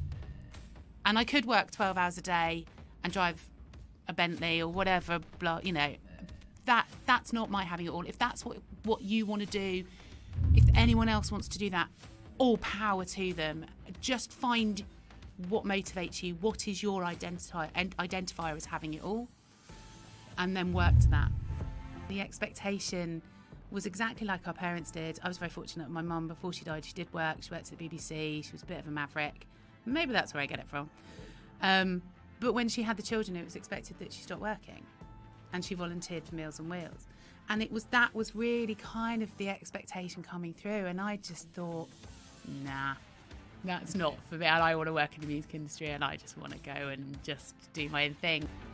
And we still have this real perception that private school clever equals better than maybe someone who, if they would learn business skills or mortgages and credit cards and life skills or politics, you might find someone who's like the greatest politician on planet Earth that went to an academy school that was academised because it was failing, but they haven't had that opportunity.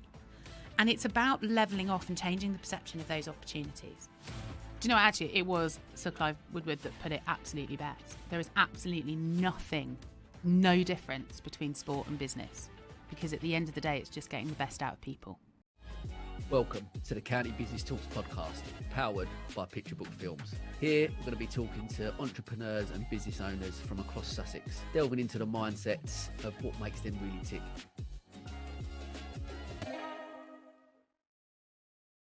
So we organise the days and offer them to children at the hospital with long-term medical conditions. And we know that being outdoors is good for everyone's mental health. It's good for our physical health and it's really good for our mental health. Initially, it really affected her mental health because she's missed quite a lot of time at school, so she wasn't with her friends. But then after the second Woodland event, Venus, then her terminology changed and it just seemed that she had a more awareness and more understanding of what her situation was. is they're really nice if you feel like you're the only one who has a disability, because you can meet other children who have them. I would love to be able to go on more Woodland Wellbeing Day events. How do you use emotional value in business over economic value? Everyone knows it's there because you understand that you've got communal endeavour. That's the word, company, isn't it? We were talking about this before. So you're in a company, and what that means is it's a tribe of people with a communal endeavour. Well, that whole notion of company is literally being remapped and pulled apart, and you've got teams across the world, some of them sitting in bed working. You've got to keep that sense that you are one group. And this is how we did it back around the fire, was, I've caught a gazelle, I'll give you a leg, next time you catch a pig, you give me, it's that. The emotional value to that is what creates the bond, not the economic value. I think if you fear it, you will never try. So you just got to think, so what if you fail? Just crack on, do the next one. You haven't failed, you just found a way not to do something.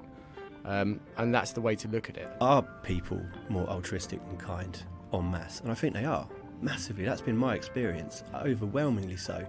And this is the why for me, is that this product needs to be out there, because if you can see the people who choose to share their exchange with us, their video message through testing, it's beautiful. You've got someone saying, "Yeah, babe, I know you've had a tough morning, love you," or "Happy birthday, da da da," and you've got families kind of doing that, and you know your technology is helping people join those dots and be together. That is amazing. That is amazing, and we need loads more of that. So that's the why for me. It's seeing our product change the social fabric of gifting, like seeing it, that's how people are gifting. Yeah, changing humanity for the better, and seeing our product leading that race, even if it then means,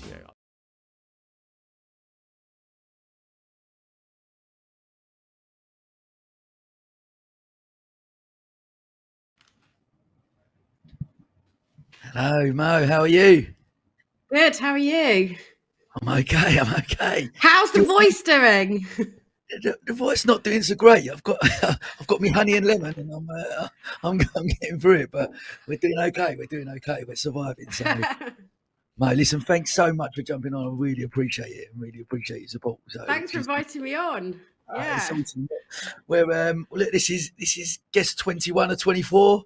Wow. To watch this space. We're going to jump straight in. Tell our listeners a little bit about yourself and your story and career. Yeah, I'll do some talking, Sam. Save your You voice go for for a it. bit. Yeah. Yeah, so you asked me to tell you about my story, so I thought I'll start right back at the beginning. So I grew up in East Anglia, in a really small town on the coast in East Anglia. My parents emigrated from India in the sort of late 60s. So in East Anglia, we were the only brown family in town. So that was kind of my life where I grew up. So I was always different, essentially. And that kind of stayed with me all the way through school, that I was the one that was always different, doing different things. Yes, faced bullying and all of those things. But actually, I think from that, learned that it's okay to be different. And it sort of, that stayed with me, I think. And then when I was coming to university, that's when I came to Brighton to university and absolutely fell in love with the place. And I haven't really managed to leave for long ever since then. So I've done lots of things, but I always somehow gravitate back to Brighton because I love it. Absolutely loved university, Sussex University. I'm still very much in contact with them. It was fantastic. And then when I finished my degree, so I did a degree in English literature, went to London for a bit. Then I was like, what am I going to do now? I need to earn some money. And that's when I really started working in marketing initially, but then into sales. And I realized that technology sales was really what I was suited to, because the skill in tech sales is to understand complicated technology and explain it to people by telling a story. And I realized that actually I was quite good at doing that. And I really enjoyed the selling and sort of jumping around the world. So that's what I did for many years, working in lots of different companies selling all kinds of technology. So I've sold strange things that go in radiotherapy machines that help zap the tumor. I've sold chips that go into technology. I've sold things that go in security systems, any kind of odd technology. That's the kind of stuff I've sold. And I found that I learned so much, having been someone that wasn't interested in science at school. I learned a lot about tech, and sort of then moved into software sales as well, and I love sort of understanding how code works and UX and all of those things. And I'm someone, I think a lot of kids who have parents who've immigrated have a lot of pressure on you to achieve. So there's a lot of pressure of like, you've got to survive, you've got to make money and all those things. So that's what I focused on doing for many years. I worked my way up in corporate. I was global vice president of sales and marketing for a FTSE 250 company, had a big global team, flew around the world, traveled all the time, was never really at home, hardly ever saw my husband. I was always sort of working really, really long hours. And for a long time, I loved it. I absolutely buzzed from it, and it was fantastic. Until there came a point, I think really the company I was working for got bought by a bigger American corporation. And that meant that I wasn't at the head office anymore in London. So I was going to have to go to California all the time. And I had a moment where I was like, is this really what I want to keep on doing? And so that's the moment where I thought, no, it isn't. And I stopped doing that and started working in Brighton, and worked for a fantastic software company in Brighton called Magix. I don't know if you know them, they're a great software company. And it was life-changing, because suddenly I wasn't traveling to work. I was just walking down the road. I didn't have to get 20 signatures to get something signed off. I just walked around the corner, spoke to the owners, and they said, yeah, crack on, that's fine. And so it was really showed me a different way of working and kind of what work life could be about, rather than it always being the pressure of shareholders and all of those things. So it was brilliant, and I absolutely loved it. And I was there for a couple of years. And then it was just before the pandemic, actually, that I'd started freelancing as a sales director consultant. That was in October 2019. So I was doing that until the pandemic. And at that point already, when I was working in Brighton, I'd met my two business partners because they run a group called Brighton Digital Women.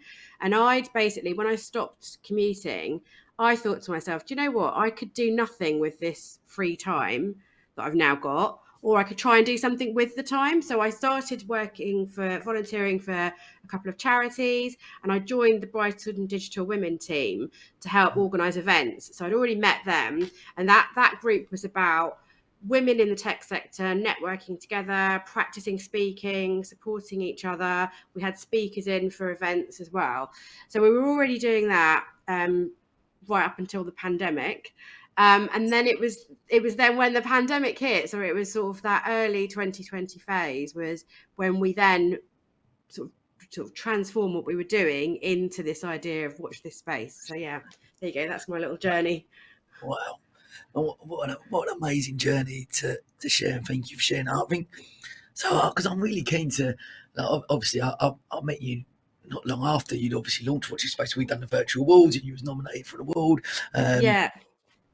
Which was really exciting, I think. But you launched then during the global pandemic. Talk to me about obviously the decision, obviously to launch at that time. I guess a lot of companies are closing at that time and really struggling and wondering what they're doing, and then you're launching a business at that time. So talk to me about that. Yeah, so we were in that space where I was consulting. So I did have clients all the way through, but I was consulting. Allegra was also consulting. She was a freelance consultant. At the time, Rachel was actually on holiday in Japan at the early stage of the pandemic. And we were saying, Rach, I think you might need to come home now. But she was still on holiday. And when she came back, we were just on a lot of Zoom calls together, like a lot of people. Our business was launched on WhatsApp and Zoom. We were on these calls and we were saying, it felt like the world was falling apart. It felt like businesses didn't know what to do, and there was always scrambling around. And we knew a lot of women in their stories where they'd asked to work remotely and the bosses had said, no, your role isn't possible remote. And overnight they made it work. And we saw a lot of women suddenly having to do childcare. And it really did seem like it felt a lot to women to do that. And so we really felt like we wanted to do something about that. We just kind of felt like the world was changing overnight, how it worked. It felt like the biggest work from home experiment anyone could have imagined. And just the whole rethinking of purpose, businesses were really, really in crisis at that point. And it was through all of that we said, you know what? It's not just about women in tech. And Rachel and Allegra had already had the idea for Watch This Space about a year before that, just hadn't progressed with it. And we were like, well, do you know what? We're stuck in our homes. We can't go out anywhere. It'll give us something to do. Why don't we just try thinking about what we could do to make it a business? And I really don't think at that stage we thought we'd be where we are now. It was an idea. It was something in the background. We were like, it really gave us something to do, because it gave us something to really focus on. And it just kind of progressed from there. And honestly, if you, like in 2020, if you'd said to us that we'd be where we are now, we would not have believed you. We had no idea what it was going to turn into. Well, mate, I love that. That the kernel of an idea is there, and just actually we've got this bit of time. Because obviously, you know, I've talked to you a few times, and your positive energy and enthusiasm for stuff. And you can even just listening to your story, like talking about the places you've worked and the enthusiasm for working in that sales environment as well. But actually, I need to change. So I'm going to do this, and then I embrace that, and that's great. And you can so between you and Allegra and Rachel, getting to that point and going, actually, let's push this forward. And you know, it's a negative situation which is COVID and the global pandemic, but let's take something positive out of this, and we'll create this business and see where we go with it. And wow, what a last couple of years. Yeah, it's been absolutely incredible. It really has. So yeah, when I first met you is when we'd been nominated for those virtual awards that you did. Yeah. And it really just took off from there. We hit on something that was a real challenge for businesses and all types of organizations, actually, where they know they want to do something about diversity and inclusion, but they don't know where to start and how to get going on that. And that's really where we help people to get started and work out what they're going to do. And also we launched, it was probably April 2020 when we set up social media and everything. And then it was the summer of 2020 where it was the Black Lives Matter movement, and suddenly everybody was thinking about the kinds of things that we were working on. And so we got a lot of attention quite quickly and really just hit on how to talk to people, because we found a lot of people were pointing out problems, but not necessarily giving people solutions. And also people are just scared a lot of the time. They don't know what to do and how they should talk about things, and you know what they should actually do about a problem they know exists, but they don't know what to progress with, really. So that's what we hit on and progressed from there.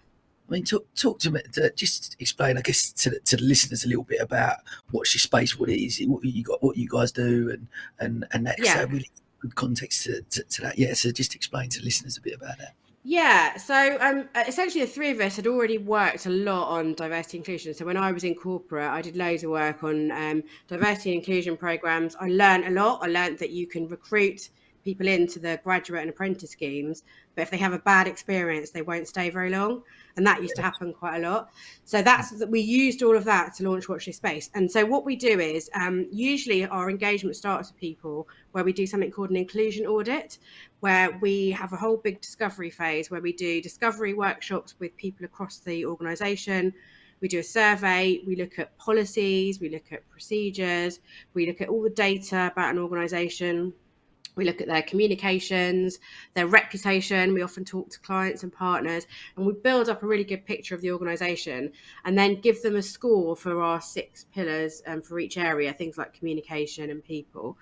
And then we give them a roadmap for change, which we break down into different sections. So there's always some quick things they can do, and then sort of 6 to 12 months, and then longer term. And we work with them on that roadmap for change, because again, often people get stuck there. Now what? So we help them with that. And then as part of that, we offer training as well. So we do training on things like inclusive communication, unconscious bias, and, you know, all sorts of different training.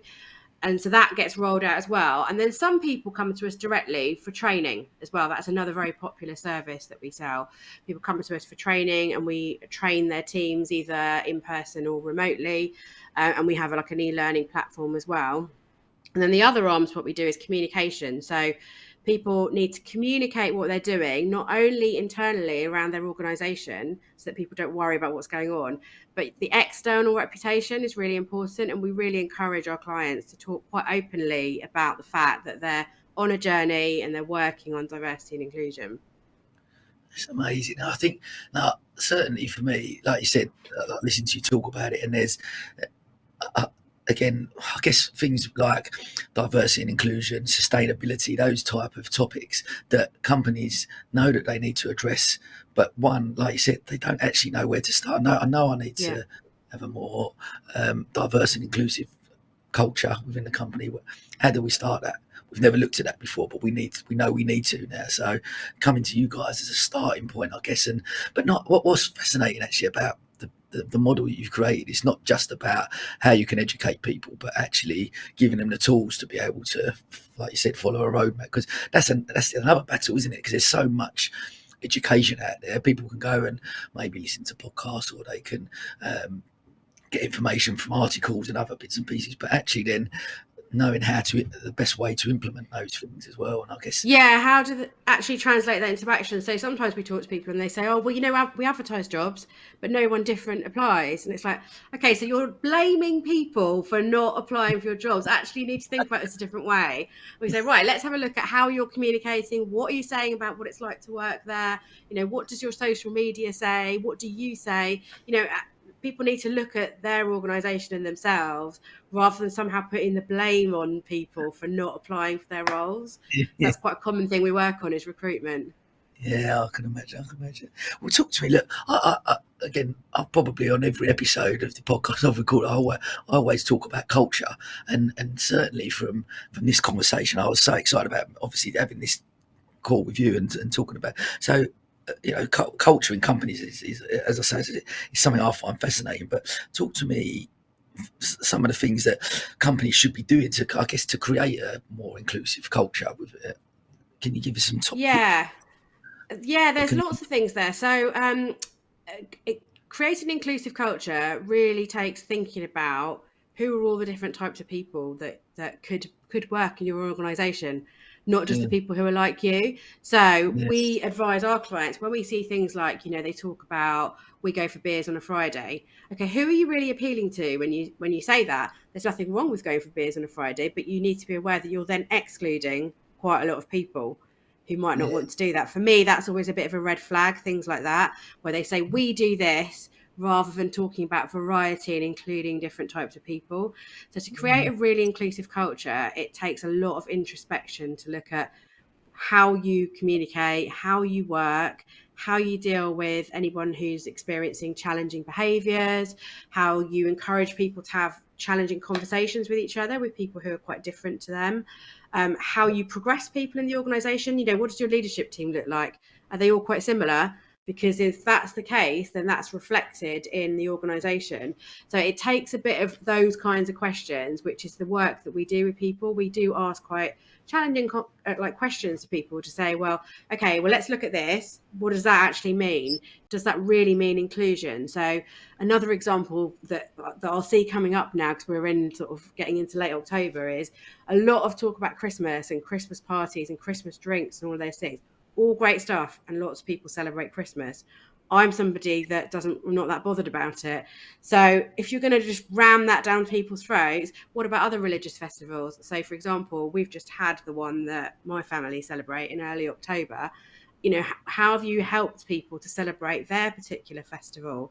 Just things like that. If you're going to create a really inclusive culture, how are you going to make sure that people can actually be themselves and can talk about the things that are important to them? So I think there's a lot of talk about inclusive cultures that don't actually translate into actions.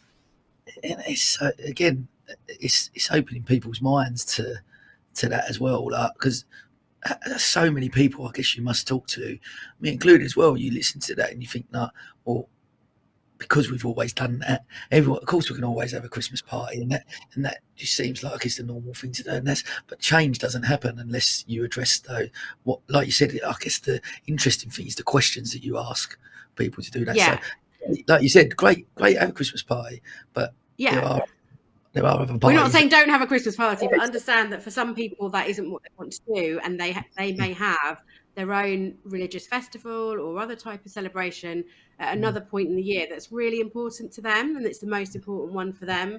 And how are you going to enable them being able to celebrate that. That actually goes back to my life as a school child. When I was at school, we used to have this celebration in October that we used to go to in London. There's a huge London celebration in Belsize Park, and we used to go to it when I was a kid. And every year, my parents would have to have a conversation with my school and say, she's going to have like a day off. And it was never long. They never took me out of school for long, but sometimes it was like a day, maybe the Friday or the Monday. And every year they'd be like, they would be difficult about it. And it would be really like difficult, challenging for my parents. They'd have to say, well, this is really important to us, so that I could go to something that was really important to the family. And it's just that, and I'm sure things have changed now in schools a lot, but it was just that fact that that bit of difference wasn't tolerated almost. It was like, okay, we'll let her do it, but, you'll need to talk to us about it again next year.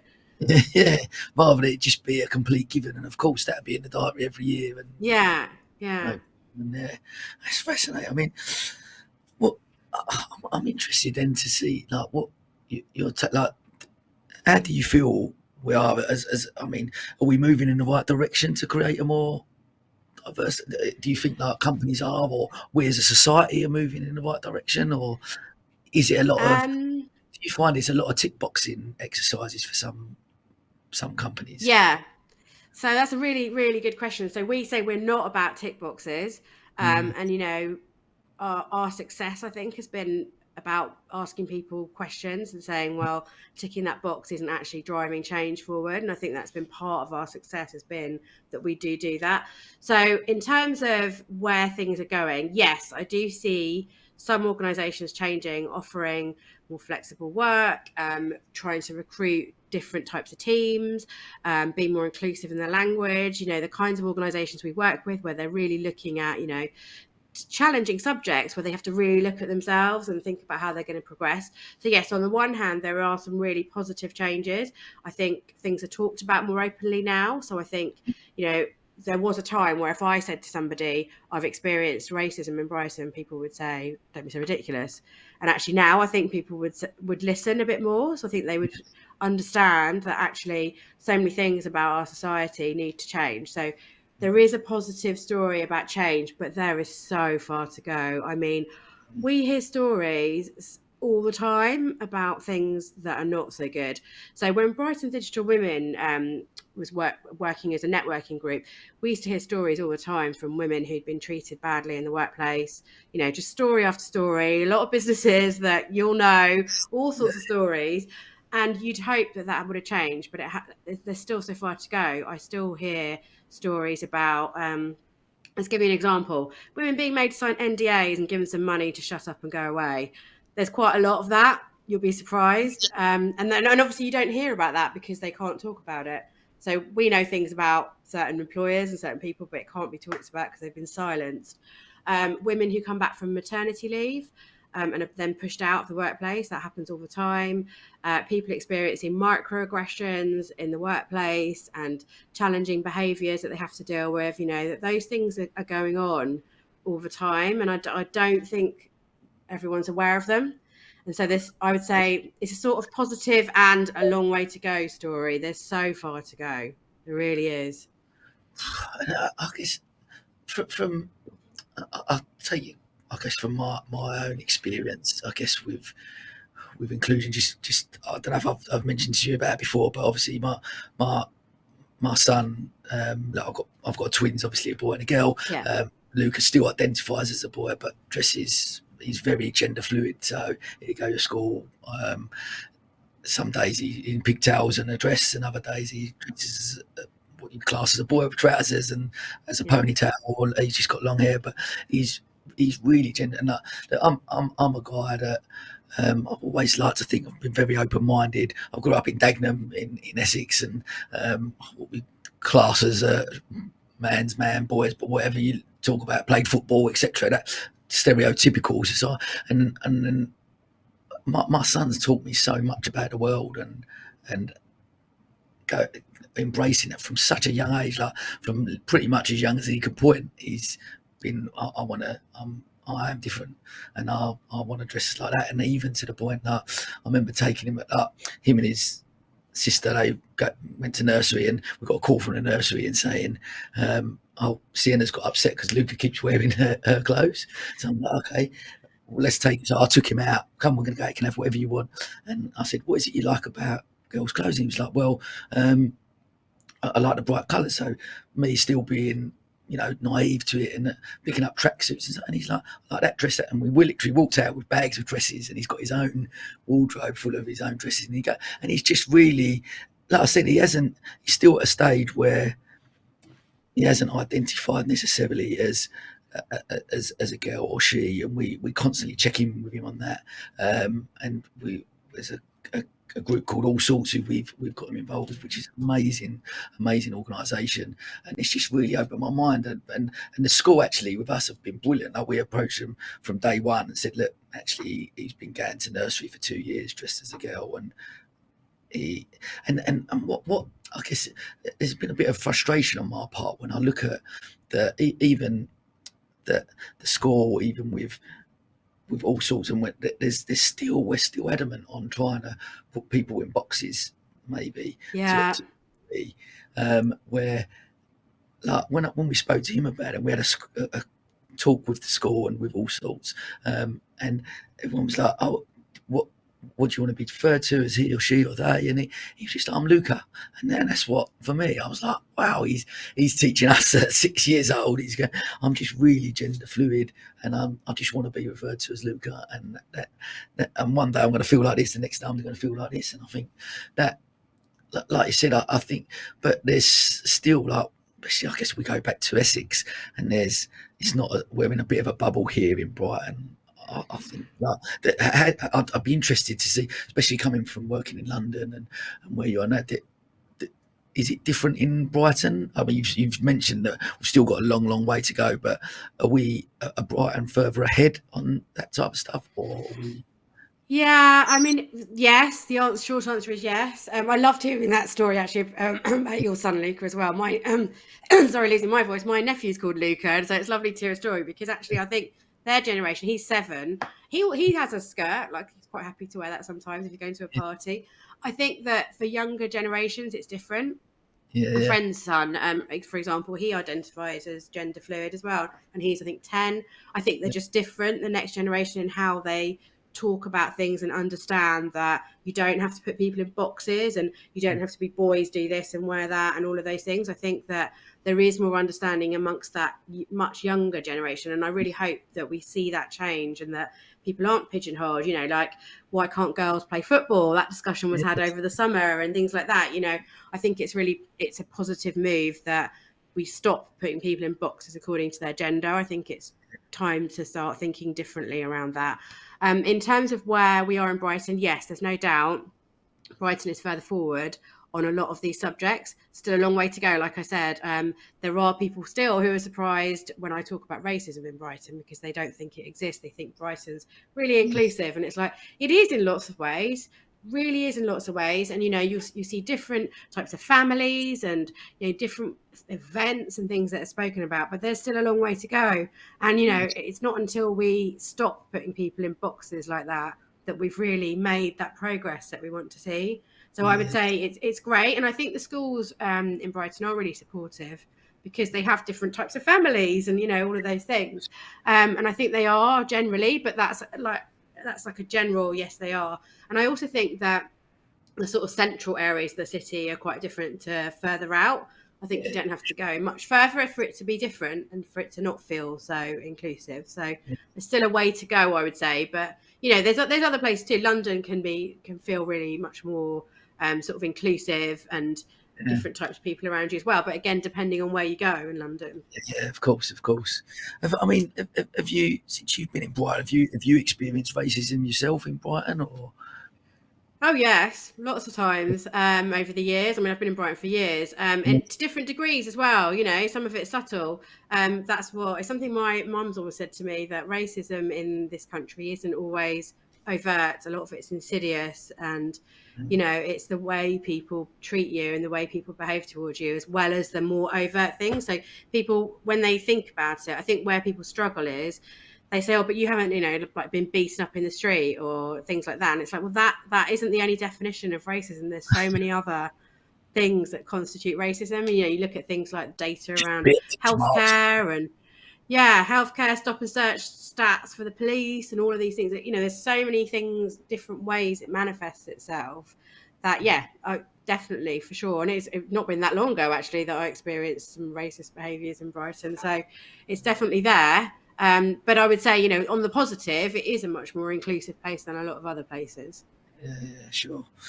Well, I'm keen, obviously, that I think the work you're doing is brilliant, because what again, back to my learnings, my personal experience, I guess, that he's taught me so much about the world in the last 7 years, which has been fascinating, and I think and helped me and Kelly, like, both on a journey through that. And to, like I said, from two people who I class us as both being really open-minded, to he's opened our minds to a completely new level of what that looks like, which was amazing. And I'm hoping that we do move to a much more inclusive society as a whole. And I think organisations like yourselves and what you're trying to achieve is so much needed. And ultimately, like I said, not just from, because I think there's good people out there that want to do better, but just haven't got the tools and don't know the best way to do it. And I think not only by you guys coming in, like I alluded to earlier, not by only you coming in and educating and giving the right advice, but actually giving them the tools to make sure that they can that people can really make those changes, that especially from a cultural point of view, that changes at the core of everything that they do. So it doesn't just become a tick box exercise. That they don't just delve into, we're really diverse and inclusive now because we've done X, Y, and Z. And we say that. We say that you're never done. There's not a thing. Right, we're done now. It's an ongoing journey, and it's also we talk a lot about the benefits of inclusive teams as well, because there's huge benefits. Of course, it's the right thing to do, and that's a huge driver for us. But there's also huge benefits. There's so much data around that. More innovation, people are more productive, people are happier, they make quicker decisions. There's so many benefits to having inclusive teams with different perspectives and different types of people, that there's so many reasons to actually work on this. And also in terms of the customers you want to reach, they're all different as well. So if you're only one type of person, then you're going to struggle to reach all of these different types of people in the world. So there's real business benefits too. Love that. Talk to me then. Obviously, launching in the global brand, you've obviously had great success over the last couple of years, and I know you won the award. You won the 25,000, didn't you? I think that was it. Yeah, they're announcing the next winner today. Actually, the Simply Business Boost. It's a year on. We were judges this year, so we got to be involved in choosing. I can't say who it is, but we'll find out later today. But so that was a year ago that we won that competition. And it showed us that you should enter competitions because somebody has to win. Yeah, that is phenomenal. But then I'm keen to, because of the growth and the success that you've had over and watching that journey from, like I said, when we first met at the virtual awards. Has there been some challenges along? What challenges have you guys faced along the way? Because obviously, you look at it's been phenomenal to see all the great stuff in it. But I can imagine in the background. Talk to me about some of the challenges. So it from at the outside, it probably looks like it's all really well organised and we've been really successful and all those things. All of those things are true. Behind the scenes, there's been some real challenges. So Rachel had COVID and was in hospital for a while. She's totally fine now. She had a baby. Allegra had a baby. I think we all moved house during this time. We all struggled financially because when you start a startup, you don't make money straight away. So we all had to do other things. And it was actually a year ago that Allegra and I were like, right, we've won this national competition. We've beat 25,000 businesses. Now is the time to go all in. Because actually before that, we were just trying to do so many different things. And then it's the challenge of, when you found a business, you have to wear all the hats. You're doing everything. And so what we're strong on, the three of us, is sales and marketing, which is actually the thing that a lot of other founders struggle with. We have those skills. Where we struggle is things like, finance and like the IT things and things like that, so it's like trying to really juggle all of the different tasks to make sure the business is functioning properly. And we've now grown, so we are taking on our first employee soon. We have a lot of freelancers that work for us. We've got freelancer starting to expand around the country as well, and it's running all of that takes up so much time. And I think probably a lot of founders you talk to will say this, you can be working all hours. We did a conference the week before last, and Allegra was up till I think 1 a.m, 2 nights in a row, getting it all live. And it's all of those things that there are sort of no boundaries on when you found the business. You just got to do everything, and you just got to make it all happen. So there's been lots of challenges along the way, definitely. Yeah. But how does that work with, again, the other thing I talk about, work-life balance, that especially when you have founded a business, and especially the early stages on these first couple of years is so crucial. You do feel like you've got to be on it all the time. But have you got a work-life balance? You set yourself good boundaries, or how are you? Yeah. So again, I think that's something we've learned to do. I don't think we didn't start with. And so we've now got, so for example, Fridays, we don't really work. We do odd things. I might go to like a breakfast event or something like that, but we don't really, we try not to. That's a good boundary to set, that we're getting a proper break from things. We work the hours we want. So we are remote first. We work the hours we want. So, Allegra has small children. That totally fits in with the business. She can collect them from nursery and school and all of those things, and not have to worry about making up hours or anything like that. We don't operate in that way. It's about getting things done within the time that we've got. So I would say we haven't fixed. Again, it's not a tick box you can check, that work-life balance, but we're really trying to make sure we set some boundaries and have time for ourselves. So, and we're setting the company up like we would like it to be as it grows. So we have, we're remote first, no fixed hours. It's about the task getting done, unlimited holiday. It's about, taking a break when you need to, and just agreeing with everybody else that you're going to have that time off. Not, we don't want loads of forms to fill in and things like that. So we're trying to really do that. And we all do other things as well. So like we're charity trustees, I volunteer for another charity. We try and do those other things that are really important to us as well, just to try. So I would say it's not done, that work of the balance, but we're really trying to focus on it, because otherwise you just end up getting ill and struggling mentally and all of those things if you don't focus on those things. Yeah. And are you quite good at sort of switching off when you have got that? So for example, you don't work on a Friday, or you've got them other bits to do, that you can switch off from work? Not great. I try. I really do try to not be on emails on my phone and things like that.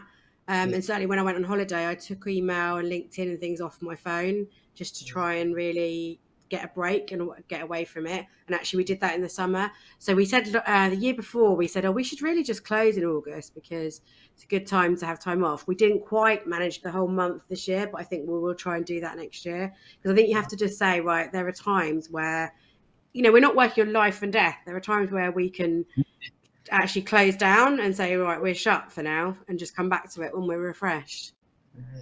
Love that. And then as we're coming towards the end, it's obviously been quite a few highlights over the last couple of years as well, with the win of the 25th Fair. You won the Dynamic, or you won a business award. Yeah, one Dynamic award. Yeah. So what's been the highlight for you, would you say? So a year ago, we were asked to dial into a Zoom call with Simply Business. We didn't know, we were stressing the night before and like going through our financial forecast and everything, so we didn't know what it was about. We dialed in and they hit record and said, they've used the clip actually on social media. They hit record and then they said, we're pleased to tell you you've won Business Boost. And we were like, oh, that was a real like changing moment for the business. That just like felt like suddenly this was like a proper business. That really was amazing. And the Dynamic Award was also amazing. So we'd gone to that and our table was right at the back of the room. So we were like, oh, we haven't won. We're right at the back in the corner. So we kind of settled in. We're having a few drinks and everything. When it got to our category, they were putting the logos up on screen. So we said, oh, let's just film that. we've got the film actually of that, where they were putting the clips up of the different companies, and they started talking about the winner. It was Joanne Simmons from BIPC started talking about the winner, and she said, a business founded in lockdown by 3 women, about reimagining the world of work to include everyone. And we were like, oh, that's us. And we then had to find our way across this room. And everyone who knows us who was there were like, yeah, where were you? It took you ages to get across the room to the stage. That was incredible. It was incredible. We had a fantastic night. And, that was another of those moments where it was just like, oh, this is incredible. We've actually made something out of this. Yes, there's been a lot of highlights along the way, but those 2 award wins do really stand out. Amazing. Well, look, it's been, like I say, from meeting you just after the start of lockdown with the virtual awards and seeing the growth and the success of Watch This Space, and it's an amazing thing that you're doing. It really, really is, and I wish you obviously continued success. But tell me, what does the future hold for you? Oh, what does the future hold? Well, we're already planning on how to expand the business. So we've got somebody working for us in the Bristol area. So we're starting to expand that area. And if that all works, then we'll do that nationally. We've got some national clients as well. So that's what we want to do, is sort of replicate what we've done in this area in other areas around the country. We are writing a book, which we had a writing week in earlier this year. We just need to do some more work on that. So we'd really like to do that and try and get a book out there about the work, about what we do. So we're doing that as well, and really just continuing the growth of the business so that we can continue to drive change, because that's it's something we're all really passionate about. So that's what we want to do. And in terms of my future personally, I also do lots of other things. So I'm a trustee for the Clocktail Sanctuary charity. I'm a non-exec director at a healthcare social enterprise called Here, who are in Brighton as well. And I love doing those things too, and just continuing that variety of life, of having different things going on. I really want to continue doing that. I love that. There's something about that. For me, I spin a few plates, as you know, but as much as sometimes that you go, oh, am I spinning too many? So much on, loads of things happening. At the same time, if I didn't have them things, I think I'd be a bit bored. I love having. I think I've accepted about myself that that's who I am and that's what I do. So it's cool to be. That's what I'm like too. So if I say to myself, I'm going to have a quiet week, I'm not going to do anything. By about day 2, I'm like, right, I need something to do now. Absolutely. It's been fascinating talking to you. We're going to finish up, as I've done every episode, with our quick fire questions, if I can. So, one piece of advice would you give to your 18-year-old self? Yeah, it's funny. I was listening to your previous guest. Mine is very similar. I would say it doesn't matter what the people around you say that now at 18 think about you, anything horrible that you're experiencing. Those people won't be significant in your life and future, and focus on you and don't worry about what other people think. It's about you. Love that.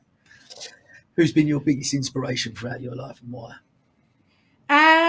That's an interesting one. My parents, but particularly my dad, he passed away in 2019, and he got through medical school on a scholarship. He wasn't from a wealthy background, sort of became a doctor, made the decision to emigrate to the UK, had a really hard time. It was a real inspiration all the way through. And actually my whole extended family that did that, they're all inspiring in doing that. Love it. Could you recommend a book or a podcast for our listeners that's had an impact on you?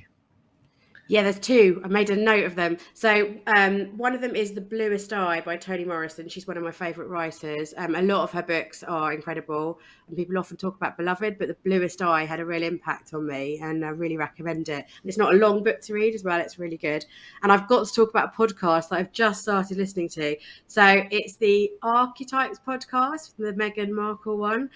So I'm not I'm going to full disclosure, I'm anti-royal family, but her podcast, I think she, in lots of ways she is too. Her podcast is incredible. If you haven't listened to it, it's really worth listening to. Amazing. I love that. And finally, what is your one rule for living a fulfilled life? I'm not sure I always live it, but balance. So a balance of fun, travel, meeting different people, work, all those different things is definitely good for a fulfilled life, and sort of surrounding yourself with positive people in all those things you do. Yeah. Mo, thank you so much. It's been brilliant. I'm really Thank grateful. you. Look, 8 o'clock in the morning with 4 to go, and your enthusiasm and energy has certainly, lifted me, and it's been a brilliant Good. conversation. So thank you so much. I'm genuinely grateful. Thanks for your support, and wish you continued success. And you, and good luck with the rest of the podcast and your voice. Let's hope it keeps going all the way through. We needed it. And that is a wrap. Thank you so much. Thanks. Yes, Mo. Thank you. There's been quite a few drip-fed issues of equality throughout my journey, I guess. So when my marriage broke down in 2008, I went back to university, did a degree in event management, decided that I wanted to work in the events industry, and gleefully applied for jobs in London, thinking I would just walk into this amazing events job and that would be the start of my new career. And at least 3 different places turned me down and were quite clear that it was because I was a single mum. But for a woman going into it, I need it to change. I need it to change, and it's my problem. Shouldn't be, but that's the way it feels it is. So that's that. We've got to talk reality, especially in football. I find you've got to talk reality, and it still is. The world is still essentially sexist, and there's still a lot of change to be made. And I tell you what, though, if we can do it in football, we can do it anywhere. I just knew that it was something that I really, really had to do. Like, I didn't see any other option at that time. I still don't. I still think the mission is really important. I still think that women need representation. And I just felt that I don't know what I'm doing, but the only way that I will get to know what I'm doing is just to keep on this path. And it took an awful lot of resilience, and it was difficult. And I don't know if you remember a few years ago, there was a very big company and their manifesto was leaked on how women should and shouldn't behave, and it was wear heels a certain length, talk at a lower tone of voice, don't laugh too high pitched.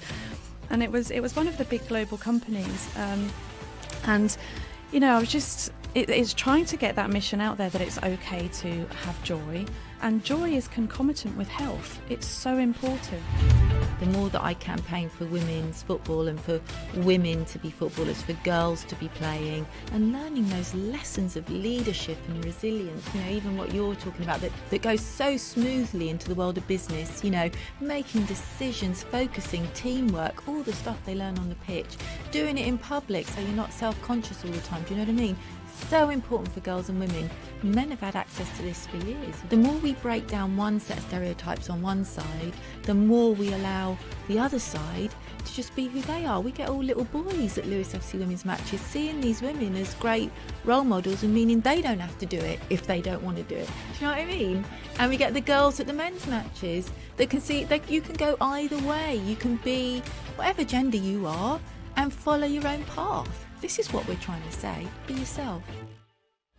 I believe every business owner has a story to tell. Through seeking true, authentic insights about the entrepreneurial journey, I provide a platform for our peers to share their stories and inspire those that listen. This is the County Business Talk podcast, powered by Picture Book Films.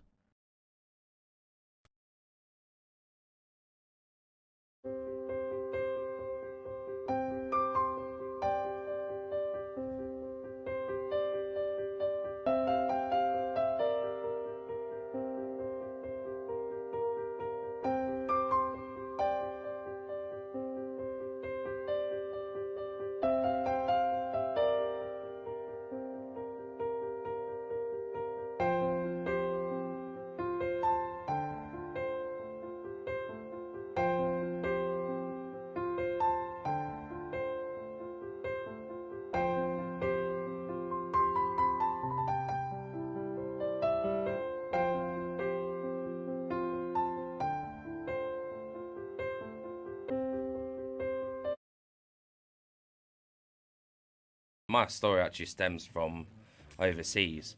I was adopted when I was in 1990 by 2 English parents from Romania.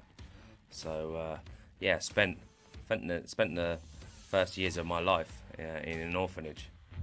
The journey through my life versus the journey through business, they're very, very different. Very different types of things that I've had to navigate. I then went back to the orphanage, which I talked to you about, when I was 14, 15 years old, which for me resurfaced things that I didn't necessarily know were there, but then they came back. So I then started getting angry towards that, but I didn't know that I was being angry towards it. I was just being angry, just like spurts of anger. And then it got to a point when I was about 17 years old, when I got arrested. Yeah, that's when my parents knew that there was something wrong. There was something wrong. There wasn't something right that was going on in my life. But yeah, just got to a point where I had that conversation with my parents. I was like, look, guys, I'm not wanting to be here on a permanent residency. I don't want to be here because I'm going to end up dead. My life was falling apart. I was doing shit I shouldn't be doing. And I wish I'd just spent a bit more time just to sort of sit back and say, look, this is what happened. But then I got to a point where, February 2020, I overdosed. There's one thing that I really realised and why I'm here today. It's because I asked myself that question. You've got two options here. You can either let this shit consume you. You might as well just do it. Or you can use everything negative in your life as fuel for positivity and change. And I took that route. And that's why I'm still here today. I believe every business owner has a story to tell. Through seeking true, authentic insights about the entrepreneurial journey, I provide a platform for our peers to share their stories and inspire those that listen. This is the County Business Talk podcast, powered by Picture Book Films. Young people can come to the art therapy group every week, and this is a safe, supported, confidential space for them to talk about anything that's important to them. That might be their ongoing chronic health condition, but it could be anything to do with mental health and emotional well-being that's affected on a day-to-day basis because they're living with a condition. Every aspect of their mental health and emotional well-being is impacted and can be supported by coming together in this group, making art together, and having this quiet, supportive space to be honest and really start to feel into what's true for them without pretending.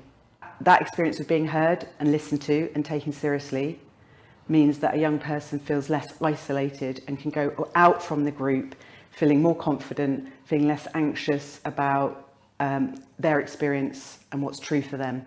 I was diagnosed with leukemia when I was 2. My treatment lasted 2 years. And then as I got older, about 10, like early teens, I developed some sensory disorders, which hurt a few of like my relationships with my friends and my family. So coming to art therapy was a nice mixture of having artwork and being able to create art in a nice environment, having a really calm space to come to with other people of a similar age to me and who've had similar experiences, and then being able to have Saskia, who I could have advice from, and just talk about anything, get my thoughts out in a really safe, calm space. Because coming to art therapy has helped me sort of move away from it, and now I'm in a much stronger place emotionally. There's been quite a few drip-fed issues of equality throughout my journey, I guess. So when my marriage broke down in 2008, I went back to university, did a degree in event management, decided that I wanted to work in the events industry, and gleefully applied for jobs in London, thinking I would just walk into this amazing events job and that would be the start of my new career.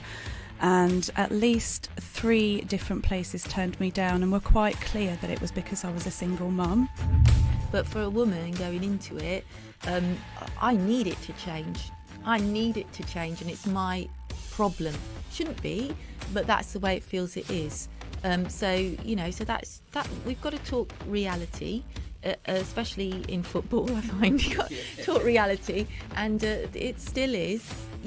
The world is still essentially sexist, and there's still a lot of change to be made. And I tell you what though, if we can do it in football, we can do it anywhere.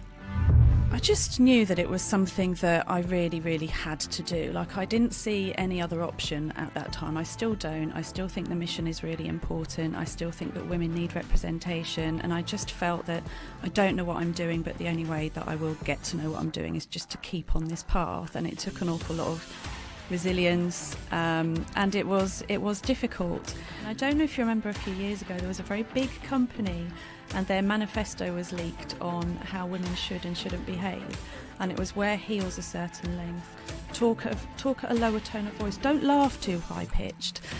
And it was one of the big global companies, and you know, I was just it's trying to get that mission out there that it's okay to have joy, and joy is concomitant with health. It's so important. The more that I campaign for women's football and for women to be footballers, for girls to be playing and learning those lessons of leadership and resilience, you know, even what you're talking about, that goes so smoothly into the world of business, you know, making decisions, focusing, teamwork, all the stuff they learn on the pitch, doing it in public so you're not self-conscious all the time, do you know what I mean? So important for girls and women. Men have had access to this.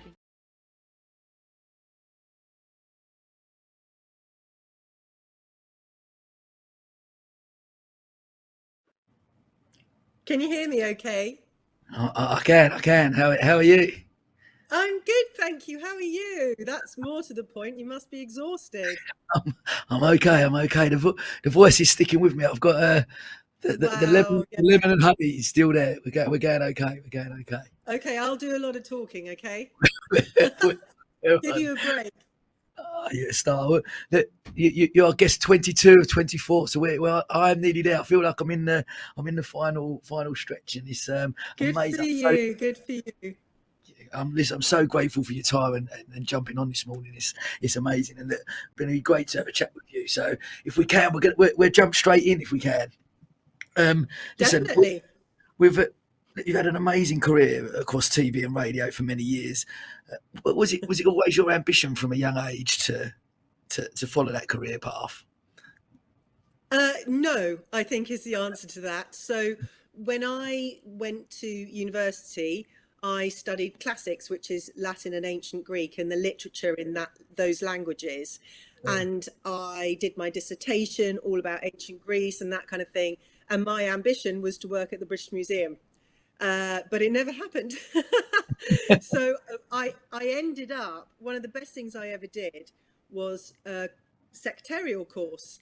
So I learned how to touch type and all that kind of thing. And I went to temp at a TV channel. And that's how I got into it, basically. Wow. So because I've read on your thing about, obviously you got a passion for Italy and Greece as well, haven't you? And doing a lot of travel. I'm half Greek Cypriot. I got married in Italy, so similar. Amazing places over there. Yeah, they're absolutely stunning. So, yeah, I mean, I think I've just had a lifelong love affair with both of those countries. And when I was really small, I really wanted to learn Italian. And obviously I can't speak Greek, unfortunately, apart from tiny weeny bits, but I can read it because I can, you know, I used to be able to translate the ancient Greek. I'm pretty rusty now, I have to say.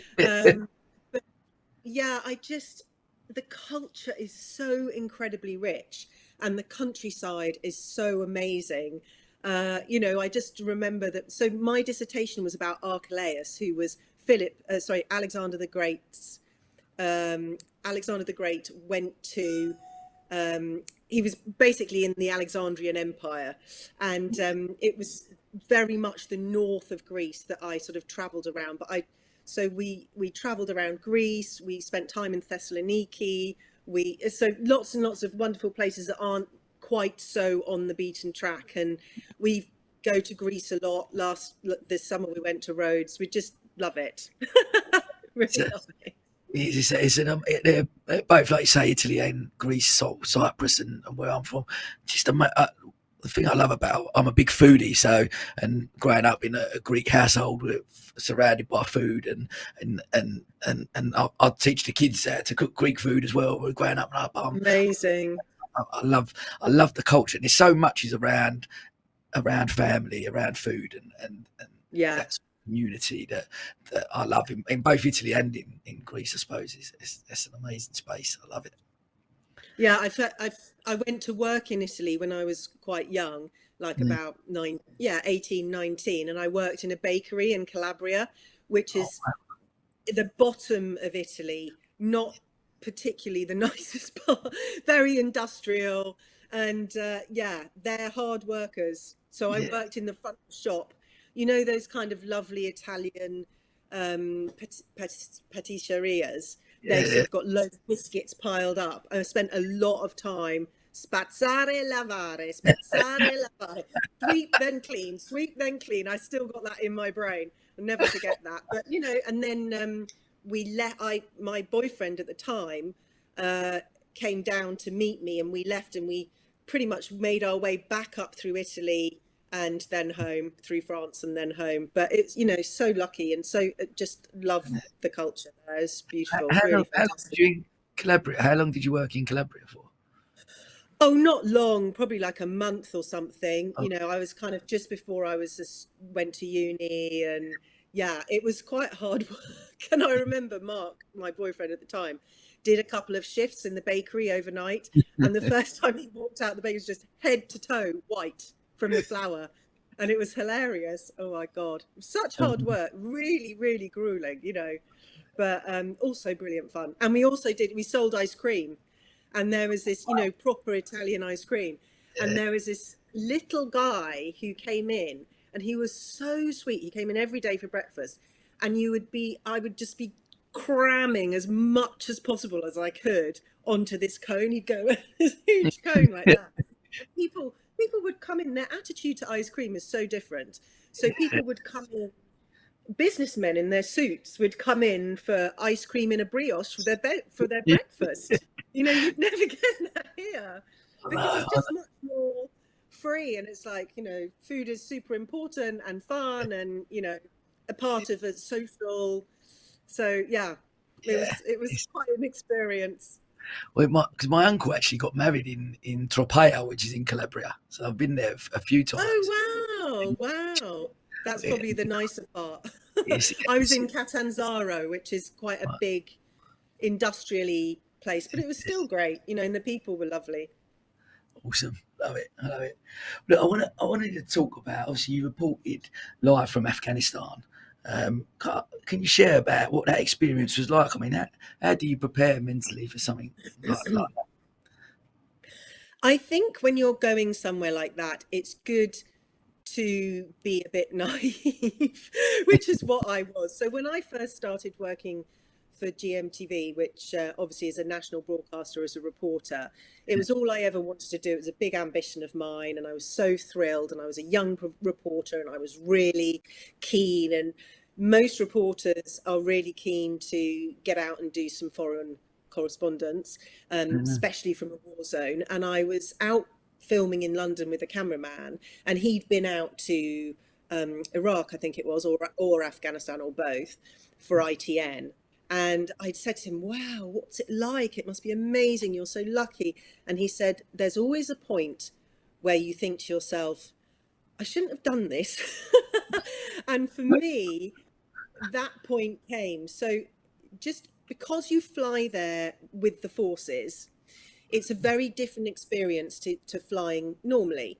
So you, first of all, you fly in your armoured gear, your flak jacket, and you know, your protection, though what protection that would give you, I do not know. You get on the plane with all these soldiers going to fight in Afghanistan who aren't who aren't thrilled at the prospect of having to go. There's however many members of the press, which weren't that many, so we all squeezed onto this plane. And you think it's going to be super high tech, great. It just was like some old EasyJet plane that they'd commandeered.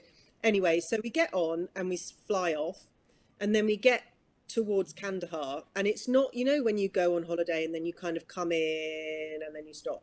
It's not like that when you go to a war zone. You come in high, they turn off all the lights, and you go down fast. And it was silence on that plane. And that was the point for me when all the lights went off and we were plunging down. and I was thinking, oh my God, the possibility of us getting shot out of the sky, that for me was I shouldn't have done this moment.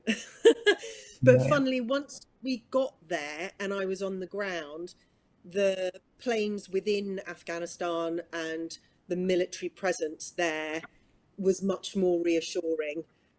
It felt very vulnerable in the sky. So I went to 2 different places. So Kandahar is mainly sort of an American base, and it's huge. And we slept in kind of aircraft hangars with bunk beds, which is it felt like, those big greenhouses where they hothouse plants. It was a bit like that. And so you kind of just sleep for a bit. People are constantly coming and going because they've got different, they're going off to different places at different times. So you just kind of sleep when you can. And then when you get woken up, you move. But these operations are big. They've got great big canteens and all the rest of it. And in between Kandahar and Camp Bastion, which is where I went to next, we got a different plane. I think it was a Hurricane. And that felt safer, weirdly, even though probably it was lower down. It just felt more sophisticated as an aircraft. And so then we went into Camp Bastion, and it was a real insight into how hard it is to be in the forces when you are quite an independent person, because you are basically being told what to do all the time and you have no control. And it's really hard. There's a lot of hurry up and wait. So you're like, oh my God, and then you wait for 3 hours. There's a lot of checking and there's a lot of everything. And actually out there as a member of the press, I felt that not because they treated us second class, you just felt definitely not the same status as the servicemen and women out there, because obviously they're doing such an important job. And so I kind of tried when I was with them to keep a fairly low profile. Having said that, we all stayed in a press tent with the press people within the army who were, I felt much more comfortable with. It was much more easygoing rather than all these huge Marines and stuff. But everyone was lovely. But I was the only female in this tent. And I had at the end, I had this bit with a curtain pulled across. But, it wasn't an issue. But it was, the end of the couple of weeks we were there, the tent was pretty grim. But yeah, it was an interesting time, certainly. And yes, we did a lot of live reporting every day. You have a satellite truck there. Well, a satellite, I think they must have taken it out. I think we were using the ITN satellite truck because they have these huge planes which take tanks, all that kind of stuff out. So it must have got on board one of those. So we were interviewing people living on the camp, finding out what it was like, what operations were like. And yeah, before I went, I had to do a hostile environment training course, which obviously puts the fear of God into you because you're doing things like working out how to pick your way through a minefield, which obviously we never had to do, thank God. But, that sort of thing. Wow. But yeah, and then so I did a lot of live reporting, which was great, sort of connecting people with their families back because it was over Christmas time. And then we were trying to get home for Christmas, which was quite an epic journey. And we eventually got on a cargo plane and we slept on the floor of this cargo plane. We flew back to Turkey and then we stopped for a while. I just remember waiting in this kind of random storage room for, I think it was 4 hours. And then we got back on another plane. I can't remember what kind it was. And then finally we got back to Brize Norton and that was just great. And the really big difference that I remember noticing when I got home, and I still think about quite a lot, is when you walk outside and it smells, the air here is so sweet and clean, whereas out there it was very dusty and kind of dry, and a lot of it was because there was constant noise, planes, helicopters kicking up the dust all the time, and it felt difficult to breathe clean air, and all those sort of things that you take for granted, like just walking down the street and feeling safe, you just don't even think about it until you come back from somewhere like that and you think, gosh, we have everything, we really do. And nice to have a bed, and that sort of thing. But, you know, for me, it was a few weeks experience. For the guys out there, it was really, really full on, you know, huge, massive, but a wonderful experience, really amazing. Was there any scary moments out there while you was there, or where you was on camp? It was okay. Or... Yeah, it felt better on camp. I think the scariest was, like I say, going between and flying in, and that was the scary bit. And I think also because once you get in there and you become, humans are so incredibly adaptable. Once you get into the routine of being there and everyone else is doing it, you kind of just naturally chill out a bit, even though it's dangerous. It feels normal quite quickly, you know. And what they managed to set up in the camp is amazing. So, but yes, so you do get used to it. Yeah, wow. Look, move over to maybe the other side of reporting and stuff, and with, you know, many celebrities that you've interviewed, obviously, and reported on over the years. I did read, I believe I read about a backstage tantrum from Kate Moss that you reported on once. Was there any other sort of outrageous stories, or talk to me about that one? Do you know what? Well, in general, 99.9% of the time, celebrities are lovely. They really are. They're genuine, they're kind, they want to stop and talk, but they're kind of on a, you know, if you're doing a red carpet thing for a premiere, they have like 1 minute per person, and you've got to get those questions in as fast as you can. The GQ Awards, which is the thing you're talking about, I was backstage, so I just sat there interviewing people when they came on stage. And so I remember interviewing Dominic West. I remember interviewing Lily Allen, who was so nice, by the way. You know, she gets so much flack, and you realise that. So the Kate Moss tantrum thing, she'd been presenting an award, and James Nesbitt, I think it was, had made, it's a while ago now, so I can't really remember the details, had kind of made a sort of cheeky comment, but it really offended her, and she stormed off afterwards, and she came backstage going, how beepy dare he, how beepy dare he. And in retrospect, you know, the world has moved on since then, and chances are, if he said what he said then now, people wouldn't laugh. And actually, you know, you sort of start to think, especially as a more grown-up woman, those kind of comments actually aren't okay. So, you know, in actual fact, she probably was well within her rights to feel a bit hacked off. I remember, so it's not only sort of award ceremonies and that kind of thing where you're, hello. Sorry, my husband came back very late from a work trip last night, so now he's going to get some coffee. So I remember interviewing people at Downing Street, which was an amazing experience going into Downing Street. This is when Gordon Brown was Prime Minister, and his wife, Sarah, I think, was very big on supporting British fashion.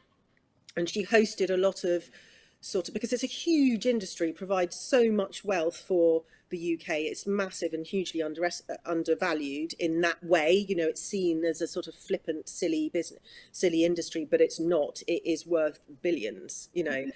And she had a lot of big industry players round, and she also had Naomi Campbell, who I interviewed, and she, of all the people I've ever interviewed, was the most incredibly beautiful, to the point where you're just like, wow, I can't stop looking at you. I can't stop looking at you. Her eyes were like, you know, like Amber that in Jurassic Park, the mosquitoes got trapped in. They were just the most amazing colour. And she's another person, I think, who gets a bad press unnecessarily. She was incredibly articulate, incredibly passionate, and wise about the industry, generous with her time, and just a lovely person. And ironically, a few years later, not that long later, I was sent to The Hague to report on, do you remember she was part of that Diamond trial that she was given some diamonds by someone, and they were not fair trade diamonds, I think, and it was not her trial, but she was called as a witness and she did not want to be there. But funny how I ended up reporting on that from The Hague like a couple of years later. But no, she was fantastic. I thought she was great. There were very few people who I've interviewed who I didn't really like. I remember once we went to another story I did. I went to the Moet and Chandon, it was some party thing, I can't remember. It is not as glamorous as it sounds, because all the celebrities were coming in and we got stuck outside in the freezing cold rain, trying to interview them as they went in. And Scarlett Johansson was there, and I remember you had literally 10 seconds to say something, and I still cringe, and I was like, what are you wearing? And I was just like, why did I say that? Why did I just was, it was just such, and she looked at me like, what am I wearing? You know, like that's the best you can come up with. And I'm like, oh my God. Anyway, she answered nicely and then in she went. But I don't know whether you've ever heard of him, you may not, but there's he was very big, I think probably in the early noughties, fashion designer called Roland Mouret. And he, here he is again, he created these lovely dresses, which are very flattering, Roland Mouret. And he had been invited to this party, and he's very handsome and suave and looked amazing. And we interviewed him, and then he came back out with a tray of champagne for all the sad little bedraggled press people huddling outside in the freezing cold. And there were a lot of models there. Erin O'Connor, she was lovely, very tall and great to chat to. Just, it's really interesting when you meet people and they're completely different to how you imagine they're going to be, and they have, you know, so many interesting stories to tell. But often so my job is kind of divided at the moment between going out and reporting for the politics show and news reading. So news reading is very much, you go to the studio, you put the bulletin together, and you read the news, and you edit it and make sure that it's written in a way that you're happy with. You make sure it times properly and all that jazz. And it's great, and you present, and you're in the studio, and you're always warm and never getting rained on. When you're out, but the bonus of being out, I hate the driving, and I hate driving, and a lot of it is driving. It's less now that I'm based in the southeast rather than network. That was a lot of driving. But you meet so many amazing people, and people who contribute so much to their local community or to the world in general, or people with incredible stories who are dealing with more than you can imagine on a daily basis. And it's a really good reality check and, you know, puts your life in perspective. So, for example, the other day we filmed in Gillingham, and we'd set up the story about a food bank there. And I've been to food banks before. They tend to be a couple of rooms in the back of a church or a church hall or a community hall. The people who run it are amazing and fantastic, and they, you know, put all their time, they volunteer for nothing.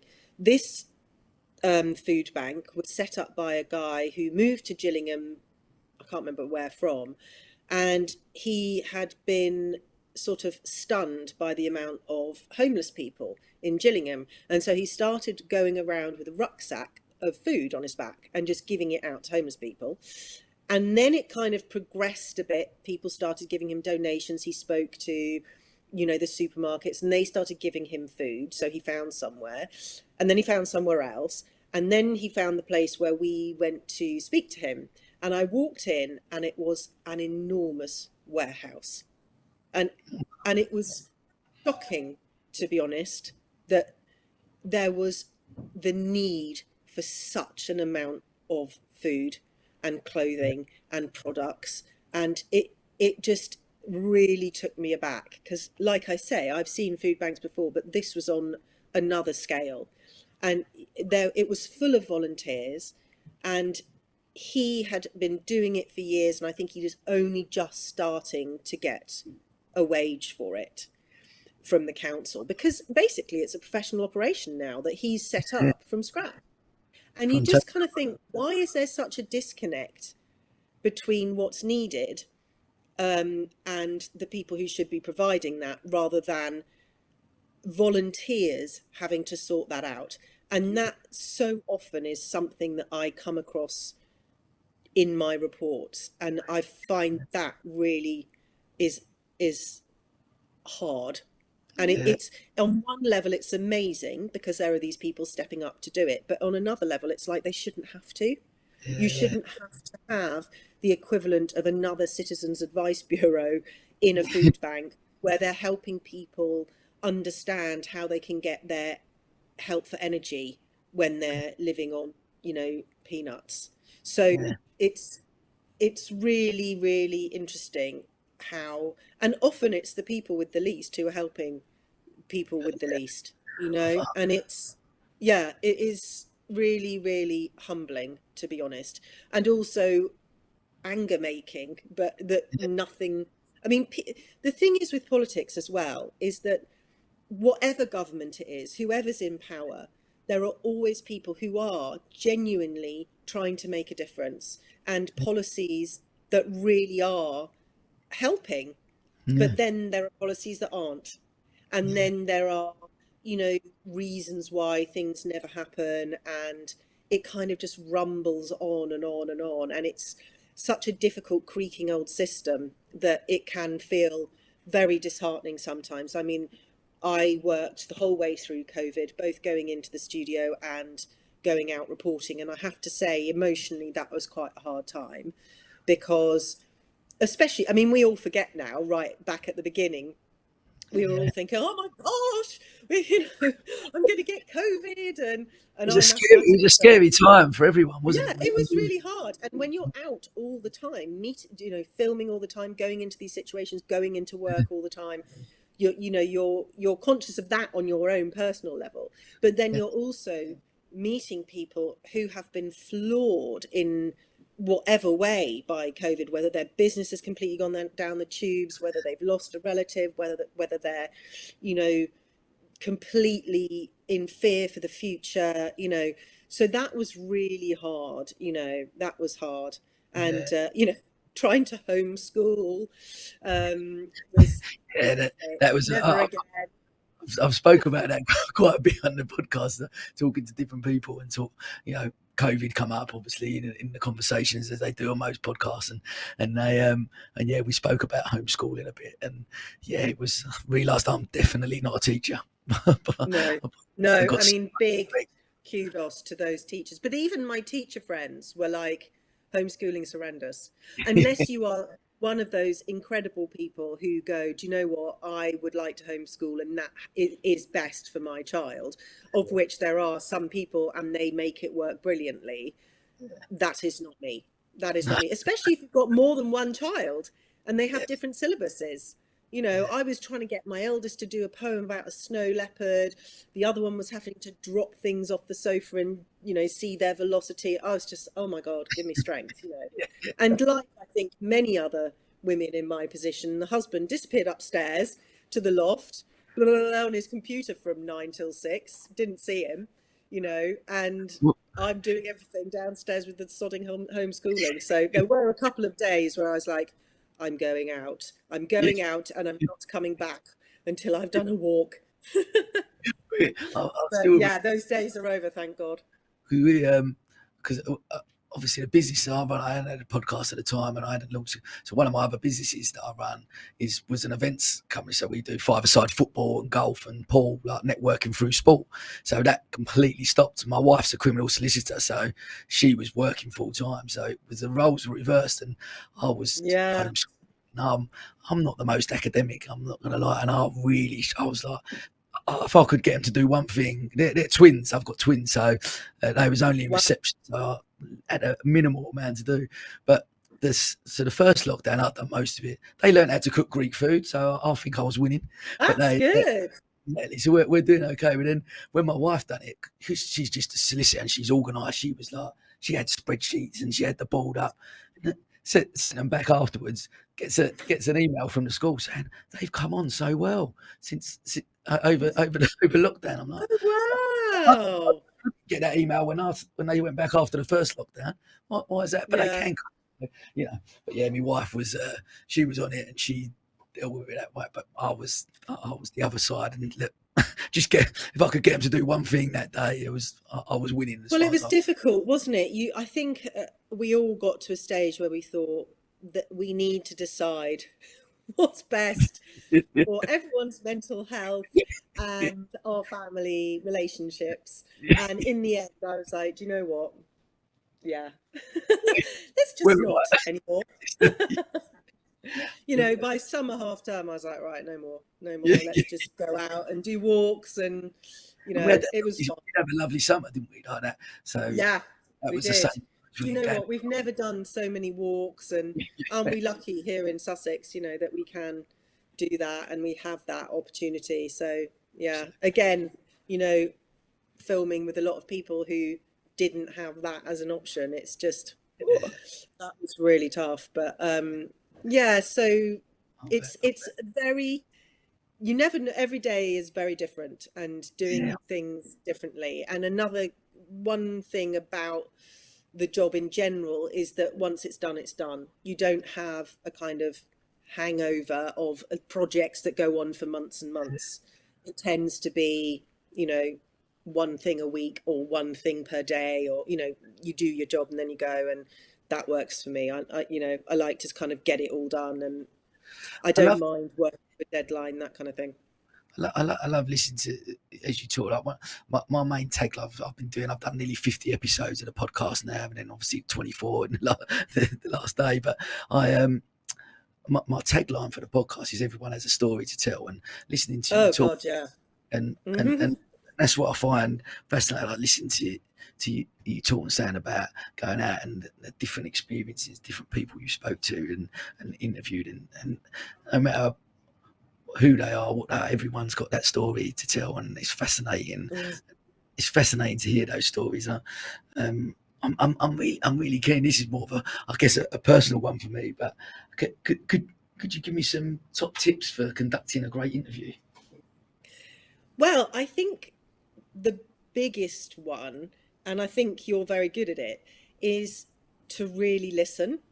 So often when people are new reporters, you have a set of questions you want to get through, but unless you're listening to the person, and I know it sounds very basic, but unless you're listening to what the person's actually replying, you miss the best bits. So when you ask your initial question, people always say to me, what questions are you going to ask me? And I sort of go, well, I'll probably be asking you about XYZ, because I never go with a prepared list of questions. I just go and I ask them the first question, and then what they say in their first answer prompts another question, and then another question, and then another question. And because you're listening to them, that's how you get the best out of them. And I learned that the hard way, because my very first ever job was a fashion show above a charity shop in aid of breast cancer. And the woman said to me, please, can you send me a list of questions in advance? And I did. And so when I interviewed her, every single question she had learned off by heart, and it sounded really unnatural. And so I never, ever do that anymore. I never, ever send a list of questions. And I know you sent me a list of questions, which was really nice. Yeah. But I personally would never do that, because people do try and go and learn things off by heart, off by rote. And actually, when you're interviewing people, they're already an expert in their own field. You're not interviewing them for things they don't know about. And I often say to them, look, it's easier for me because it's a lot of it's pre-recorded. And so, you know, that I don't have to use all of it. But I say to them, look, it's my job to make you look good. You don't need to worry about it. That's my job, okay? So just relax and just try and answer the questions. It's just like a chat that we would be having on the phone. And obviously I've got a cameraman there, and I always enjoy saying, just ignore Dave and look at me. So that, and it's hard for people, you know, and as a reporter, you kind of forget you've got this great big camera in someone's face. you know, and it feels weird, but it's usually by the second or third question they've warmed up and they have forgotten about the camera a bit. And that's when you get into those sort of conversations. And often it's not that killer question that you think you've got in your brain that prompts the really good answer. Sometimes it's even your rubbish questions that prompts the best answer. Sometimes you're thinking, gosh, there was something I really did need to ask here. I should have probably written it down. And while you're trying to grapple for that question in your brain, you say something slightly innocuous like, yes, well, blah, blah, blah. And then this stunning answer comes out, because it's not the pressure on them, and they're just chatting to you, and they are the expert in their field. You know, if you're talking to, on Wednesday, I was filming in a care home.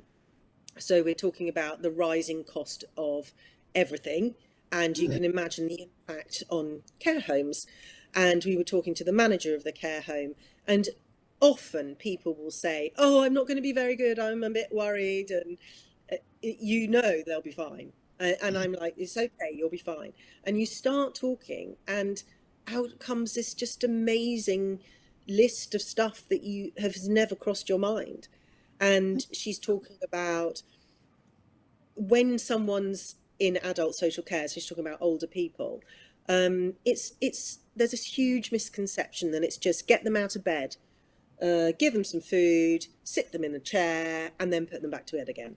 It's not like that. You need, in order for older people to thrive and survive brilliantly, they need stimulation, they need activities, they need talking to, they need care, they need moving around, they need animals, and, you know, and all that stuff takes extra brain power. Now, if you are thinking, oh my God, we're not going to be able to afford the heating and the cooking, and all the bills are getting higher and higher, I can't possibly charge my clients more, it's really expensive anyway. You know, it's incredible pressure for these people, huge pressure. And you know, just interesting things like, if you're a council funded, everyone is stretched. So the people paying privately, it costs a bomb. The people paying council funded, it costs the council's money, but the care homes don't get as much money for those people. So naturally, care homes are going to start to think, do I want to take council funded people? And also the privately paying people are subsidising the council funded people. The councils are saying, we don't have enough money already, and we might have to cut back on services unless we get more government funding. The government is saying, we don't have enough money. You know, it's just like this huge big cycle of stuff, and it's always the humans at the end of it that I usually speak to, and it's really eye-opening on a weekly, daily basis of what it's like when you're in a tube carriage and you look around and you just think every single person here has a huge life, a universe of a life spinning around them that's just as big as mine, you know, and it's mind-blowing, really, if you start thinking about it too much. Yeah, and everybody, like you say, everybody has amazing stories to tell, amazing stories. You know, in that care home, Dave was doing some filming, because we were only allowed to film some people. So I was just chatting to a couple of other people, and a couple of other guys sitting on a sofa, and they were so sweet. And one of the blokes said to me, are you a big film director then? And I said, no, sorry, I'm just a reporter. He went, oh, that's no good. And I was like, oh, were you in showbiz then? And he went, yes, I was. I was a stand-up comedian, and I did loads of panto. And so I had this huge conversation with him about how he was Widow Twanky, and he was something else, Dame Slap-a-Lot or something, and how he did stand-up, and he was hilarious, you know. And you get all these really interesting stories from people just by going out and visiting them. And it's such a worthwhile and fulfilling job in that way, because you meet so many amazing people. And I think quite possibly I am more open to talking to people in general in life, you know, just like on the bus or whatever, in taxis and things. And I just, yeah, people are very interesting, and people always need the benefit of the doubt, I would say. You know, if people are rude to you or grumpy or beat their car horn at you, it's probably because they've had something happen, you know, either that moment or that day, or they're under immense pressure, or you know what it's like. Everyone has those days where they just think, Of course we do. oh my God. What listen to you say about that? Are you naturally then just quite a curious person, like Yeah, nosy, yeah. curious? Yes, I like. think I am. Yeah. Yeah. I'm very, I think I kind of like, I think I'm interested. I think I am a bit nosy. Yeah. I like to know what's going on. Yeah. But I guess what an attribute to have as a reporter, that because you've got to be everything. It was really interesting to hear you say about the questions, because I always every time someone comes on the podcast, I always say to them, oh, can you send me the questions? Can you send me the questions? And I only ever send them literally the day before or that morning I'm coming in, just so that they haven't. And I always say to them that I'm only going to send them to the end because I don't want you to prepare too much. Yeah. And some people will come in and they're a bit nervous, and actually I always say they're a guide. We start talking, but you're exactly right. Like ultimately, any time I've done a podcast, it's rare that actually you go through all the questions, because you do start that conversation and it goes off on a complete tangent. And I guess, like you say, being curious and interested in what that person's saying, that's what creates the. I guess it's for me, all the different businesses I run. Without a doubt, this is the most fulfilling thing. I absolutely love it. I find it fascinating. Yeah. And just like I say, the amazing people I get to speak to, get to come on and share their story and their journey, and it fascinates me. And I'm assuming like this talk that you obviously get that fulfillment from your job as well. Yeah, yeah, definitely. I mean, like I say, some days are harder than others. Like when you're some of the news reading days can be hard, you know, especially being a parent, and some of the news stories are pretty horrific, and you just start thinking, gosh, you know, and so that can be quite hard. But I think you need to kind of be able to feel like what you're doing is worthwhile as well. So I mean, it's quite a particular skill to convince people to open their hearts to you for no money, you know, and just because. And I think anyone who does that is so admirable, and there's always a reason for it. It is because they want not only their own stories heard, but they want other people to understand that they're not alone. And I think that is really powerful. And often stories that I do, because I need to be balanced, you can understand both sides.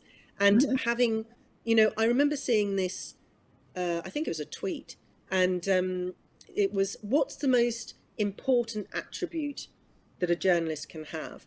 And she actually said it's empathy. And it's not perhaps the first attribute people would think is important, but I actually think it probably is. And it's what gets you the most amazing stories. So for example, we were at this care home on Wednesday, and we were speaking to one of the residents who was 90, and just chatting, and I was like, oh, what's it like here? And he liked it, but I said, what prompted you to move here? And unfolded this story that he'd been in another care home who had suddenly shot the prices up. I mean, hugely, to the point where his family were like, I don't think you should have to be paying that. That is outrageous.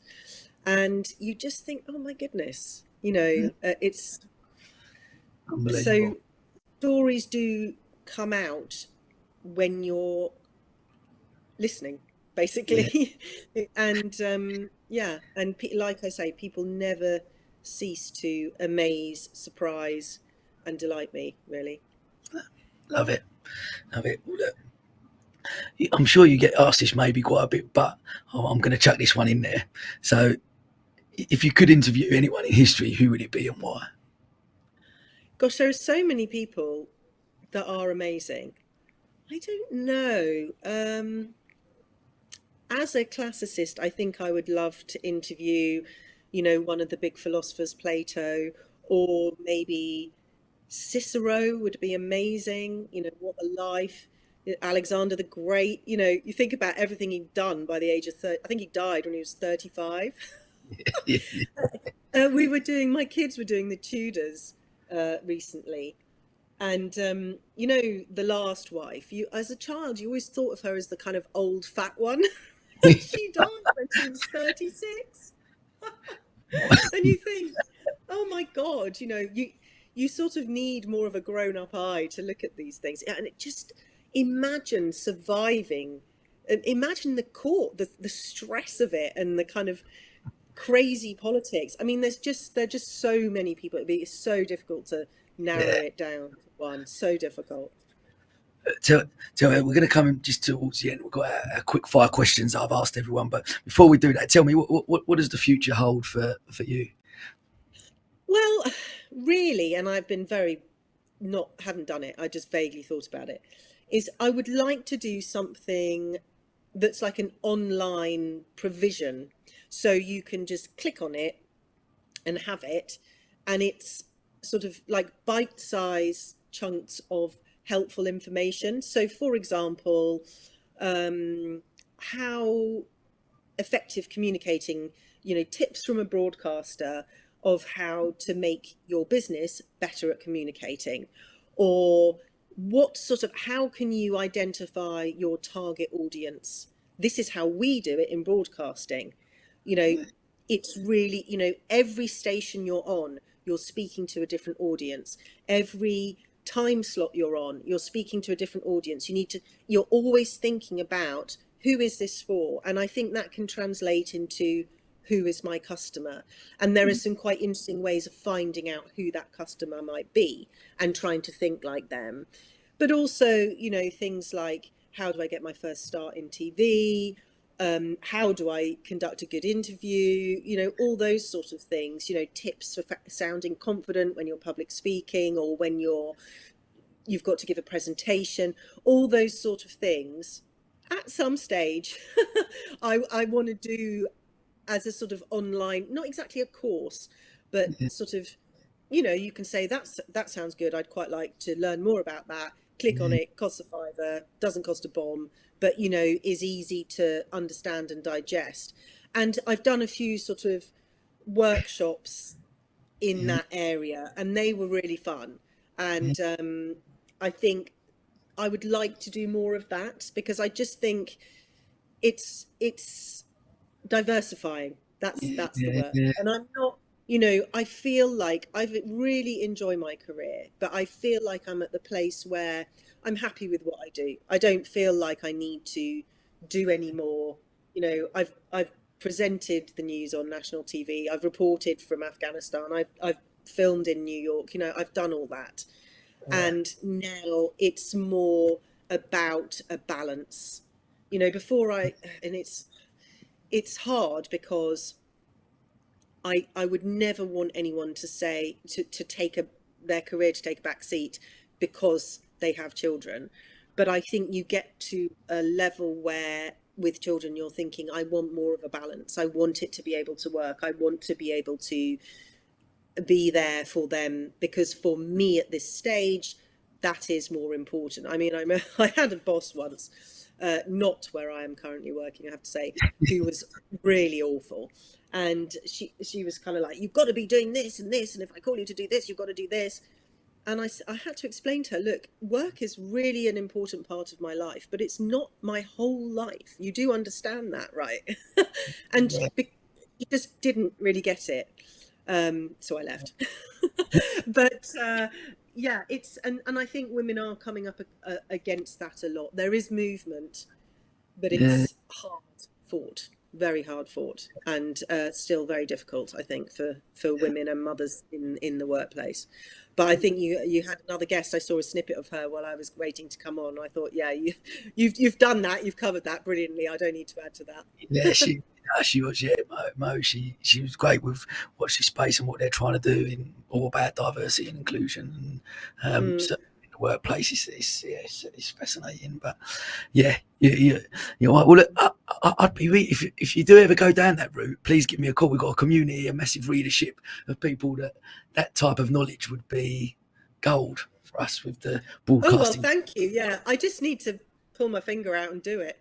The No, we're problem great. is, as I'm sure you're aware, that when so I kind of work 2 jobs already. And so I do my Monday to Friday politics, and then I do extra news reading on top of that. So finding the time is always a bit hard, but you know, you can always find the time. I just need to do it. You're ready. We'll grab that coffee when you're ready. You let me know. That would be amazing. Thank you. Amazing. Well, look, we're gonna finish up our quick fire questions I've asked everyone. So we'll go. Cool. What's one piece of advice do you give to your 18-year-old self? God, sorry, I should have looked at the questions before properly. I think try not to worry so much about what other people think, because actually they're really thinking about themselves mostly. That, you know, not in a selfish way, but they're mostly concerned about their own selves. So just don't worry so much. That would be my number one. Don't waste your time worrying so much. Who's been the biggest inspiration for you throughout your life, and why? Kate Adie was a massive inspiration for me. She was a very famous foreign correspondent, reported from a lot. She was doing it as a woman, I should say, sorry, way before anyone else. And when I graduated from Falmouth College of Arts, as it was there, where I did my postgraduate diploma in broadcast journalism, which is such a mouthful, she came to give the awards out, and she gave such brilliant advice. Okay, so she said, nothing you have done in your life is a waste. Everything has given you experience. And throughout my career, there have been peaks and troughs and lulls. And I'm sort of thinking, oh my God, I'm not there yet. You know, you're so kind of like desperately clawing and ambitious and all that. But all the times, now I look back and I can see what she means. All those times when I was doing something that wasn't quite where I wanted to be, still armed me with the skills that I need now and that I needed to progress. And learning all those things in an environment where I wasn't under pressure or particularly in the spotlight was really important. And the other really, really important thing she said to me, which I think a lot of people are missing nowadays, is that it's not a direct route to get to where you want to go. And she gave this analogy of, if you're standing at the bus stop I'll localize it. If you're standing in the bus stop in New Haven and you want to get to Brighton, you don't stand there and watch the number 12 go by and watch the number 18 go by, or I don't know if the 18 does go to Brighton, and even though there are seats on it, even if the 18 went to Peacehaven and then stopped and you had to change and get on another bus, and then you got to Rottingdean and you had to change again, you do that to get to Brighton. You wouldn't sit at the bus stop saying, oh, I'm not getting the bus, I'm waiting for the limo to take me from A to B, because the limo's never coming, right? So you need to get on that bus and get as far as you can on that first bus, and then the next bus, and then the next bus, and eventually you'll get there. And that's the way to do it. Love that. That's brilliant. Yeah. And that is something that I really took on board, and something that is the piece of advice I always give to people.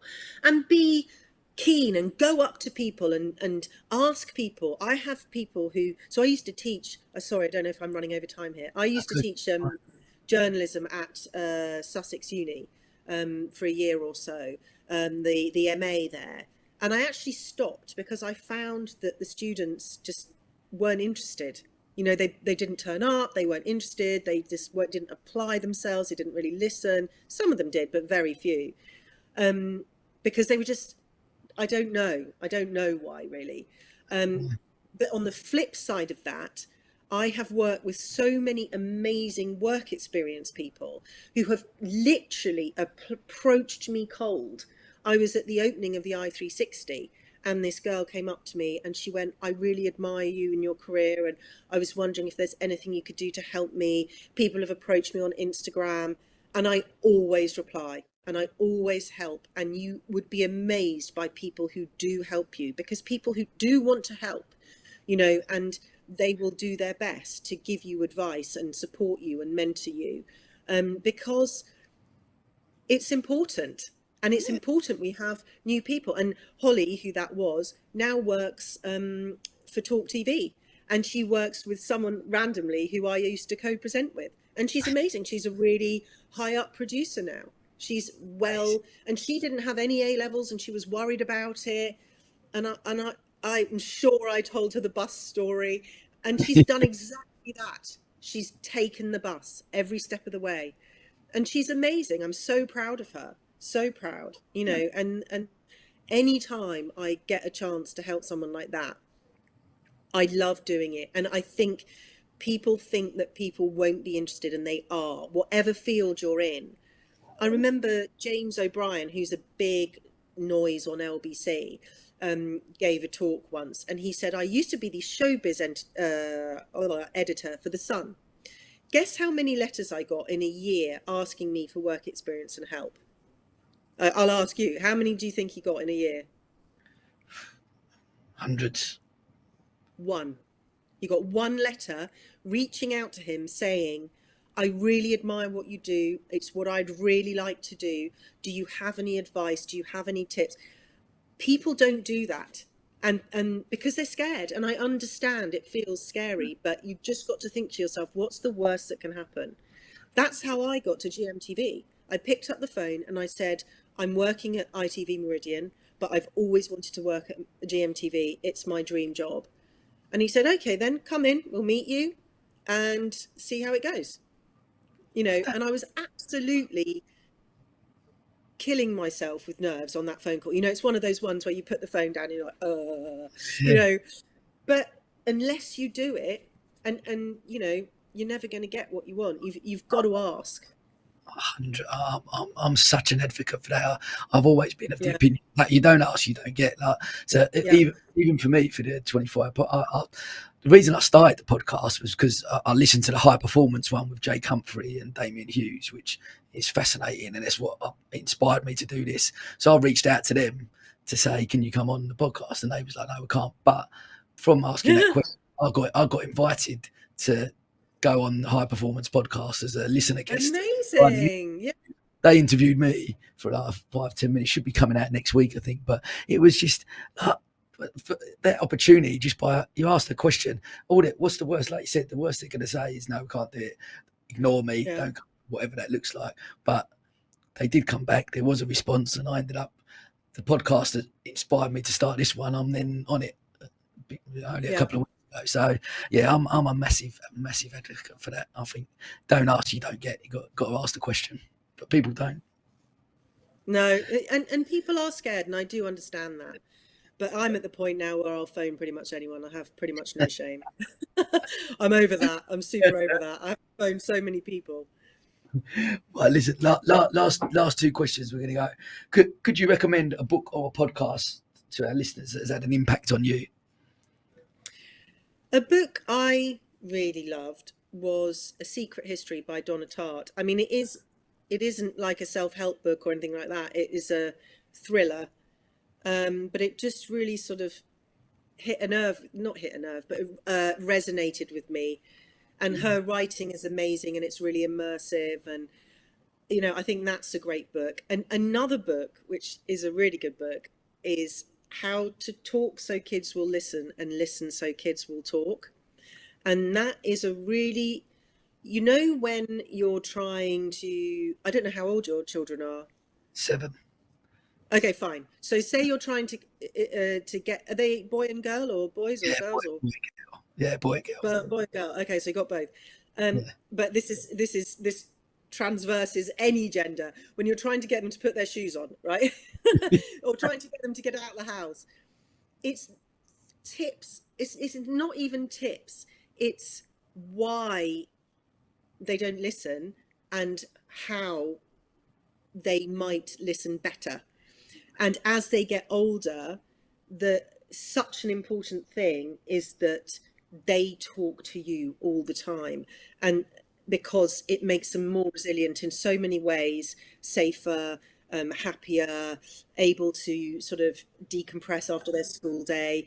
And that starts really early. I mean, you have to sit there listening to, well, she said this to me in the playground and then I couldn't have the ball and blah, blah, blah, blah, blah, blah, blah, blah, blah, blah. But it's really important that you sit there and listen to it, because later when they're 11 and they're saying, well, so-and-so said this to me in the playground and I felt this and I didn't, you know, they're still telling you. And it's just as long as they're talking to you is the really most important bit. So for me, that book was so helpful. And there are so many self-help books out there that are lots and lots of anecdotal evidence and very boring and heavy to get through, and I find them horrific. This is actually really helpful on all those sort of levels of why my child doesn't how to engage cooperation is one of the chapters, and it's really helpful. It is actually really helpful. Even this morning I used one on my 9-year-old, you know, to get her. Poor thing, she's a night owl. My eldest is a lark like me. I get up early and she gets up early. She's always up by 5:30, 6, which is fine with me because so am I. But my youngest is a night owl. She would much rather sleep till like 8:30, okay? And it used to kind of be like, come on, up you go. But then I thought, do you know what? She's just most productive at a different time of day. And that's also fine. And when she's older, you know, I used to live with someone who did all their best work late at night and she got first. So it helped change my thinking on it. But getting her out of bed this morning, I used her favourite toy and it was like silly voices. And instead of kind of, it feels like it takes longer than just saying, come on, get out of bed, blah, blah, blah. But actually it doesn't, because she doesn't like being challenged. You know, who likes being told what to do? No one. You know, especially if you're fast asleep and you'd rather still be asleep. You know, you respond much better to a monkey that's, you know, dancing Donald Where's Your Trousers on your tummy, you know, at 7:30. Well, actually it was more like 6:30. And tempting you to get out of bed and saying that I'm hungry, monkey's hungry, can I have some watermelon please? And out she got. And it was actually so easy. It feels like more effort, and yes, it is more effort than going, please get out of bed and put your socks on, you know, but actually it really does work. And there are lots of really useful little tips like that in there. So I would say that's a really good book for any parents out there. That is 100% on the list. My wife's going to love it as well. I'm 100%. Yeah, it's a good book. And it helps you understand where they are and how they feel. And, you know, it's, and I was thinking something about my child the other day, and then I was thinking, well, hang on a minute. I'm now a grown-up person who's been through loads, and I'm so much more mellow than I was as a teenager. You know, I was like, no, I know everything, I know best, off I go, and everyone can just, you know, have their own opinion. And when I get a bit of that back from my 9-year-old, I'm thinking, well, why doesn't she listen to me? I'm sensible, I know what I'm talking about. But actually, I'm like, well, I was just like that. Why don't I have that? You know, I need to have that empathy and you know, come at it from how she's feeling as well. And a lot of that is in the book as well. Amazing. It's on the list. I'll definitely get it. Final one. We're going to finish up. What is your one rule for living a fulfilled life? I think try not to put yourself bottom of the list, because you can't pour from an empty pot, right? And if you are, the times when I've been most awful is when I've pushed myself to my limit. You know, I've had a long day at work, then I've come home and I'm like, oh my God, but the kids have to eat, you know, something really healthy because they only had this at lunch, and there must be vegetables and they must have protein, and God, I haven't changed their sheets for ages, and oh, but I must go through all the insurance and make sure we've got the cheapest, best deal. And that's when something happens and I lose my temper, or, you know, and actually everyone would have been happier and better off if I'd just gone, do you know what?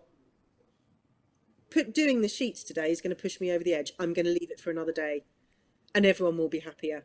So I would say that's, I mean, I've got loads of things, I better stop talking, but that one, communicate with people, talk to your husband, talk to your children, talk to them, and expectations. So within that, make sure your expectations meet that of the people you're around, because that is where the most conflict happens. When you're expecting things to go a certain way, they're expecting things to go a certain way, and they don't happen, and then you're both annoyed with each other. Or making sure you're communicating your expectations to people and understanding theirs is super helpful for everyone being happy. Love that. What's listen, your poor voice, oh my God. It's nearly there. Oh, 2 more to go, I'm okay. But and you've got Donna, haven't you, who's amazing. She's fantastic. She's the fun. It's a great one. I've got, actually, my next guest is the founder of the Agora Clinic. So obviously we had the twins through IVF at the Agora. I didn't know that. Wow. Yeah.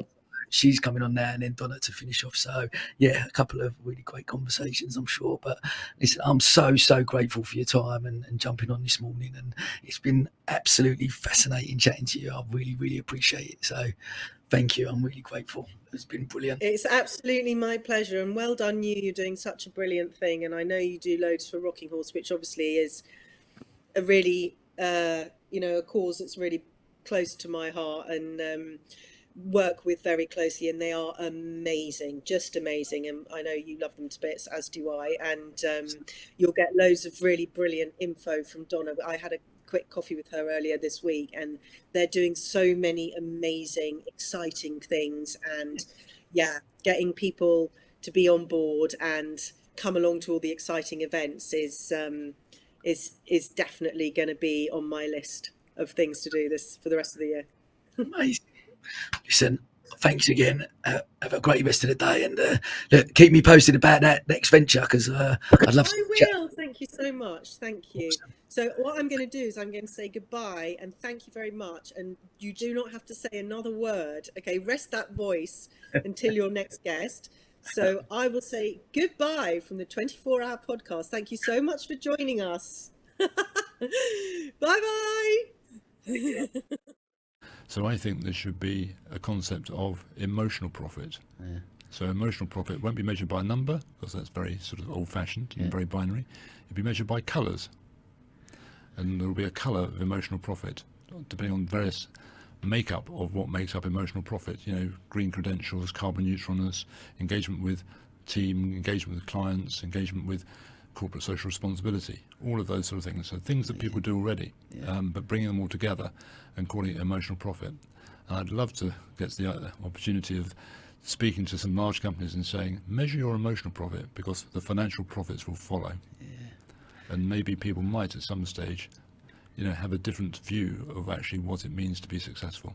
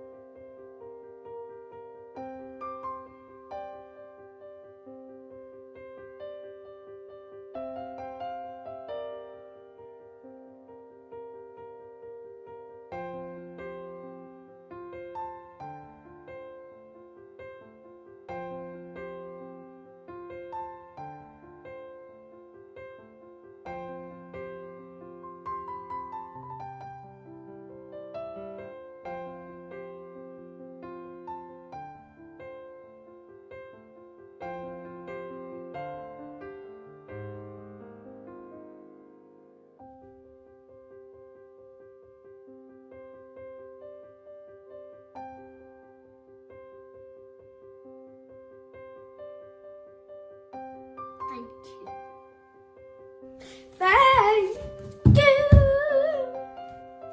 Thank you.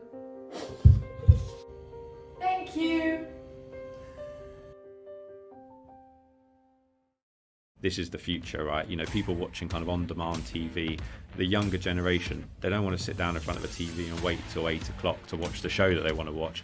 They want to watch what they want, when they want, and different type of content, not very professionally produced and edited content. They want really raw, really relatable content. And he said, it's going to be massive, you know, and he was a very early kind of believer, and, you know, I believed in him and believed in what he was saying, so I thought, actually, I don't want to miss this. So it was really an element of right place, right time. You know, I was always used to measure success via, you know, kind of numbers, you know, quantifiable, you know, whether it's turnover or profit or, you know, materialistic items. But actually, you know, kind of, you know, reaching a point in my own career, I think becoming a dad, I think, you know, last year was incredibly busy for me. I got married, I had a baby, and I launched 2 new businesses, right? And it was a bit chaotic, and coming through that, you know, is some of the non-quantifiable things that actually I think matter most. And it's about, you know, relationships, it's about, you know, fulfillment, it's about, you know, even things like work-life balance. You look at young people generally these days, their whole lives are lived out on social media. Everyone's, you know, comparing everyone else on social media, and it's all about chasing likes or views or engagement. Well, you imagine taking that to extreme. It's not only your social life, it's your professional life and your business life. Some of these people have dedicated, you know, they're 5 years from the ages of 16 to 21. They didn't go to college, didn't go to university, because they were following this dream of becoming a social media influencer. And then all of a sudden it falls off a cliff. And one of my clients, JJ, or KSI as he's better known, was fighting in a professional boxing match out in Los Angeles, and we flew out there, a couple of us from Carpenter Box, and we were ringside seats, an amazing, it was promoted by Eddie Hearn and Matchroom. I think we had 50 clients in the room, you know, and we, you know, feelings, you know, as part of that kind of scene at that moment in time was kind of like, wow, yeah, this is special, because, you know, often I'm dealing with these people on a computer, on a phone. Actually being present in that moment and going, actually, wow, this is what it's all about, was really, really good, and a real highlight that I'll remember for a long time. Yeah, work hard, find your niche, find what you're passionate about. That's the most important thing at that age. Welcome to the County Business Talks podcast, powered by Picture Book Films. Here, we're going to be talking to entrepreneurs and business owners from across Sussex, delving into the mindsets of what makes them really tick.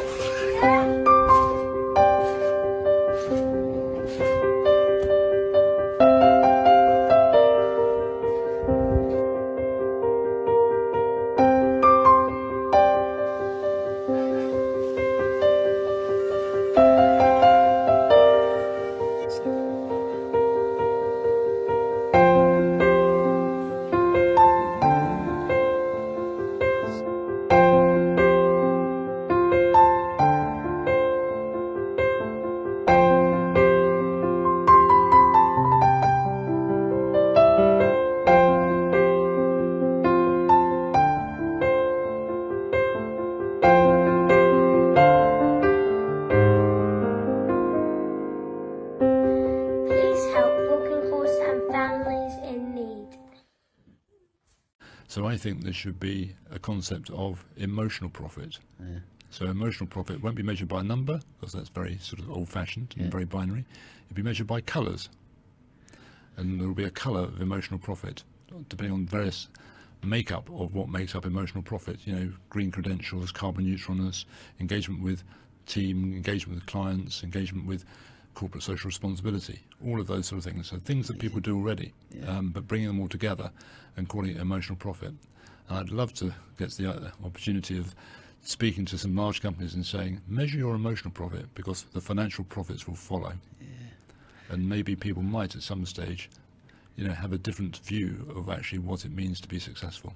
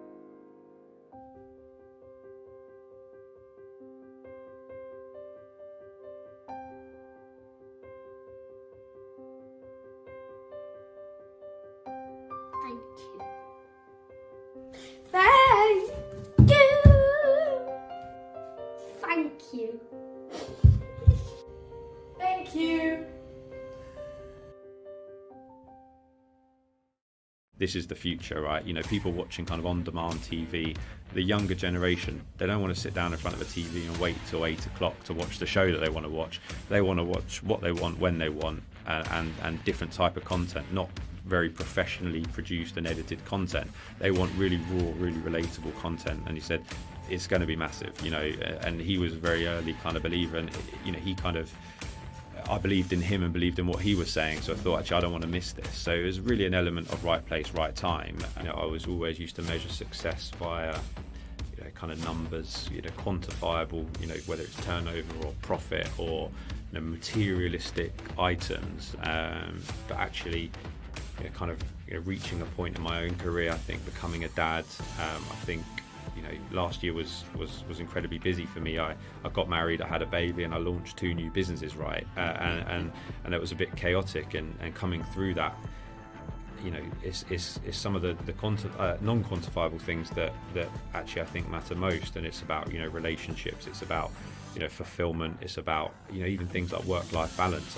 You look at young people generally these days, their whole lives are lived out on social media. Everyone's, you know, comparing everyone else on social media, and it's all about chasing likes or views or engagement.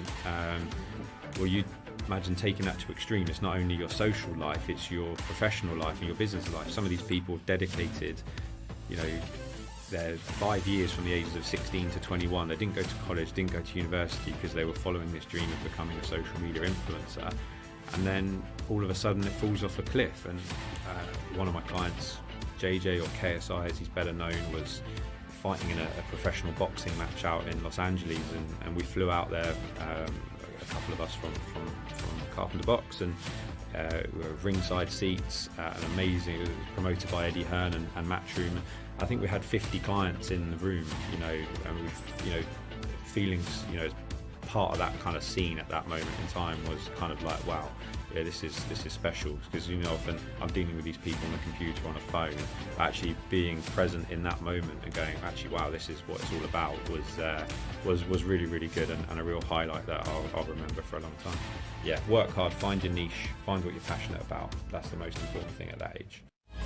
Welcome to the County Business Talks podcast, powered by Picture Book Films. Here, we're going to be talking to entrepreneurs and business owners from across Sussex, delving into the mindsets of what makes them really tick.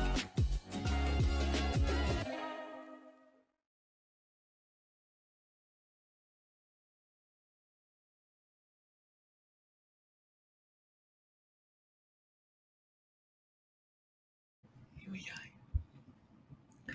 Okay, we're live.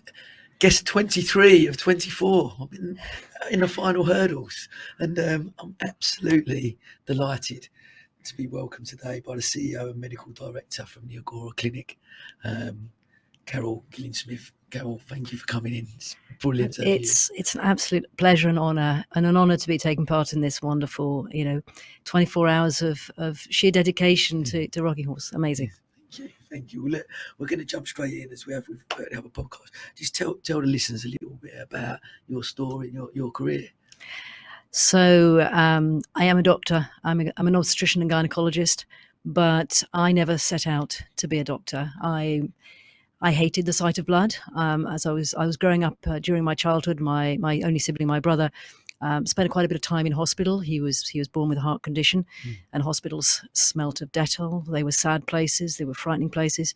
So the last thing I wanted to do was to become a doctor.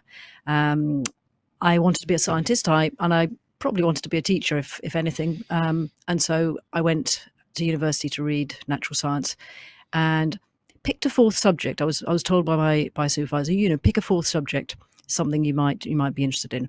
And I thought, I don't know. So he said, well, try physiology. And in my first term, I studied how the human body works, along with chemistry and physics. And it was just, this is it. I've made a complete error here. I'm now you show me, how the human body works. I want to be able to fix it. I want to be able to do things to help make people better. And suddenly, nothing worried me. The smell of hospitals didn't worry me, and I've had the most amazing career, and I've loved every second of it. I switched to medicine, and then I progressed through my training, And initially, I wanted to be a paediatrician, somebody that helps children, sick children. I was very impressed. I was working. I was a student at Cambridge University, and I saw Professor Sir Roy Kahn. He was doing liver transplants on children, and was exposed to this wonderful world of being able to help children.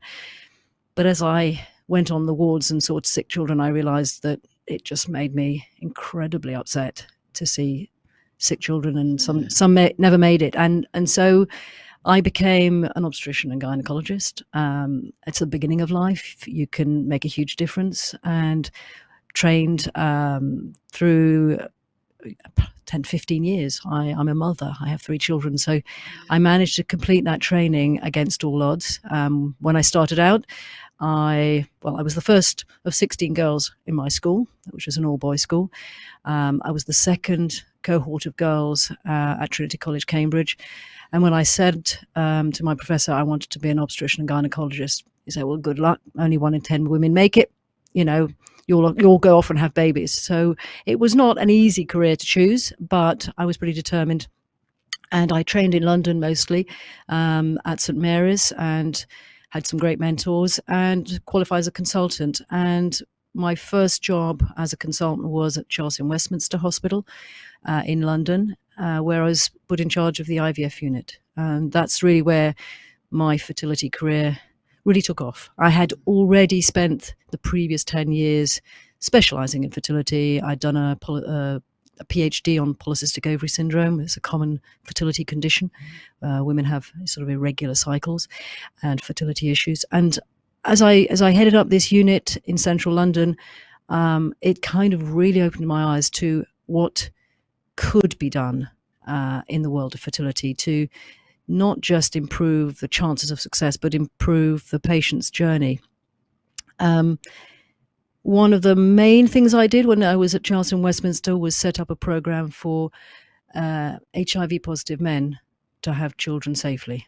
So HIV, as you probably remember, was, you know, it was the mass graves that we saw, the tombstones. It really came out as a very, very serious condition in like 1983, 1984, and I was just qualifying as a doctor. And during the 90s, treatments started to become available, and we moved from patients, you know, coming into hospital to die to actually this was a chronic disease, and now it is a well-treated disease. Yes. But I set up the first program. It was called the sperm washing program, and then helped women who are HIV positive. So I had really quite an interest in helping people that would otherwise be turned away. I mean, it was a very, very strange time because the program was set up in sort of 2000, 1999, 2000, and there was a lot of criticism.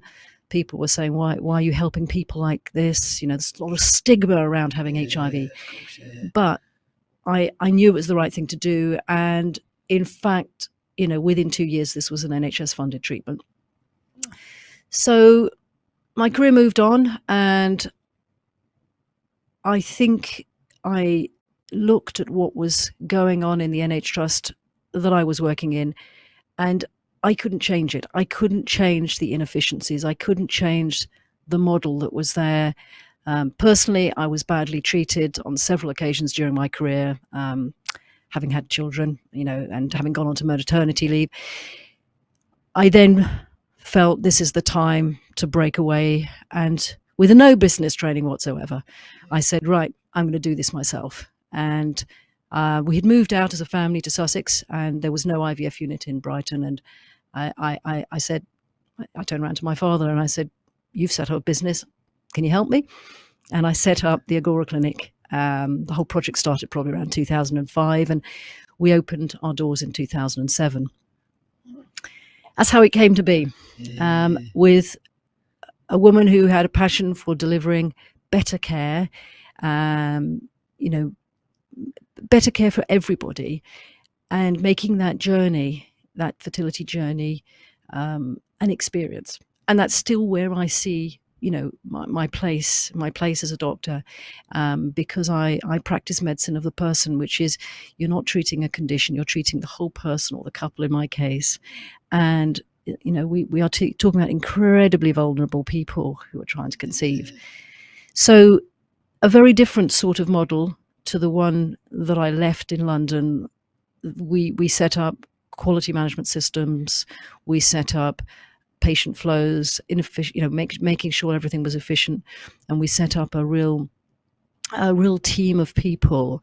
We have 4 teams really. We have doctors, we have nurses, we have admin staff, and we have scientists. And that team of people weren't just doing a job, they were talking all the time to the patients, making that experience very special.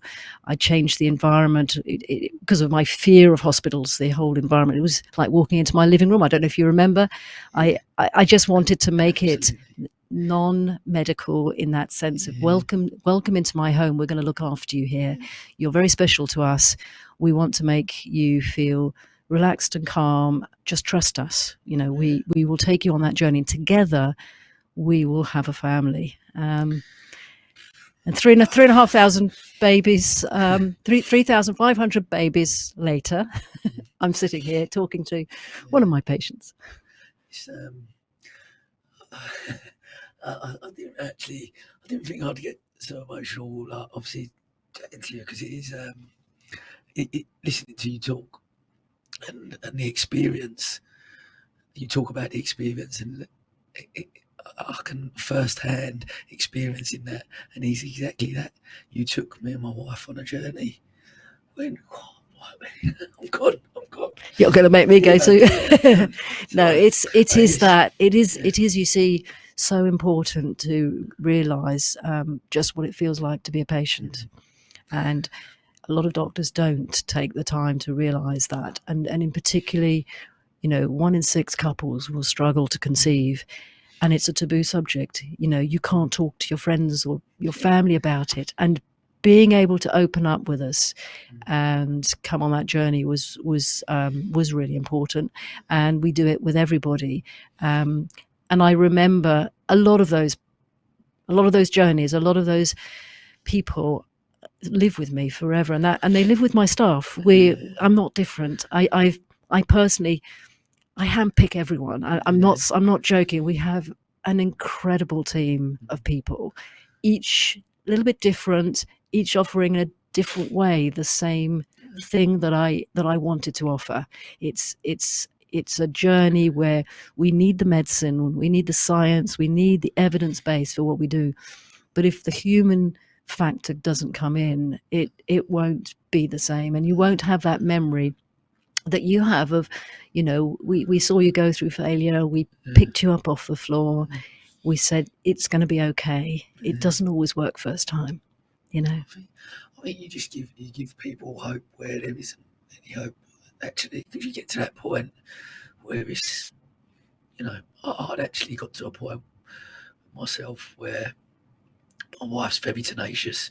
She wouldn't have ever given up, I don't think, but I'd got to a point where prior to coming to see, we'd had miscarriages, we'd had an ectopic pregnancy, and after the ectopic, I remember getting to a point of, for me personally, I was at peace with going, I'm okay not having children. Actually, as long as you're all right and we're all right as a couple, I could sort of deal with that. My wife was like, no, I want to be a mother. And we talked about it, and this was a route that we decided to go down. And you talk again, I sort of allude to the experience, and you're absolutely right. One, you walk in and you feel like from the second and every single step of the way, every single person that we spoke to, every step of the way, made us feel welcome, and made us understand and helped talk us through it, and it was just, I can only describe it as a magical experience. And yet we did go through the first round of IVF that failed, and like you said, even at that point, where just devastating as well, especially when you've been through ectopic and miscarriages. And in that first round, I remember that my wife was so optimistic about it, and I am an optimist, so I always think we was going down a route. I believed that we was going to get there, because that's how I'm built, I guess. I was like, I believe if we're going to go down IVF, it's going to happen. And I remember the first time it didn't. I said, okay, we can go again. She was so optimistic that first time, and it didn't happen. And yet, like you said, if we touch point, every member of staff, because one of the questions I've got on here is, I talk on a podcast all the time about culture, how you create a culture within a company, within a business, and ultimately you're the business that you're still running a business, and the business that you run creates miracles, and it makes miracles happen, and yet you created a culture there in your company where, like you say, and it's so fascinating to listen to you talk about it, where you say you handpick every person that they've got to fit in with that culture, that they can make that experience for people that come through on that journey. And I'm really conscious that we're one of the really lucky ones, because I know that I'm sure that there are people that go through that journey that maybe not as fortunate as we are, and yet knowing that when we went through that failure, you were still there to support us at that journey and take us on to what that next stage would be. And I'm interested to know from your point of view, when you started, did you have that vision right from the very start that this is how I want it to be? Yeah, I did. There were two things that hurt me a lot in the NHS environment that I worked in. The first was there wasn't a team culture. There wasn't that drive with everybody working together. You know, when you see, well-trained players in a football team or rugby team, they have the same vision, they share the same values, and they are together. Together they are strong. Not so much individually, but together they're strong, and they look after each other. And that was not happening. And the second thing that really shifted my direction in my career was that for the second time in my life, I came back to work after maternity leave, and basically I was marginalized. I was moved sideways, and I was the director, and there was a threat that I should step down and let somebody else take my role. The first time it happened to me, I basically was told, we're not renewing your contract. I was trying to find a consultant job. I came back after my second child was born. I'm sorry, we're not renewing your contract in the NHS, a caring society. So I said to myself, there is no way that I'm working for anybody else, and there is no way that anybody working for me is ever going to experience that. Women, I had a tough career as a woman, because I grew up, as I said to you in the beginning, I said I grew up in the 60s when women weren't really sort of thought of in the same way as men. And I don't ever regard myself as a woman. I regard myself as a person. So I've never thought of that as an excuse to not do anything. But, I don't want any of my women or female staff to ever think they can't have children or do things they want to do that would affect their career. They will be supported. And the same goes actually for the guys in my organisation. It doesn't matter. We've stopped thinking about maternity leave. We talk about paternity leave, maternity leave, parents' leave, and everybody should be supported to have a good work-life balance. So the culture has come from my vision, and it has grown. And I think I did a lot more work on culture about 4 years ago. I got very much into Simon Sinek, and I got a lot of support at that time. And I sat down with the team, and we had a vision and values workshop, and we talked through our values. We rethought them, and I had a new team as well. I mean, I had new people in the team. Wisdom, compassion, honesty, and a lot of love. And those 4 values are the values that I ask all my team to wear on their sleeve every day and live them. Because if you live those values, it creates the right culture. And look after yourself, look after your friends, look after your fellow colleagues, look after your patients. And we definitely have moved a long way from that one meeting 4 years ago, and I think we have a really, really strong culture, and that doesn't exist in the NHS that we see at the moment. It's because there isn't the good leadership that brings the culture into the workplace. In the NHS, is that why is that? Is it because of a funding issue? Is it because of what's your take on why is that in the NHS? it's a huge organisation, and I do NHS work, as you know. So half of our work is NHS funded. We're the largest. We're the largest provider of IVF in Sussex, by a long way, and we do 50% NHS funded work. And in fact, funding through the NHS for fertility massively increased last November. 3 cycles now, not 2. LGBT community, same-sex couples, single women are now funded for donor sperm treatment. So massive shift. But we are a small enough organisation for the leader to be heard and for you to be able to create that culture. Within the NHS, I never had leadership training. There is some leadership training, but I don't think it is in the same league as the sort of leadership training the big companies, big corporates offer. I've taken on board my own training. I've had mentors. I've had a mentor now for 3 years, and it makes a huge difference to my understanding of how to lead, how to motivate, how to get growth. Obviously is an important thing. How to develop my team, how to develop the individuals in my team to reach their potential, to look after them, and I don't see that happening at all. And people now in the NHS, it's not a matter of money. There is actually quite a lot of money going into the NHS, but it is very badly utilised, and it almost needs to be broken down into smaller pieces, and better leadership training. To give that change in culture that will retain staff. Of course, I'm not going to say that money isn't important, because we are not paying our healthcare workers, our nurses, our doctors, particularly our junior doctors, anywhere near what they should be paid. So of course, they go into other jobs, or they leave and they go abroad. But we can still retain more. The goodwill is there. We will retain more with better leadership.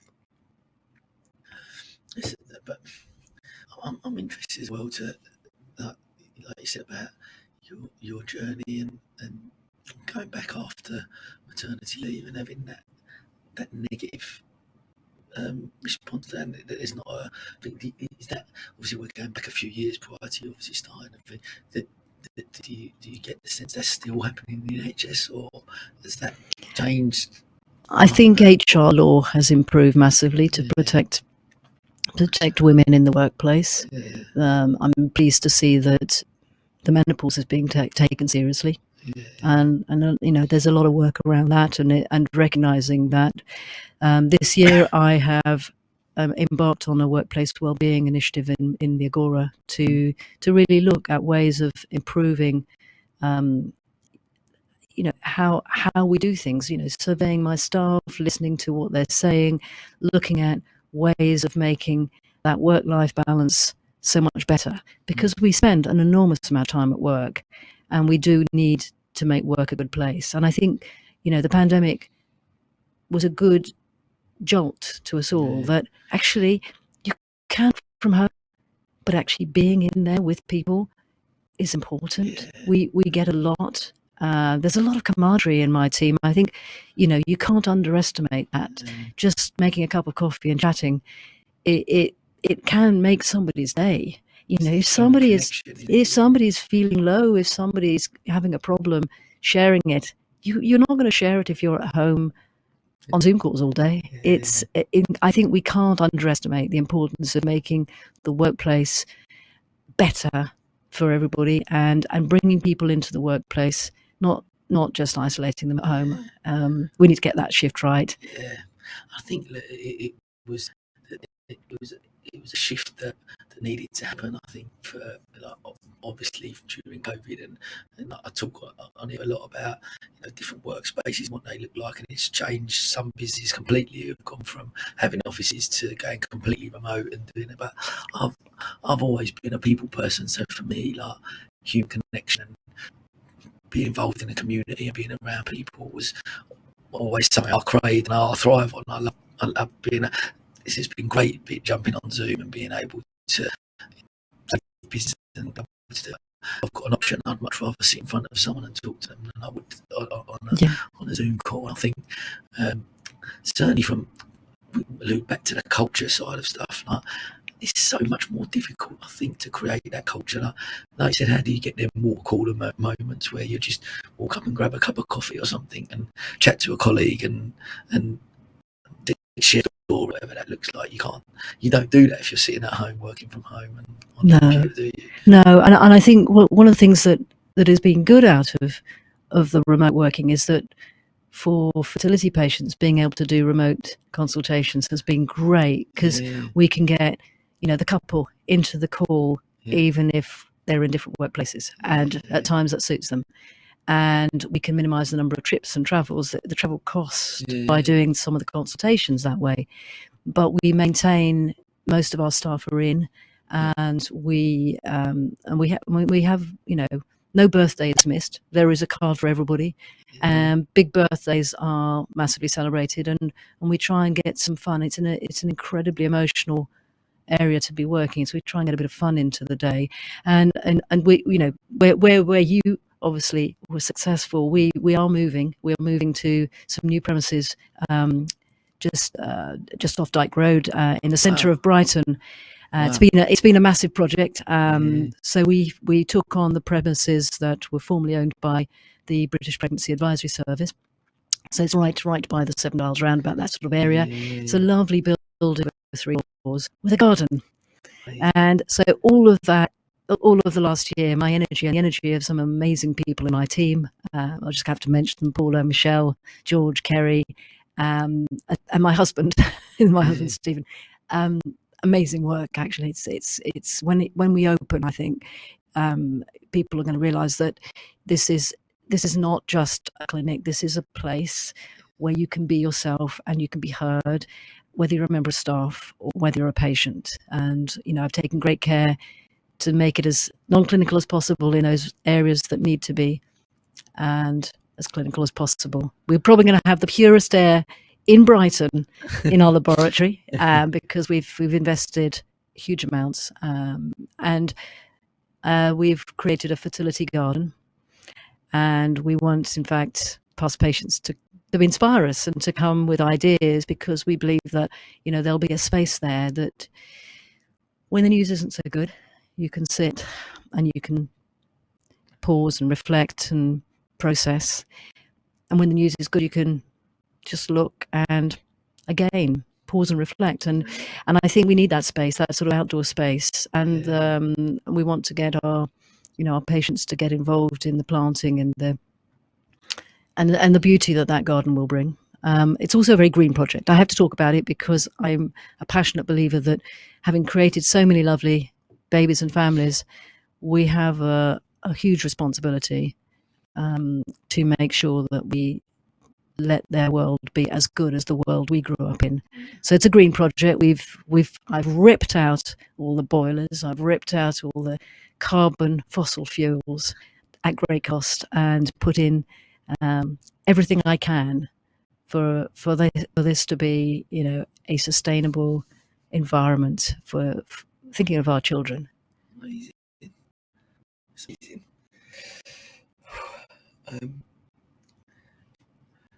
Sorry, I'm off from my. I think for me, I'm really keen to, I guess, again, share with obviously lots of people coming in. Like my wife and I, obviously trying to start a family completely in the dark around, I guess, the in relation to fertility. We was really in the dark about it. I didn't know much about it. Okay, do you feel? What's your thoughts around education around fertility and what that looks like? Because I guess, like I said, for me, I didn't know much about it, and the IVF process and what that looks like, and actually, I think not so much even the IVF, but for fertility in general. I think you go into. We got pregnant. We actually had the twins when we were 36, but we were first pregnant when we was 30, and we lost the first baby, and then 33, and then 6 months after that, and then we had them few years between. But prior to, Kelly was absolute, and we both were, but she really was devastated at that initial stage, just because I had that failure is the wrong word, but had that experience where everything you tried in life, like, life has gone along nicely. So we met at school. She'd qualified as a lawyer. We got married. We bought our house. It was all going. And next step, I'm going to have a family, and got pregnant very quickly. And then all of a sudden, that was taken away. And you're like, there was just such a lack of knowledge around that, like around the problems that potentially you could have with fertility.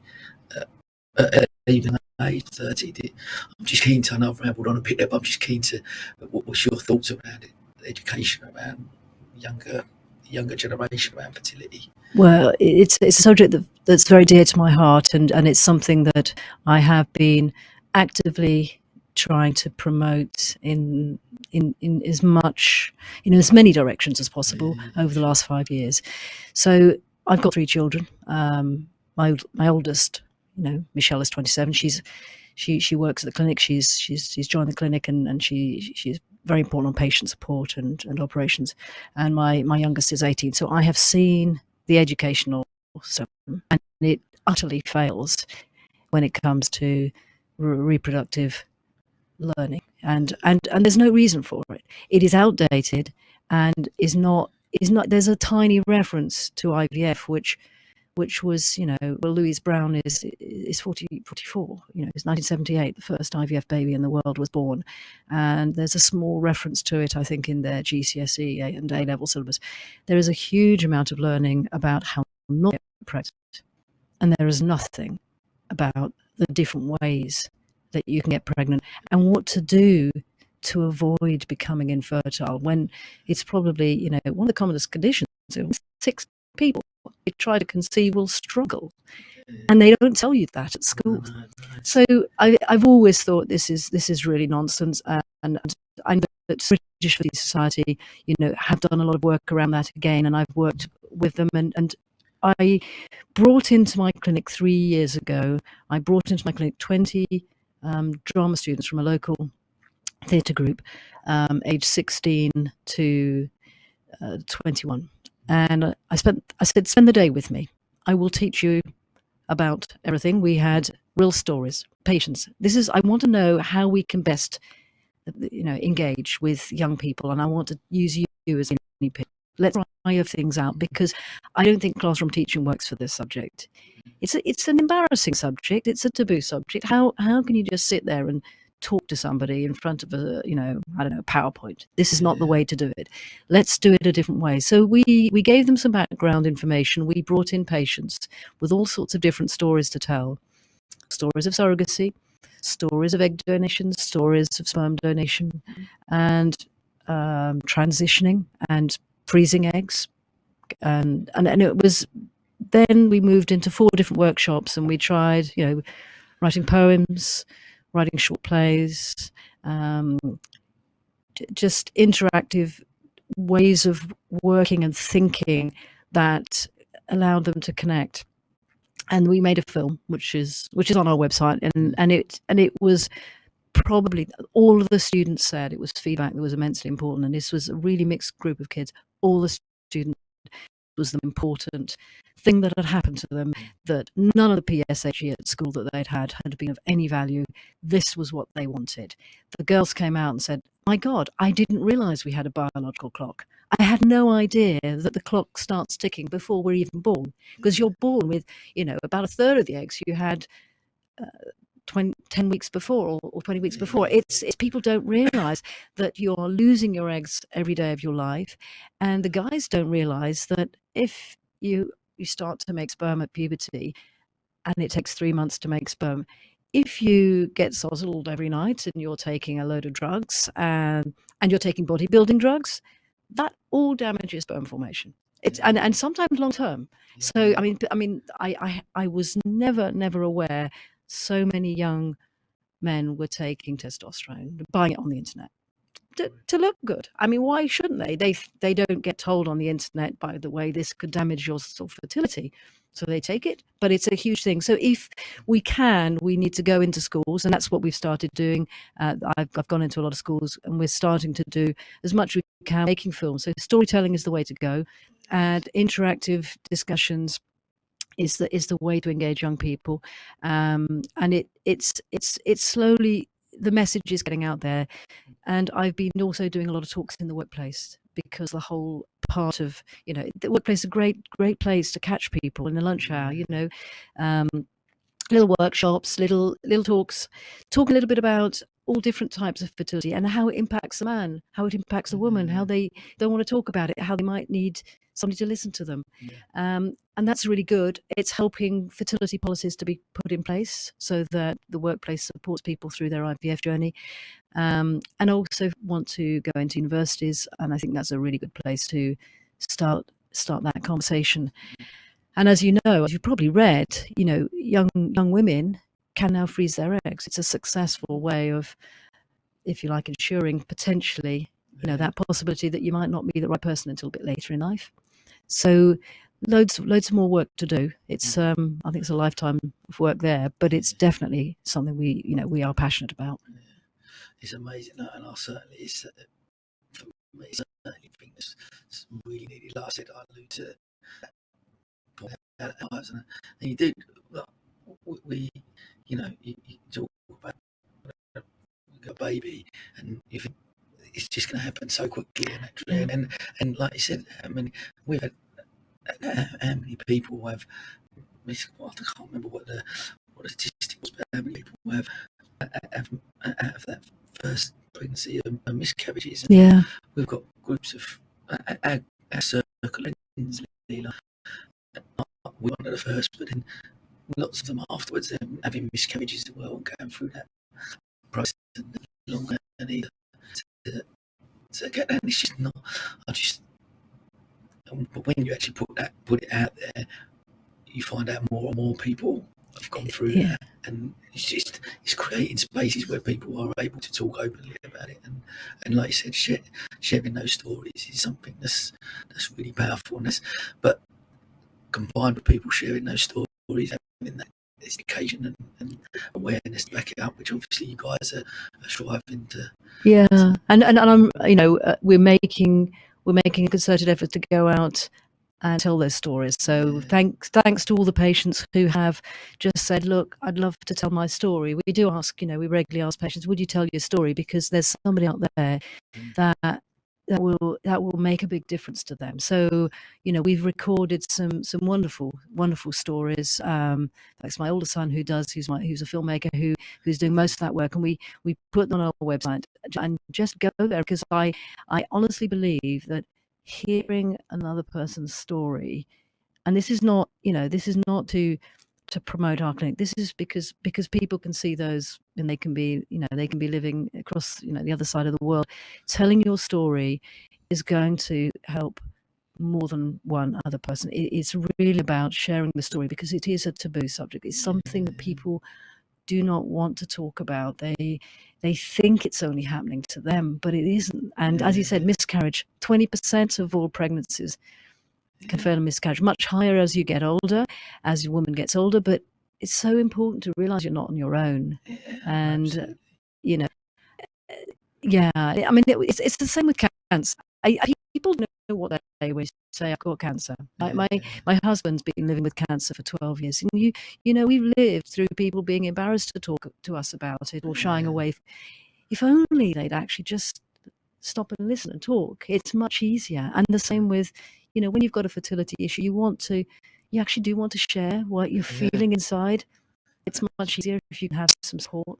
Yeah, I completely agree. And like you say, just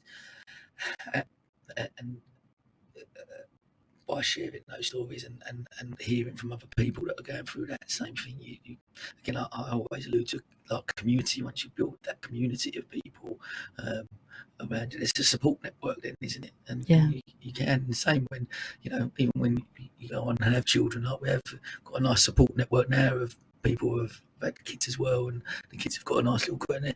And community is such an amazing thing, but it only happens by people communicating and sharing. Yeah, we've created. I mean, we help that a lot. We got a little closed Facebook group, Agora Friends.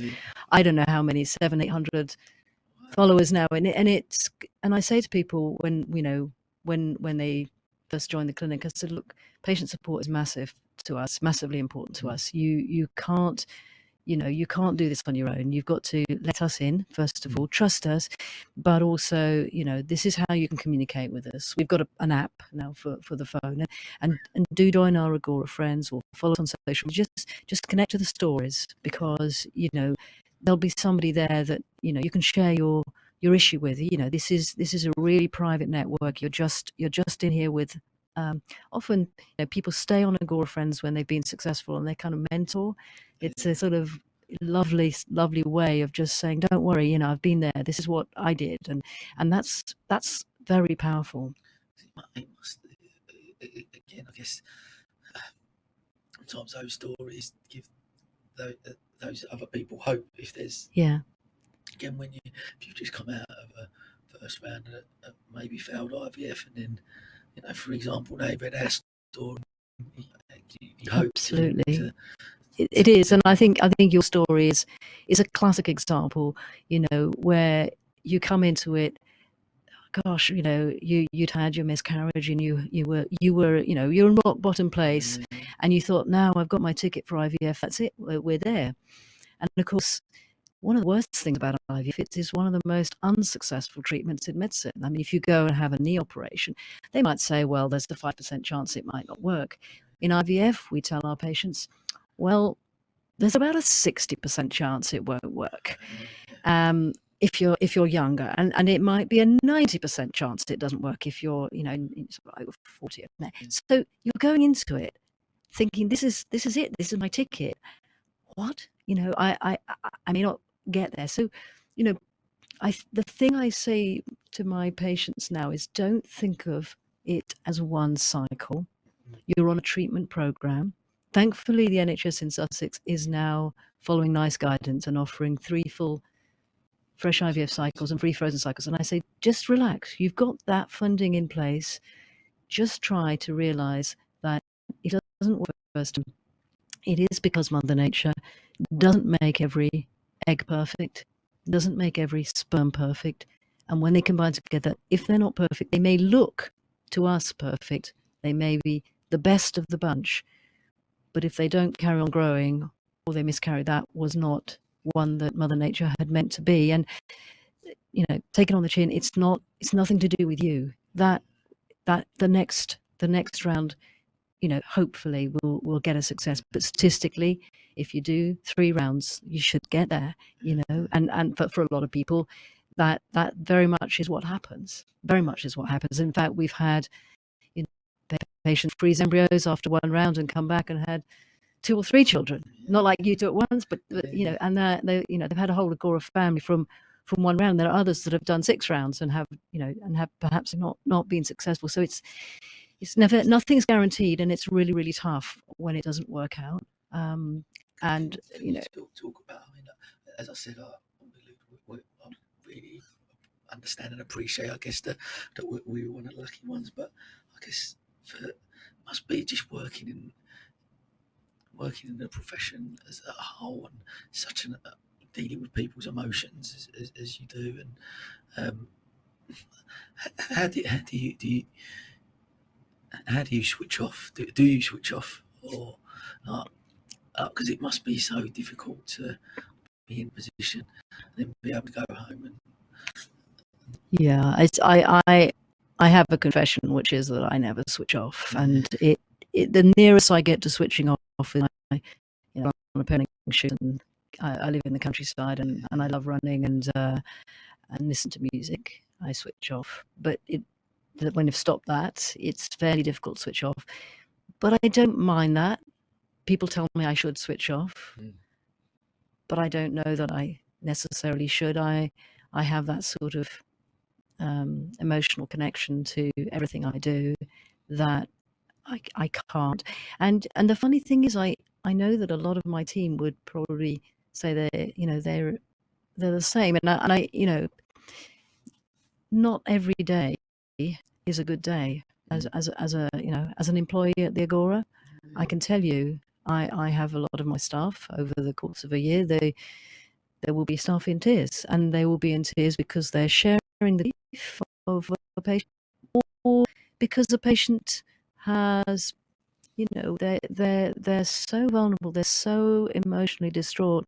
They don't realize they're doing it, but they've taken it out, and their anger and their words, they haven't been thought through, have come out, and they've been deeply upsetting to somebody who's been listening or, you know, taking it.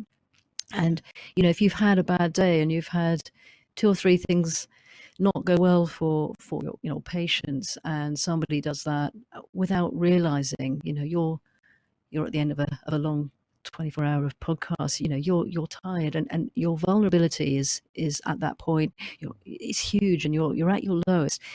And we're seeing it more and more, and I you know, I'm trying to protect my staff, and I'm trying to help them, but I can't protect them from what people will say. And then I think, you know, my message out there is, if you know, if you are getting help from anybody, you know, who is in the caring profession, who is a healthcare worker, however angry or bad you feel, there is no good that will come from taking it out on the person who's actually there trying to help. They will help you better if you're not angry. If you just say how you feel, be honest with yourself, tell them you're angry and ask for help, but don't shoot them, because the damage is. I mean, I think a lot of people are leaving the healthcare profession because they're exhausted from all this. I can imagine. And it says there's an interview I heard with there's a guy called Mo Gaudat, who's got his own podcast called Slow Mo, and he's wrote a brilliant book called Soul for Happy. But he talks about his son died when he was 21 in a routine operation in hospital for him. There was 7 mistakes that were made by the doctors, and he died. But he there wasn't that anger. He got to a point where there wasn't that anger towards him, because how he become at peace. He said that doctor didn't go in that day thinking, I'm going to mess up this operation. Well, obviously there was mistakes and whatever, and he thought, so made sure that those mistakes didn't happen. But I think exactly what you're sort of talking about now, any of your staff, anyone, all they're doing, anyone been in the medical profession, all they're there to do is help people. Yeah. And I could never understand. I can't even understand that we have to put signs up to say we don't abuse. Don't abuse. No. Why is that message even got to be there? Yeah. Surely you've come into that situation. The whole thing with Rocking Horse and the reason, because obviously when Luca was born and suffered that galled up, and that's why they saved his life in the Royal Alex, and he broke his arm on Saturday, and we was in hospital on Saturday night, and I was surrounded by these amazing members of staff again that was fixing my son. Yeah. What an amazing thing. And even if things had gone wrong, or that, none of those people would have done that. They didn't go in that day to that wrong day. They're there to help, and I can't comprehend it. I listen to you talk about that, and I think it's devastating actually to think that we have to. Of course, I understand people's emotions, and it's easier to come from a place where, like I say, I was a lucky one, and we had a great outcome, and I can understand that. But even remember that first failed round, the care, and I spoke about it earlier, but the care at that point as well, where, like you said, you're at rock bottom, and then you have a failed run, right, wherever you go that little bit lower, because you think, there's that lack of hope, but still there was such care there at every step, and noting that there was, this one didn't work, but there are other options, and we looked at other options, and you found the solution. Your problem solvers. This is the problem, and we're going to do. Knowing that you were going to do your best to solve that problem was. Yeah, and I think it's so important to remember that, we will hug our patients. We will be human beings with our patients, and the difference between my clinic and probably 80% of clinics in the UK and the world, is my clinic is run by a woman who admits to being vulnerable and feels that connection with people. She is the 100% owner of that clinic. There are no other shareholders. It's my baby. I'm accountable for whatever happens in that clinic. And so it doesn't matter how many patients I see. It's not a numbers game to see how the numbers figure out at the end and what the shareholders are going to get, because that doesn't matter at all. Actually, my priority actually is the quality of care, because I feel so much happier if I get good feedback. We have the best success rates. We have the best success rates in the Southeast and third best in the UK, but those success rates. But the most important thing is for somebody like you to say to me, you couldn't have done it better. And that's all we ask for. And that's the difference between these, clinic chains. I mean, the 80% are now clinic chains where the people who invest in the workforce have no idea or no realization of what it's like to be a fertility patient. I sit in the clinic every day and I know what it's like. I can sit in your shoes and I can see from your face. I think, we're doing it right. We can always do it better. And that's part of, the quality management and improvement. But we are getting it pretty close to right. And we listen. We listen to the feedback. We say sorry if it hasn't been 100%. We listen to the feedback to try and get it better. So for whatever reason something hasn't been done in the best way possible, we take it on board. And you've got to admit, when you can do something better, you do it. Amazing. Okay, well, we're coming towards the end now. You've sort of answered this a little bit anyway, obviously with the new premises, but what else does the future hold for you? So we're moving to these lovely premises in January. We've opened a satellite clinic in Eastbourne, and we've got another one in Worthing, so that helps the patients. We've now got a requirement to find egg donors and sperm donors, so we've launched the Brighton Egg Bank and Sperm Bank. The real sort of change this year is I've taken a really big look at charity work and felt this was the right time for us to have a branch, a charity part of the Agora Clinic, and we've pledged, obviously, to sponsor the Rocking Horse charity and become partners and aligned with them, and that's fantastic news. Also, very much in parallel, but a much smaller charity, become involved with Cameron's Orphanage, which is an orphanage in Zambia. My son went out there in July, and it's been built in memory of a young boy who tragically died at the age of 21. He was going to be a fighter pilot. He tragically died in a flying accident. Boy who was at school with my daughter, whose mother then, in his legacy, has founded this orphanage. So I'm sponsoring a child. The clinic's sponsoring a child. We're going to try and improve the medical facilities, and it's a very small charity, but it's about we try to make children happen for parents, and make their dreams come true. And the way I see it with this little orphanage is, here are children without parents, and we want to make their dreams come true. They would never have a chance, but let's give them what we can to make their lives as brilliant as possible. So moving more into getting involved with charity work as well. Amazing.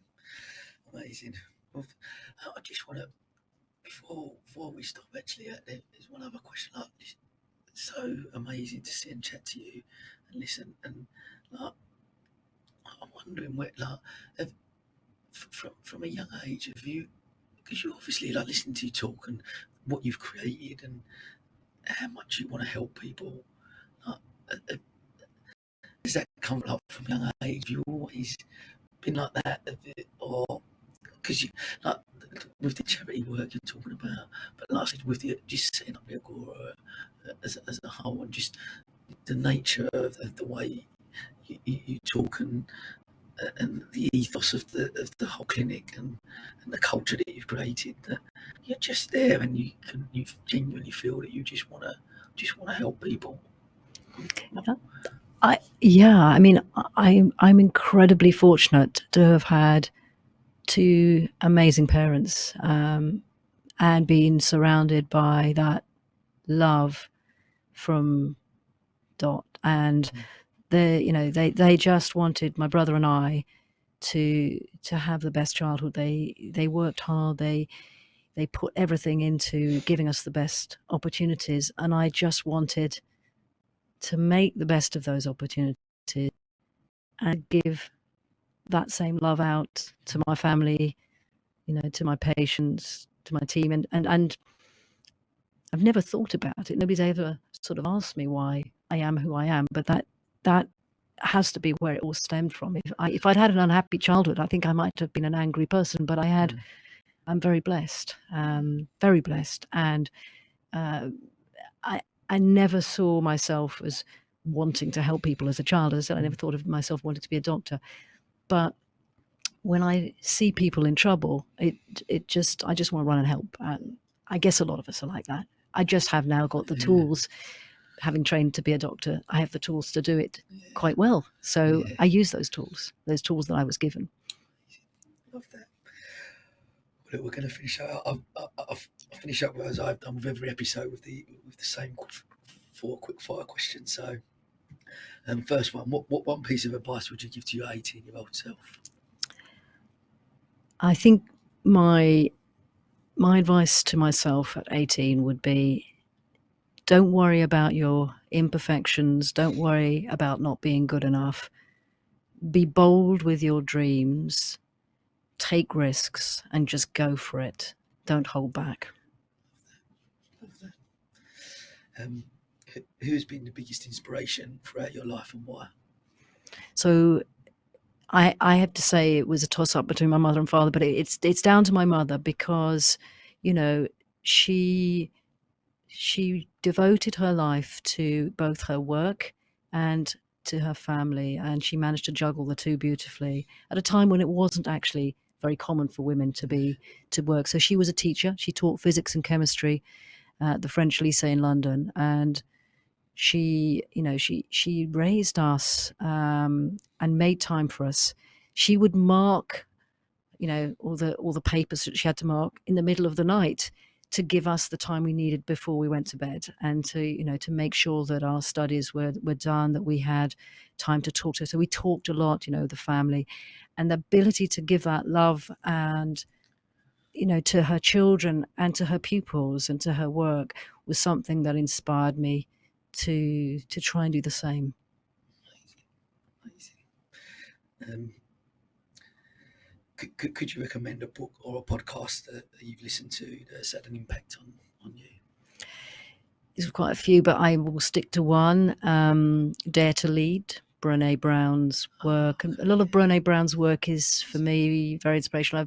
I've discovered her late in my life, but she does have great podcasts, and it's about the power of vulnerability, and how to be a great leader. To really focus on harnessing the fact that out of vulnerability, you get human connection, you get joy, you get sadness, you get, it's being able to see and admit when you're wrong, to be able to reset when things have gone horribly wrong, to be able to reset and just plow on, really, and to build a trust in your team. A lot of her teaching is, I think, incredibly important for all leaders, and I wish I'd discovered her sooner. And I would just say, just type in Brené Brown. There's so much there. But yeah. Awesome. Well, look, finally, last one. What is your one rule for living a fulfilled life? You get up in the morning and you pledge to make every second, every minute, every hour count. And to bed at night, you take 5 minutes out to pause and reflect and focus on the best bits of your day and be blessed. Say thank you. Focus on those and you'll have a really good night's sleep. And try not to dwell on those bits that inevitably have churned you up and made you feel bad. But, you know, we don't know about tomorrow. We just need to make sure that we remember the good things in each day and live them. What a wonderful way to finish. Carol, I was so grateful when you emailed back. Such a lovely email back as well when I asked you to come on the podcast and you know, introduce your family, like with you saying that it is a real family business with you, obviously your daughter working there and your son filming and stuff, which is truly amazing. I guess it's been so wonderful talking to you. It really has. Thank you for your time and coming on. But I guess without me going again, I think just from me and my family, I've got a family because of you. So very grateful for that. Yeah. I'm just loving to hear your story. I think we need to get my son to come and film you, and with the twins. I think it will be a really powerful story. Yeah, thank you. This has been amazing. So thank you for coming on. And that is a wrap, as they say. Yeah, thank you. Amazing.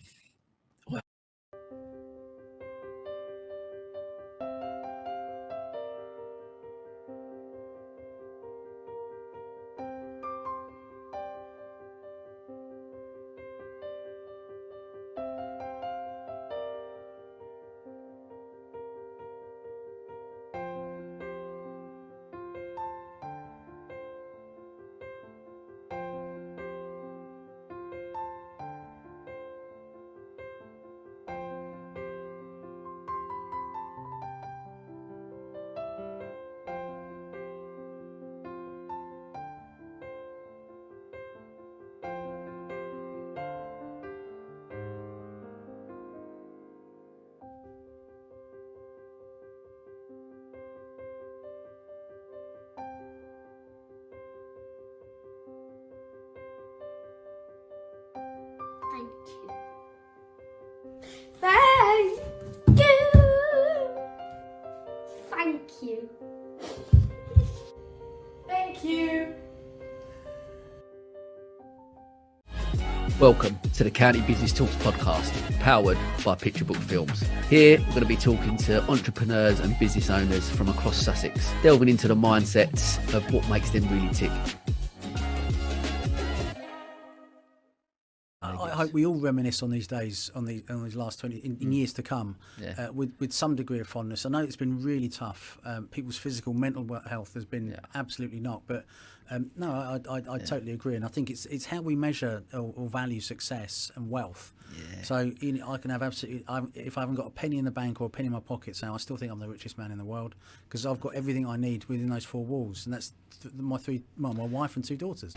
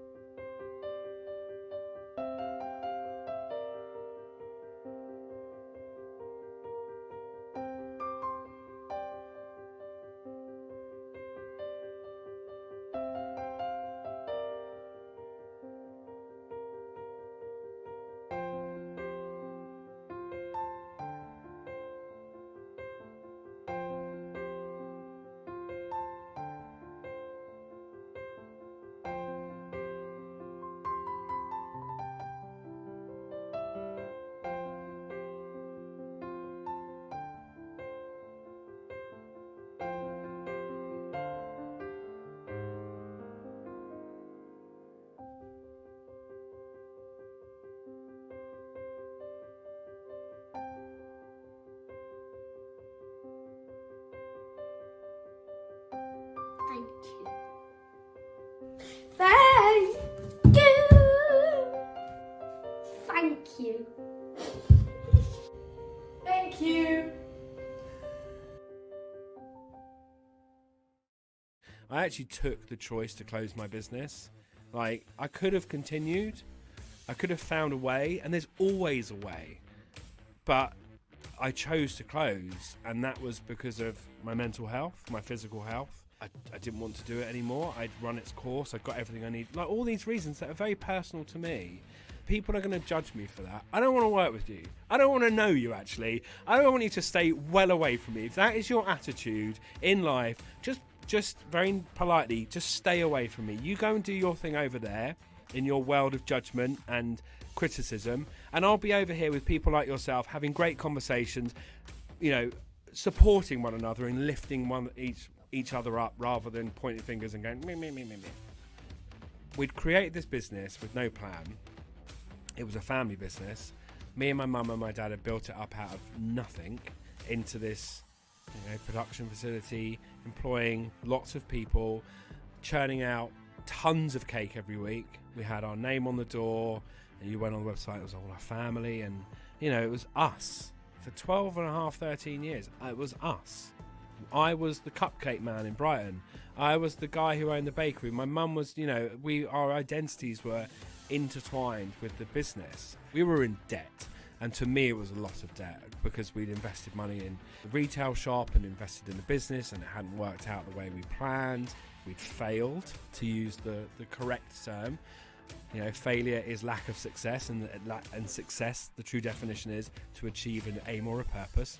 So we'd not achieved our aim or purpose, and we'd failed. Welcome to the County Business Talks podcast, powered by Picture Book Films. Here, we're going to be talking to entrepreneurs and business owners from across Sussex, delving into the mindsets of what makes them really tick.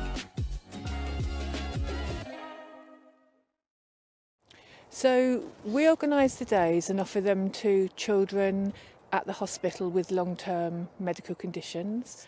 And we know that being outdoors is good for everyone's mental health. It's good for our physical health, and it's really good for our mental health. Initially, it really affected her mental health because she's missed quite a lot of time at school, so she wasn't with her friends. But then after the second Woodland event, Venus, then her terminology changed, and it just seemed that she had a more awareness and more understanding of what her situation was. They're really nice if you feel like you're the only one who has a disability, because you can meet other children who have them. I would love to be able to go on more Woodland Wellbeing Day events.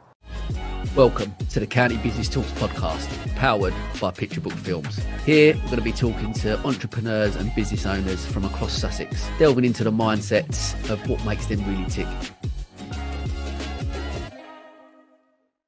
I hope we all reminisce on these days, on these last 20 in years to come, with some degree of fondness. I know it's been really tough.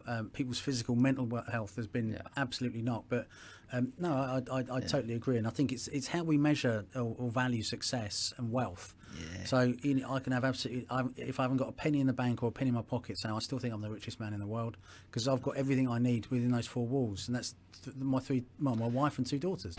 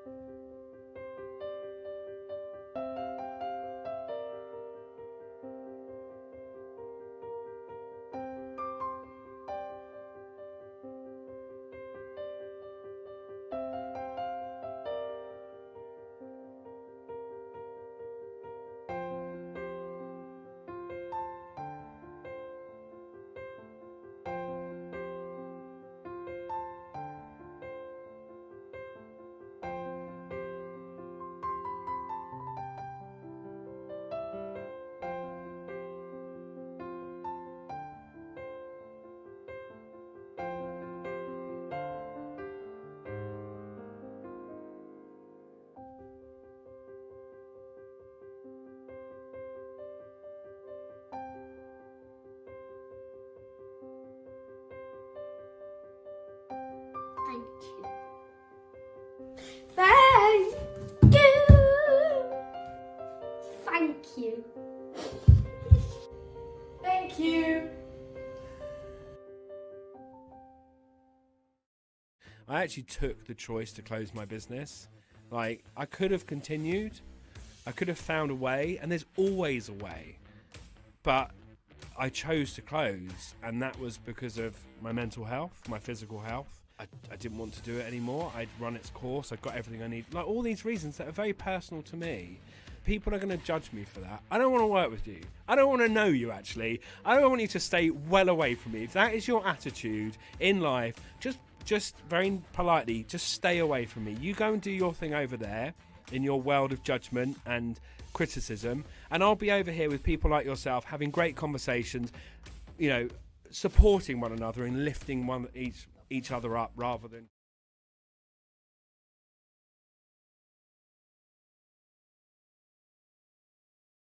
Good to go. Magic. Well done then. Here we are. We're here. Here we are. Episode 24 of 24. You made it. We're here. I'm delighted to be welcomed with CEO of Rocking Horse Children's Charity. Woo! Donna Holland. Donna, how are you? I'm fine. How are you? Your voice is even more croaky than it was last night. You are clinging on there. Thank you, Sam. Just a massive thank you. What an incredible 24 hours later.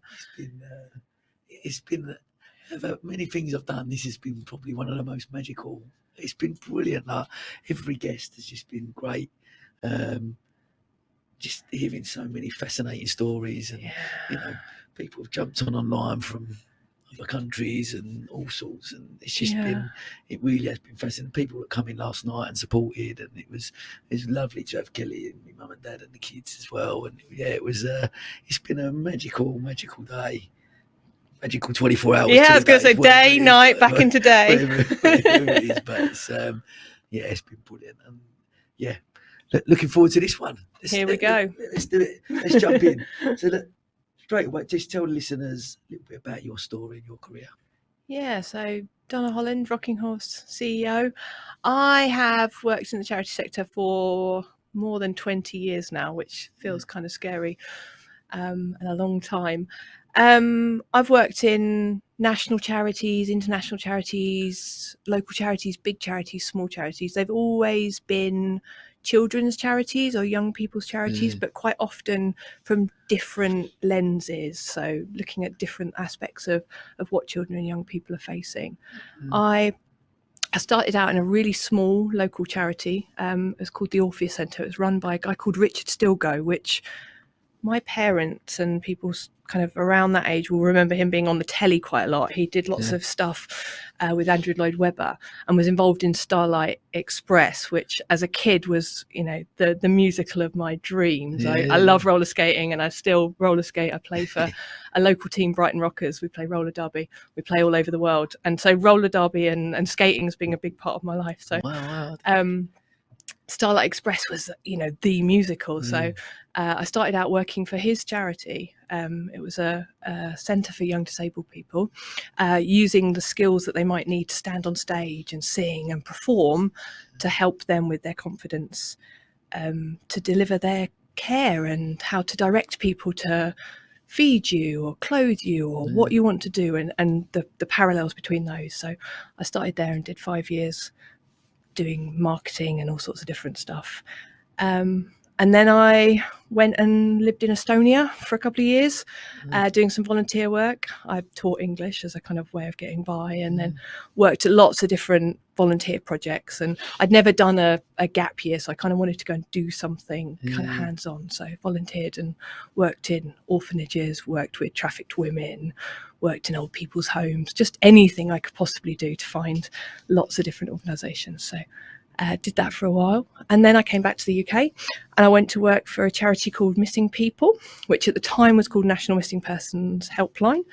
And I worked with them through their rebranding process and worked with some really awesome people. That was a real kind of crash course in communications, but also service delivery and how to deliver really compassionate services.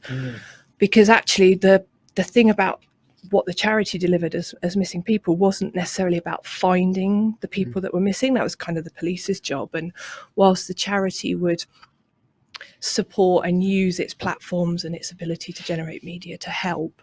Actually, it was about supporting the people that were left behind when a child went missing or when a family member went missing. So that was a real insight actually into how to really support families. And as I said, a crash course. I was on call as the media person when Madeleine McCann went missing, and worked with the McCanns for a few years on that, as well as not long after that actually, Shannon Matthews was another quite high profile case, worked on those. So I was there for a few years, and then I went off to Girl Guiding, went to work with girls and young women, and again another rebranding process really, and supporting them through. They were on a real journey to become a much more inclusive organisation. They were kind of historically quite white, middle class and Christian, and they had this kind of image problem actually, because what they were doing wasn't really reflective of that. So supporting them and working on projects that helped them open up to new audiences, worked on their trans inclusivity stuff, redeveloping their programme to make it more modern and relevant.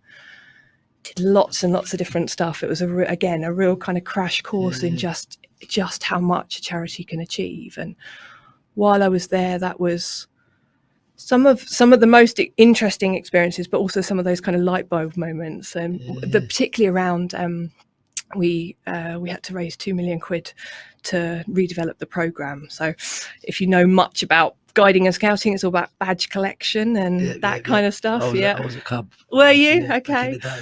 Back in the day.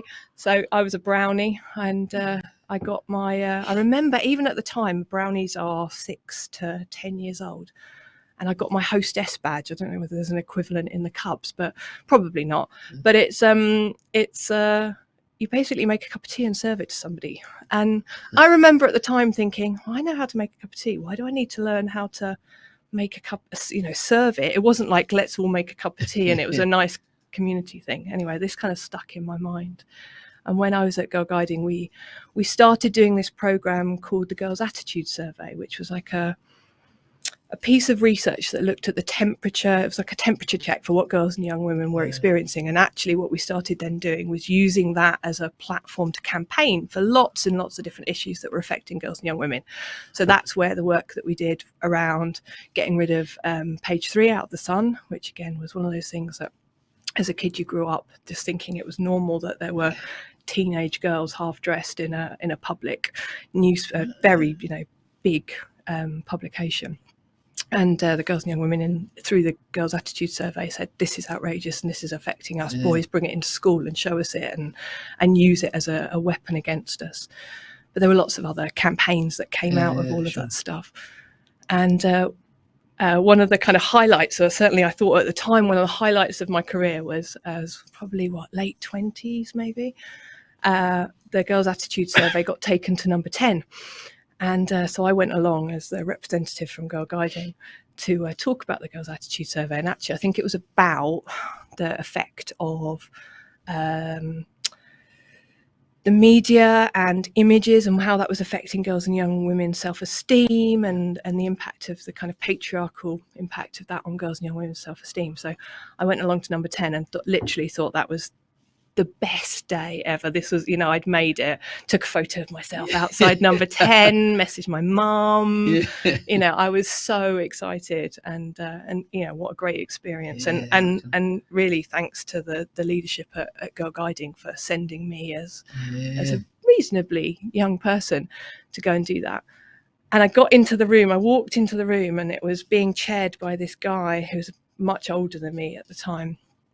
And he was dressed in a kind of military outfit. I have no idea which type of military. I'm not really down with that, but I knew I recognised it as okay, you're in the military. And as soon as I walked in, he said, "Oh, good, the tea girl's here." And all of that excitement and all of that confidence and best day ever stuff just evaporated immediately. And I think again from the generation that I am, my first instinct was, don't embarrass him. Don't say anything that might make him feel uncomfortable. Show him up. Don't challenge. Just try and soften the situation. And in the same way that you had, when people bib their horns at you when you're 14, don't make it worse, just ignore it. So kind of got myself together and said, oh no, actually I'm here to talk about the impact of the patriarchy on girls and young women's self-esteem, and sat down, and the women around the room kind of nodded at me and did that kind of shared thing of like, yeah, we know that was a horrible experience, and I got back to the office thinking, yeah, the hostess badge and the tea badge absolutely shouldn't be something that we're doing. So I was really proud to be part of that journey. And I was in the fundraising team. My job was to raise that money, and we did. And then some other brilliant colleagues who worked in the programme team just completely redeveloped the entire programme. And it now does amazing. I mean, it did amazing things before, but it's really focused on giving girls and young women the skills and experiences they need, as well as collecting the badges and doing all the stuff that Girl Guiding does. So yeah, I was there for a while. After that, I went off to work at a youth mental health charity, a digital mental health charity. Pre-COVID, we delivered all of our services through a phone, actually, and it came from the idea, really the kind of background stuff of that was that even at that time, this was 10 years ago, young people didn't really expect to ever have to walk into a bank to do their banking. It didn't, online banking was a thing, and they'd never had to walk into a bank. It just seemed like, why would you ever need to do that? And yet for young people walking into a mental health service, you'd have to walk into a physical building, and usually that building was in your town, in your nearby city maybe, and it had youth mental health service kind of branding and banners, and it was very much like a difficult and a barrier to stop young people accessing services. So this charity digitized that entire service and put it online and worked with the NHS and delivered those kind of mental health counselling via web chat, the phone, and Skype. Actually, it was before the Zoom days, but it was all of that kind of stuff. And so they support, at the time they were supporting around 3 million young people every year with pretty much anything that a young person contacted them about, from suicide to homelessness to mental health stuff to benefits, housing, whatever they wanted to talk about, sexual health. So I worked there for a while, and then I was living in Brighton already by then, but commuting up to London, and I thought, I need to live and work in the same place. It was actually during the time when there were lots and lots of strikes, and it was just, going up to London was an absolute nightmare. It got to the point 5 days a week. Yeah, 5 days a week. So it was pre kind of working from home being normal. I did work from home occasionally, and I just thought, I can't do this anymore. I'm constantly either late for a meeting going into town, or late for my life when I'm back in town. I could never, my friends would say, oh, do you want to come to this theatre gig? And I'd say, I can't, don't buy me a ticket because I don't know if I can get home by 7:30. So I was really lucky, found an interim post at a charity called Maternity Worldwide, who do amazing work in sub-Saharan Africa with girls and young women. So a lot of girls and young women in sub-Saharan Africa die in childbirth. And they die in childbirth for 3 reasons, really. One is that there are no hospitals, there's no midwifery, there's no neonatal services. So there's nowhere for them to go, even if there was the ability to get there. The second one is then the ability to get there. So the roads might be dangerous, or there might not be transport, or it's just too far to go. And then the third one is around actually their economic value in society is that sometimes they die because it's not worth keeping them alive. It's too expensive to access that treatment. And so the charity kind of looked at each of those 3 prongs and delivered services, either setting up maternity centres or providing bikes and transport that villages could access and use to get women and children to hospital, or economic empowerment programmes that enabled women to have value in their communities, that meant they were more likely to be invested in if they came into harm whilst they were trying to give birth. So it was a fascinating charity, and a local one. It's based in Brighton and works in sub-Saharan Africa. So so a couple more local charities, and then, as you know, turned up at Rocking Horse. So and here we are. Yeah, absolutely. Just listening to that, listening to your journey, Mm. and career, it university, went straight into that charity. Where did that? Was that always your ambition? Where does that where does that passion come from for the sector? Like to always want to work in that. Yeah, so it came from, actually, as most things do, just chance, really. I was doing a marketing degree at university, and I had to find an industrial placement or go on an industrial placement as part of your degree between years 2 and 3. And I went off to the careers fair place that they have for the university and walked around, and it's lots of companies trying to encourage you to apply to their industrial placement program and then onto their grad scheme. And as I was walking around, it was all huge companies, kind of Shell and ExxonMobil, BP, and lots of these companies. I thought, I don't want to work there for a year, let alone to join their grad program. And none of these things felt like they were going to be doing really good stuff in the world. And at that point, it wasn't about the charity. I just thought, that's not for me. That's not what I'd done, what I wanted to do with the rest of my life. I'd chosen marketing because it's a kind of combination of art and science, and I liked both, but was never going to be an artist or a scientist. But a little bit of both is kind of the right balance and about my level. And I really enjoyed doing marketing, and sadly, and I hope it's different now, we never did charity marketing as part of our degree. That didn't seem to be on the radar. So I went home a bit sad and think, what am I going to do as my industrial placement? Maybe I shouldn't do an industrial placement and I'll just go straight into year 3. And I was sat at home with my mum looking through the local paper, because this was the 90s, and that's how people found jobs in those days. Yeah, exactly. Looking through the classifieds in the back of the newspaper, just trying to think, what do I want to do as a job? And there was a little advert for the Orpheus Centre, and it said they wanted a marketing officer or a coordinator kind of level post. And they wanted a website. This was back in the day, not everyone had a website. And they were interested in how they would reach more young people. And my mum said, well, maybe you could do that. And I thought, that's a real job. So contacted them and said, look, I'm a marketing student, the stuff that's in the advert, I think I could do. Could I come and chat to you? So I did. I went and chatted to Megan, who was the CEO there, incredible woman, and someone I still think, what would Megan do? Had a chat with her and said, look, I've never built a website before, but I'm pretty sure I can. We didn't call it social media back in that day, but it was just using online resources to reach young people. I've got a MySpace page, as everybody has. So I can set you up a MySpace page, which is about the extent of social media then. Yeah, good old MySpace. So I was a young person, so of course I had a MySpace page. And she said, yeah, let's give it a go. Come and do a year. We'll do it as your industrial placement. It had to be a paid industrial placement. We'll have you as an industrial placement. So I started there. I built them a website. I literally bought do you remember the Dummies Guide 2s? They might still exist, those yellow and red, not yellow and red, yellow and black books. Yeah. I bought one of those, was very open and just sat on my desk and used, Microsoft Front Page, which was the Office. I don't even know if that exists anymore. The Office platform for building websites. Okay. Sat on Microsoft Front Page and just built them a website with a nice hit counter, because that was a thing back in those days. Nice. Did that, set them up a MySpace page, and then just got involved in everything that they did, and thought, this is what I want to do. This is how I use all that marketing, that art, that sciencey stuff for good. And it was, I stayed there for a year, went back to university. They offered me a full-time job whilst I was doing my placement.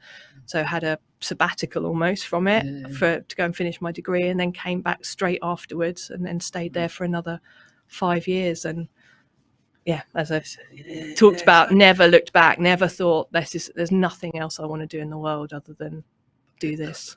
But you getting into university then and studying, or just from that, you obviously, your core values of you was conscious then that you wanted to do something purposeful. That's what I find fascinating at that young age, just going, whatever I do, whatever role I'm going to go into, it's got to have purpose, and not and being that self-aware at that young age. Cause 43 and still wondering what I'm going to do. Me too. Still juggling. I'm still waiting to grow up. Yeah, still. like just listening to you talking about, because you could have easily gone for some of those bigger jobs, but from how you've described it, is that they didn't align with what your values. No, not at all.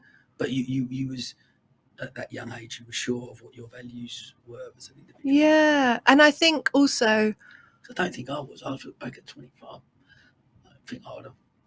I didn't have a clue really. I still don't know, but I guess from knowing that you've got the values that you have instilled in you, that you go, I'm going to follow that path because that's purposeful and that's going to align with me doing a career for the rest of my life. It's got to align with who I am as a person. Yeah, I think for me at the time it was more about, there was a little bit of me of seeing my dad worked at the same organisation that he did from 16 till the day he retired, and so in my head you did things for life. So thinking like, well, I don't want to do that for life, but then also thinking,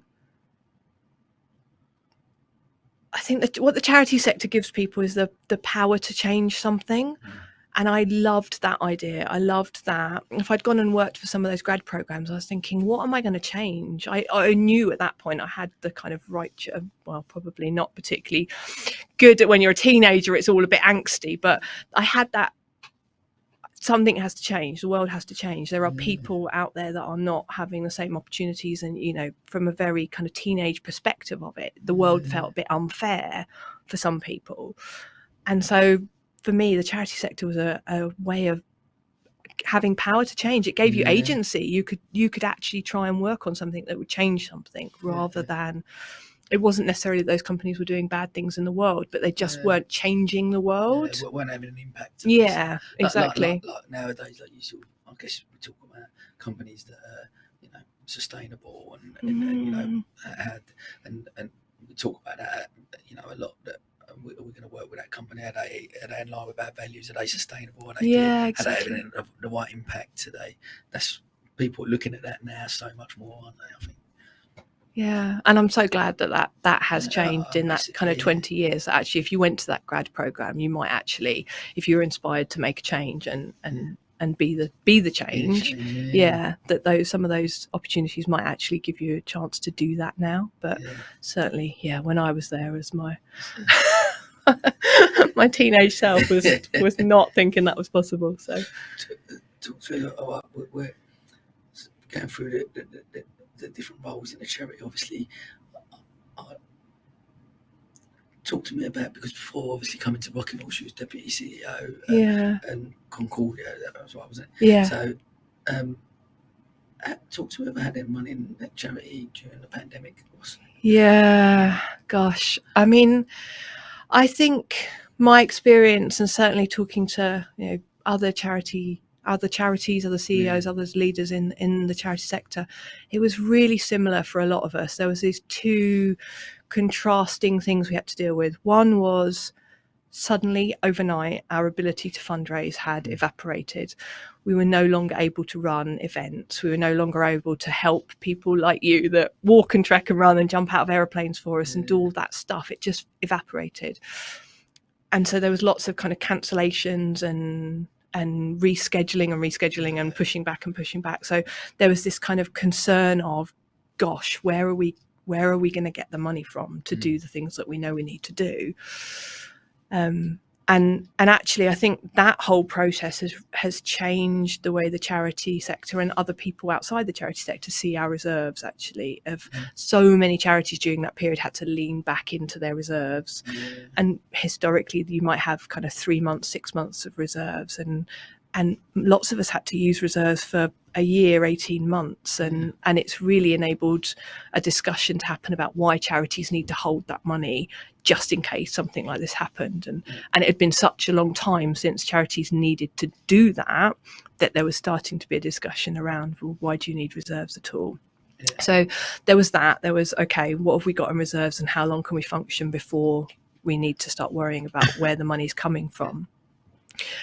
And on the flip side of worrying about where the money was going to come from and how you were going to fund the services, there was a skyrocketing of the need for the services that you're delivering. And again, this is universally an experience of many, many charities across the sector, that at the time I was working for a charity that ran emotional wellbeing programs in schools, so supporting young people who weren't dealing well with their emotions, and that was impacting their behaviour and their ability to socialise and their academic achievement.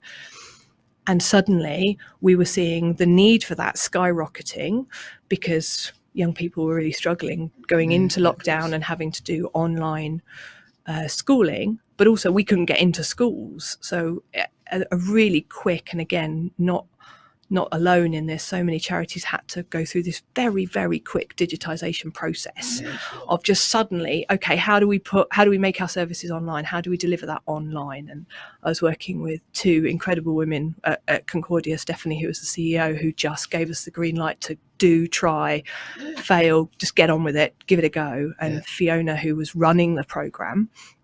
And they were amazing. And luckily, having come from a digital youth mental health charity, I could pull in quite a lot of the stuff that we'd already been doing. So it was scary a lot of the time, thinking, how is this going to work? And waking up thinking, God, I hope this works, or how long is this going to last? How long can we last doing this? Tiring. There's lots and lots of long days. And again, I don't think that's even universal to the charity sector. So many of us suddenly went from working 9 to 5-ish to a lot longer hours. Sure. And being at home just any day or night trying to get stuff done. But also really inspiring. I mean, we managed to do that. We digitized that process. We supported more young people through that process, and we learned loads of stuff.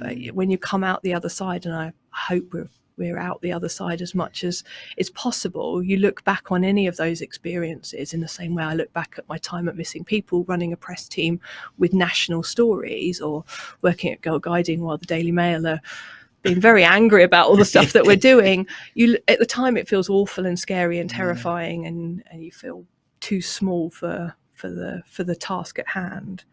When you look back, you think, my God, what have we learned? It's we did, I think so many people come out of COVID, didn't they? And you look back and go, how many companies pivoted and had to, and obviously some couldn't, and they failed. But I guess from any business model, and we're going to this in a bit, I suppose, but any business model, charity is still a business fundamentally. You still got to generate.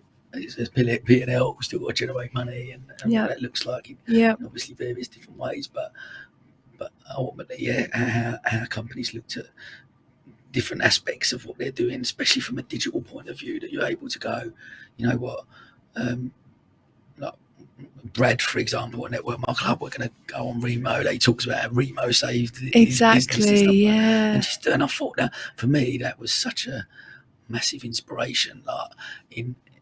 And I see so many businesses go. We've got Kathy Catton, Brighton Jean. I love her. She's brilliant. And again, pivoted loads of stuff and done some amazing things. And there's so many. For me,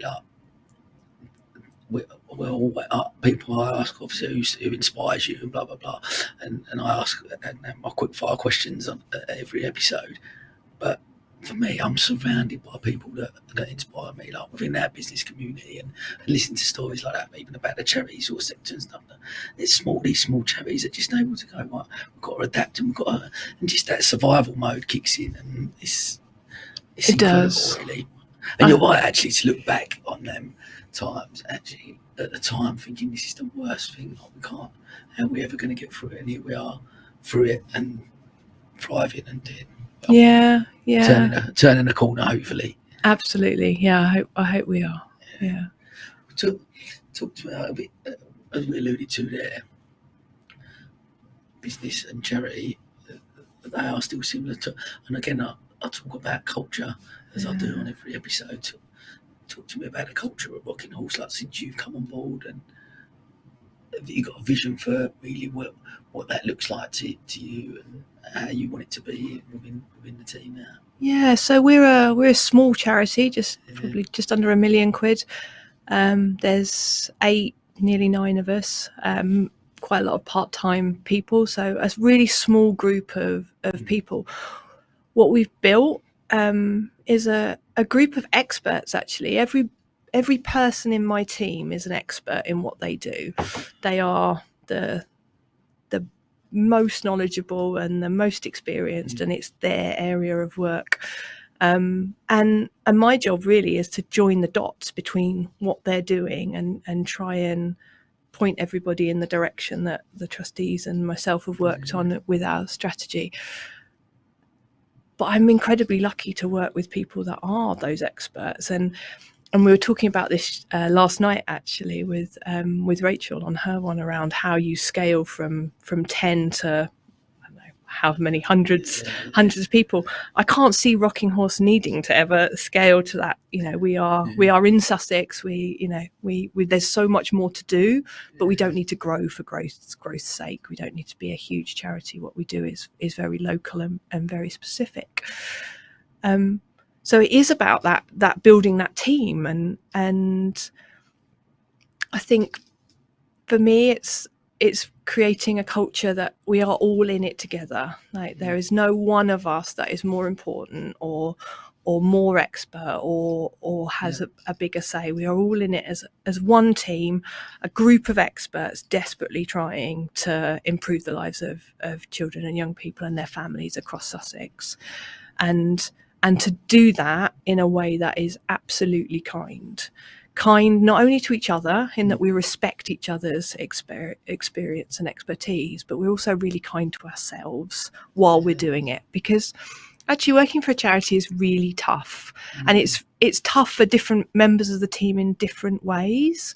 So for example, for our fundraisers, it's really hard being a fundraiser. You are constantly asking people for help, and we all know how hard it is to ask for help. But if you are asking for help, which is basically what we do on a daily basis, we're asking people, will you give us your time? Will you give us your money? Will you give us your experience? Please, can we have? If you're doing that day in, day out and being told no a lot of the time, that's really hard. You've got to pick yourself up each time. And when you're very passionate about what you're asking for help for, it's really tough to keep doing that. And the fundraisers do that every single day on a daily basis, constantly asking. Because I guess it's like that sense of almost like rejection that you're going to inevitably maybe get. From people. Not inevitably, has to be because I know there's lots of people that do support, but it is, you've got to knock on a lot of doors, like a salesperson. Yeah, exactly that. It's the same skills and experience and resilience that you need in sales. And this is, where marketing and sales, and it's all, whether it's a company or a charity, you've got to keep going in the face of no, or maybe later, or being ignored, or whatever it is, you've got to keep going. And so the fundraisers have a really tough job of that, and we need to be kind to them. They might be having a good day or a bad day. They might have been told no just one too many times that day, but really then kind to themselves as well, of like, it's okay if you don't have a good day. That's totally fine. But because I guess the difference between, because if you're selling something to someone, trying to sell a product, a service, whatever it is, whereas fundraising, that you're selling something to someone, there's a benefit to them, because it's the product you're going to buy, you're going to purchase this, you're getting me your money for it. When you're fundraising, you're just actually asking them to just give you money. And sometimes it's time or whatever it looks like. Sometimes you're asking for a specific thing. Please, can you give me some money so I can pay for this amazing research that will make X, Y, and Z young people have a better experience, or buy this piece of kit. Sometimes it's asking, can you just support the charity and trust that we will spend this money in the best possible way? And that's tough. So it's helping each other, and every role in the organisation has a different kind of toughness. Whether if you're a project manager and you're delivering projects, you're working in the NHS and working with doctors and nurses, you're working in this huge organisation where things are slow and takes time, and you have to find the right person, and it's a kind of a constant battle is the wrong word, but it's a constant challenge to keep going and keep making sure that you are getting the best projects and the best bits of equipment into a hospital. So I think everybody in the team is an expert. Everybody has this really tough aspect of their job. And for me, it's really making sure that everybody is in it together. We are all in it together. Actually, ultimately, my job is, if it goes wrong, I'll worry about that. Their job is to do the good stuff and celebrate the successes, and equally celebrate the successes. This isn't about me. This is about the team. We are We are one. Yeah. I love that. How does that, like, you've worked in a number of different charities, how does then the culture that Rocking Horse compared to one of maybe the bigger charities that you've worked at? Is there a difference that you've seen, or have you brought, do you feel the skills from that large organisation into Rocking Horse? I would hope I've brought all the elements of best practice that I've seen and none of the bad stuff. But you never know, right? Ask the team. Every single charity I've worked for has a different culture. And whether you are a junior member of staff starting out or a middle manager or leading it, you then have a different level of agency and ability to affect that culture. They are all so different. I think it's exactly the same as different companies. And, you know, we work with so many amazing companies who are the wonderful people that say yes to us. And you can tell when you walk into an organisation what it's like and from how people interact with you and who you get to talk to and who interacts with you. So, yeah, there's no... It's amazing. I know we sort of spoke about it before as well, about like I guess the perception of Rocking Horse as being bigger than 9 members of staff. Yeah. And like you said, many of them part-time, and I think like it's great like that every time you talk, and you talk so brilliantly about Rocking Horse and deliver the message of what it's about and how you do it, but actually alluding to the fact that we are a small team and letting people know that. And I do think that's an important.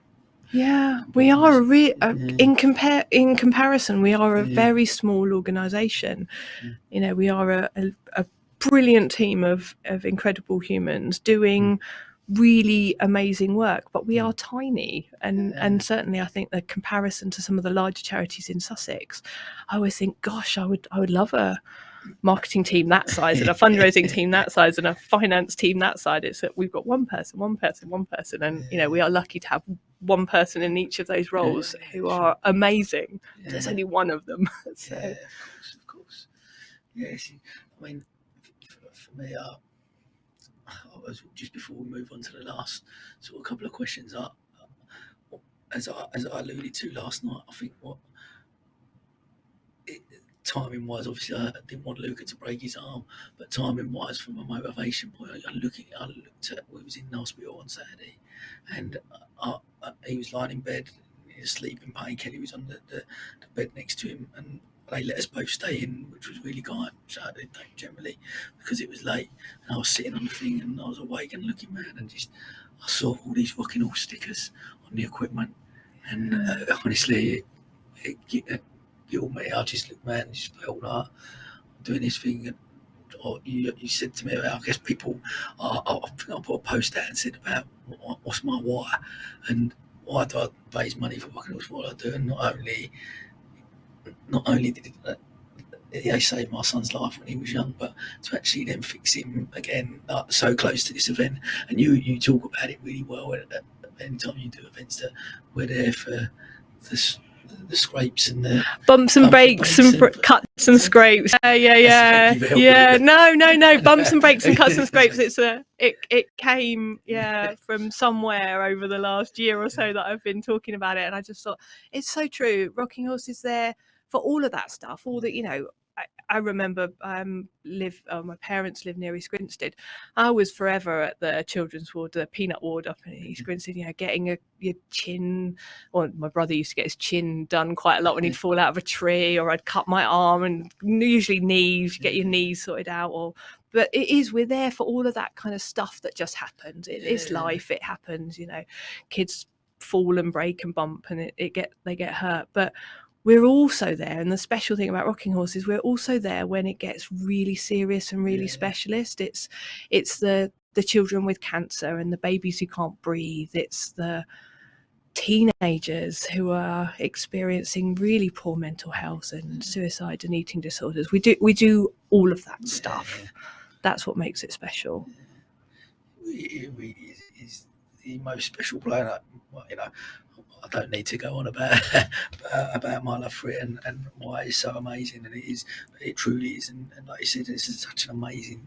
We've got an amazing team at Rocking Horse, and every single one of them, all the fun day, every single event, always with a smile on their face, and always doing such a and that is credit to you with that culture and that you created, and it's amazing. So, I mean, look, talk to me about what's the future for Donna Holland.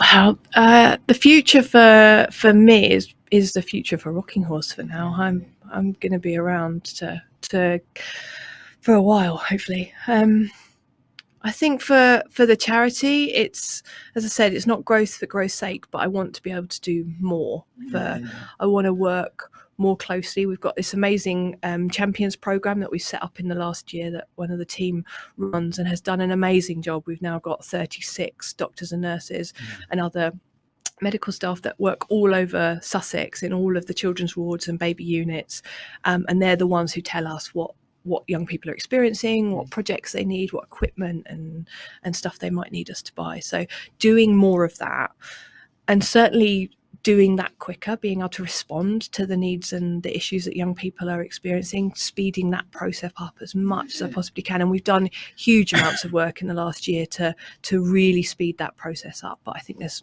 lots more we can do. Just being there for more children and more families at that moment, as you've experienced recently, when they need us the most. That's the kind of, what's in it for me. I think one of the things I'm really interested in, kind of personally and professionally, is the role of the charity sector in paediatric medicine. I think there's so many amazing. There's dedicated children's hospitals all over the country, and most of them have a Rocking Horse attached to them, and how we can share information amongst those charities and understand what works and maybe what doesn't, and do more of the stuff that works and less of the stuff that doesn't, and how do we understand what works and what doesn't, and then make sure we're getting the money to those really dial changing projects. And Rocking Horse does some of that stuff. We fund a youth worker who supports young people going into A&E with mental health stuff. We fund research that means that there's now the world's first clinic up at Sussex looking at personalised medication for kids. We do that dial changing stuff.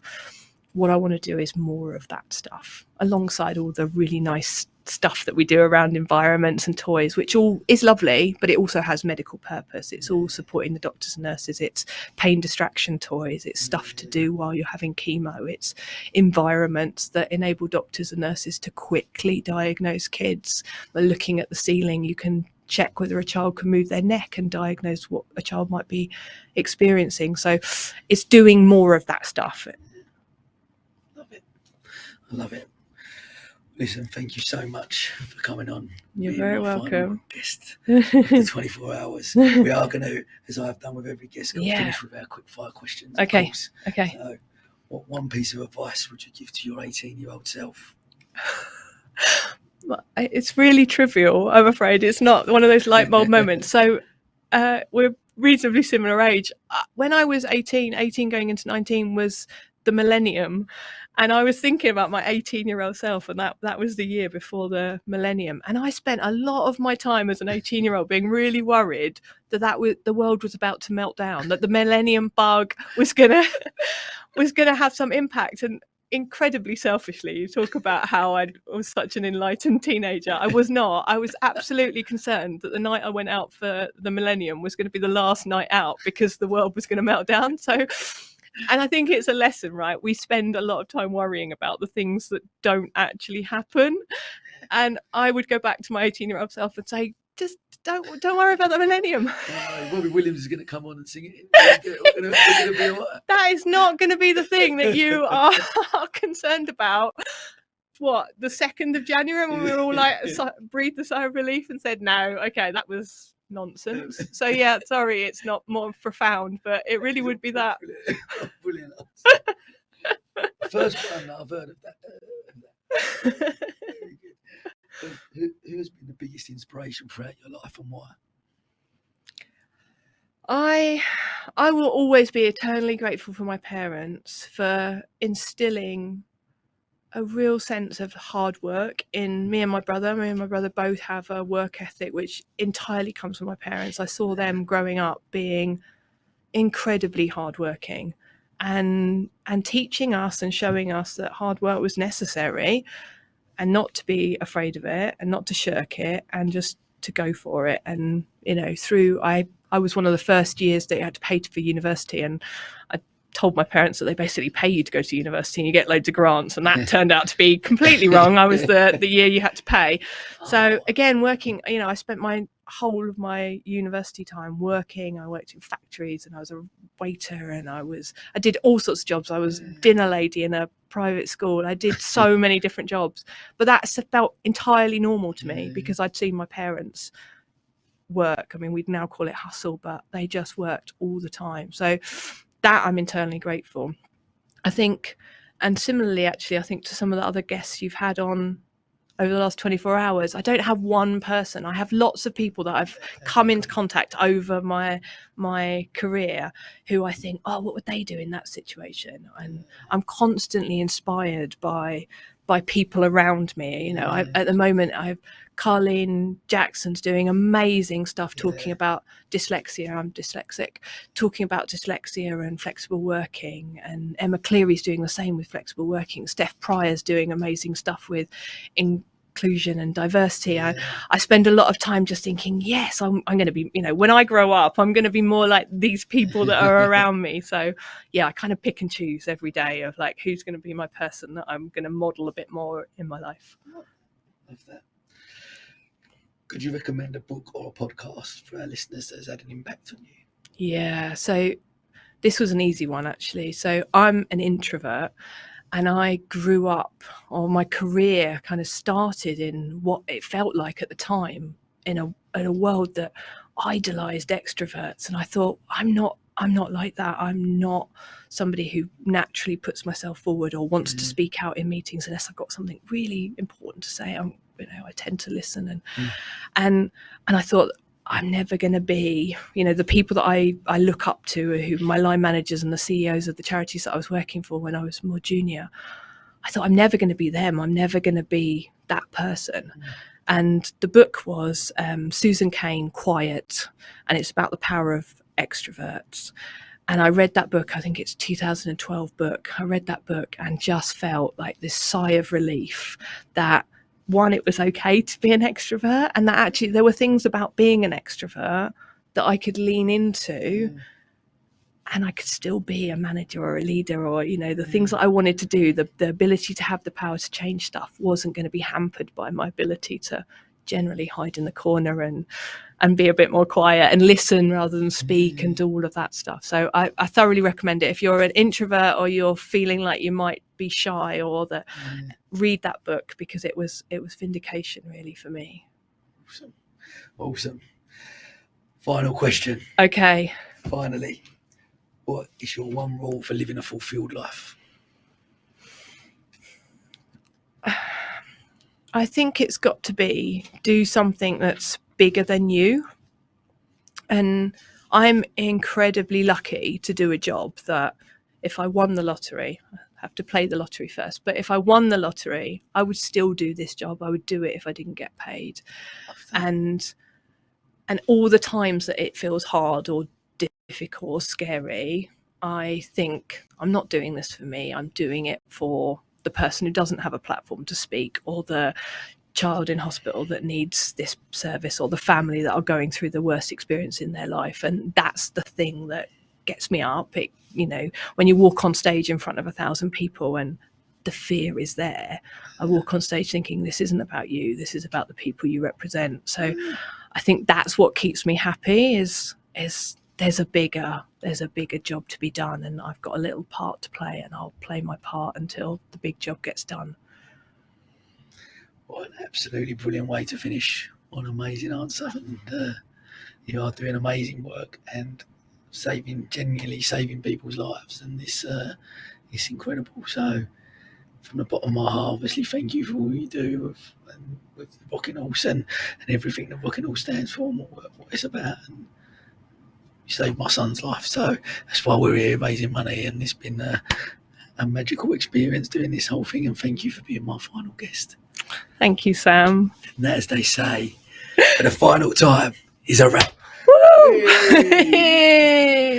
You made it.